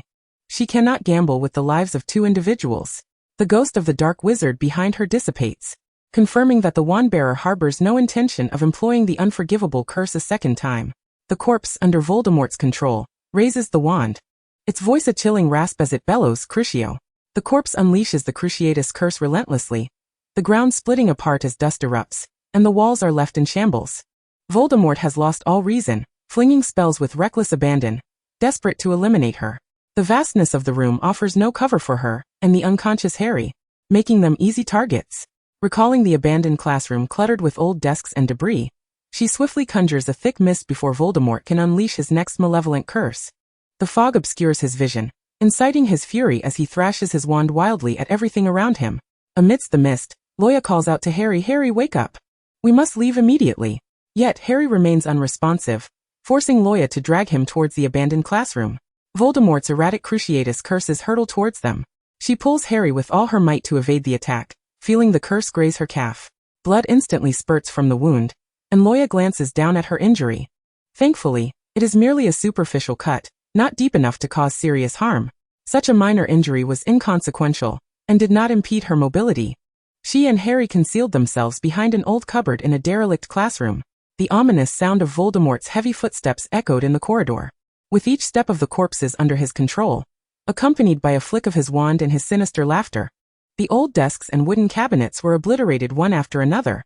Luo Ya quietly surveyed the classroom. It appeared devoid of valuable items, but was abundant in flammable materials. The more, the better. This was just to her liking.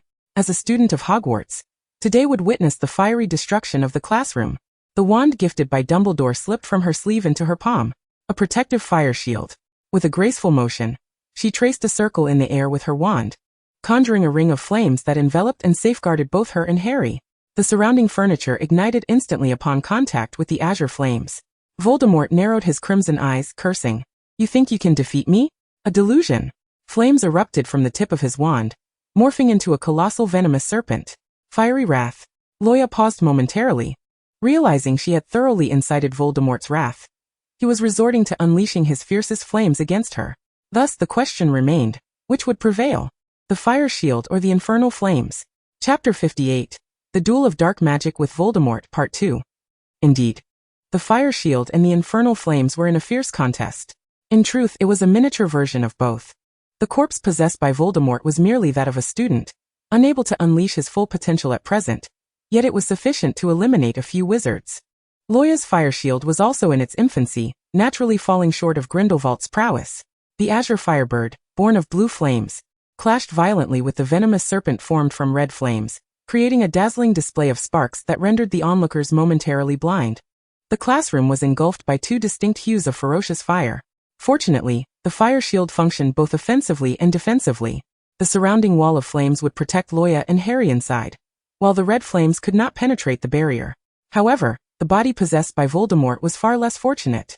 It could not withstand the searing heat, and the arm clutching the wand began to ignite. Seizing the opportunity, Luo Ya directed a few firebirds with her wand, swiftly engulfing the corpse under Voldemort's control. The cunning Voldemort immediately transformed into white mist, extricating himself from the body and vanishing without a trace. The classroom was left in ruins, all debris reduced to ashes, and the azure flames extinguished. The room was filled with the acrid scent of charred remains. Luo Ya coughed a few times, stepping over the charred body and dragging Harry out of the room. At last, they emerged unscathed, and Luo Ya exhaled in relief. In truth, it was fortunate that the body Voldemort possessed was of a similar age to her own. Had it been Voldemort in his prime, the outcome would have been uncertain. After all, she was not the overpowered protagonist of a time travel novel, effortlessly obliterating everything with a mere finger. She had unwittingly completed a fragment of the Savior's unfinished quest. However, Harry seemed to have grown taller and heavier. After only a few steps supporting him, she found herself utterly drained of strength. The exertion of casting 2 advanced spells had exhausted her magic, leaving her incapable of dragging Harry any further. She leaned him against the wall. In the distance, a small creature darted towards her. A Niffler leapt up, burrowing into her arms and nuzzling against her, even attempting to pilfer Luo Ya's necklace and stash it in its pouch, only to be swiftly swatted away by her quick reflexes. Niffler, your timing is impeccable. After all this time I've cared for you, it's your turn to repay me. Help me drag Harry out, Luo Ya urged, grasping one of Harry's arms while the Niffler seized the sleeve of his other arm. Together, they managed only a few steps before they collapsed onto the ground, panting. Luo Ya sat cross-legged, convening an impromptu emergency meeting. She gazed earnestly at the Niffler and declared, "This will not do. The two of us cannot move him." After pondering for a moment, she ordered the Niffler, "Go find someone to assist us. Hermione, Ron, Fred, George. Or Hagrid. Anyone will do. Just not Malfoy. He might kick Harry while he's down." The Niffler placed its paws on its chin, nodding in an exaggerated imitation of an adult. In any case, anyone alive would suffice to come help carry him. The Niffler scampered off to fetch assistance. Luo Ya rubbed her aching shoulders, planning to return to the dormitory shortly for a hearty meal, followed by a hot shower, and then a long sleep until the following noon. A group of girls were visibly excited, having secured the best seats in the front row to catch a glimpse of Cedric's dashing figure. It was merely a self-organized Quidditch practice by Hufflepuff. Yet even in less than ideal weather, the stands were filled with eager young ladies, all there for Cedric. The Hufflepuff captain, having been single for several years, could hardly contain his envy. He opened the wooden chest and tossed the quaffle into the air, releasing the rambunctious bludger right behind it. Just as he prepared to unleash the golden snitch, a furry figure dashed in. The Niffler leapt into the air, snapping its jaws around the golden snitch. The Hufflepuff captain stood frozen in disbelief at the unexpected appearance of a Niffler on the Quidditch pitch. He observed the Niffler, adorned with an unsightly scarf. Realizing it must have an owner, the players on the field began to murmur amongst themselves. A Niffler? Someone actually owns a Niffler? Whose pet is this? How did it end up on the pitch? In a bid to reclaim the golden snitch, the Hufflepuff captain lunged for the Niffler, but it nimbly dodged, wiggling its behind mockingly. The struggling snitch was swiftly tucked into the pouch on the Niffler's belly. The captain helplessly shouted to his team, "Quick, catch that Niffler!" It stole the golden snitch. The Niffler, oblivious to its owner's command, frolicked freely across the pitch, with several Hufflepuff players on broomsticks in hot pursuit. The Niffler even darted into the stands, snatching shiny hairpins and bracelets from the girls, and stuffing them into its pouch. Despite its seemingly small and adorable appearance, it showed no mercy in its pursuit of glittering treasures. The stands erupted in screams and chaos. A figure shot through the air like lightning towards the crowd, gracefully tracing an arc with his broomstick. Cedric seized the Niffler and landed smoothly on the ground. The Hufflepuff captain rushed over, attempting to retrieve the snitch from the Niffler's pouch, only to be bitten mercilessly.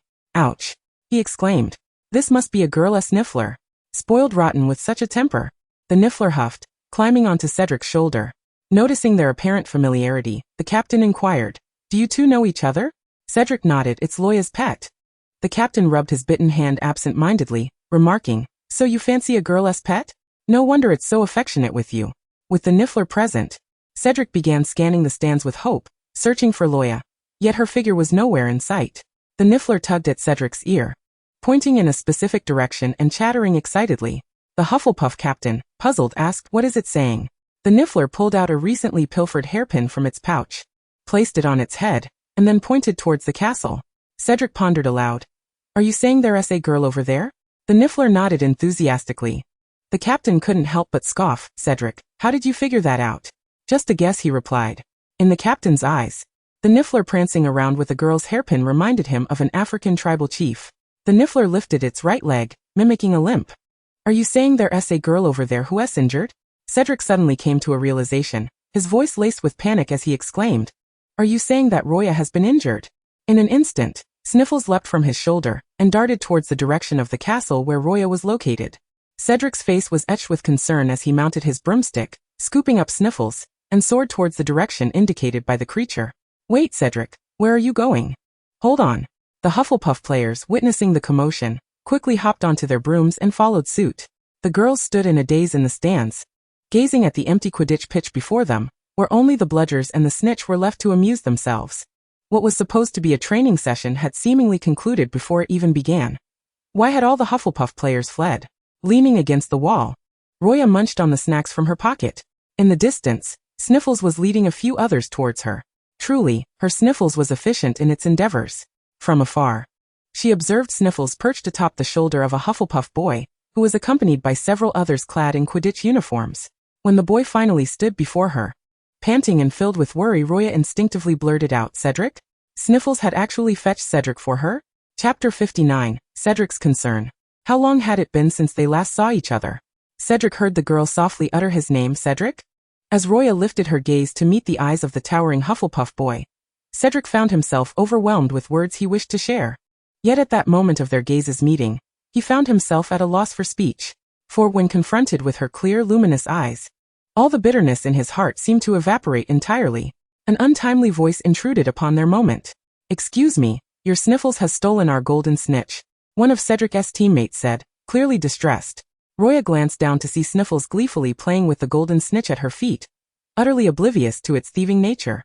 Upon noticing Luo Ya's gaze, Sniffles hastily tucked the snitch into its pocket. Luo Ya seized Sniffles by its tiny feet, turning it upside down and giving it a shake.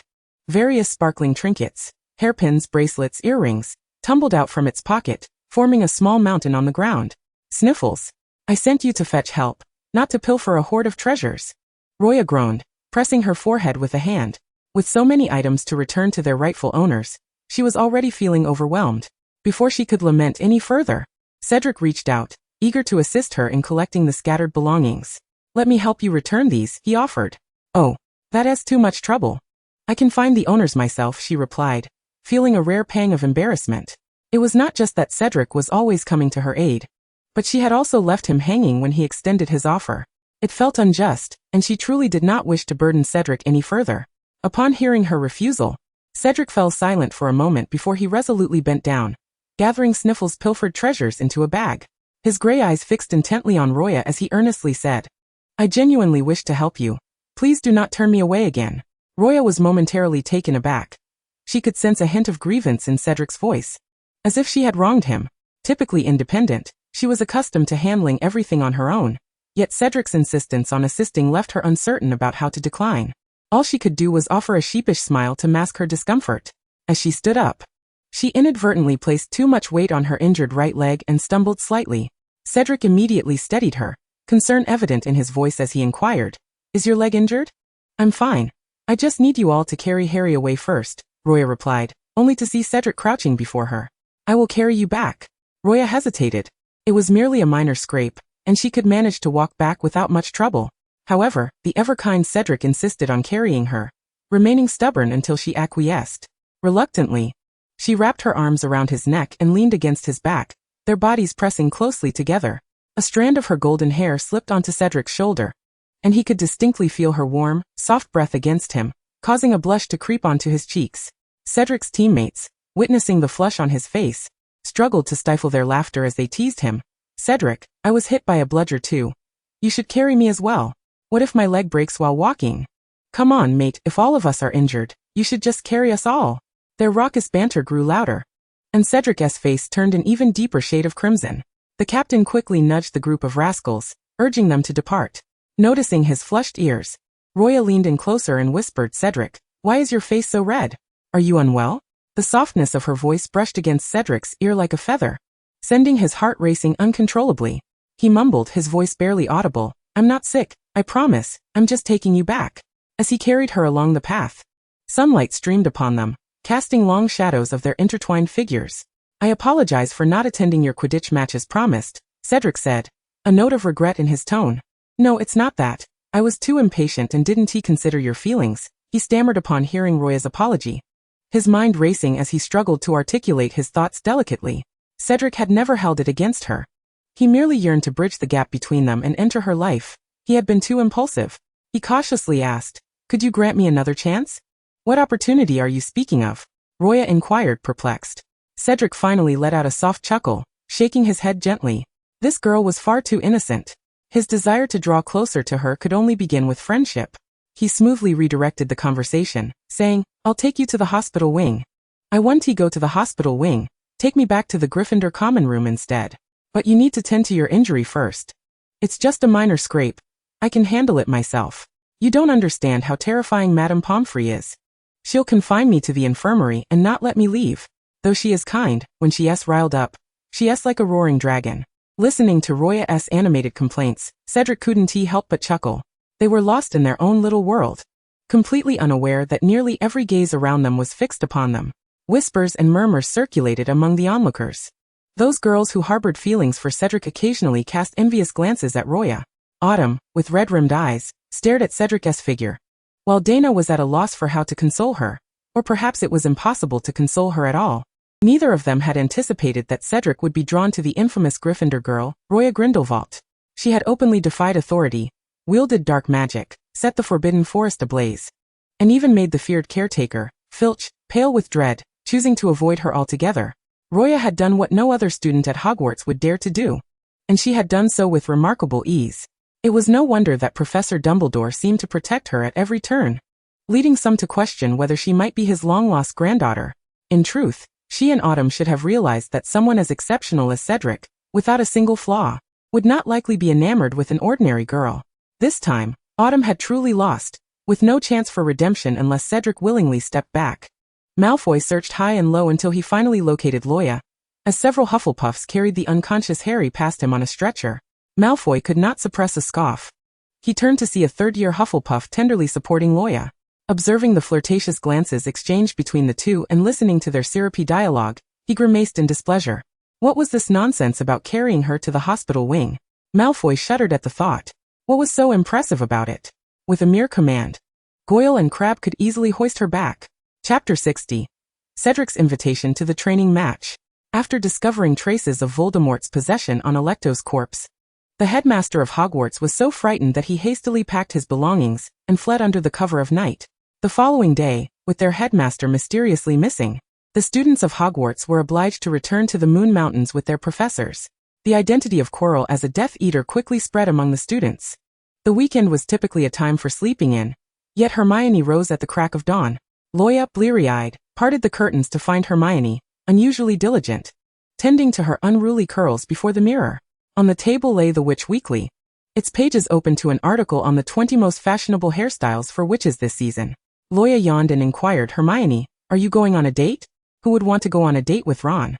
It turned out to be Ron. Hermione, having inadvertently let it slip, cleared her throat to mask her embarrassment. Fortunately, she knew Luo Ya was as dense as a rock and would never tease her about it. Sure enough, when she turned around, she found Luo Ya had burrowed back into her pillow, fast asleep. Hermione approached, tugging on one of Luo Ya's hands, strenuously pulling her up. Luo Ya, stop sleeping. Help me decide which outfit to wear. You'd look lovely in anything, my goddess. I haven't even tried them on yet. Don't brush me off. Get up. Hermione summoned a splash of water directly to Luo Ya's face, soaking both her pillow and sheets. Finally Luo Ya awoke. The house elf diligently entered to change the linens. Hermione rummaged through her wardrobe, holding up a pile of clothes in front of the mirror, indecisive about what to wear. Luo Ya suggested a pink jacket. Ron had recently joined the Gryffindor Quidditch team as a reserve player, a lifelong enthusiast of the sport. Despite Luo Ya's advice to consider trying out as a reserve keeper, the youthful Ron insisted that chasing the ball looked far more impressive. Hermione muttered, with his clumsy demeanor, "It's a miracle if he doesn't fall off his broom first." She continued, "If the library weren't closed for cleaning this afternoon, I wouldn't even bother watching his training match. Then why are you up so early all dolled up?" Hermione's cheeks flushed slightly. It seemed that in this world, Hermione had long harbored feelings for Ron. Wait, does Ron have a Quidditch training match this afternoon? Luo Ya had also received an invitation to Cedric's training match, which was indeed scheduled for the same afternoon. So the Quidditch match this afternoon was Gryffindor versus Hufflepuff? A clumsy owl, carrying a parcel, collided with the window. Luo Ya, quick on her feet, opened the window and caught the package with a levitation charm, narrowly avoiding disaster. She unwrapped the parcel to find 2 lunchboxes filled with a delectable breakfast. Hearing someone call her name from outside, Luo Ya leaned out of the window in her pajamas. Fred and George waved at her, exclaiming, "We didn't see you in the dining hall this morning, so we figured you were sleeping in. We just came back from the dining hall and brought you breakfast. Thank you. Such kindness for no reason. It seems you won quite a bit from the finals. Don't mention it. You provided us with the funds to open the prank shop." Fred and George chuckled, having made quite the fortune thanks to Luo Ya. A chill breeze swept in through the window, causing Luo Ya's nose to tingle, and she couldn't help but sneeze. "You two should head back before you catch a cold." The twins waved goodbye. Luo Ya closed the window, and the 2 girls eagerly dug into their warm breakfast. By the time they arrived at the Quidditch pitch, the stands were already filled with spectators. Cedric had arrived early, nervously pacing the field, anxious that Luo Ya might not show up. His fidgeting began to give their captain a headache. Finally, he spotted the familiar golden-haired figure in the stands and stopped. He had reserved the best seat for Luo Ya, thoughtfully placing a warm cushion there. Cedric flashed a sunlit smile in Luo Ya's direction, prompting a chorus of excited shrieks from the girls around them, causing Luo Ya's ears to ring. "Merlin, he is incredibly handsome. Mr. Diggory must be smiling at me. Give it up, he's already taken. What do you know? What cannot be attained is always the most desirable." The day Cedric carried Luo Ya back to the Gryffindor common room had already morphed into various delightful tales. Hermione glanced at Luo Ya, observing Cedric being discussed by the surrounding girls, while Luo Ya remained entirely indifferent. Unable to resist, Hermione asked the question that had long troubled her. "Luo Ya, I've always wanted to ask you something. If you, Professor Snape, Cedric, Harry, and Draco Malfoy fell into the water at the same time, who would you save first?" "I would naturally swim to the shore myself. Doesn't your conscience ache? Can I even pull them out? It would be better if they swam to safety themselves." The academically inclined Hermione was momentarily rendered speechless. That does sound rather logical.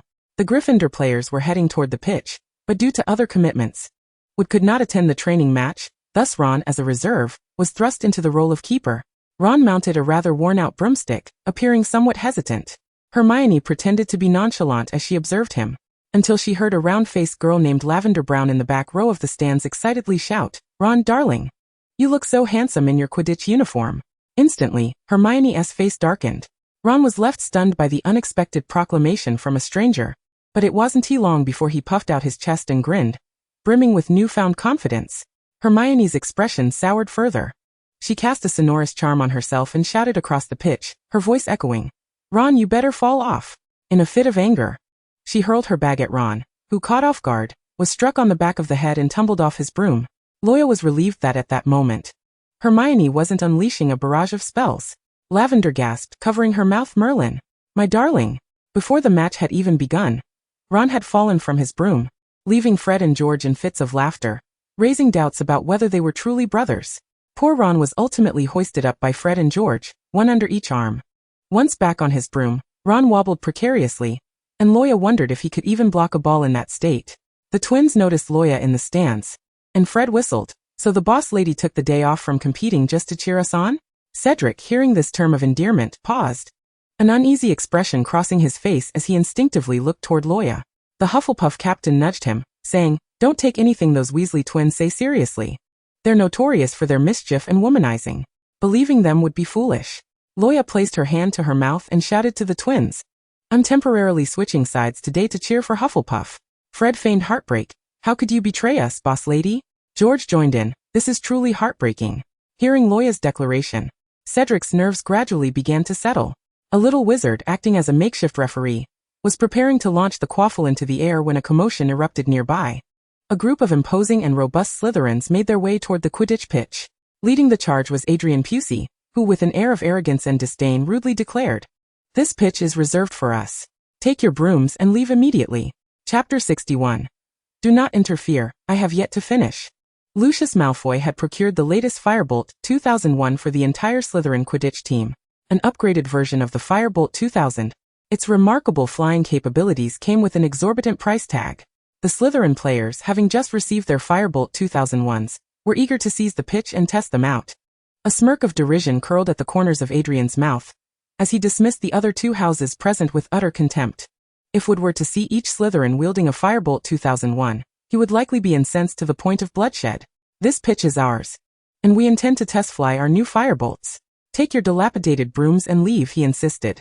Fred and George, brimming with indignation, shouted, "We booked this pitch a day in advance." Adrian huffed impatiently, casting a glance at Ron's tattered broom, and taunted him once more, his tone dripping with arrogance. "Can your rickety broom even fly? You might as well purchase a Firebolt 2001. Oh, but I nearly forgot. The Weasley family is so impoverished that you'll likely never afford one." Laughter erupted from the Slytherin players behind him. Ron clenched his fists, retorting, "As if the Firebolt 2001 is yours to boast about." The implication was clear. He, too, could not afford such luxuries, and who was he to make such boasts? Adrian was momentarily at a loss for words, feeling the sting of embarrassment as he pushed Ron roughly. Luo Ya and Hermione sat in the stands, witnessing a Slytherin team intrude upon the training grounds. The Slytherins were clearly instigating a confrontation with Gryffindor. Upon seeing Adrian shove Ron, Hermione's concern surged, prompting her to dash down from the stands toward the center of the pitch. The Hufflepuff captain looked on anxiously at the unfolding situation. It was not the first time the Slytherins had encroached upon their training grounds. Known for their patience and good-natured demeanor, Hufflepuffs had always made concessions. But the Gryffindors were not inclined to endure any longer. Though lacking Wood's authoritative presence, the other players still found their courage. And the Weasley brothers led the charge against the Slytherins. Amidst the uproar, a young woman's voice broke through. "I have a solution." Luo Ya stepped lightly into the fray, positioning herself between the opposing parties. All eyes turned toward her. Why not send forth a representative from each side to engage in a magical duel to determine the rights to the training pitch? Her gaze swept over the Slytherins, landing on Adrian. "You are the new captain of the Slytherin team, so you shall represent them." "I will represent Gryffindor." She smiled brightly, adding, "We can decide the usage of the pitch through a magical duel, with the losing side crawling off the pitch on their knees. How does that sound?" Cedric stepped beside Luo Ya, pulling her protectively behind him, his voice firm. "Adrian Pusey, I will duel you." Concerned for Luo Ya's safety, Cedric, being a senior, was wary of the potential for injury. The Hufflepuff captain wished to intervene, suggesting that private dueling would incur penalties from the headmaster, and perhaps conceding the pitch to the Slytherins would be prudent. However, Luo Ya pushed Cedric aside, taking a couple of steps forward. "Step back, I will handle this." Cedric called out her name anxiously. Luo Ya turned to the Slytherins, her demeanor resolute. "As the representative of both houses, I will not entertain any objections." The Hufflepuff captain felt a headache coming on. He was powerless to intervene. Luo Ya approached Adrian, her eyes narrowing, and her smile fading into a steely expression. "Let me remind you, are you certain you can best me?" Adrian's face twisted in discomfort. Luo Ya's tone grew cold and composed. "I will make you regret this encounter, leaving you so humiliated that you won't dare lift your head." Adrian's anger flared, his expression contorted with rage. Terence Higgs whispered to Adrian, "Don't provoke her. Have you forgotten the fate of Professor Quirrell, that Death Eater?" Although Professor Quirrell often appeared bumbling, his position as the defense against the dark arts teacher indicated considerable skill. The tale of Luo Ya defeating Quirrell and exposing his Death Eater identity had spread throughout the school. Adrian was not foolish enough to engage her lightly. Luo Ya recognized Terence Higgs, the Slytherin seeker, who was notably polite and disinclined to employ underhanded tactics to win. Terence cast a wary glance at her, stating the harsh truth. "If you truly harm her, Professor Snape will not let you off lightly. You will face dire consequences for the remaining years, unless you wish to forfeit your graduation." Adrian, visibly disgruntled, huffed and feigned composure as he straightened his collar, reluctantly signaling to his team to prepare to leave. However, dealing with nefarious individuals required a more ruthless approach. One must be more vicious and merciless than they are. Cowards fear authority but not virtue. The more one concedes, the bolder they become. The Hufflepuffs had been too accommodating, leading to their perpetual victimization. Luo Ya had no intention of letting them depart unchallenged. She raised her voice, striving to sound more audacious than the villains themselves. You, the Slytherins, barged in uninvited to disrupt our Gryffindor practice, and now you think you can simply leave? Adrian shot her a venomous glare. Luo Ya taunted him. If you do not accept my challenge, I shall consider it a forfeit, and you will be required to crawl out on your knees. Adrian seethed, forcing the words out through clenched teeth. You truly know no bounds. Seeing their advantage, the Gryffindors rallied behind Fred and George, cheering them on. Coward. We command you to crawl. Hurry up. Adrian, beads of sweat forming on his brow, found himself cornered, unable to swallow his pride. I will count to 10. And you will have two choices. Either crawl back, or draw your wand and face me in a proper duel. When I reach 10, I will attack. Adrian froze, his expression one of shock. Luo Ya was applying relentless psychological pressure. Terence, in exasperation, thought, Miss Grindelwald seems determined to see this through with Adrian. He had warned Adrian against encroaching upon the training pitch, yet the new captain refused to heed his advice. Why did each Slytherin captain always seem to relish trouble? Marcus, whom he had previously cautioned against fighting Malfoy, had just been beaten half to death by Luo Ya, and had only yesterday completed his expulsion paperwork. The Hufflepuff captain was utterly flabbergasted. Wouldn't it be better to keep the peace? Yet it seemed a brawl was imminent. In stark contrast, the Gryffindors were reveling in the spectacle, their spirits high. 1, 2, 7, 8. Luo Ya began to count. Wait, what happened to the middle numbers? Terence thought bemused. Was this how one counted? I've got you, Luo Ya declared with righteous indignation. 9, 10. Luo Ya brandished her wand, the tip sparking with blue flames. Adrian's eyes widened in terror as he instinctively took a step back, his wand slipping from his grasp and clattering to the ground. Chapter 62. A fire shield to educate the wicked. Fire shield. Luo Ya's voice rang out, and flames erupted, forming a towering wall of fire. Everyone recoiled in shock. The Slytherin players stared wide-eyed, while the previously boisterous Gryffindors gaped in astonishment, retreating. Adrian, utterly taken aback, trembled, his wand clattering to the ground. The flames of the circular firewall gradually intensified and spread outward, forcing him to retreat in terror, leaving no time to retrieve his wand. The poor wand was consumed by sparks the moment it made contact with the azure flames, reduced to ashes. Yet at the very heart of the blue fire stood Luo Ya, exhibiting no signs of being scorched.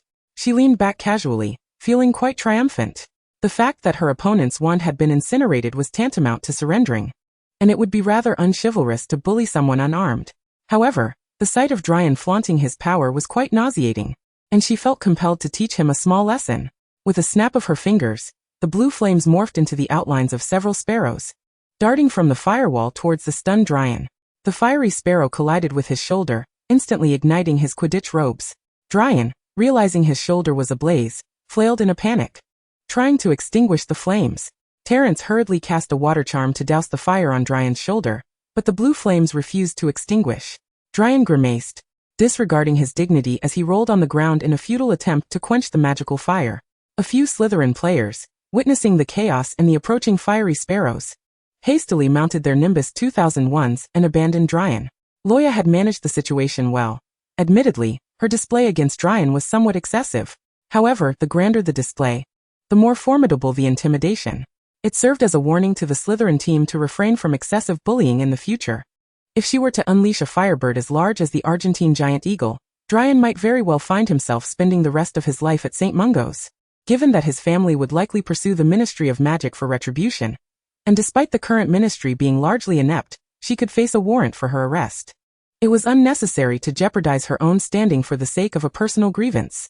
The last fiery sparrow, realizing it had flown out of the firewall a bit late, found itself with nothing to do as the previous birds had already accomplished their task. With no purpose, it darted into Hufflepuff, flapping its sparking wings chaotically. The Hufflepuff players, alarmed, retreated in unison, leaving Cedric standing at the front. The fiery sparrow circled around the bewildered Cedric a few times before settling on his shoulder. To Cedric's astonishment, he discovered that neither his shoulder nor his robes were scorched by the flames. The protective fire would not harm those who posed no threat to the caster. Cedric tilted his head, and the fiery sparrow mimicked him, tilting its head before dispersing into sparks that vanished into the air. What are you doing here? Professor Sprout entered the training grounds. Her sudden appearance halted the private duel. The Hufflepuff team had requested permission to use the training field. Professor Sprout's presence provided a gracious exit for both parties. Neither would dare to brawl in front of the headmaster. Unbeknownst to her, she cast a spell on the howling Dryan, finally extinguishing the flames that clung to him. Terence and a few players supported the disheveled Dryan as they left the training grounds. The Gryffindors sighed in disappointment, lamenting the missed opportunity to see Dryan crawl away in defeat. Professor Sprout glanced back at Luo Ya amidst the blue flames. Given Dryan's dismal state, outsiders would likely misconstrue the scene as Luo Ya bullying him unilaterally. Professor Sprout, it was a private duel between me and the Slytherin players, Cedric interjected. Concerned that Professor Sprout would reprimand Luo Ya, the ever-nice Cedric took it upon himself to take the blame. Professor Sprout gazed at Cedric with a resigned sigh. This boy is always so kind and honest, always thinking of others. If he continues to be so naive, he might find that the one he likes will leave him for someone else.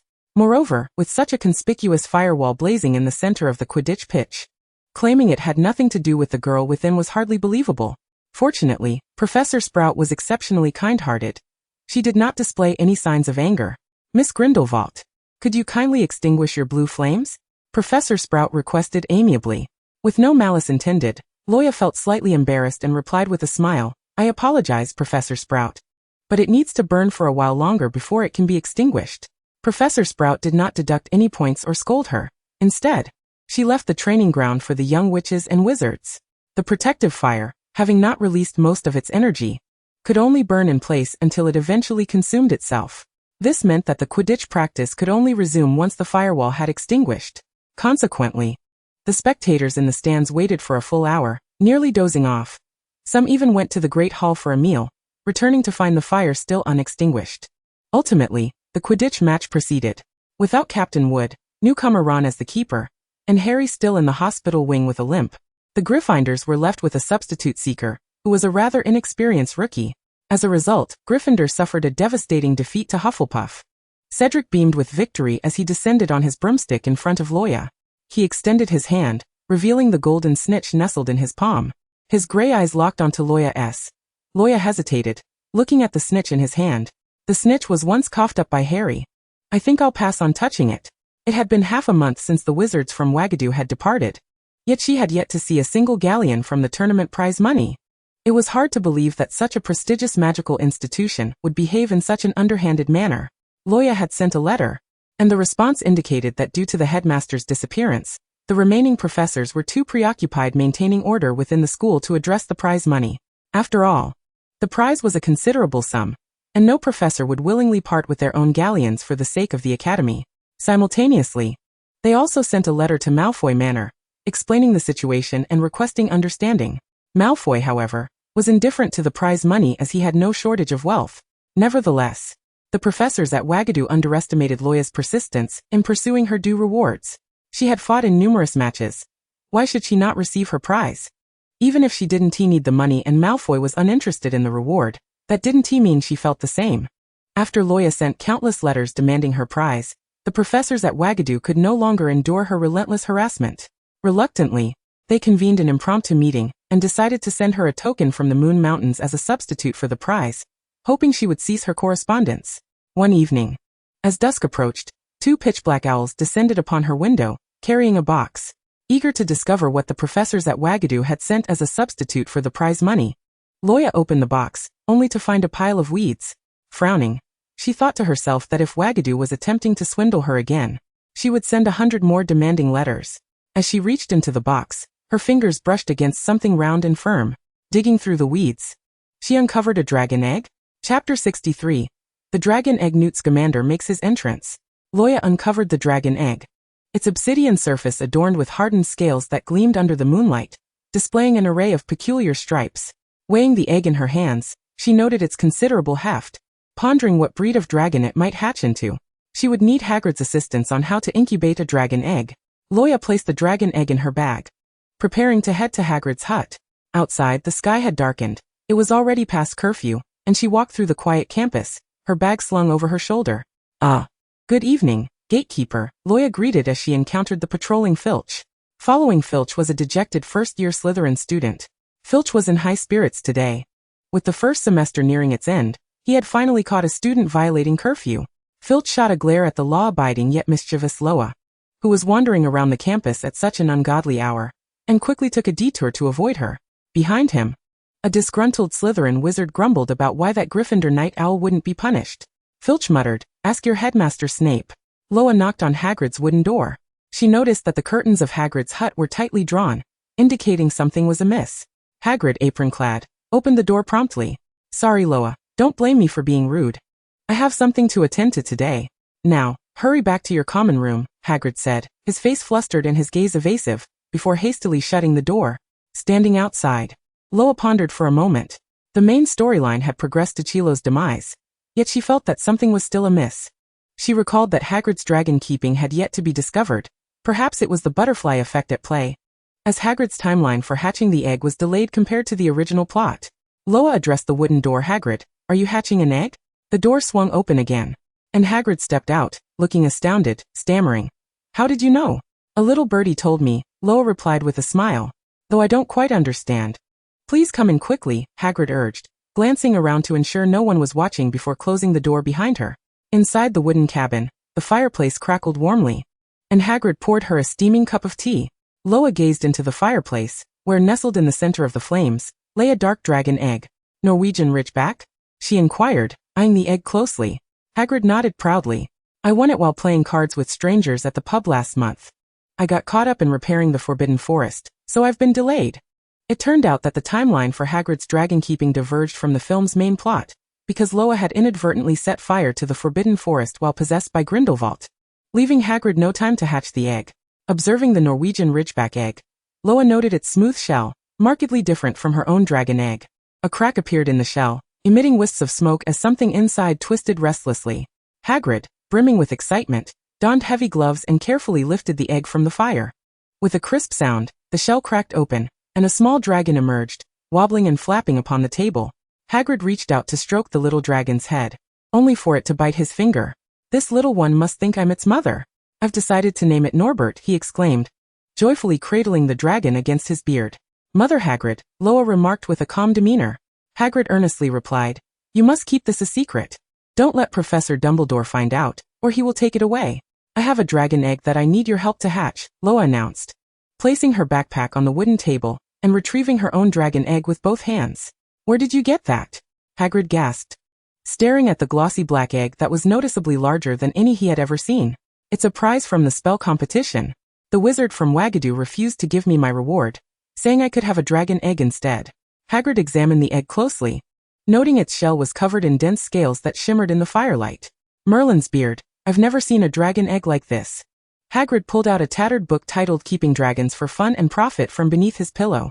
He spread it open on the wooden table and flipped through the pages rapidly.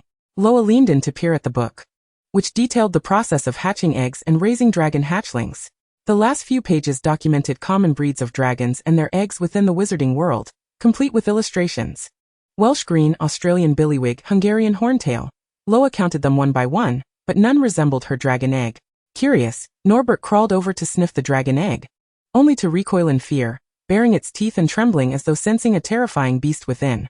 This was the instinct of a creature encountering a natural enemy. Hagrid quickly scooped Norbert into his arms, soothing, "Don't be afraid, my darling, Mother is here." Watching their intimate interaction sent shivers down Loa's spine. Since they couldn't identify the breed of the dragon, Loa suggested, "Why not hatch it and see?" Hagrid nodded in agreement, carefully placing the dragon egg back into the fire. "How long will it take to hatch the little dragon?" Loa inquired, resting her chin on her hand in anticipation. "Probably a few more days," Hagrid replied, tending to the coals in the fireplace while humming a cheerful tune. Regarding the dragon egg, Loa intended to keep it a secret from everyone except Hagrid. Dragons in the magical world were a precious resource. Their hides and cores could be used to craft protective gear and wand cores. And even dragon meat was a valuable potion ingredient. Yet dragons were inherently volatile and dangerous creatures, wholly unsuited for domestication. Not to mention Dumbledore, Snape would certainly never allow her to keep a dragon. If they forbade it, she would simply keep it a secret. However, Hagrid's bond with the Norwegian Ridgeback hatchling was not to last long before Dumbledore discovered it. Fortunately, Hagrid's quick thinking allowed him to hide Loa's dragon egg in Fong's doghouse, thus avoiding confiscation, while Fong had been too frightened to approach his own doghouse for days. The magizoologist Newt Scamander received word from Dumbledore and traveled to Hogwarts to take the Norwegian Ridgeback hatchling away. Naturally attuned to magical creatures, the dragon, which had been fiery and destructive with Hagrid, became docile upon meeting Newt, nuzzling against his hand. Newt placed the hatchling into an old-fashioned brown leather suitcase, while Hagrid wept openly, large tears soaking into his beard. Mr. Scamander, what if the other creatures in your suitcase bully it? Norbert is still just a baby. Anyone who had heard of magizoologist Newt Scamander knew of his enchanted suitcase, which contained a miniature world complete with a cozy cabin and a variety of rare magical creatures. Newt chuckled gently. Don't worry, I will take good care of it. When it matures, I will return it to Romania. He hoisted the suitcase and began to walk toward the school gate, while a reluctant Hagrid followed behind, sobbing all the way. Curious young wizards eyed the unfamiliar man, who bore a head of curly brown hair that glimmered warmly under the sunlight. His blue coat was adorned with a yellow and gray checkered scarf which, while slightly different from the Hufflepuff house scarf, revealed through his shy and gentle demeanor that he had once belonged to the Hufflepuff house. However, the young wizards were unaware that this seemingly youthful man was, in truth, much older than their grandfathers, as for reasons unknown, his appearance had forever remained youthful. A flash of golden light caught Newt's attention, as a girl clad in Gryffindor robes breezed past him. For a brief moment, the girl's golden hair, lifted by the wind, shimmered in the sunlight, evoking memories of a silver-haired girl from his past. Newt paused, and the treasured suitcase slipped from his grasp, landing with a thud. Hearing the commotion, Loa glanced back, catching only a fleeting glimpse of the young man. Hurry up, we're going to be late for potions, Hermione urged her. Loa didn't have time to see the stranger's face clearly before turning away, and the two girls dashed toward the classroom. Newt felt a sudden, sharp pain in his scalp, a prickling sensation coursing through his nerves, compelling him to bend over and clutch his forehead. Hagrid was startled by his peculiar behavior. Mr. Scamander, do you need to visit the hospital wing? You don't look well. Your complexion is as pale as that of a corpse. Hagrid hesitated for a moment, but ultimately swallowed those words. Newt seemed oblivious to his remark, his entire focus consumed by the fleeting, nebulous images that danced in his mind.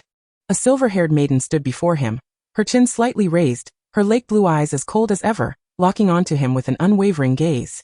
Scamander, she stated, the reason you are here, standing before me, is that I have intervened in your life. In an instant, the images in his mind twisted and shattered, vanishing completely. Newt gasped for breath, his eyes darting in urgency, only to find the golden-haired girl had already drifted far away. He watched her retreating figure and could not help but ask Hagrid, who is that young lady? Hagrid replied with alacrity, she is the daughter of Dumbledore, who has been missing for many years, recently returned. I've heard she has suffered greatly in the Muggle world. The Niffler Dumbledore requested from you was meant for her. Observing Newt's awestruck demeanor, Hagrid could not resist asking, do you know her? After uttering this question, Hagrid felt rather foolish. How could a child who had spent over a decade in the Muggle world possibly know this remarkable magizoologist who had once faced the dark wizard Grindelwald? Newt chuckled softly and shook his head. No, I mistook her for someone else. She merely bears a slight resemblance to the individual I seek. With that, he lifted his suitcase, but as he approached the school gate, he found himself inexplicably pausing. Unable to resist, Newt turned for one last glance in the direction of the departing girl, and hesitated before instructing Hagrid. If Miss Grindelwald encounters any issues or difficulties in caring for the Niffler, she is welcome to write to me at any time, should she wish. He extracted a slip of paper from his pocket, providing his address for Hagrid to convey to Luo Ya. Unfortunately, the absent-minded Hagrid completely forgot to deliver it. Chapter 64, Newt's Grandson. Each night, Luo Ya would visit Hagrid's hut to check on her dragon egg, and as Hagrid tended to it, he often reminisced about his dear Norbert, which filled him with sadness. Seeing the burly man weep, Luo Ya comforted him, if my dragon egg fails to hatch, we shall roast it, cut it in half. And I'm sure it would be delightful with a bit of sauce. Hagrid wiped his tears while placing Luo Ya's dragon egg in the fire pit.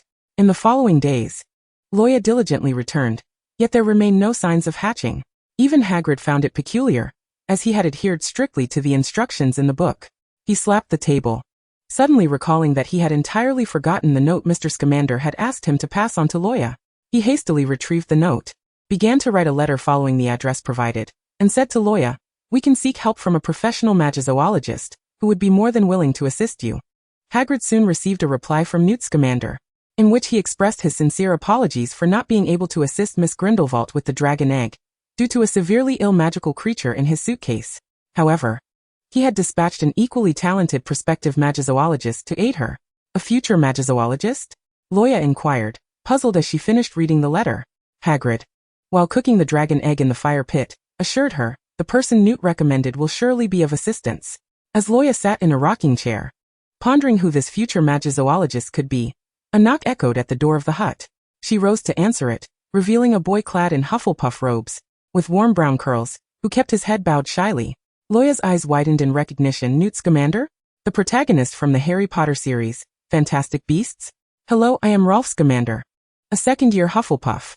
My grandfather sent me to assist Miss Grindelwald. The boy introduced himself in a soft voice. The brown-haired lad bore a striking resemblance to Newt, and indeed, the future magizoologist mentioned was none other than his grandson. Moreover, Rolf had perfectly inherited his grandfather's awkward demeanor. Since entering, he had not once raised his eyes from the floor. Luo Ya politely responded, "Hello, I am Luo Ya Grindelwald, a first-year Gryffindor." The ever-enthusiastic Hagrid immediately invited Rolf inside. As Rolf stepped into the hut, he caught a glimpse of Luo Ya's face out of the corner of his eye, causing him to shiver involuntarily. This Gryffindor girl was the one who had confronted him in the corridor, questioning why Dumbledore's favorite student was his grandfather's girl. Rolf recalled her aura that day, which had radiated a terrifying low pressure, as if he would be incinerated on the spot if he failed to provide a satisfactory answer. "What is the matter?" Luo Ya inquired, puzzled, as she rolled up her sleeves. Rolf gazed at her in terror as she approached, and he fainted on the spot. Luo Ya was left speechless. All she intended to do was retrieve the dragon egg. What had Grindelwald done to this child? It was hardly fair to blame the old man. Rolf, simply by standing before her, was a mirror image of Newt. Emerging from Rolf's pocket was a palm-sized magical creature, a tree guardian, composed of bark and twigs. The tree guardian blinked its brown eyes, nudging Rolf anxiously. Luo Ya lamented, wishing she had brought her Niffler to capture a photograph with the tree guardian. Eventually, Rolf was roused by Hagrid's call. Upon regaining consciousness, Rolf remained restless, retreating to a corner and keeping his distance from Luo Ya. She fabricated a hasty explanation. "That day, I accidentally consumed a peculiar potion, rendering me incoherent. The usual me is not like this," Hagrid corroborated, assuring Rolf that Luo Ya had a very pleasant disposition. Indeed, the Gryffindor girl before him bore none of the fearsome aura from that day, and Rolf finally breathed a sigh of relief. Luo Ya brought the dragon egg out and placed it on the wooden table. "This is my dragon egg. I'm unsure of its breed, and Hagrid has tried for several days without success in hatching it. Could you please take a look?" Upon encountering anything related to magical creatures, Rolf transformed entirely, much like his grandfather Newt, as if the earlier fear had evaporated. He donned gloves and carefully rotated the glossy black egg, immersing himself in his realm of research. Under the flickering candlelight, Rolf meticulously examined the egg's scales, muttering, "Black Death." Hearing this peculiar term, both Luo Ya and Hagrid exchanged bewildered glances at the hunched boy. "What breed is that?" "One of the ancient evil dragons," Rolf declared, shedding his earlier timidity, becoming animated whenever magical creatures were involved. He opened his satchel and retrieved a yellowed old manuscript, quickly flipping to a page. The Black Death, the largest evil dragon of ancient times, could swallow an entire mammoth in one gulp. Its flames can melt steel and stone, and its scales can withstand all forms of magic. Luo Ya's eyes sparkled with excitement. Folklore records that Conqueror I rode the Black Death to rule over a continent. While the authenticity of such tales remains uncertain, I firmly believe this dragon exists. Luo Ya's enthusiasm grew with every word. However, Rolf's expression suddenly turned grave as he announced a harsh reality. "Unfortunately, Miss Grindelwald, the egg you possess is a fossilized dragon egg, dating back at least several tens of thousands of years." "What?" Luo Ya felt as if struck by lightning. Rolf gently set down the dragon egg, reverting to his usual meek demeanor. This dragon egg, having endured millennia, had become a fossil, incapable of hatching. In essence, it was merely a beautiful stone. Hagrid shook his head in disappointment. Not only had he lost his Nobby dragon, but his dream of witnessing the birth of a new dragon, and becoming a dragon caretaker, had also been dashed. The professors of Hogwarts had deceived her with the fossil as a prize, and an enraged Luo Ya sent hundreds of howler letters to the Hogwarts professors. Overwhelmed by the onslaught, the final arrangement was that Hogwarts would send Luo Ya a whole set of the recently procured Nimbus 2001 brooms from the school's storage as compensation. They assured her that these brooms had only been used a few times and were 90 new. Reluctantly, Luo Ya accepted this agreement. She intended to temporarily place the fossilized dragon egg in the room of requirement, which had now transformed into her personal storage space. Utilizing the Marauder's map, she ventured to the 8th floor to open the door of the room of requirement when no one was around. The room retained its original setup as an underground classroom, which Luo Ya had initially desired. With a heavy heart, she placed the dragon egg into a box. Having once hoped it would hatch into a magnificent dragon that soared and breathed fire, only to find it was merely a fossilized egg. With a sigh of disappointment, she closed the wooden box and approached the door, when the egg suddenly stirred slightly. The niffler on her shoulder jumped down, tilting its head and staring motionlessly at the box. Usually energetic to the point of annoyance, it was rare to see the niffler standing still, lost in thought. "What's the matter, niffler? Come back quickly, I need to close the door." The niffler refused to follow Luo Ya, running to the box and chattering as if conversing with the dragon egg. Luo Ya approached, checking the egg once more. It lay quietly within the box, showing no signs of abnormality. She scooped up the niffler and exited the room of requirement.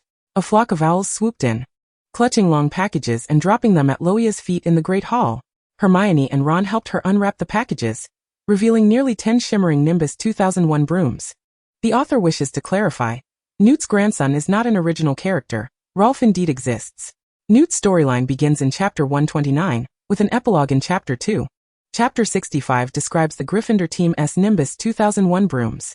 The nearly 10 gleaming Nimbus 2001 brooms were neatly arranged on the long table before Luo Ya. Wood's eyes nearly popped out of his head. Ron, dumbfounded, reached out to touch a Nimbus 2001. Although these brooms were not brand new, one would hardly notice the minor imperfections without a magnifying glass. They were certainly in far better condition than the nearly bald brooms in Gryffindor's broom cupboard. Moreover, even as second-hand goods, these Nimbus 2001 brooms represented a significant value. Luo Ya, not in need of money, decided it would be more beneficial to sponsor the Gryffindor Quidditch team, rather than keep the brooms for herself. Luo Ya tossed a colorful marble into the air. Upon exploding, it released ribbons and fireworks, transforming into a small trumpet.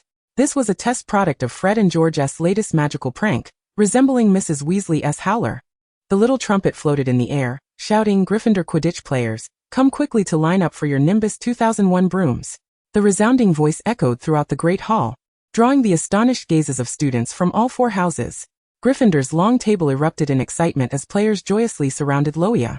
The eagles and badgers cast envious glances, while the snakes looked displeased. The lions clamored to grab the Nimbus 2001 brooms. Ron swallowed hard and exclaimed in disbelief, "Luo Ya, can I really have a Nimbus 2001? "Of course, you will be Gryffindor's main keeper in the future," Luo Ya replied. "Hurry and choose one that is relatively new, otherwise, the good ones will be snatched up by others." Among the packages was a brand new, unopened Nimbus 2001, which Luo Ya secretly reserved for Harry. Wood, touched as he caressed the Nimbus 2001, felt tears welling up. He had never imagined he would possess one in his lifetime. Fred and George, eager to test the new broom's flying capabilities, flew straight out of the Great Hall on their Nimbus 2001s.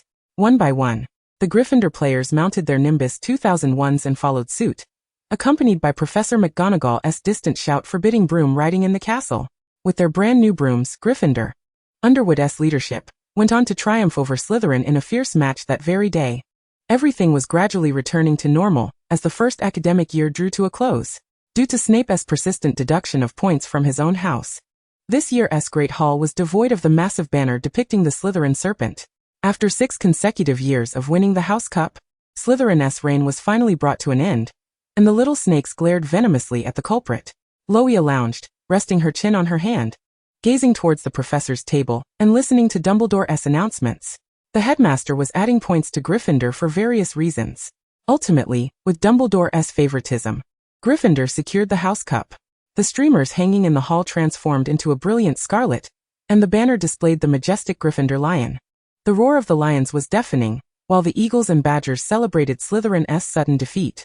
The exam results were soon released, with Hermione once again topping the charts.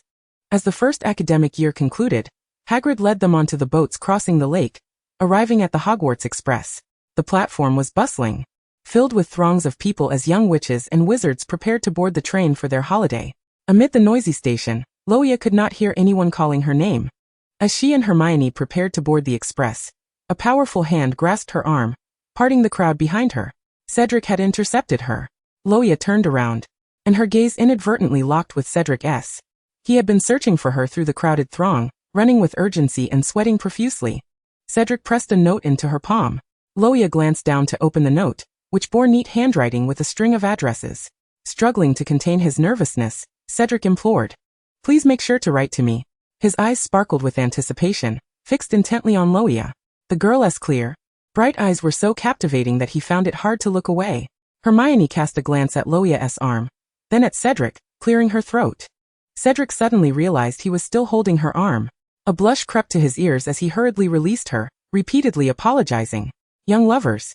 It's not as if you'll never see each other again, muttered the crowd, while Neville's piercing scream of distress echoed through the air. Cedric noticed they were blocking the train door, drawing the attention of everyone around them. His ears were flushed crimson. Inside the compartment, Malfoy and his 2 cronies peered through binoculars in their direction, munching on snacks and humming. Fred and George leaned out of the window, practically hanging halfway out, calling to Luo Ya, we've saved you a seat. Hurry up. I'll be right there. Luo Ya quickly told Cedric that she would write to him before following Hermione into the compartment. Cedric watched her figure disappear into the crowd.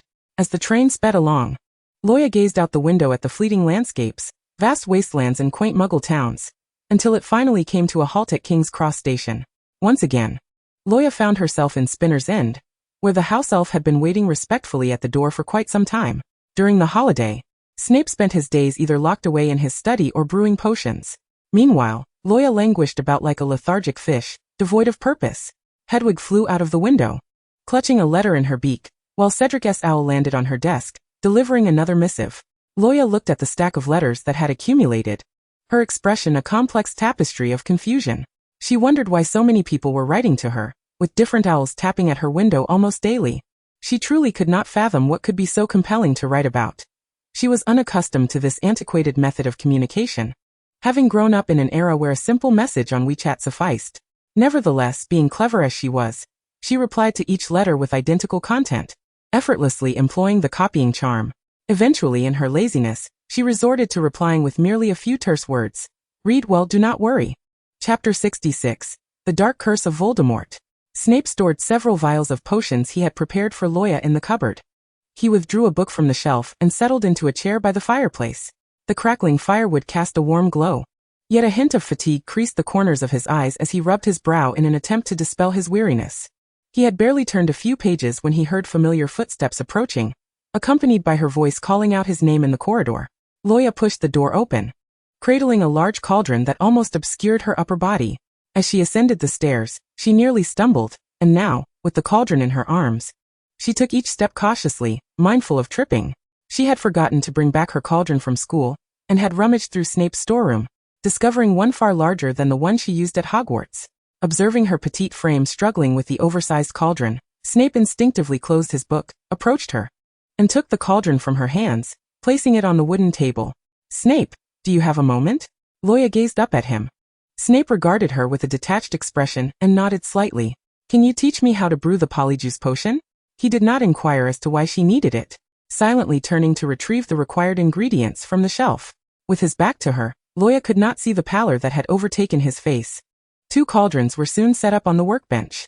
Snape meticulously added powdered fluxweed and leech juice to the cauldron in measured increments, while Luo Ya mimicked his actions. In truth, her potion-making skills were not commendable, and could even be described as woeful. Luo Ya had long believed that her talents were predominantly in charms. Furthermore, after Snape confiscated her wand and during their Cold War, she had missed several classes due to her absence. Snape had never considered offering her remedial lessons. Recognizing her disinterest in potion-making, she possessed her own strengths and areas of expertise.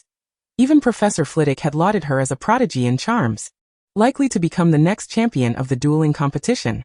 There seemed no need to impose a subject she disliked upon her, as it would only burden her.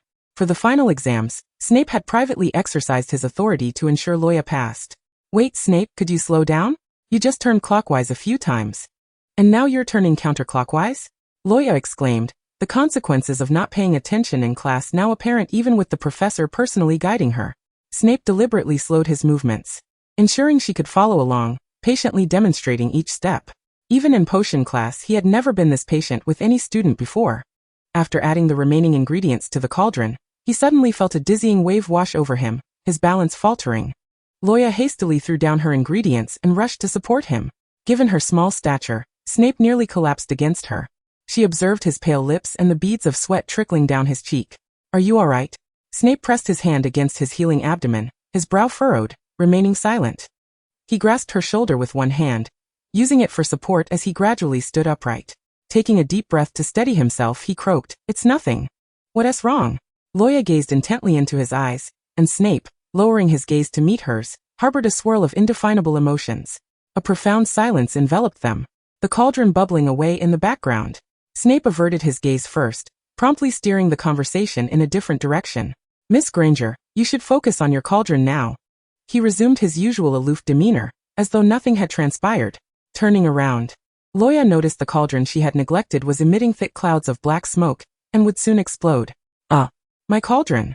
Luo Ya exclaimed, scrambling to stir it. Her attention diverted from Snape's earlier odd behavior. After some time, she declared, my polyjuice potion is complete. Her hands clasped in delight as she ladled the potion into a vial, admiring her creation. However, Snape merely glanced at her concoction before taking the vial from her and setting it aside. The effect of the polyjuice potion you brewed will last no more than 15 minutes, he declared, deeming her potion unsatisfactory. Luo Ya felt a pang of disappointment and cast a furtive glance at Snape's cauldron. Her fleeting thoughts did not escape Snape's keen perception. Understanding her unspoken sentiment, he poured his own polyjuice potion into a vial and placed it before her. It will last over 10 hours. Take it. Truly, he was a master potion maker, capable of crafting a potion with such enduring efficacy. Thank you, Professor, Luo Ya exclaimed, joyfully embracing him. In that fleeting moment, she failed to notice the furrow in Snape's brow and the tension etched across his face, as if he were valiantly suppressing some hidden pain. Snape lowered his gaze and began tidying the workbench, reminding Luo Ya, you are still missing a very important ingredient, the hair of the one you wish to imitate. I know. I've had it ready, Luo Ya exclaimed, pulling a strand of hair from her bag. Though her potion-making skills left much to be desired, she recalled from the films that Hermione had brewed the polyjuice potion, and remembered to include a hair from the person being imitated. Don't you want to ask what I need the polyjuice potion for? Luo Ya inquired curiously, a glint of mischief in her eyes. Snape regarded her in silence. After a prolonged moment, she heard his deep voice ask, if I were to inquire, would you tell me? Of course not. Snape understood her far better than she realized. Luo Ya grasped the vial of polyjuice potion Snape had provided and turned to leave. As Snape continued to tidy up, he watched her retreating figure and solemnly cautioned her. Do not engage in dangerous activities. All right, I won't do anything reckless. I merely have to handle a matter in the Muggle world. Once Luo Ya departed, Snape could no longer contain himself. Beads of sweat formed on his forehead as he gripped the edge of the table. He loosened his robes, revealing an abdomen that, despite having healed, was now grotesquely torn open, blood seeping from the wound. Sinister black magical markings crawled around the gruesome injury, a remnant of the cruel curse Voldemort had inflicted upon him through Luo Ya when he had controlled her. Even though the wound had healed, the curse would flare up whenever Luo Ya approached him, causing his injury to crack open little by little from within. As long as she drew near, he would even relive the agony of being pierced anew. Severus Snape sat upon the sofa, his gaze fixated on the flickering flames within the hearth. The prudent course of action would be to isolate himself in his study, evading Luo Ya until he could discover a means to break the curse. He should not have allowed her entry today. Yet upon hearing her knock and listening to her voice, he found himself unable to resist the urge to catch a glimpse of her. Perhaps he should be grateful for his customary attire of black robes. Even when stained with blood, it was difficult for others to discern the signs of his affliction. Chapter 67, Mischief with the Twins. Luo Ya arrived at the burrow, hauling a suitcase. Mrs. Weasley, donned in a floral apron, greeted her with a warm embrace. My dear child, how delightful it is to see you, Mrs. Weasley exclaimed, ushering her inside. Luo Ya removed her outerwear, having deliberately chosen to wear the sweater hand-knitted by Mrs. Weasley. The latter beamed as she assessed Luo Ya from head to toe. The girl had grown taller than she remembered and looked even more adorable in the sweater. We were initially concerned when Dumbledore appointed Snape as your temporary guardian. How could a man without a wife or children possibly care for a little girl? But now it appears he has done quite well by you. At first Mrs. Weasley had vehemently opposed the notion of Snape becoming Luo Ya's guardian. She had even discussed with Mr. Weasley the possibility of approaching Dumbledore to place Luo Ya in their care permanently, believing they had ample experience with children, and that a childhood spent with peers would be far superior to one with a perpetually grim middle-aged man. In hindsight, her worries had been unfounded. Snape had proven himself more than capable. Luo Ya could not fathom why everyone held such misconceptions about Snape. Despite his perpetually icy demeanor, he was genuinely a decent person. As a guardian, he had never neglected her needs, providing her with the finest and most luxurious items. When he took her to Diagon Alley to purchase her school supplies, even Madame Malkin mistook her for a young lady of noble birth, while Snape was perceived merely as her chaperone. After a brief flurry of activity in the kitchen, Mrs. Weasley emerged with several delectable dishes. She relentlessly piled cake and pie onto Luo Ya's plate, her enthusiasm overwhelming the girl. Glancing at the clock, Mrs. Weasley suddenly exclaimed, "Oh dear, it's already this late. The book signing with Lockhart is about to begin, and I must hurry." As she spoke, she hastily removed her apron. "Luo Ya, you stay here. Fred, George, and Ron will keep you entertained." With that, she whisked Ginny through the fireplace toward Diagon Alley. Left in the burrow were Luo Ya, the twins and Ron. Fred, chewing on a pie, remarked, "My mum is a devoted admirer of Lockhart. She won't be back for a while." George added, "We have plenty of time. Let's make our move."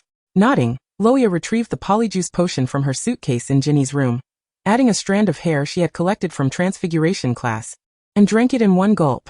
The effects took hold swiftly, and she grimaced in the mirror, successfully mimicking Professor McGonagall's irate expression. After changing into Muggle clothing, Luo Ya stepped out of the room, her features bearing an uncanny resemblance to Professor McGonagall. Ron nearly choked on his sandwich in shock. "Luo Ya, how did you transform into McGonagall?" he gasped, pounding his chest to regain composure. Fred and George, in high-pitched voices, began to imitate McGonagall, proclaiming, "No flying on brooms in the castle. 10 points from Gryffindor." Ron shivered at the thought. The twins then produced 2 small vials containing a potion that was definitely not polyjuice potion. Shaking the vials triumphantly, they declared, "Our latest invention, the cheer-up potion. We discovered it in a notebook by a bloke named Ernie at the library." Luo Ya recalled a scene from a film where the twins consumed a similar potion and turned into old men. Concerned, she cautioned them, "You might want to reconsider drinking that. Its effects could be unpredictable." Exchanging mischievous glances, Fred and George chuckled. That's precisely the thrill. They downed the potions in unison. En explosion en Suède. And the two transformed into elderly gentlemen with bushy white beards. Luo Ya anticipated a ruckus akin to the film, but instead, the twins delightedly stroked their beards. "This is brilliant. It works splendidly. I have more wrinkles than Dumbledore," they exclaimed, contemplating marketing it as an aging potion. Curiously, Luo Ya tugged at Fred's beard, marveling at its authenticity. Fred theatrically lamented, "You've tugged my beard. You must take responsibility."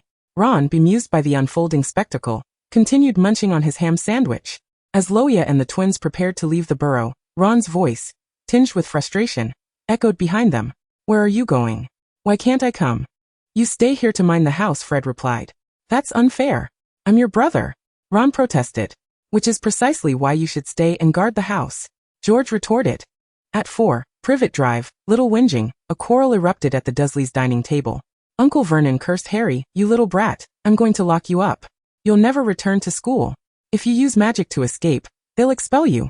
Accompanied by Aunt Petunia's and Dudley's derisive laughter, Harry's spellbook, wand, robes, and the Firebolt 2001 that Luo Ya had gifted him were locked away in the dark, cramped cupboard beneath the stairs. Confined to his room, Harry found the windows barred with iron grills. The Dursleys provided him only with meager scraps of food each day, which he had to share with Hedwig, who was caged. Previously, he had managed to sneak out Hedwig to send letters to Luo Ya while Aunt Petunia napped, but now with Hedwig imprisoned, he could no longer correspond with her. Their letters had been his sole solace in a world of loneliness, though he noticed that Luo Ya's replies had become increasingly succinct, eventually condensing to just a few words. Reclining on his bed, he repeatedly read the 6 words scrawled on the envelope. "Read well, don't worry." He couldn't help but wonder if Luo Ya's response to that third-year Hufflepuff would also consist of mere fragments. Often, he overheard girls in the Gryffindor common room whispering that Cedric, the most outstanding student from Hufflepuff, was pursuing Luo Ya. He felt as though something precious was slipping away unnoticed. Gazing vacantly at the sky beyond the barred window, he pondered how much longer he would remain confined. Suddenly, he heard a knock at the door downstairs. Springing from his bed, he peered out the window. To his astonishment, he spotted Professor McGonagall clad in Muggle attire, accompanied by 2 hyperactive elderly gentlemen. The 2 elderly men, dressed entirely in black, carrying briefcases and sporting sunglasses, bore little resemblance to typical seniors. They resembled agents from a spy film. As Aunt Petunia opened the door, she was greeted by the sight of Fred and George, their white beards and sunglasses giving them an air of audacity. "This is our president of the Children's Protection Association, Professor McGonagall. We are her secretaries," they declared. Luo Ya, mimicking the elderly man's voice, added, "Hello, I am the president of the British Children's Protection Association, and someone has anonymously reported you for long-term child abuse." Chapter 68, A Little Help for the Savior. After consuming the compound potion, Professor McGonagall, in her guise as Luo Ya, sat poised on the sofa with her hands neatly folded upon her lap. She presented the counterfeit Child Protection Agency identification to the Dursleys. Vernon, visibly anxious, wiped the cold sweat from his brow. In a tone marked by formality, Luo Ya gravely asserted, "An anonymous whistleblower has reported that you and your wife have been subjecting Mr. Potter to prolonged abuse, endangering his safety. This must be a malicious accusation against us. We are a kind family. How could we mistreat Harry? His parents perished in a tragic accident, and we have been caring for him. Harry is ever so grateful to us." Petunia exclaimed, her voice fraught with indignation. "Indeed. That boy has been quite harmonious with us." Vernon chimed in, nodding stiffly in agreement with Petunia. Luo Ya let out a soft huff. "In that case, we must speak with Mr. Potter." Vernon and Petunia exchanged furtive glances, their expressions betraying their unease. Petunia had never anticipated a visit from the Child Protection Agency. They had confined Harry in the small room upstairs, and if discovered, their mistreatment of him would be undeniable. He has gone to school," Petunia stammered, her words riddled with inconsistencies. Luo Ya chuckled lightly. "Are you jesting? It is currently the holiday season. I must express my concerns regarding your memory. Since you are unwilling to cooperate, we shall conduct our own inspection." Rising, Luo Ya ascended the stairs with purpose. Petunia and Vernon desperately attempted to obstruct her path, but Luo Ya was accompanied by two robust elderly gentlemen, who effortlessly pushed them aside. She now stood before the room where Harry was confined. With a grim expression, Vernon resignedly unlocked the door. Luo Ya entered, finding Harry standing at the threshold, clad in ill-fitting hand-me-down trousers from Dudley, their hems dragging on the floor, while Hedwig remained caged. Furrowing her brow, Luo Ya directed her gaze toward the Dursleys. "Is this how you care for a child? You have imprisoned him?" She picked up a bowl from the table, discovering it contained only a few wilted vegetable leaves. "You offer the poor Mr. Potter nothing but scraps?" Luo Ya endeavored to appear outraged, her tone exaggerated. Faced with the undeniable reality, Vernon and Petunia could only stammer in response. "We, the British Child Charity, provide monthly social assistance to orphans. Is this how you utilize Mr. Potter's funds?" Luo Ya glowered at Dudley, who was still indulging in cake, his ample form spilling over the sides of his chair. "Or perhaps, you have embezzled Mr. Potter's funds for your own purposes?" Dudley quivered under her gaze, tumbling from his chair and cowering beneath the table in fear. "The Child Protection Agency will pursue criminal charges against you for child abuse, and you shall pay a steep price for your actions." Fred and George, in the background, snickered. "Just wait until you find yourselves in Azkaban. Oh wait, I mean in prison." Vernon turned pale, nearly fainting. Harry, spotting Professor McGonagall in Muggle attire, mischievously winked at her. "Is that you, Luo Ya?" Harry whispered, unable to contain his curiosity. George quickly gestured for him to remain silent. Realizing his slip, Harry promptly covered his mouth. Petunia, her complexion ashen, pleaded, "In the past, we may have neglected Harry's care. We beseech the Child Protection Agency to grant us another chance." Just then Harry's stomach audibly growled. Luo Ya narrowed her eyes at Aunt Petunia. Petunia quickly nodded and bowed in deference. I shall prepare a meal for Harry immediately." With that, she hurried to the kitchen, tripping in her haste. Vernon scrambled toward the window, hastily removing the iron bars. Hedwig was also liberated from her cage. Meanwhile, Luo Ya paced the room, scrutinizing her surroundings. "Goodness, this lamp is so antiquated that the bulb is shattered. Is this truly where Mr. Potter completes his homework?" Vernon, sweating profusely, replied, "You are right. I shall replace it at once. This bed is so rickety, the slats as thin as paper. It creaks ominously when one sits upon it. The room lacks even a television, and the curtains are riddled with holes." "You are absolutely correct. I shall replace everything." Vernon continued to wipe his sweat, his handkerchief now grimy and stained. Before long, a lavish dinner was laid out before Harry. The shabby furniture in his room had been replaced with new pieces. Harry stared in astonishment at the spread of warm food, for he had never been permitted to dine at the table with the Dursleys. Luo Ya tilted her head toward Harry, placing a morsel on his plate. "What is the matter, Mr. Potter? Do partake in dinner." Harry's eyes glistened with emotion as he gazed at her. The Dursley family stood trembling in the background, too intimidated to sit, while Dudley gulped, fixating on the feast before him. Now it was the guests who dined, while the host stood to serve. Fred poked Luo Ya in the back, and she turned to see Fred and George's beards had seemingly shortened. George winked at her, whispering, "The polyjuice potion's effects are about to wear off. We must leave post-haste." Luo Ya nodded in agreement and turned back to the Dursleys. "From this point forward, our Child Protection Agency will conduct unannounced visits. Should we discover any further instances of mistreatment toward Mr. Potter, we will initiate criminal proceedings against you. According to British child protection law, you would face a minimum of 1 year in prison, and your child would be placed in an orphanage. Upon hearing the threat of being sent to an orphanage, Dudley screamed, clinging to Petunia in a panic. Luo Ya regarded Vernon, her voice icy and laced with a clear warning. If you wish to avoid a lawyer's letter arriving at your workplace, revealing your child abuse to all, I trust you understand how to proceed. For those ensnared in the corporate grind, the most effective method of control is to threaten their employment. Vernon nodded vigorously, fear etched across his features. Luo Ya had considered extracting Harry from the Dursleys' home, yet the question remained, where could he be placed? The Weasleys were already stretched thin caring for their 7 children. Although Snape had available rooms, placing Harry in Spinner's End, where Snape would be reminded daily of James's likeness, would likely drive him to the brink. After considerable deliberation, it seemed that Harry must remain with the Dursleys for the time being. With Harry's situation temporarily resolved, Fred and George bid farewell, and returned to Grimmauld Place. Luo Ya spent another day in the Muggle world, only returning to Spinner's End the following evening. As she entered, the house elf took her coat. Appearing conflicted as if it had something to convey, the house elf cast a worried glance toward the second floor. Their house elf was quite timid, and sensing its distress, Luo Ya inquired, "What troubles you? Has Snape lost his temper?" The house elf hastily shook its head, for although Snape could appear intimidating, he had never raised his voice in Luo Ya's presence. "Miss, since you left yesterday afternoon, the master has confined himself to his room, and the meals left at the door remain untouched." Luo Ya cast a puzzled glance toward the upstairs. Snape had always secluded himself in his potions room. Had he truly neglected to eat? What could he possibly be preoccupied with? "I shall investigate," Luo Ya declared before ascending the staircase. At Snape's door, the untouched dinner still lay outside. Luo Ya knocked, waiting in vain for a response. She knocked again, pressing her ear to the door, but silence reigned within. A sense of unease washed over her. She drew her wand and tapped the lock. Alohomora. With a creak, the door swung open. The dimly lit room revealed a cold atmosphere, the fire long extinguished, and a faint metallic scent lingered in the air. Snape sat with his back to her on a long bench. Luo Ya gazed at his silhouette, softly calling Severus. The individual seated on the bench exhibited no reaction whatsoever.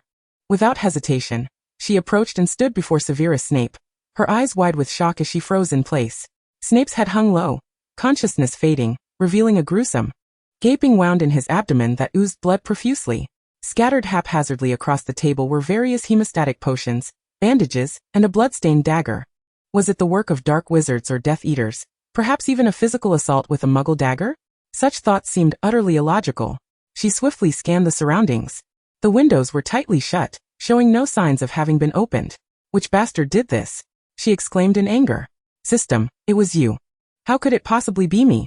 System, you stabbed him fiercely while possessed by Voldemort." A moment of astonishment crossed her face as she gazed at Snape. How could she have been unaware that he had concealed this from her? System, in an attempt to remove the curse from the wound, he seemingly resorted to a primitive and brutal method, excising the flesh surrounding the injury. Chapter 69, The Ruthless Flesh Cutter. Within Snape's potions laboratory, there existed a modestly furnished bedroom, simple yet tidy, comprising a single bed, a chair and a writing desk. After considerable effort, she managed to drag Snape onto the bed. Breathing heavily, she stood at the bedside, berating herself for not thinking to use the levitation charm. She ignited the fireplace, and as the wood crackled and burned, the room gradually warmed. The workbench still bore the remnants of the bloodied bandages and the dagger Snape had used to tend to his own wound. She gathered hemostatic potions and clean bandages, staring at Snape's mangled injury, uncertain of how to proceed. He had actually carved away the flesh around the wound. What a ruthless individual. Merely imagining that scene caused her to wince in pain. Sprinkling hemostatic powder over the wound, she meticulously wrapped bandages around it. Though her bandaging was far from aesthetically pleasing, at least the bleeding had ceased. She positioned herself on a chair beside Snape's bed, observing him as he lay in slumber. In the flickering firelight, Snape's eyes were tightly shut, his brow furrowed, his face pale as a sheet. Cradling her chin in her hands, she murmured, "You Severus. You were the one I wounded. Why did you hide this from me? Why do you insist on silently enduring everything?" A fine sheen of sweat broke out on Snape's forehead. She reached out, placing the back of her hand against his forehead, and as she suspected, he was burning with fever. Just as she intended to rise and fetch a fever-reducing potion from the cabinet, she noticed Snape's eyelids fluttering slightly before he slowly opened his eyes. "You're awake?" Snape's gaze gradually shifted toward her. The Eastern girl with raven hair and dark eyes sat beside the bed, resting her chin in her hands, offering him a gentle smile. "You're awake?" For a moment, Snape appeared bewildered.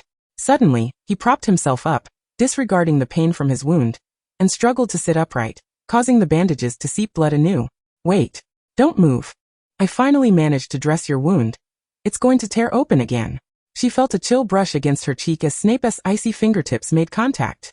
Raising her gaze to his face, she found herself mere inches from him. Snape regarded her quietly, his expression dazed, his pupils unfocused, still in a state of confusion. When a person is injured and their consciousness is clouded, they often experience hallucinations, typically seeing the most significant person in their heart. Who was Snape perceiving through her eyes? She need not even speculate. Suddenly, Snape lost strength, slumping against her. His forehead rested against her shoulder, and even through the fabric, she could feel the heat radiating from him. Had it not been for the chair supporting them, she was certain their combined weight would have sent them crashing to the floor. "Let me help you up. You should lie back down while I fetch some fever-reducing potion," she said. Yet Snape remained motionless against her, preventing her from moving.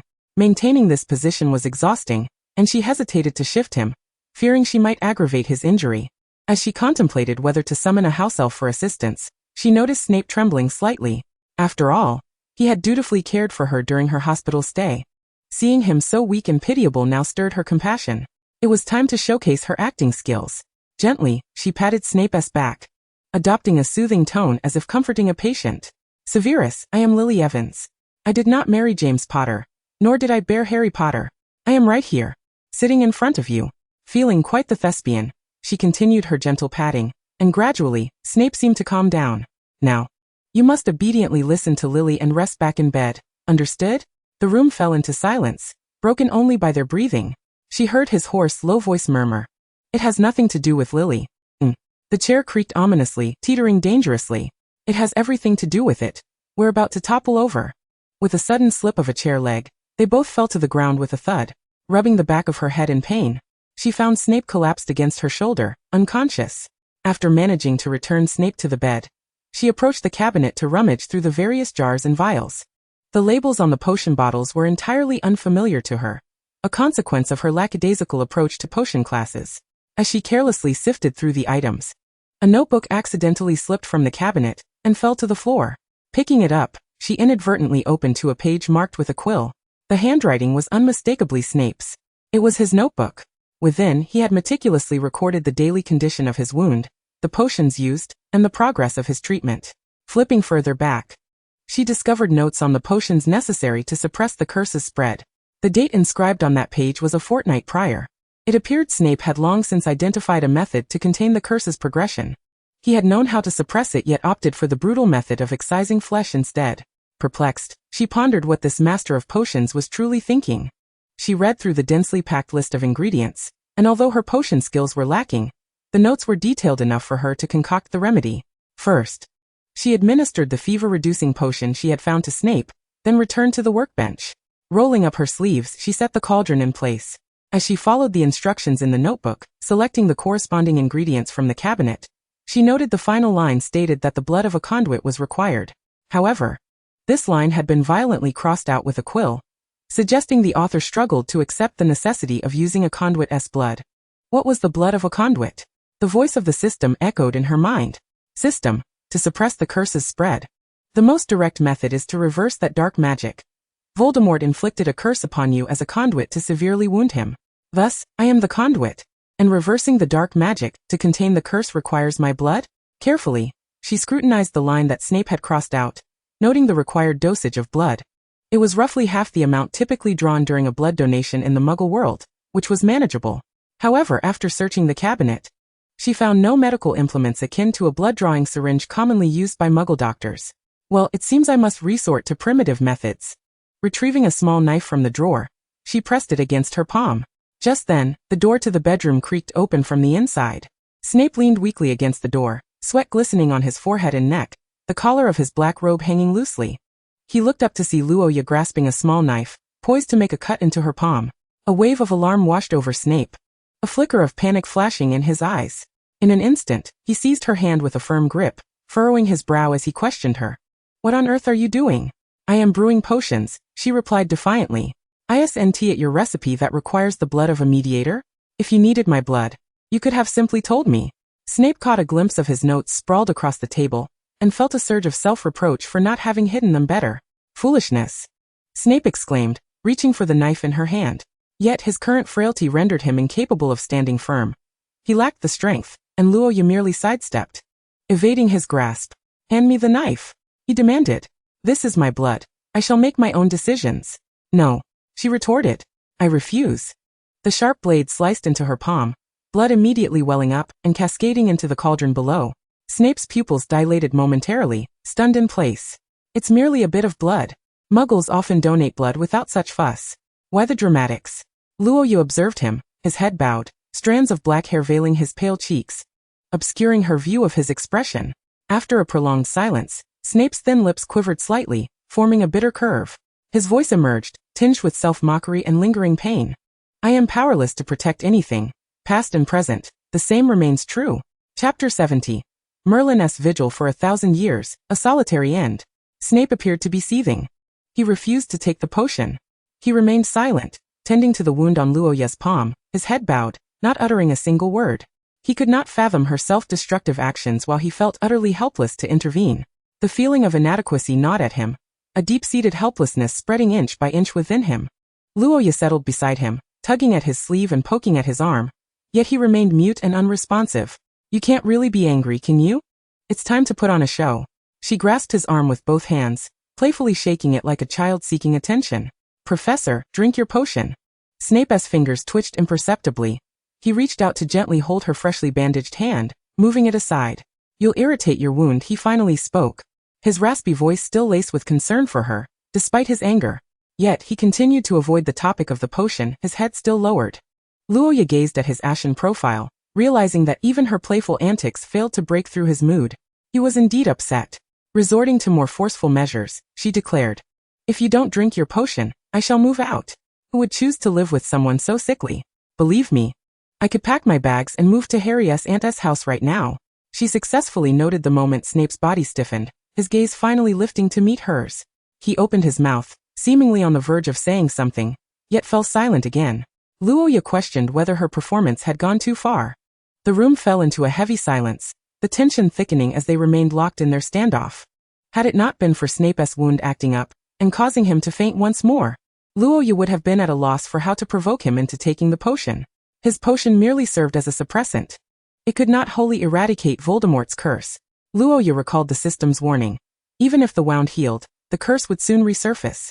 System, will he need to carve flesh again? How tragic, indeed, haha. Why do I feel like you've changed? She mused, the system's tone dripping with sarcasm upon reactivation. System, after recharging I switched personalities. This version of you is insufferable, please revert back. System, very well. Luo Ya rifled through the heavy volumes of potion books on her shelf, finding no methods for completely dispelling the curse. She lingered by Snape's bedside, lost in thought until the system kindly reminded her that the closer she was to him, the more pain he would endure. She promptly seized a chair and placed distance between them. To maintain her distance, she exited Snape's room, gently closing the door behind her. As she descended the stairs, she muttered, that noseless Voldemort resorts to such despicable tactics. At last, she comprehended why Snape had secluded himself in the study throughout the holiday. The most straightforward way to alleviate his suffering was to keep her distance. Yet what would happen when school resumed? In Hogwarts, they would inevitably cross paths. Could she truly avoid attending his potions class? It seemed utterly impractical. Was there truly no method to thoroughly eradicate Voldemort's curse? Luo Ya pondered as she pushed open the door to her bedroom. A cold draft rushed in, as if her window had not been properly secured. The wind flung the window wide open, sending curtains billowing and envelopes scattering across the floor. A pristine book, never before touched, was blown open, its pages rustling. Quickly, she secured the window. As she gathered the scattered envelopes, her gaze fell upon a leather-bound tome that had been opened. It was a hefty children's edition of Celtic mythology. Ever since Snape had been entrusted by Dumbledore to serve as Luo Ya's temporary guardian, he had taken many precautions in advance. At that time, he had little understanding of her, assuming she was no different from an ordinary child. Thus, he had procured a multitude of popular children's literature from the wizarding world to stock her bookshelf. These juvenile versions of mythological tales and magical biographies, with their simplistic prose and illustrations, held no appeal for Luo Ya, whose psychological maturity far surpassed that of a child.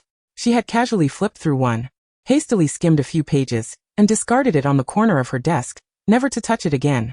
The widely circulated mythological collection lay open to a page inscribed with the words "The Death of King Arthur." She picked up the book and glanced over it. Arthur had drawn the sword from the stone, inheriting the throne with the guidance of the great wizard Merlin. Merlin, a legendary figure in the mythology of the wizarding world, was revered by all wizards, akin to an ancestral figure in their folklore. Luo Ya had frequently heard wizards exclaim, "Goodness! Merlin!" much like Europeans invoking God. The illustration depicted Arthur's sword, crafted by fairies from pure silver, with a hilt adorned with a ruby, reminiscent of Gryffindor's sword. Luo Ya speculated that Gryffindor's sword might have been modeled after Arthur's legendary sword. The illustration showed the red-robed wizard Merlin presenting a scabbard to the young Arthur, cautioning him that the scabbard would protect the bearer from bleeding, and he must never lose it. The scabbard would heal all wounds and purify all dark magic and curses. Purifying all curses, Luo Ya murmured unconsciously, leaning against the window as she continued reading. With the scabbard, Arthur became invincible, leading the Knights of the Round Table to unify the British Isles. However, he lost the scabbard. Rumors suggested it was stolen by a traitor among the knights. Ultimately, Arthur succumbed to fatal injuries, his kingdom fell, and his body was taken to Avalon by Merlin on a boat. Merlin naively believed that Arthur could be resurrected. He watched over Avalon Lake for a millennium, living in solitude, yet never witnessed Arthur's return. With a sigh, Luo Ya reflected on this tragic tale. No matter how powerful Merlin's magic was, it could not protect his sovereign. He could only watch helplessly as Arthur perished before his eyes, unable to save him. Perhaps the Merlin of this magical world truly existed, but regarding Arthur, Luo Ya felt he was merely a figment of myth. System. Where there is Merlin, there is Arthur. Luo Ya asked in astonishment, so the scabbard exists as well? Luo Ya felt as though she was uttering nonsense. If such a divine artifact truly existed, its bearer would bleed no more. The wizarding world would undoubtedly be engulfed in a bloody tempest over the quest for King Arthur's scabbard. System. The scabbard was destroyed a millennium ago. However, fragments remain, inheriting a portion of its power, capable of healing wounds and purifying all curses. Luo Ya immediately felt invigorated. The fragments of the scabbard could cleanse any curse, which meant it could remove the curse afflicting Snape's wounds. She promptly inquired of the system. "Do you know where I might find the fragments of the scabbard?" System. Host, I shall prioritize providing you with clues for this. You owe me a task to repay in the future. Very well, I shall fulfill any task you require. Now quickly, tell me where the fragments are located. In the Boking shop. Once you arrive, you shall naturally discover it. With that, the system unilaterally terminated the conversation. The Boking shop, a notorious establishment located in Nocturne Alley, specializes in an array of perilous and ominous artifacts. Since arriving in this magical realm, she had yet to explore Nocturne Alley. How was she to navigate there? She was not adept at apparition, and she was uncertain whether Snape's fireplace was connected to the Floo network, nor did he possess Floo powder. A fleeting memory of encountering a beggar wizard in Diagon Alley washed over her. She had kindly tossed him a few silver sickles. In return, the beggar had gifted her a tattered vanity box, claiming it was a key to both Diagon Alley and Nocturne Alley. Without hesitation, she rummaged through her drawer for the palm-sized box. The vanity box was quite antiquated, its carvings nearly worn away, revealing two old wooden combs of differing hues within. The beggar had not specified which comb led to Diagon Alley and which to Nocturne Alley. Deciding to experiment, Luo Ya picked up the red comb and felt an abrupt tug on her body, the ground disappearing beneath her feet. After a dizzying whirl, she landed directly on a familiar street, the comb falling at her feet. Hermione, clutching several parchment-bound books, looked up in astonishment at Luo Ya's sudden arrival. "Luo Ya, how did you end up here?" Dazed, Luo Ya rose to her feet, brushing off the dust and surveying her surroundings. She had chosen the wrong key, not only teleporting to Diagon Alley, but also encountering Hermione, who was there for Gilderoy Lockhart's new book launch. Chapter 71, Nocturne Alley, an unexpected encounter with a Slytherin seeker. The book launch had just concluded, and Gilderoy Lockhart emerged from Flourish and Blots amidst a throng of witches, most of whom were of Mrs. Weasley's age, each clutching copies of Lockhart's newly released books. Lockhart wore a charming smile, effortlessly waving at the witches behind him, who erupted into ecstatic screams. A weary-looking man maintaining order at the entrance remarked, "Ladies, please, no pushing." Lockhart's gaze fell upon a blonde girl and a brown-haired girl across the street, and his eyes lit up. The blonde witch was none other than the champion of the spell championship. Realizing he had struck gold, Lockhart excitedly rushed over to Luo Ya. "Miss Greenwald, Are you here to attend my book launch as well? Luo Ya rolled her eyes at him, while Hermione, taken aback by the proximity to her idol, flushed with excitement. She stammered, Mr. Lockhart, I have read your works such as Wandering with Werewolves, Travels with Trolls, and The Magical Me. Lockhart, however, was too preoccupied with Luo Ya to pay Hermione any mind. He turned to the crowd, exuberantly announcing, this young lady is the champion of the Hogwarts Spell Championship.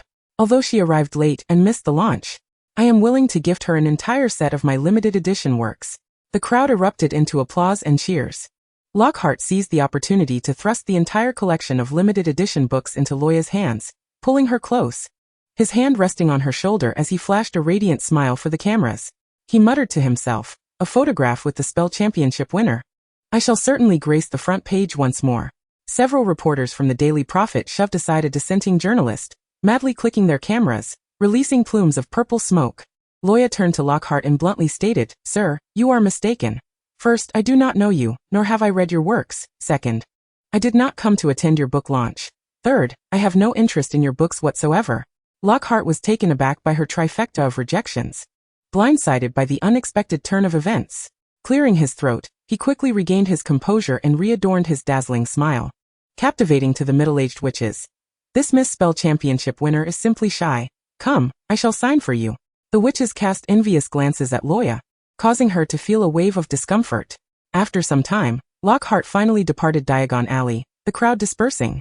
Luo Ya seized the moment of peace, discarding his limited edition books into a trash bin as though they were refuse.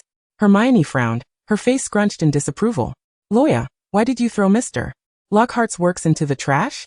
Because he is a charlatan.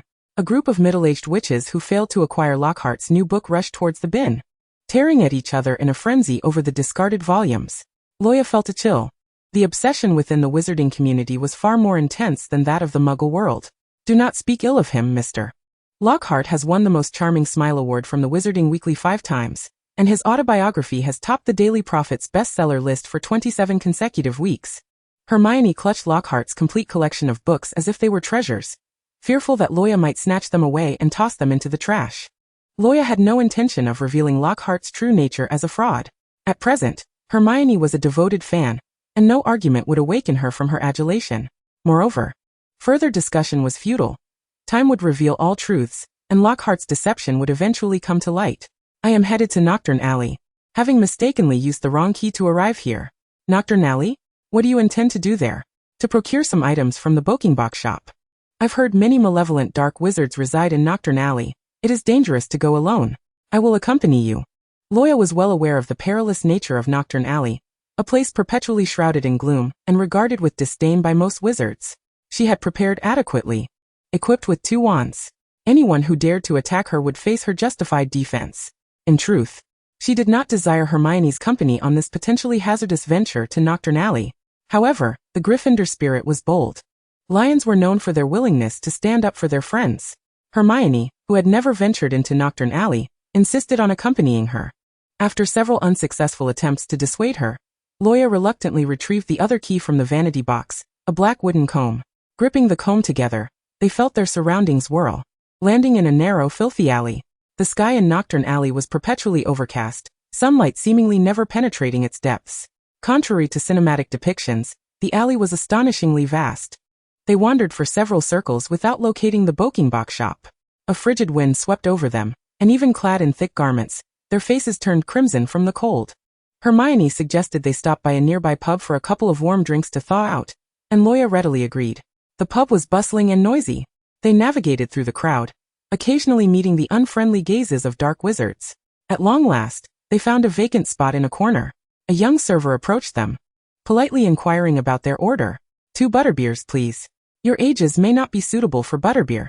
There are other juices available in the establishment. Luo Ya felt that this voice was somewhat familiar, and upon lifting her gaze, she spotted the server, Terence Higgs, balancing a tray. He was the seeker for Slytherin. Terence, equally astonished, looked at them with a face that expressed sheer bewilderment. It was surprising to see Slytherin's seeker working in the leaky cauldron. Luo Ya had assumed most Slytherins were of noble birth. Yet, Terence displayed no embarrassment at being discovered to be a nobleman working for his livelihood. He seemed unconcerned with the opinions of others, his gaze fixated on the 2 Gryffindor girls. He did not recognize the brown-haired Gryffindor, but the blonde with blue eyes. The renowned Luo Ya Grindelwald was well known throughout Slytherin as the top of their blacklist. Several Slytherins bore the marks of her wrath. Having had their hopes of winning the House Cup dashed at her hands, she had indeed become a nightmare for Slytherin, who harbored a deep-seated animosity towards her. However, Terence was an exception, devoid of the typical Slytherin arrogance. He was polite, averse to trouble, and disinclined to resort to underhanded tactics. He bore no malice towards Luo Ya despite the animosity between their houses. Yet, upon realizing that the two first-year girls had ventured to the Leaky Cauldron unaccompanied by any adult, he expressed his concern. "You came to the Leaky Cauldron by yourselves?" Hermione, who had never held fondness for the Slytherins who mocked her Muggle heritage, shot Terence a glare. "Aren't you also here at the Leaky Cauldron?" "Madam, I am 5 years your senior, and I have worked at the Leaky Cauldron for several years." He turned his attention back to Luo Ya, his tone earnest. "Miss Grindelwald, you must promise me to leave promptly after your shopping.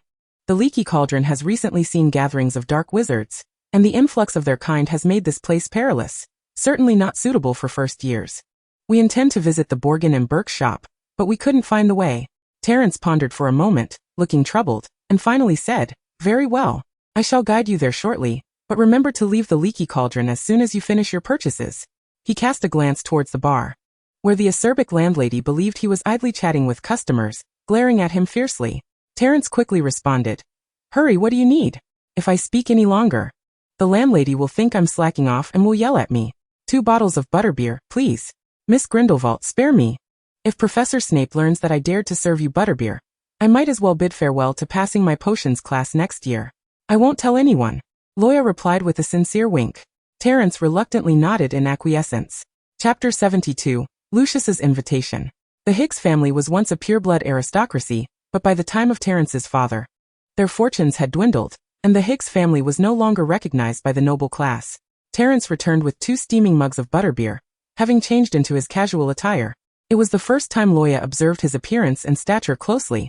As a 6th year, Terence towered over them by nearly 2 heads. His physique upright and his features undeniably handsome. Lacking the haughtiness typical of a pure-blood family, Terence possessed a certain untainted charm. "I managed to get 5 minutes off from that sharp-tongued landlady.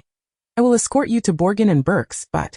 He looked at Luo Ya, speaking earnestly, "Miss Grindelwald, you must promise me to leave right after your shopping and not linger in the Leaky Cauldron. If anything were to happen to you, and Professor Snape discovers I was nearby, I will never graduate." The 3 exited the pub, with Luo Ya and Hermione trailing behind Terence as he navigated the labyrinthine alleys. Occasionally, they encountered disheveled homeless wizards leaning against walls, begging for alms. They soon arrived at Borgin and Burke's.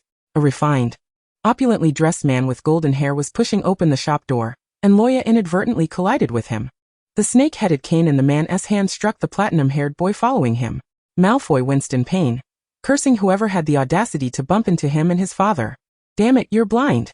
But upon realizing it was Luo Ya, Malfoy quickly swallowed the latter part of his sentence. Lucius' cane rested on Malfoy's shoulder as he furrowed his brow slightly. "Draco, you should display some courtesy towards a lady," Malfoy protested, his voice filled with grievance. "I didn't know it was Luo Ya."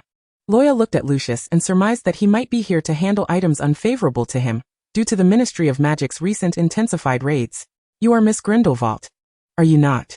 Draco has mentioned you often." Lucius maintained his faint smile, wielding his snake-headed cane with an air of nobility. Malfoy, having been acknowledged by his father, wore a pleased expression.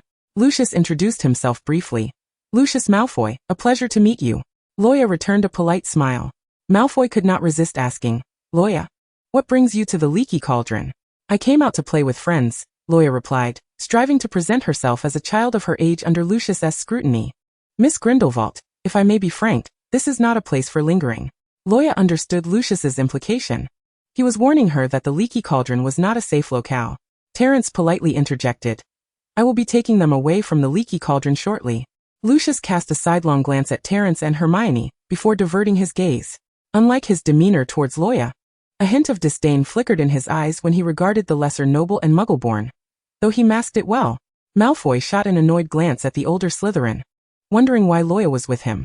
Lucius produced a gold-embossed invitation and handed it to Luo Ya. "Miss Grindelwald, you are always welcome at Malfoy Manor." Luo Ya accepted the invitation, and Lucius, as if recalling something, gazed at her thoughtfully. "Miss Grindelwald, have we met before? Your voice seems familiar." "Indeed. You are the one who was exposed by her while recruiting for lower-year students in Slytherin. Luo Ya innocently blinked. Lucius nodded in understanding, realizing he had been overthinking. Malfoy seemed eager to have a conversation with Luo Ya, but Lucius's gaze urged him to attend to matters he wished to discuss. He turned with Malfoy and departed from the leaky cauldron. As they walked, Lucius's expression darkened as he stroked his snake-headed cane. Draco, as a proper Malfoy, you must understand the importance of securing greater benefits for our family and maintaining a good relationship with Miss Grindelwald. My status does not permit me to engage with her directly. Father, Luo Ya is my friend. Malfoy could not accept his father's words. Raising his head to meet his father's gaze for the first time, Lucius snorted lightly. To him, pureblood families only valued benefits. From the moment he laid eyes on Luo Ya, his mind was calculating the potential advantages. You must learn to keep an escape route open. If that great man falls from grace, the heir of Grindelwald will be the second faction we align with.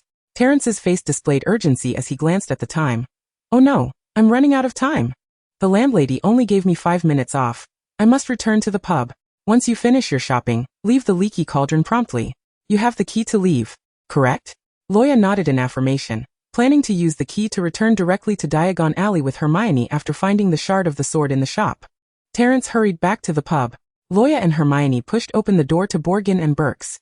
In the cabinet, various withered hands were displayed, an assortment of human skulls, bloodstained cards, and a motionless glass eyeball. Hermione, suppressing the nauseating turmoil within her stomach, furrowed her brow and uncomfortably remarked, Luo Ya, I will wait for you by the door. A hunched, oily-haired man appeared behind the counter, Mr. Boking, who spoke in a sycophantic tone. Welcome. I am the proprietor of Boking's shop. Is there anything you require? We have just received a fresh shipment of withered heads at a very reasonable price. I can offer you a discount. Luo Ya expressed her desire to browse casually.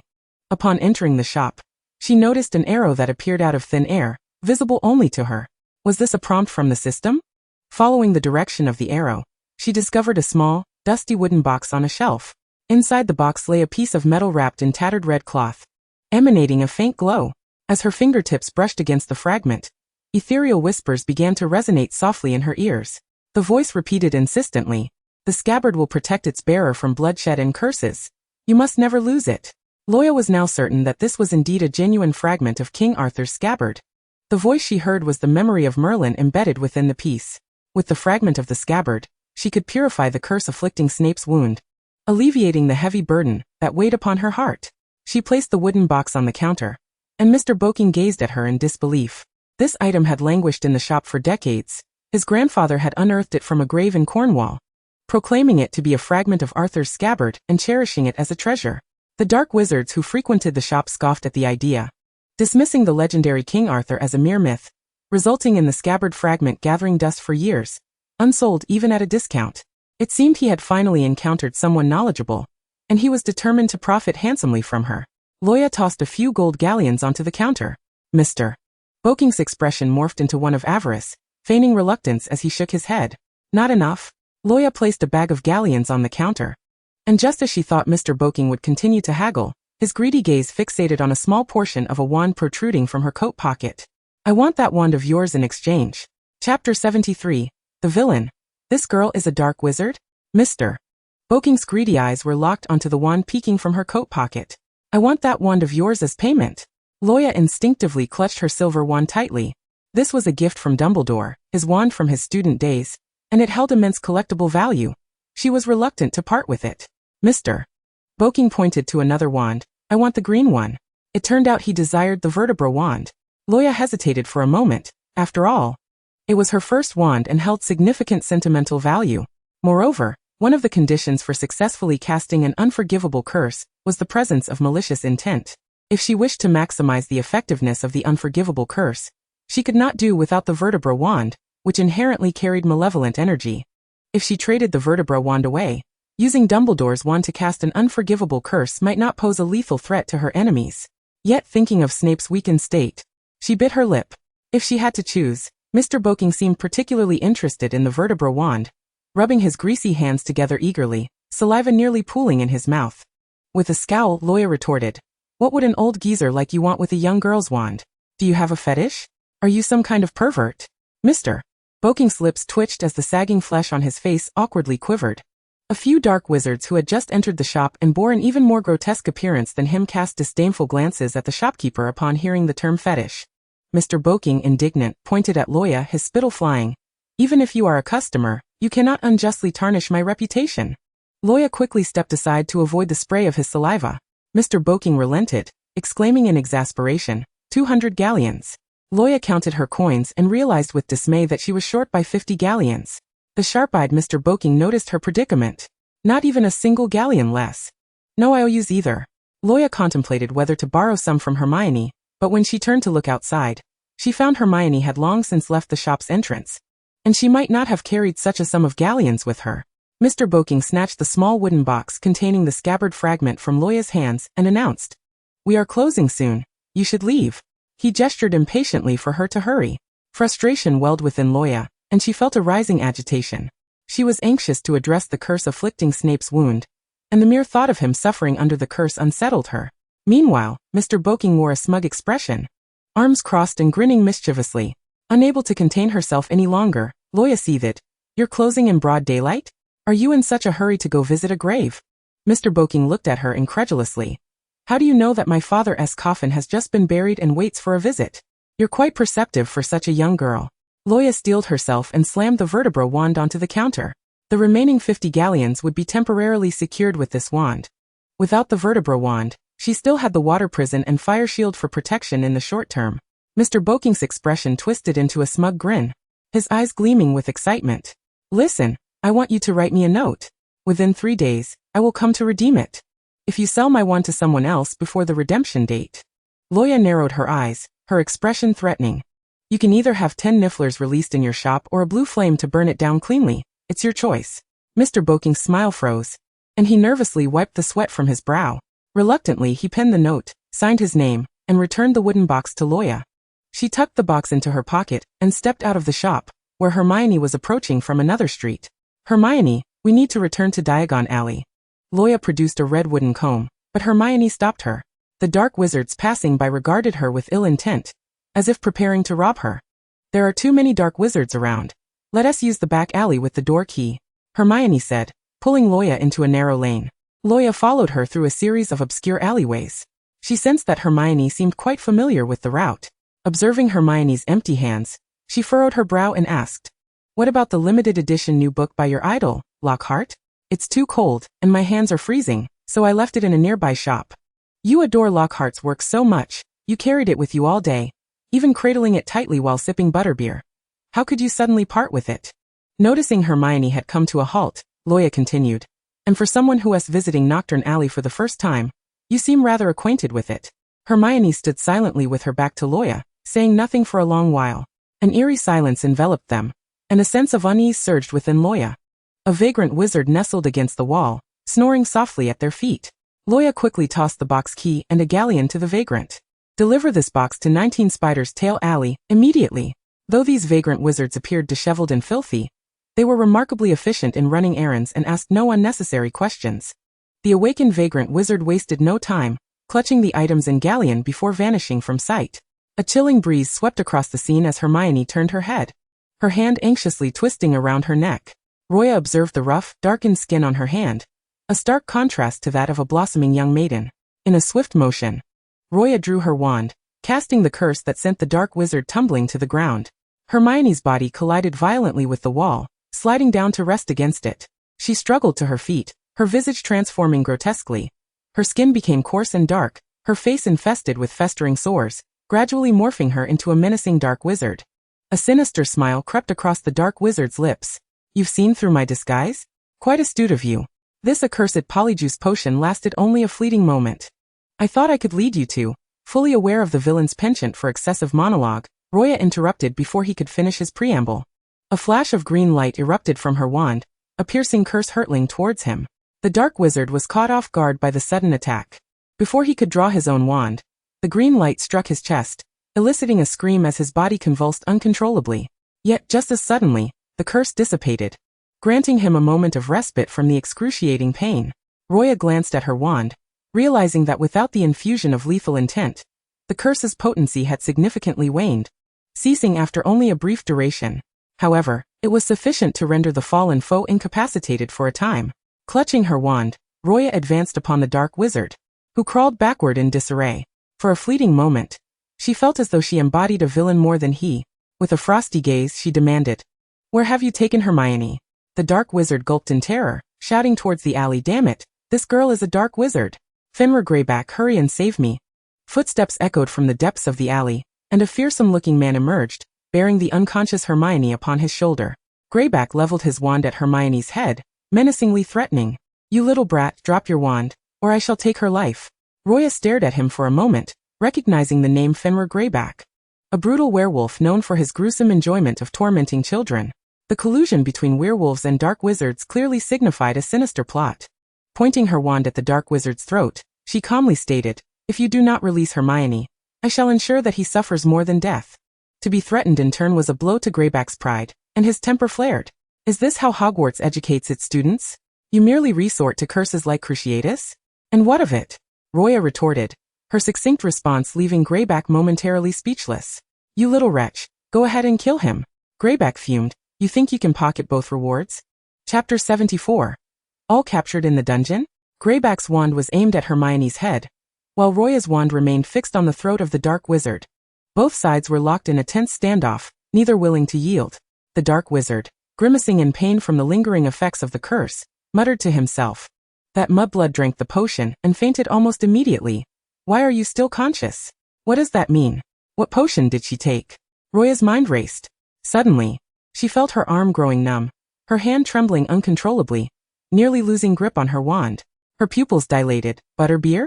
A wave of dizziness washed over her, her legs betraying her as she struggled to remain upright, the dark wizard's malicious laughter echoing in the dark, filthy alley. She stumbled, her balance faltering, and her vision blurred before consciousness slipped into darkness. The dark wizard seized her wand, eyeing it with the intent to sell it for a handsome sum. Before stashing it away in his pocket, Greyback crouched down, gripping her chin tightly, leaving red marks on her alabaster skin, and smacked his lips. "This face is a beauty. It would be a shame to sell her to the old hag." A spell whizzed past his ear, causing him to clutch his smoking ear in shock. More spells followed from the same direction, forcing Greyback to step back and create distance from Roya. Terence emerged from the alley, gripping his wand tightly. A Slytherin. He was compelled to muster courage to step forward for the sake of graduation. In their subconscious minds, the headmaster was far more terrifying than any dark wizard or werewolf. He endeavored to remain calm and assess the situation.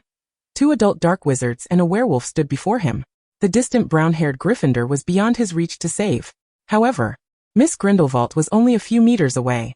If he could maintain a steady stream of spells to push back the 2 opponents and create distance, he could reach Miss Grindelwald and escape using the portkey. With this plan in mind, Terence prepared to cast a spell. Suddenly, a red light flashed behind him, disarming his wand. He gasped in disbelief as he turned to see another dark wizard blocking his path.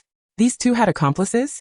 Roya slowly opened her eyes, finding herself surrounded by darkness, a pitch-black void. She realized she was in a room resembling a basement, filled with a grim and eerie atmosphere, the damp, decaying scent permeating the air. This place was less of a basement and more akin to a dungeon. Struggling to prop herself up, her hand inadvertently brushed against the unconscious Hermione beside her. Not only Hermione, but Terence lay slumped against the wall, and several others were strewn about the dungeon. Roya was momentarily at a loss, desperately trying to recall how she and Hermione had been captured by the werewolf and dark wizard, and why Terence was here as well. A conspicuous wound marked Terence's forehead, though the blood had thankfully coagulated, preventing further bleeding. Dim moonlight filtered through the clouds, the only light entering through a small barred window, allowing her to survey her surroundings. In a corner of the dungeon, a few children of similar age huddled together. They looked gaunt, their bony wrists painfully restrained by heavy shackles, festering wounds infested with maggots. Their vacant stares and emotionless expressions indicated they had been imprisoned for quite some time. Roya realized they had fallen into the hands of human traffickers in the wizarding world. A disheveled man clad in tattered robes approached number 19 on Spidertail Alley, his filthy and dust-covered coat concealing him almost entirely, save for his eyes and nose. The wandering wizard knocked on the door, handing a small wooden box to the house elf who opened it. "A little girl sent me here. She instructed me to tell you to place the contents of this box on the wound." The house elf accepted the box and inquired about the whereabouts of their mistress. The wandering wizard, typically reticent, was not one to ask questions after being paid. However, recalling the scene at the time, he sensed the employer might be in grave danger. After deliberation, he kindly advised she's in trouble. Contact her family. With that, the wandering wizard vanished. The house elf hurried into Severus's room, cradling the box. The room was thick with the scent of potions and a hint of blood, Severus's pallid complexion showing no signs of awakening. Following Roya's instructions, the elf placed the glowing shard from the box upon Severus's wound. Remarkably, the shard began to merge with the wound, disappearing as it integrated, while Severus's injury visibly healed at an astonishing pace, slowly scabbing over and eventually shedding to reveal new flesh. The cursed patterns at the edges of the wound gradually faded away. Chapter 75. The Wicked Old Witch. Roya awakened Hermione and Terence. As Hermione stirred from her slumber, she rubbed her swollen temples, momentarily disoriented before finally comprehending the events that had transpired. She had been attacked by a dark wizard after feeling a wave of dizziness outside the Boggins and Bork shop in Nocturne Alley. She glared furiously at Terence, accusing him. You slipped a potion into our butterbeer that caused us to lose consciousness. Terence widened his eyes, momentarily at a loss for words. It wasn't me. I truly had no knowledge of anyone tampering with your butterbeer. Hermione remained skeptical of Terence's claims. You are an accomplice of those dark wizards. Roya hastily interjected. I believe him. If he were indeed in league with them, he wouldn't be imprisoned here with us. We may have already been targeted by the werewolves and dark wizards when we entered the pub. Roya endeavored to soothe Hermione's agitation. Now was not the time for infighting. They should focus on escaping the dungeon. Hermione turned her face away, saying nothing further. Terence wore an expression of guilt, feeling entirely responsible for the abduction of the two girls, unaware that the 2 cups of butterbeer had been tampered with. Roya inquired, Do you still have your wands? Hermione and Terence immediately rummaged through their pockets. Not only were their wands missing, but even their door keys and all valuables had been taken. In this world, a wizard's existence is fundamentally intertwined with their wand. Save for a few grand sorcerers capable of wandless magic, wizards without wands are as helpless as meat on a butcher's block. The ghost of their school, nearly headless Nick, had met his demise after his wand was seized by a muggle, resulting in him being executed with 45 strokes. Stripped of their wands, they were indeed powerless. The cell was surrounded by walls, and a few corpses of flying insects were stuck in the spiderwebs in the corner. The only small window was positioned high above, out of reach even for 6th-year Terence. Fortunately, this remorseful Slytherin was willing to cooperate. Roya stepped onto his shoulders to leverage herself up to the small window. Through the iron bars, she discerned a courtyard and dense forest outside. They seemed to be trapped in an abandoned, ancient manor. From the gnarled tree in the courtyard hung the decaying bodies of the manor's owner and his family, their remains reduced to mere skeletons. If her assumptions were correct, the kidnappers must have raided this household long ago, using the forsaken manor as their hideout. A girl's sobs emerged from the corner. Following the sound, they saw Lavender crouched in the corner, her hands clasped over her head. Although they attended the same school, Hermione, Roya, and Lavender were not well acquainted. How had Lavender ended up here as well?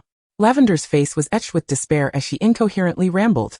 From her words, Roya gleaned that she too had been unwittingly captured by the werewolves and dark wizards. A commotion of footsteps sounded outside, and the iron door of the dungeon creaked open.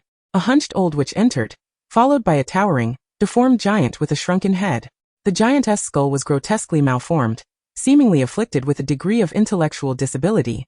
His exposed skin was riddled with tumors and growths, resembling the monstrous creatures Roya had seen in horror films infected by radiation. The deformed giant trailed behind the old witch, calling her mother like an oversized infant. Roya instantly recognized that the old witch's son was a non-magical mute. As the only upperclassman in the dungeon, Terence positioned himself protectively in front of the girls, embodying the responsibility expected of a senior student. The old witch cast a sharp, scrutinizing gaze over them. You are my purchased slaves. I can dispose of you as I please. You would do well to refrain from any thoughts of escape, or I shall hang your heads from the trees, and the beasts of the forest will gnaw on your bones. It became clear that the werewolves and dark wizards had sold them to the old witch. Lavender, overwhelmed by fear, lost her sanity and screamed, Our headmaster is Dumbledore. A dangerous glimmer flickered in the old witch's eyes as she drew her wand, unleashing a green light that struck Lavender directly. Roya was all too familiar with that green light, a piercing agony. The dungeon was filled with Lavender's anguished screams as she writhed in pain. A sinister smile crept across the old witch's lips. I have lived longer than your esteemed headmaster. Terence attempted to intervene against the old witch's cruelty, but a single curse from her sent him crashing into the wall. Meanwhile, the children, still shackled, stared blankly, as though they were accustomed to such scenes. Hermione stood up. disregarding the danger. However, now was not the time for bravado. Luo Ya desperately pulled her back, trying to prevent her recklessness. Yet Hermione shouted out, "Dumbledore will surely find us." The old witch let out a twisted laugh, casting another agonizing curse toward Hermione. Hermione writhed in torment beneath the green light, her eyes swollen, lips bleeding. As the old witch reveled in her suffering, with a flick of her wand, Hermione's body was yanked as if by an invisible hand. Her hair cruelly tugged as the old witch lifted her, glaring fiercely into her eyes. "You think you are still in England? This is merely a desolate wilderness. No one will find you, nor will anyone come to rescue you." Hermione, defiant to the end, gritted her teeth. "The Ministry of Magic will not let you go unpunished." "Those swine?" The old witch cackled maniacally. "You talk too much. Let us silence that tongue." Hermione's eyes widened in terror as she trembled, watching the deformed giant draw a dagger from his waist, the blade inching towards her mouth, poised to press against her tongue. Luo Ya, her nerves taut, understood the imminent danger. Without a wand, she was utterly defenseless. How could they continue to provoke the old witch one by one? Bravery should not be synonymous with recklessness. With no wand and no options left, she could only resort to crude but effective tactics to draw the witch's ire. Luo Ya shouted at the old witch, "You hideous creature! How much evil did you commit in your youth to deserve such retribution? Your son is a monstrous abomination. Just the sight of him makes me want to retch. He is neither human nor beast, a veritable pariah, condemned to lurk in the shadows to survive." Even the intellectually challenged giant comprehended Luo Ya's scorn. Successfully drawing his ire, he abandoned his focus on Hermione, flinging her against the wall like a discarded rag doll, causing her to emit a pained whimper. The giant, baring his teeth, advanced toward Luo Ya step by step. She retreated until her back pressed against the cold brick wall, the immense shadow enveloping her, to prevent Hermione from losing her tongue. This was all she could do, yet it seemed she too was destined to meet her end here. The giant seized her by the shoulder, lifting her effortlessly. His strength was astounding, and no matter how she struggled, she could not escape his grip, feeling as though her shoulder bones might shatter. The giant turned to seek the old witch's approval. "Mother, her eyes are as beautiful as sapphires. May I take one to string into a necklace to wear around my neck? Only one eye, mind you. If she is blinded, she can no longer work. And we do not keep the blind." With the old witch's consent, the giant's eyes sparkled with excitement as he licked his lips, eagerly raising the dagger. Luo Ya watched in horror as the sharp tip of the dagger drew ever closer to her eye. Chapter 76. Snape had a dream. Snape had a dream. In this dream, his girl had grown up, her golden hair cascading down to her waist, her youthful innocence replaced by a mature and ethereal grace reflected in her clear eyes. She had reached his chest, and with a slight tilt of her head, she could gaze up at him without having to rise on tiptoe as she did in her childhood. She had matured and learned to be discreet. No longer would she recklessly dash into Severus Snape's chambers or intrude upon his cellar like a child. She was no longer that chattering little girl who trailed behind him. Their moments of solitude together had dwindled, becoming almost negligible. The quiet affliction within Luo Ya had dissipated. She no longer required his potions. The bond that had once tightly entwined their lives had vanished. Luo Ya packed her belongings and departed from Spinner's End as if she had never left a mark on his existence, merely a transient presence. Snape no longer had to worry about the tumultuous affliction consuming her life. She could now lead a carefree life akin to her peers. He repeatedly assured himself that this was a positive development, was it not? Yet, why did his heart feel so desolate, as if something had been irrevocably lost? Subsequently, their interactions appeared to diminish, and the distance between them grew ever wider. In potions class, Luo Ya began to engage attentively, their relationship seemingly transforming into that of a conventional teacher and student. Should they chance upon each other outside of class, she would politely greet him before departing, embodying the demeanor of a respectful pupil. As she brushed past him, Snape felt an urge to call out to her. But when Luo Ya turned to him with a look of confusion, his lips quivered, yet no words escaped his mouth. Their relationship had come to an abrupt halt. Luo Ya had become the most radiant presence at Hogwarts, perpetually surrounded by a throng of peers. She was never devoid of admirers, consistently receiving a plethora of flowers, love letters, and gifts from infatuated suitors, the boys often devising elaborate schemes to capture her attention. And what of him? A single individual resided within Snape's heart. He clung to an unrealistic fantasy. Even knowing the hope was faint, he still yearned for her return, to the extent that he had never seriously contemplated what his feelings for Luo Ya truly entailed. She was the one entrusted to his care by Dumbledore, and he, a double agent for Dumbledore. Throughout their years together, Snape diligently looked after her, always striving to fulfill her desires, often without her even needing to voice them. What indeed was the nature of their relationship? By the time he belatedly unraveled his own feelings, it was already too late. Snape witnessed the boy who frequently lingered beside Luo Ya being jovially pushed towards her by a laughing crowd. The boy summoned all his courage and knelt before her, presenting a ring. His eyes sparkled with tender affection, surrounded by laughter and cheers urging her to accept. The sudden declaration left Luo Ya momentarily speechless. From afar, Snape felt an inexplicable sense of panic and helplessness. Luo Ya remained oblivious to his presence, tilting her head as her golden hair danced slightly with her movements. It seemed she whispered something to the boy, her voice ringing clear and melodious, yet only he could not discern the words. The boy excitedly took her hand, enveloping her in a tight embrace. The crowd radiated joy, sincerely wishing them well as a couple. Only Snape felt out of place, as if he belonged in the shadows. He had not managed to retain his girl, and the myriad of unnamable emotions intertwined within him, the ache in his heart akin to being tightly gripped. Dumbledore, brewing tea with an air of casualness that belied his probing intent, inquired, "What do you think of Luo Ya and that boy?" Snape remained silent for an extended moment, respecting Luo Ya's choice, as long as she was happy. Dumbledore's smile faded, his tone taking on a probing seriousness previously unseen. "And what do you think of Luo Ya?" He hoped Snape would make the right decision. With downcast eyes concealing his melancholy, Snape heard his own hoarse voice utter, "She deserves someone younger, someone better." A burning sensation surged through his throat as he observed Dumbledore release a sigh of relief upon receiving his answer. Dumbledore was pleased with his decision.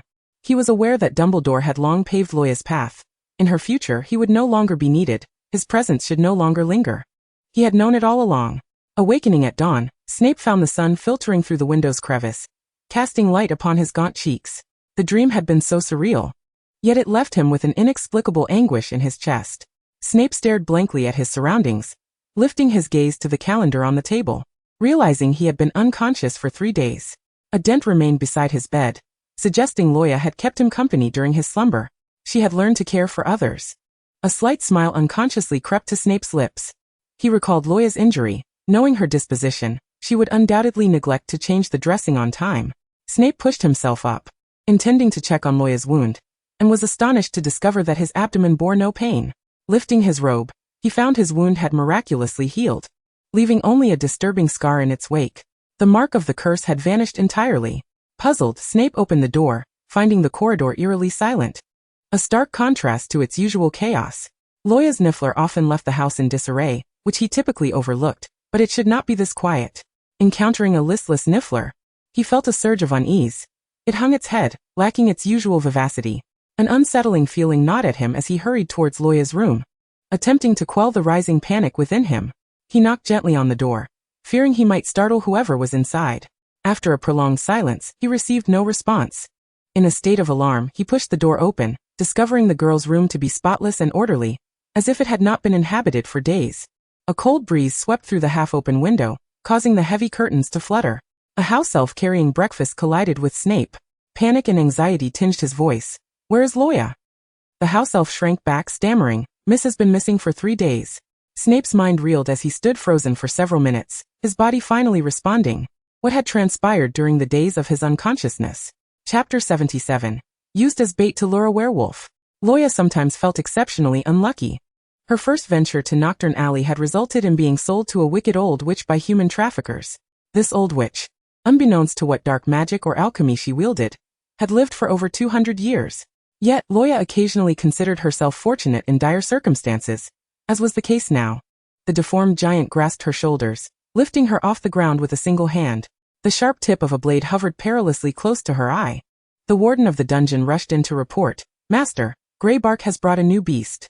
It's quite agitated, incessantly battering its cage, and is likely to break free. Greybark is outside demanding payment." The old witch cast a fleeting glance at Luo Ya, snorting dismissively. "Consider yourself lucky. I have no time to deal with you now." As the giant released her, Luo Ya fell to the ground, rubbing her shoulder, nearly crushed by his grip. The old witch hurried off with her mentally impaired son to attend to the new acquisition. Luo Ya had to admit she had escaped unscathed. In the dungeon, aside from the unfamiliar children shackled in handcuffs, she was the only one who had not sustained injuries. Others were far less fortunate. The most tragic was Terence, the Slytherin with a prior head injury, whose wound had reopened, bleeding profusely from the brutal blows. He leaned weakly against the wall, blood gushing from his wounds, quickly saturating the front of his clothing. If the bleeding did not cease, Terence would likely succumb to shock from excessive blood loss. The desolate dungeon offered no solace. The old hag would never benevolently provide them with hemostatic potions or bandages. In a desperate attempt to recall survival techniques she had seen on survival reality shows in her previous life, Loa remembered that although many were staged for ratings, the wilderness emergency knowledge had some merit. Lacking any tools, she resorted to biting through the sleeve of her padded coat, extracting large clumps of cotton, and applying pressure to Terence's wound for several minutes. Without medical-grade gauze, she could only make do with this makeshift solution, which was certainly cleaner than using lime to staunch the bleeding, though the risk of infection remained uncertain. Terence weakly uttered his gratitude. Lavender had endured far less torment than Hermione, and was still able to sit up. Hermione was curled up on the cold marble floor, shivering. The lingering agony from her torture continued to plague her as her fingers dug into the cracks of the floor. Loa draped her own coat around Hermione, reminding herself that she was still just a child. Having been subjected to the old hag's cruel torment, and nearly losing her tongue, Hermione bore both physical and psychological scars. With red-rimmed eyes, she sniffled, clinging to a thread of hope as she asked, "Loa, will Dumbledore come to rescue us?" Loa did not wish to deceive her. If the old hag spoke the truth, they were not even within the confines of Britain. She forced a reassuring smile. "It's hard to say, but with the school year approaching and our prolonged absence, Dumbledore is bound to notice." Hermione covered her eyes with her arm, choking back tears. "It's my fault. If I hadn't suggested going to the pub, we wouldn't have drunk butterbeer and ended up here." Hermione began to cry. Loa observed her helplessly trembling shoulders and, in an attempt to console the sorrowful little lion, spoke optimistically. "I am the girl who survives against all odds, blessed with a strong fate. Those two wretches couldn't even manage to gouge out my eyes. Heaven is protecting me. Once I return to the Muggle world, I will surely hit the jackpot and reach the pinnacle of life." Hermione lowered her arm and looked at Loa with her tear-streaked face. Loa gently patted her back, saying, "Books say that sleep is humanity's best healing method. Let us rest for a while." Exhausted from crying, Hermione nearly succumbed to sleep, while Lavender, seemingly triggered by her surroundings, began to shout at the other shackled girls in the cell. "I ask you, where is this place? Are you all mute?" Loa shot her a weary glance. "You still have some strength. Let us keep it down for a moment." Lavender ignored her, unable to accept their fate of being at the mercy of others, fear stripping her of reason. "Are you not just mute but deaf as well?" One of the girls, also shackled, turned her eyes towards Lavender, slowly opening her mouth, but uttering not a word. The inside of her mouth was a dark void. She had no tongue. These girls, like them, were captured little witches, having already suffered the old hag's cruel hand and lost their tongues. Lavender, terrified, covered her mouth, finally falling silent. The next day, the jailer entered the dungeon carrying a bucket of moldy black bread, which he tossed onto the ground. The tongueless children lunged at the food like starving wolves. Loa picked up a piece of the black bread, brushing off the dust with her sleeve. Regardless of its unpleasant taste, she needed to replenish her strength. It was better than going hungry. Hermione tore off a small piece, her arm still shaking from the aftereffects of her torment. It took her several attempts before she managed to get the food into her mouth. The old hag and her dim-witted giant son planned to hunt in the forest, requiring a living bait. The old hag disdainfully surveyed the nearly lifeless Hermione and the sobbing Lavender. She pointed her wand at Loa, declaring, "You will do. Step forward." With a calm demeanor, Loa followed the old hag out of the dungeon. For her, this was an opportunity. They had been imprisoned for several days, and she desperately needed to familiarize herself with the surrounding terrain and gather any useful information. The grotesque giant shoved her into the forest outside the abandoned manor. Loa's composed face observed her surroundings. Had she possessed a wand, she would not be subject to such subjugation. Deep within the forest, the low growls of beasts echoed intermittently. Forced to walk ahead, Loa felt the old hag's wand pressed against her back, a constant warning against any thoughts of escape. The old hag stood beside an ancient tree, beneath which hung the torn carcass of a deer. Claw marks marred the tree trunk, blood pooling beneath it, forming a warm puddle. After scrutinizing the carcass, the old hag grinned widely. "It is nearby." Under her direction, the grotesque giant dug a pit several meters deep in a clearing, its bottom lined with sharpened bamboo stakes. The old hag inscribed a magical circle around the trap. She used a dagger to cut Loa's arm, allowing blood to flow into the circle. The circle seemed to rapidly disseminate the scent of blood, and in an instant, Loa could smell the heavy metallic aroma surrounding her. The old hag's sunken eyes widened in excitement as she cackled. Fresh blood from a child is the most enticing lure for those bloodthirsty beasts. As bait, Loa stood at the edge of the trap, her nerves taut. aware that a single misstep could lead her to become skewered alongside the creature. The clouds above began to part, revealing a full moon. Rustling sounds echoed through the jungle, the creature's presence drawing ever closer.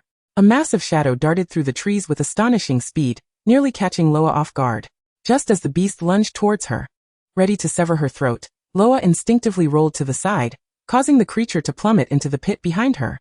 Gasping for breath, she realized that had she not reacted swiftly, she would have either suffered a fatal bite or met the same gruesome fate as the beast in the trap.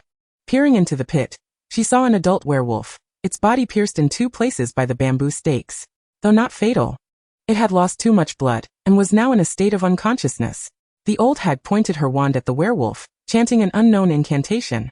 The creature began to transform, growing smaller and shedding its fur until it morphed into a man with a disfigured, scarred face.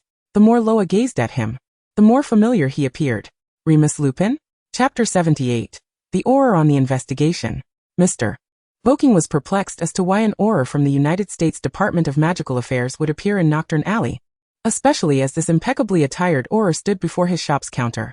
Mr. Boking prided himself on not having committed any heinous acts, so why would an international Auror be here to investigate? Grindelwald Graves, hailing from the American Ministry of Magic, had just entered middle age. His demeanor exuded the impression of a gentleman with considerable poise and refinement.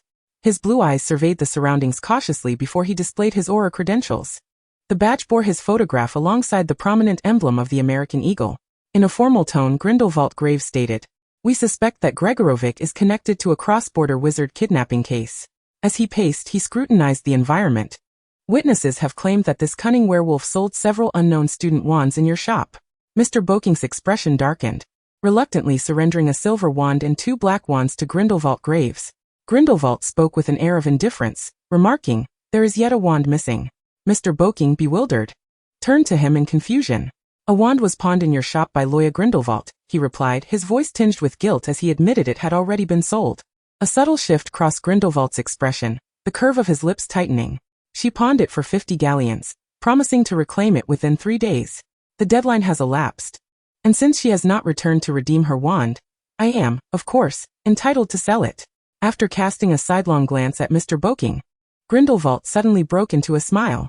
He seized Mr. Boking by the collar, forcefully driving his head against the counter. Mr. Boking, struggling for breath as his throat was constricted, turned a shade of purple. Grindelwald's voice, laced with a shadow of menace, revealed a fleeting glimpse of the ruthlessness hidden beneath the guise of the gentleman he had just been. "Mr. Boking, I possess neither the luxury of time nor the patience for this." As his grip on Mr. Boking's throat tightened, the latter's eyes rolled back in desperation, murmuring that the green wand was on the first shelf to the left. Grindelwald released him, and Mr. Boking coughed violently. A pouch containing 50 galleons was carelessly tossed onto the counter by Grindelwald as he hastily exited Boking's shop. Upon encountering an Auror in Nocturne Alley, dark wizards instinctively parted ways. Grindelwald carefully tucked the green wand into his coat pocket and disapparated to Hogsmeade. After Luo Ya had threatened the Dursleys while masquerading as the head of the Child Protection Association, Uncle Vernon and Aunt Petunia, though still disapproving of Harry, finally ceased their troubles with him. Harry no longer had to endure the predestined narrative of being confined in the cupboard, relying on Ron's modified car to reach Hogwarts. He successfully passed through the platform with the Weasley family, sitting alongside Ron in a compartment. Everything seemed to diverge from the original storyline. Cedric traversed the train aisle, his handsome visage radiating charm and politeness, drawing the attention of numerous young ladies. Yet, an undercurrent of anxiety flickered in his eyes, causing him to inadvertently collide with the snack trolley. Apologizing profusely, he assisted the conductor in picking up the scattered sweets. After searching the last carriage in vain, he knocked on the door of Harry and Ron's compartment. Cedric politely inquired, "Hello, have you seen Luo Ya?" Ron shook his head. Cedric had been in correspondence with Luo Ya throughout the holiday, treasuring each of her letters with meticulous care. Even as her subsequent replies grew increasingly brief, sometimes consisting of mere words, Cedric harbored no grievances. He reflected on the possibility that his frequent letters might intrude upon Luo Ya's daily life, fearing she might grow weary of him, and thus reduced his correspondence from every 3 days to once a week. However, his recent letters had gone unanswered, with the owls returning home with the undelivered messages. "You might check in George and Fred's compartment. My brother should have reserved a seat for Luo Ya," Ron mumbled, taking a bite of Mrs. Weasley's pie. "I have already looked in Fred and George's compartment, and Luo Ya is not there," Cedric sighed, revealing a troubled countenance. He had always known about Luo Ya's close relationship with the Weasley twins. Having scoured the train, he still failed to find any trace of her. An inexplicable sense of unease settled over Cedric. Ron shrugged, saying, "Then I don't know. Hermione isn't here either. They might have missed the Hogwarts Express." Hearing Ron's words, Harry anxiously asked, if Luo Ya misses the train, could she be expelled from Hogwarts? Ron regarded Harry with a look of incredulity. "Are you joking? Did you see her last year? She nearly brought Hogwarts down. There's no way they would expel her, so you needn't worry." Harry pondered but chose to remain silent. This year's sorting ceremony lacked its usual vibrancy, even bordering on the somber. Professor Dumbledore wore a furrowed brow, absent of his customary warm smile, exuding an air of seriousness. The students could discern his discontent, leading them to hesitate in their customary applause and cheers when the sorting hat called out the houses. Professor McGonagall, noticing the unease Dumbledore struggled to conceal, glanced towards the Gryffindor table, where neither Miss Grindelwald nor Miss Granger was present. Her gaze then flitted to the empty seat of Professor Snape, and she realized that matters were far from straightforward. The hall had transformed into a solitary arena for the sorting hat's impassioned proclamations, while the students remained silent, reluctant to make a sound. Harry and Ron overheard their classmates speculating that Potions class might be temporarily suspended this year, much to Fred and George's secret excitement. Ginny, upon being called by Professor McGonagall, nervously took her seat as the sorting hat was placed upon her head. She cast a glance at Harry, silently praying to be sorted into Gryffindor. The doors of the hall swung open, and Filch hurriedly entered. "Professor Dumbledore, there is an aura from the American Ministry of Magic here to see you." Chapter 79. Bloodline. The doors of the hall swung open, and Filch rushed in exclaiming, "Professor Dumbledore, there is an aura from the American Ministry of Magic here to see you." Without waiting, Grindelwald firmly pushed the door open and strode into the hall. Several professors expressed their displeasure at his impolite entrance without permission. The young witches and wizards from the four houses, encountering an aura for the first time, remained utterly silent. The Prophecy Daily had featured Grindelwald on its front page. He was a formidable and experienced aura, a paragon of skill rivaling that of Moody. Dumbledore exchanged a knowing glance with Professor McGonagall, who understood that she would continue to preside over the sorting ceremony.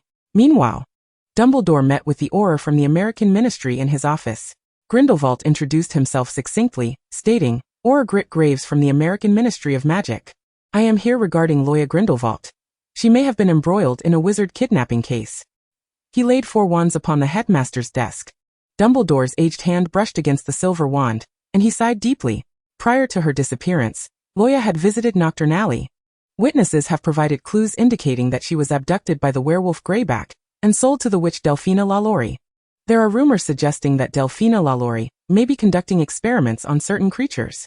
I have requested support from the Aura Command for an investigation, but Grindelwald cast a meaningful glance at Dumbledore, revealing that due to her name, the higher-ups were reluctant to involve themselves in this kidnapping case, even preferring to let her fate unfold as it may. The last part of his statement was swallowed, as he was, after all, playing the role of a loyal Aura to the Ministry of Magic, and speaking so plainly against his own department could easily reveal cracks in his facade.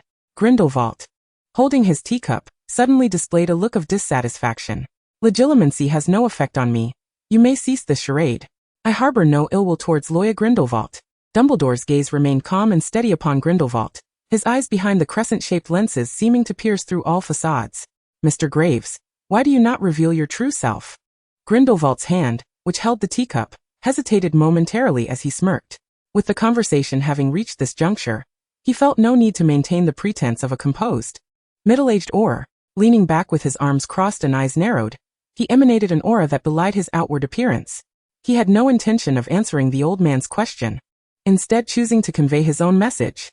"Delphina Lalaurie, the witch, has been evading the relentless pursuit of auras for years, and it is now highly probable that she is no longer in the United Kingdom.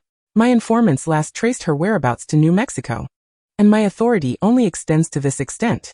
With these words, Graves cast aside his concerns and departed from Hogwarts. Upon returning to his temporary residence in London, Graves shrugged off his coat and carelessly draped it over a hanger, muttering to himself as he made his way toward the staircase leading to the basement. "Ha! The old man dared to use legilimency against me." He pushed open the heavy door, revealing another Graves confined within the basement, bound and bloodied. He bore the marks of unspeakable torture. His hands, cruelly pierced by several quills, were likely rendered useless. The once esteemed Aura elite now knelt in wretched submission before his adversary. The true Graves glared fiercely at the impostor who had entered. Indeed, Graves had been dispatched to the United Kingdom on a mission, yet his task bore no relation whatsoever to the abduction of Delphina Lalaurie. Having set foot in the UK for the first time, he had been ambushed en route, the impostor having disguised himself using polyjuice potion. Now, he leisurely poured a glass of champagne, a favorite among muggles. As the effects of the potion waned, the impostor's features began to shift. His short black hair lengthened to frame his face. He transformed into a youthful figure with blonde hair and blue eyes, his visage strikingly reminiscent of a young Grindelwald. Indeed, identical in every regard. Yet his demeanor was starkly different. The youth exuded an air of capriciousness, his slanted eyes glinting with a hint of irreverence. He crossed his legs, reclining against the chair, champagne in one hand, while the other idly tapped against the armrest of the sofa. He surveyed the prostrate Auror with a condescending gaze. Graves, I extended an opportunity to you. Information regarding Delphina Lalaurie has been conveyed through various channels, both overtly and covertly. Yet you and your Auror command have chosen to disregard it, taking no investigative action. She is a descendant of the dark wizard Grindelwald. We would be more than glad to see this looming threat eliminated without tarnishing the ministry's hands. The kneeling Auror, refusing to yield, bellowed defiantly, only to be met with an entire bottle of wine doused upon his face. A flicker of shadow crossed the impostor's seemingly amused gaze as he pondered aloud. Perhaps I ought to execute you in a manner befitting a wizard. He toyed with Graves' wand at his fingertips, musing to himself. I had forgotten how many years it has been since I've wielded this thing. He leveled the wand directly at Graves' head, causing the color to drain from his face and a chill to seize his spine. With deliberate clarity, the youth intoned Fire Shield. A conflagration erupted, engulfing Graves in an instant, his anguished screams reverberating through the basement. A red-eyed vampire entered, clutching a copy of Lockhart's work, Voyages with Vampires. Hey, look what I've stumbled upon. Behold the bestseller among wizards, Voyages with Vampires. The contents are absurdly amusing. If I were that vampire, I would have bitten the protagonist's throat in the first chapter, thus concluding the tale right there. As the vampire spoke, he noticed that the Auror's corpse had been utterly consumed by the blue flames, which had now spread to the walls and ceiling. In shock, the vampire exclaimed, "Oh, my God! Lorenzo Grindelwald, what madness has overtaken you? You cannot travel to New Mexico to find your sister, so you indulge in arson to vent your frustrations?" The youth, identified as Lorenzo Grindelwald, dismissed the vampire's concerns, snapping Graves' wand in two and casting it into the blue flames until it turned to ash. Grumbling, the vampire extinguished the fire, sweeping up the remnants of ashes with a broom, shaking his head in sympathy. The Graves family is truly unfortunate. Your grandfather fell victim to your father's treachery, and now his descendants suffer at your hands. Chapter 80. Rumors of Slytherin. The new academic year at Hogwarts had commenced for a week. Yet 3 Gryffindor girls and a senior Slytherin had yet to make an appearance. Whispers abounded throughout the school regarding the mysterious disappearance of Luo Ya Grindelwald, with increasingly bizarre versions circulating. Some speculated that Luo Ya Grindelwald had grown overly arrogant, taking advantage of the headmaster's favoritism and neglecting to heed the start of term. Others suggested that Luo Ya had abandoned magic for a mundane existence, opting to pursue studies in the Muggle world. Meanwhile, astute Ravenclaws conjectured that the Auror who had appeared at Hogwarts must be connected to Luo Ya Grindelwald's vanishing. However, the most ludicrous version emerged within the Slytherin circle, as Professor Snape had also mysteriously vanished. It was rumored that Professor Snape had taken his most favored student, Luo Ya, back to his hometown to marry, with 6th-year Terence being drafted as the impromptu officiant. Curiosity piqued, Pansy Parkinson inquired of Malfoy, "Malfoy, have you received your godfather's invitation? When you next see Luo Ya Grindelwald, will you address her as godmother?" Upon hearing Pansy's words, Malfoy felt as though a weight had settled upon his chest, and he angrily retorted, "Impossible." Pansy was taken aback by Malfoy's vehement reaction, casting him a surprised glance, leading to an awkward silence. Disgruntled, Malfoy flung himself into a nearby sofa, scoffing at the absurd rumors circulating within his house, dismissing them as sheer nonsense. The age difference? Ridiculous. Only a fool would believe such nonsense, regardless of others' beliefs. He certainly did not. Ultimately, Dumbledore quelled the murmurs by attributing the absence of several individuals to illness, thus silencing the masses. Due to the temporary cancellation of potions class, the divination course originally assigned to 3rd years was hastily reassigned to 2nd-year electives. Professor Trelawney, the eccentric divination instructor known for her vacant stares and ramblings, adorned with large glasses and an array of bracelets and beads on her arms, was perceived by many as lacking accuracy in her predictions. Few students paid keen attention in Trelawney's divination class, with many resorting to hiding their heads behind books, dozing off, chatting, or daydreaming. Children, you have chosen the divination course, the most challenging of all magical arts. Today we shall study the fundamental methods of divination. After theatrically scaring Neville with various ominous signs, Trelawney expressed satisfaction. We shall learn. Harry and Ron, already skeptical of prophetic divination, exhibited little interest in the subject. Observing Trelawney's eccentric antics, they struggled to contain their laughter, which inevitably escaped. Their mocking laughter caught Trelawney's attention. Initially, she intended to introduce the students to tea leaf reading during the first lesson, but her displeasure prompted her to pivot sharply, her eyes glinting beneath her large frames. We shall learn to divine with crystal balls. Turn to page 30. Ron extracted the latest issue of the Daily Prophet, with the headline proclaiming that the ashes of elite Auror graves had been discarded at the entrance of the Ministry of Magic, adorned with a mocking ghostly face. The perpetrator's madness was a blatant affront to the authority of the ministry. Ron shuddered. Merlin. How horrifying. Harry, don't you aspire to become an Auror? It seems such a perilous profession. Harry whispered. Trelawney is approaching. She stood before them, tapping their desks. All right, Mr. Potter and Mr. Weasley. Please focus your attention on your respective crystal balls, allowing your eyes to transcend the mundane and glimpse your future. Ron, nearly dozing off while staring at the crystal ball, lamented his inability to discern anything within the glass orb. Well, Mr. Weasley, what do you see in the crystal ball? Yawning, Ron replied, I see a chicken leg. Laughter erupted from the Gryffindors.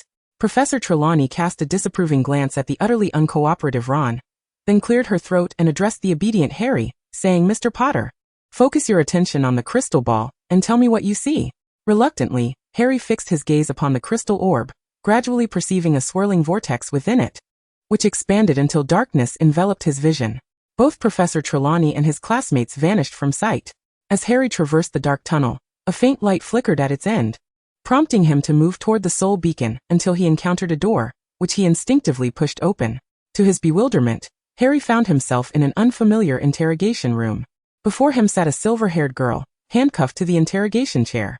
She slowly lifted her head, and as Harry discerned her features, disbelief washed over him.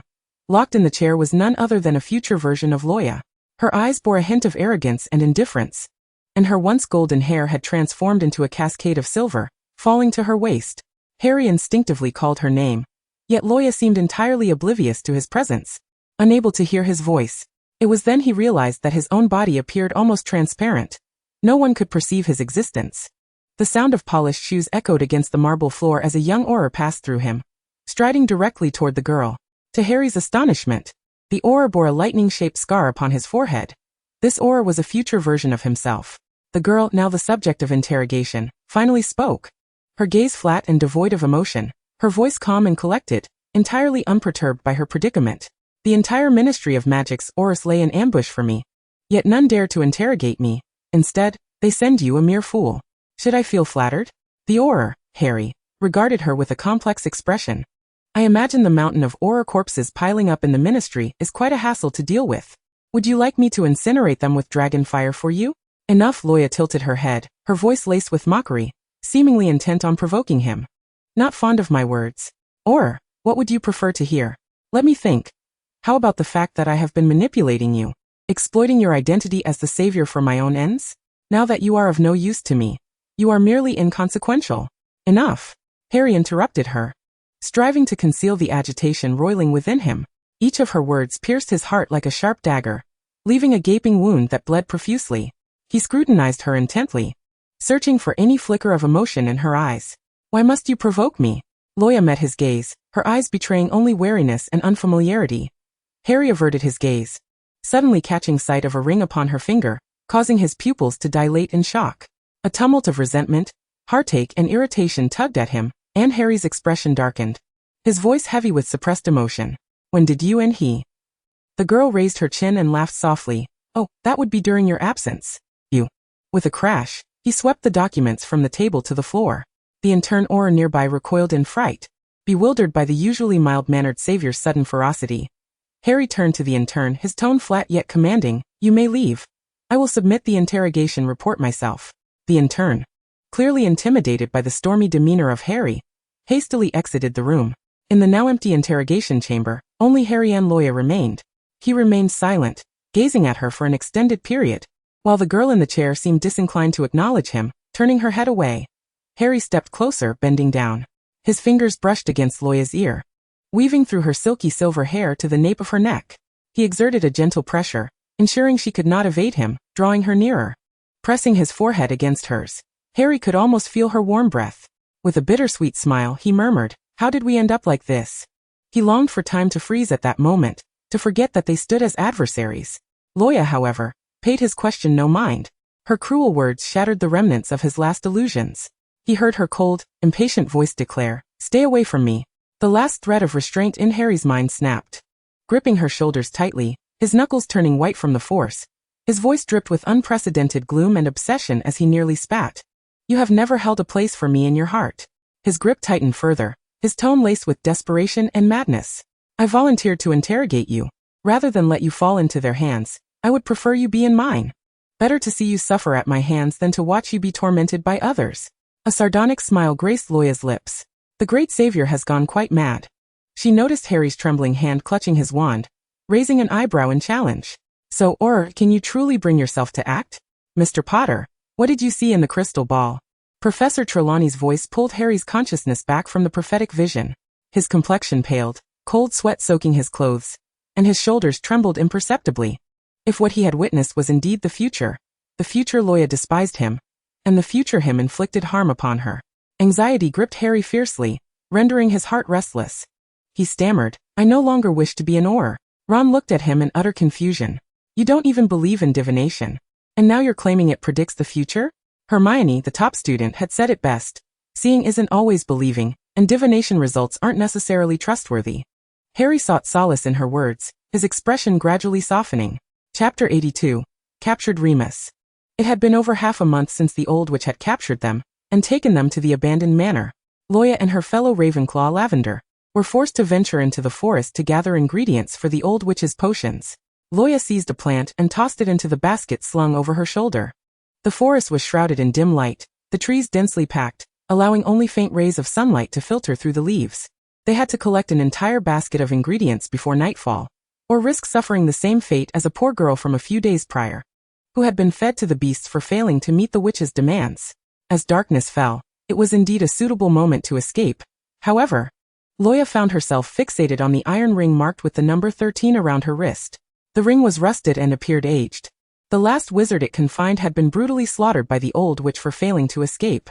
The ring was imbued with a tracking charm, and the old witch possessed a map akin to the Marauder's map. For those wearing the ring, their every movement would be recorded on the parchment as corresponding numbers. Unless the ring was removed, escape was currently unfeasible. Moreover, her system was not particularly obedient. Its response was entirely contingent upon its whims, sometimes remaining dormant for months on end. Relying solely on the system without personal growth was tantamount to entrusting one's life to another. If the system were truly that formidable, it might as well have unleashed an atomic bomb to obliterate the wizarding world. No matter how grand Voldemort's ambitions, he would be reduced to ashes just like in Hiroshima. The woods outside the manor are abundant with wild medicinal plants, and Luo Ya has indeed contemplated using poisonous mushrooms and toxic herbs for nefarious purposes. She searched diligently but found no herbs that posed a lethal threat or had hallucinogenic effects. Instead, she only discovered a plant that induces severe diarrhea. Fortunately, she did not doze off in her potion-making class every day, and she had learned a thing or two. Out of a sense of vindictiveness, Luo Ya ground the diarrhea-inducing herb into a fine powder, and, while the old witch's kitchen servant was distracted, she poured the powder into the cauldron. Thus, the old witch and her grotesque, dim-witted giant son spent the entire day in a state of vomiting and diarrhea. The servant was swiftly cursed away by the old witch. Her corpse hung from a tree in the front yard. This cannot be blamed on her for harming the innocent. The servant had once harbored lascivious thoughts towards several of the girls while delivering meals to the cells, and it was only after Luo Ya bit off his fingertip that he ceased his advances. Having eliminated a scoundrel by proxy, Luo Ya felt quite pleased. Unbeknownst to her, her basket was already brimming with herbs. As dusk approached, she cautioned Lavender to be wary of the wild beasts in the forest, urging her to return. However, Lavender appeared quite flustered, standing there mumbling incoherently, unable to articulate her thoughts. A glance at the herbs in Lavender's basket revealed the reason.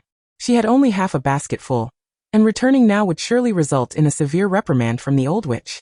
A mere flesh wound would be the least of her concerns. She could very well lose an arm or a leg.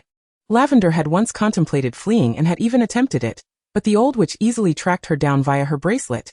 And upon being recaptured, Lavender paid a harrowing price, nearly succumbing to a malediction. Consequently, the mere sight of the old witch now sent her into a panic. Lavender was on the verge of tears. Luo Ya refrained from speaking. She was not adept at offering comfort. Although she and Lavender were not particularly close, they were both Gryffindors, and it was a small effort to assist her. Thus, she poured some of her surplus herbs into Lavender's basket. That should suffice. Let us hurry back. Lavender cast a grateful glance in her direction. Recently, the old witch had been concocting a special potion, and had tasked Luo Ya with overseeing the cauldron, instructing her to rotate it counterclockwise twice every half hour, and then clockwise 3 times. This potion required an astonishing 10 hours of brewing, which led Luo Ya to believe it was anything but ordinary. Seizing a moment of distraction from the old witch, she stealthily concealed the small knife, used for cutting herbs, in her sleeve. The following day, the old witch ventured into a secluded cave. Inside the cave were rows of cells surrounded by iron bars, each containing a man. They knelt as if bereft of sanity, their bodies riddled with dense rashes and blisters, their eyes clouded, leaving only a ghastly pallor. The old witch walked ahead while Luo Ya trailed behind, carrying a crate of the old witch's potions. The small knife slipped from her sleeve into her palm. Luo Ya steeled herself, calculating the likelihood of successfully ambushing the old witch at that moment.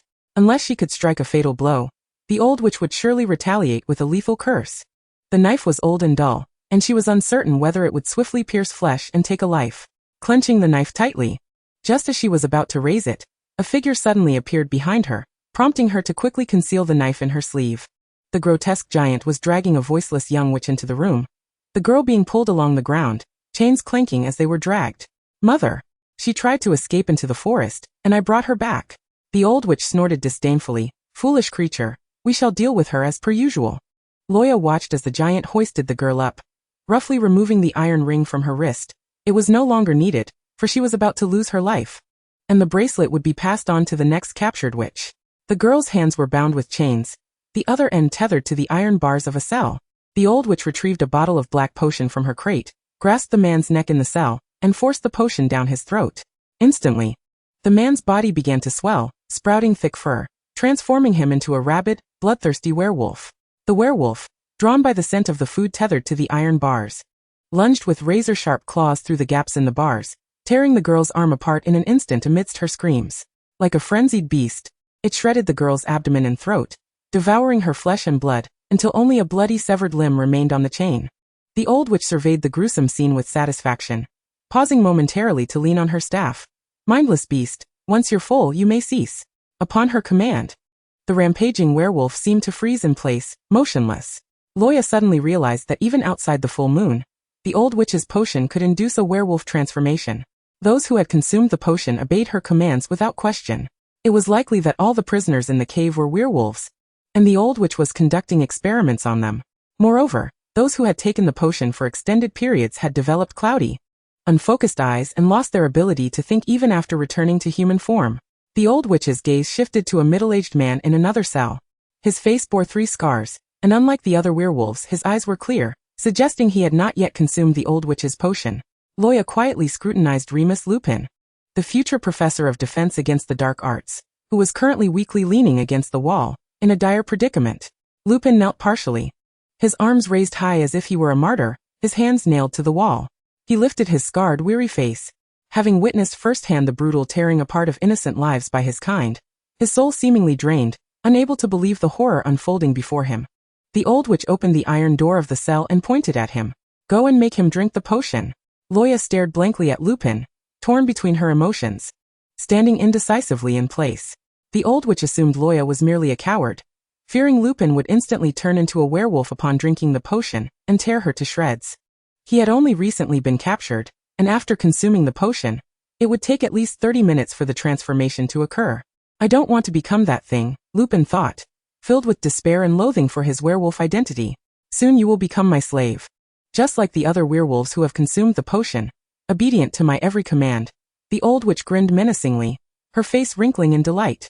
Impatiently she urged Luo Ya forward, who took hesitant steps towards Lupin, the old witch's gaze fixed on her from behind, preventing her from making any rash moves. She crouched beside Lupin, uncorked the potion bottle, and grasped his chin. Luo Ya gazed at him intently for a moment, her hand trembling as she held the bottle. Chapter 83. The Gloomy Prison Cell, a Conversation with Lupin. Luo Ya recalled that in the original story, Lupin was also a tragic figure. His werewolf identity subjected him to discrimination and disdain throughout his life. He had endured countless malice due to this identity, leading to a life of isolation and self-loathing. The potion in her hand would gradually transform him into a mindless beast, and long-term consumption would render him a thoughtless killing machine, obeying only the old witch. At that moment, she disobeyed the old witch's orders, risking the possibility of incurring her wrath. And the suspicious old witch would not relent until she saw the empty potion bottle. Lupin looked at her with wide, helpless eyes, filled with despair. This cornered beast had been driven to the brink. Luo Ya leaned slightly forward, positioning herself between the old witch and Lupin to shield him from her view. Taking a deep breath, she downed the potion in one swift motion, hidden from the old witch's sight. Why? Lupin stared incredulously at the little girl before him. During the brewing of a potion by the old witch, Luo Ya was commanded to assist, despite her dismal performance in potion making. However, she could still recognize the necessary ingredients, which posed no toxicity to ordinary individuals. While the elixir was effective against werewolves, its efficacy on humans remained uncertain. She decided to gamble on the notion that this potion, which could instantaneously transform werewolves, would have no adverse effects on mere mortals. Having sustained her existence through dark magic and alchemy for 2 centuries, the old witch had displayed a significant decline in hearing, as observed by Luo Ya over the past few days. By merely lowering her voice, Luo Ya found that the witch could hardly discern her words. With her back turned to the old witch, Luo Ya whispered to Lupin, "It seems relying on you for salvation is futile. I shall devise a plan. For now, you must behave submissively before the old witch." After turning to show the empty vial to the old witch, her narrowed eyes relaxed as she lowered her guard. The old witch had little doubt that Luo Ya would dare to drink the potion in Lupin's stead right under her nose, having seen Luo Ya's recent compliance. Consequently, the task of delivering the potion to Lupin was entrusted entirely to Luo Ya, and the old witch would not be present to supervise her every move. Luo Ya had also acquired the keys to Lupin's cell, freeing her from the necessity of consuming the revolting black potion, which she had long since disposed of when no one was watching. It would be misleading to claim there were no side effects. Shortly after consuming the potion, she experienced a dizzying sensation. For an ordinary person, the only effect was mild vertigo, which was fortunately not debilitating. Luo Ya was now attempting to pry open the lock on Lupin's hand with a rusted knife. Possessing the key to the cell was insufficient if she could not unlock the connection between his hand and the wall. "Just bear with it," Luo Ya kindly advised. Lupin's hand was impaled against the wall, and the newly formed skin had adhered to the wooden spike. Each attempt to pry the lock caused blood to seep from his wound, but Lupin gritted his teeth, enduring the excruciating pain. After a prolonged struggle with the lock yielded no results, Luo Ya could no longer suppress a curse that seemed unbecoming of her tender age.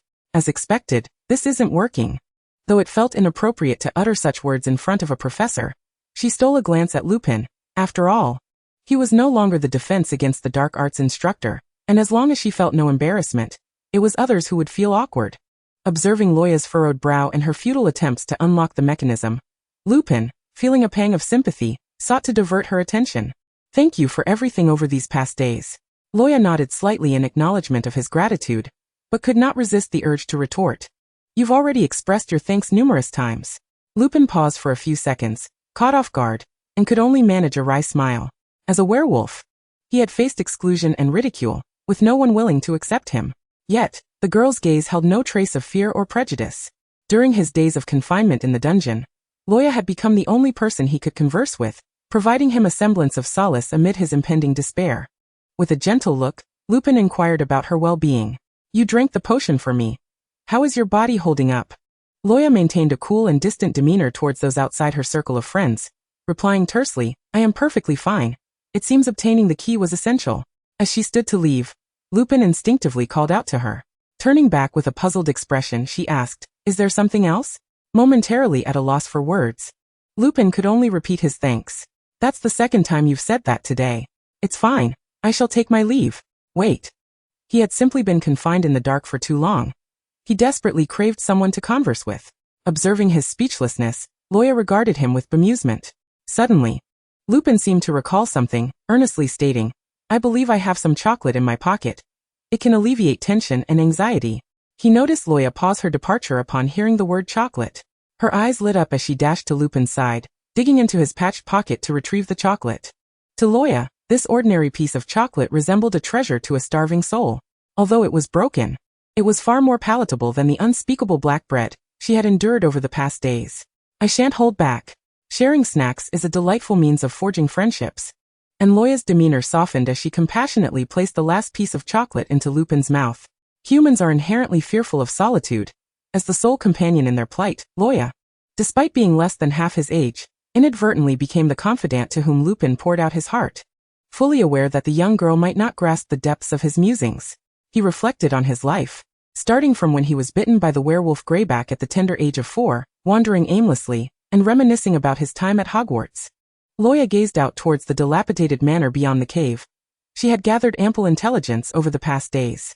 The old witch ventured out every Saturday afternoon, delivering a successfully experimented werewolf in a wooden crate to her buyer. The following afternoon was set for her departure with the goods. She had awaited this day for far too long. It was time for her to take action.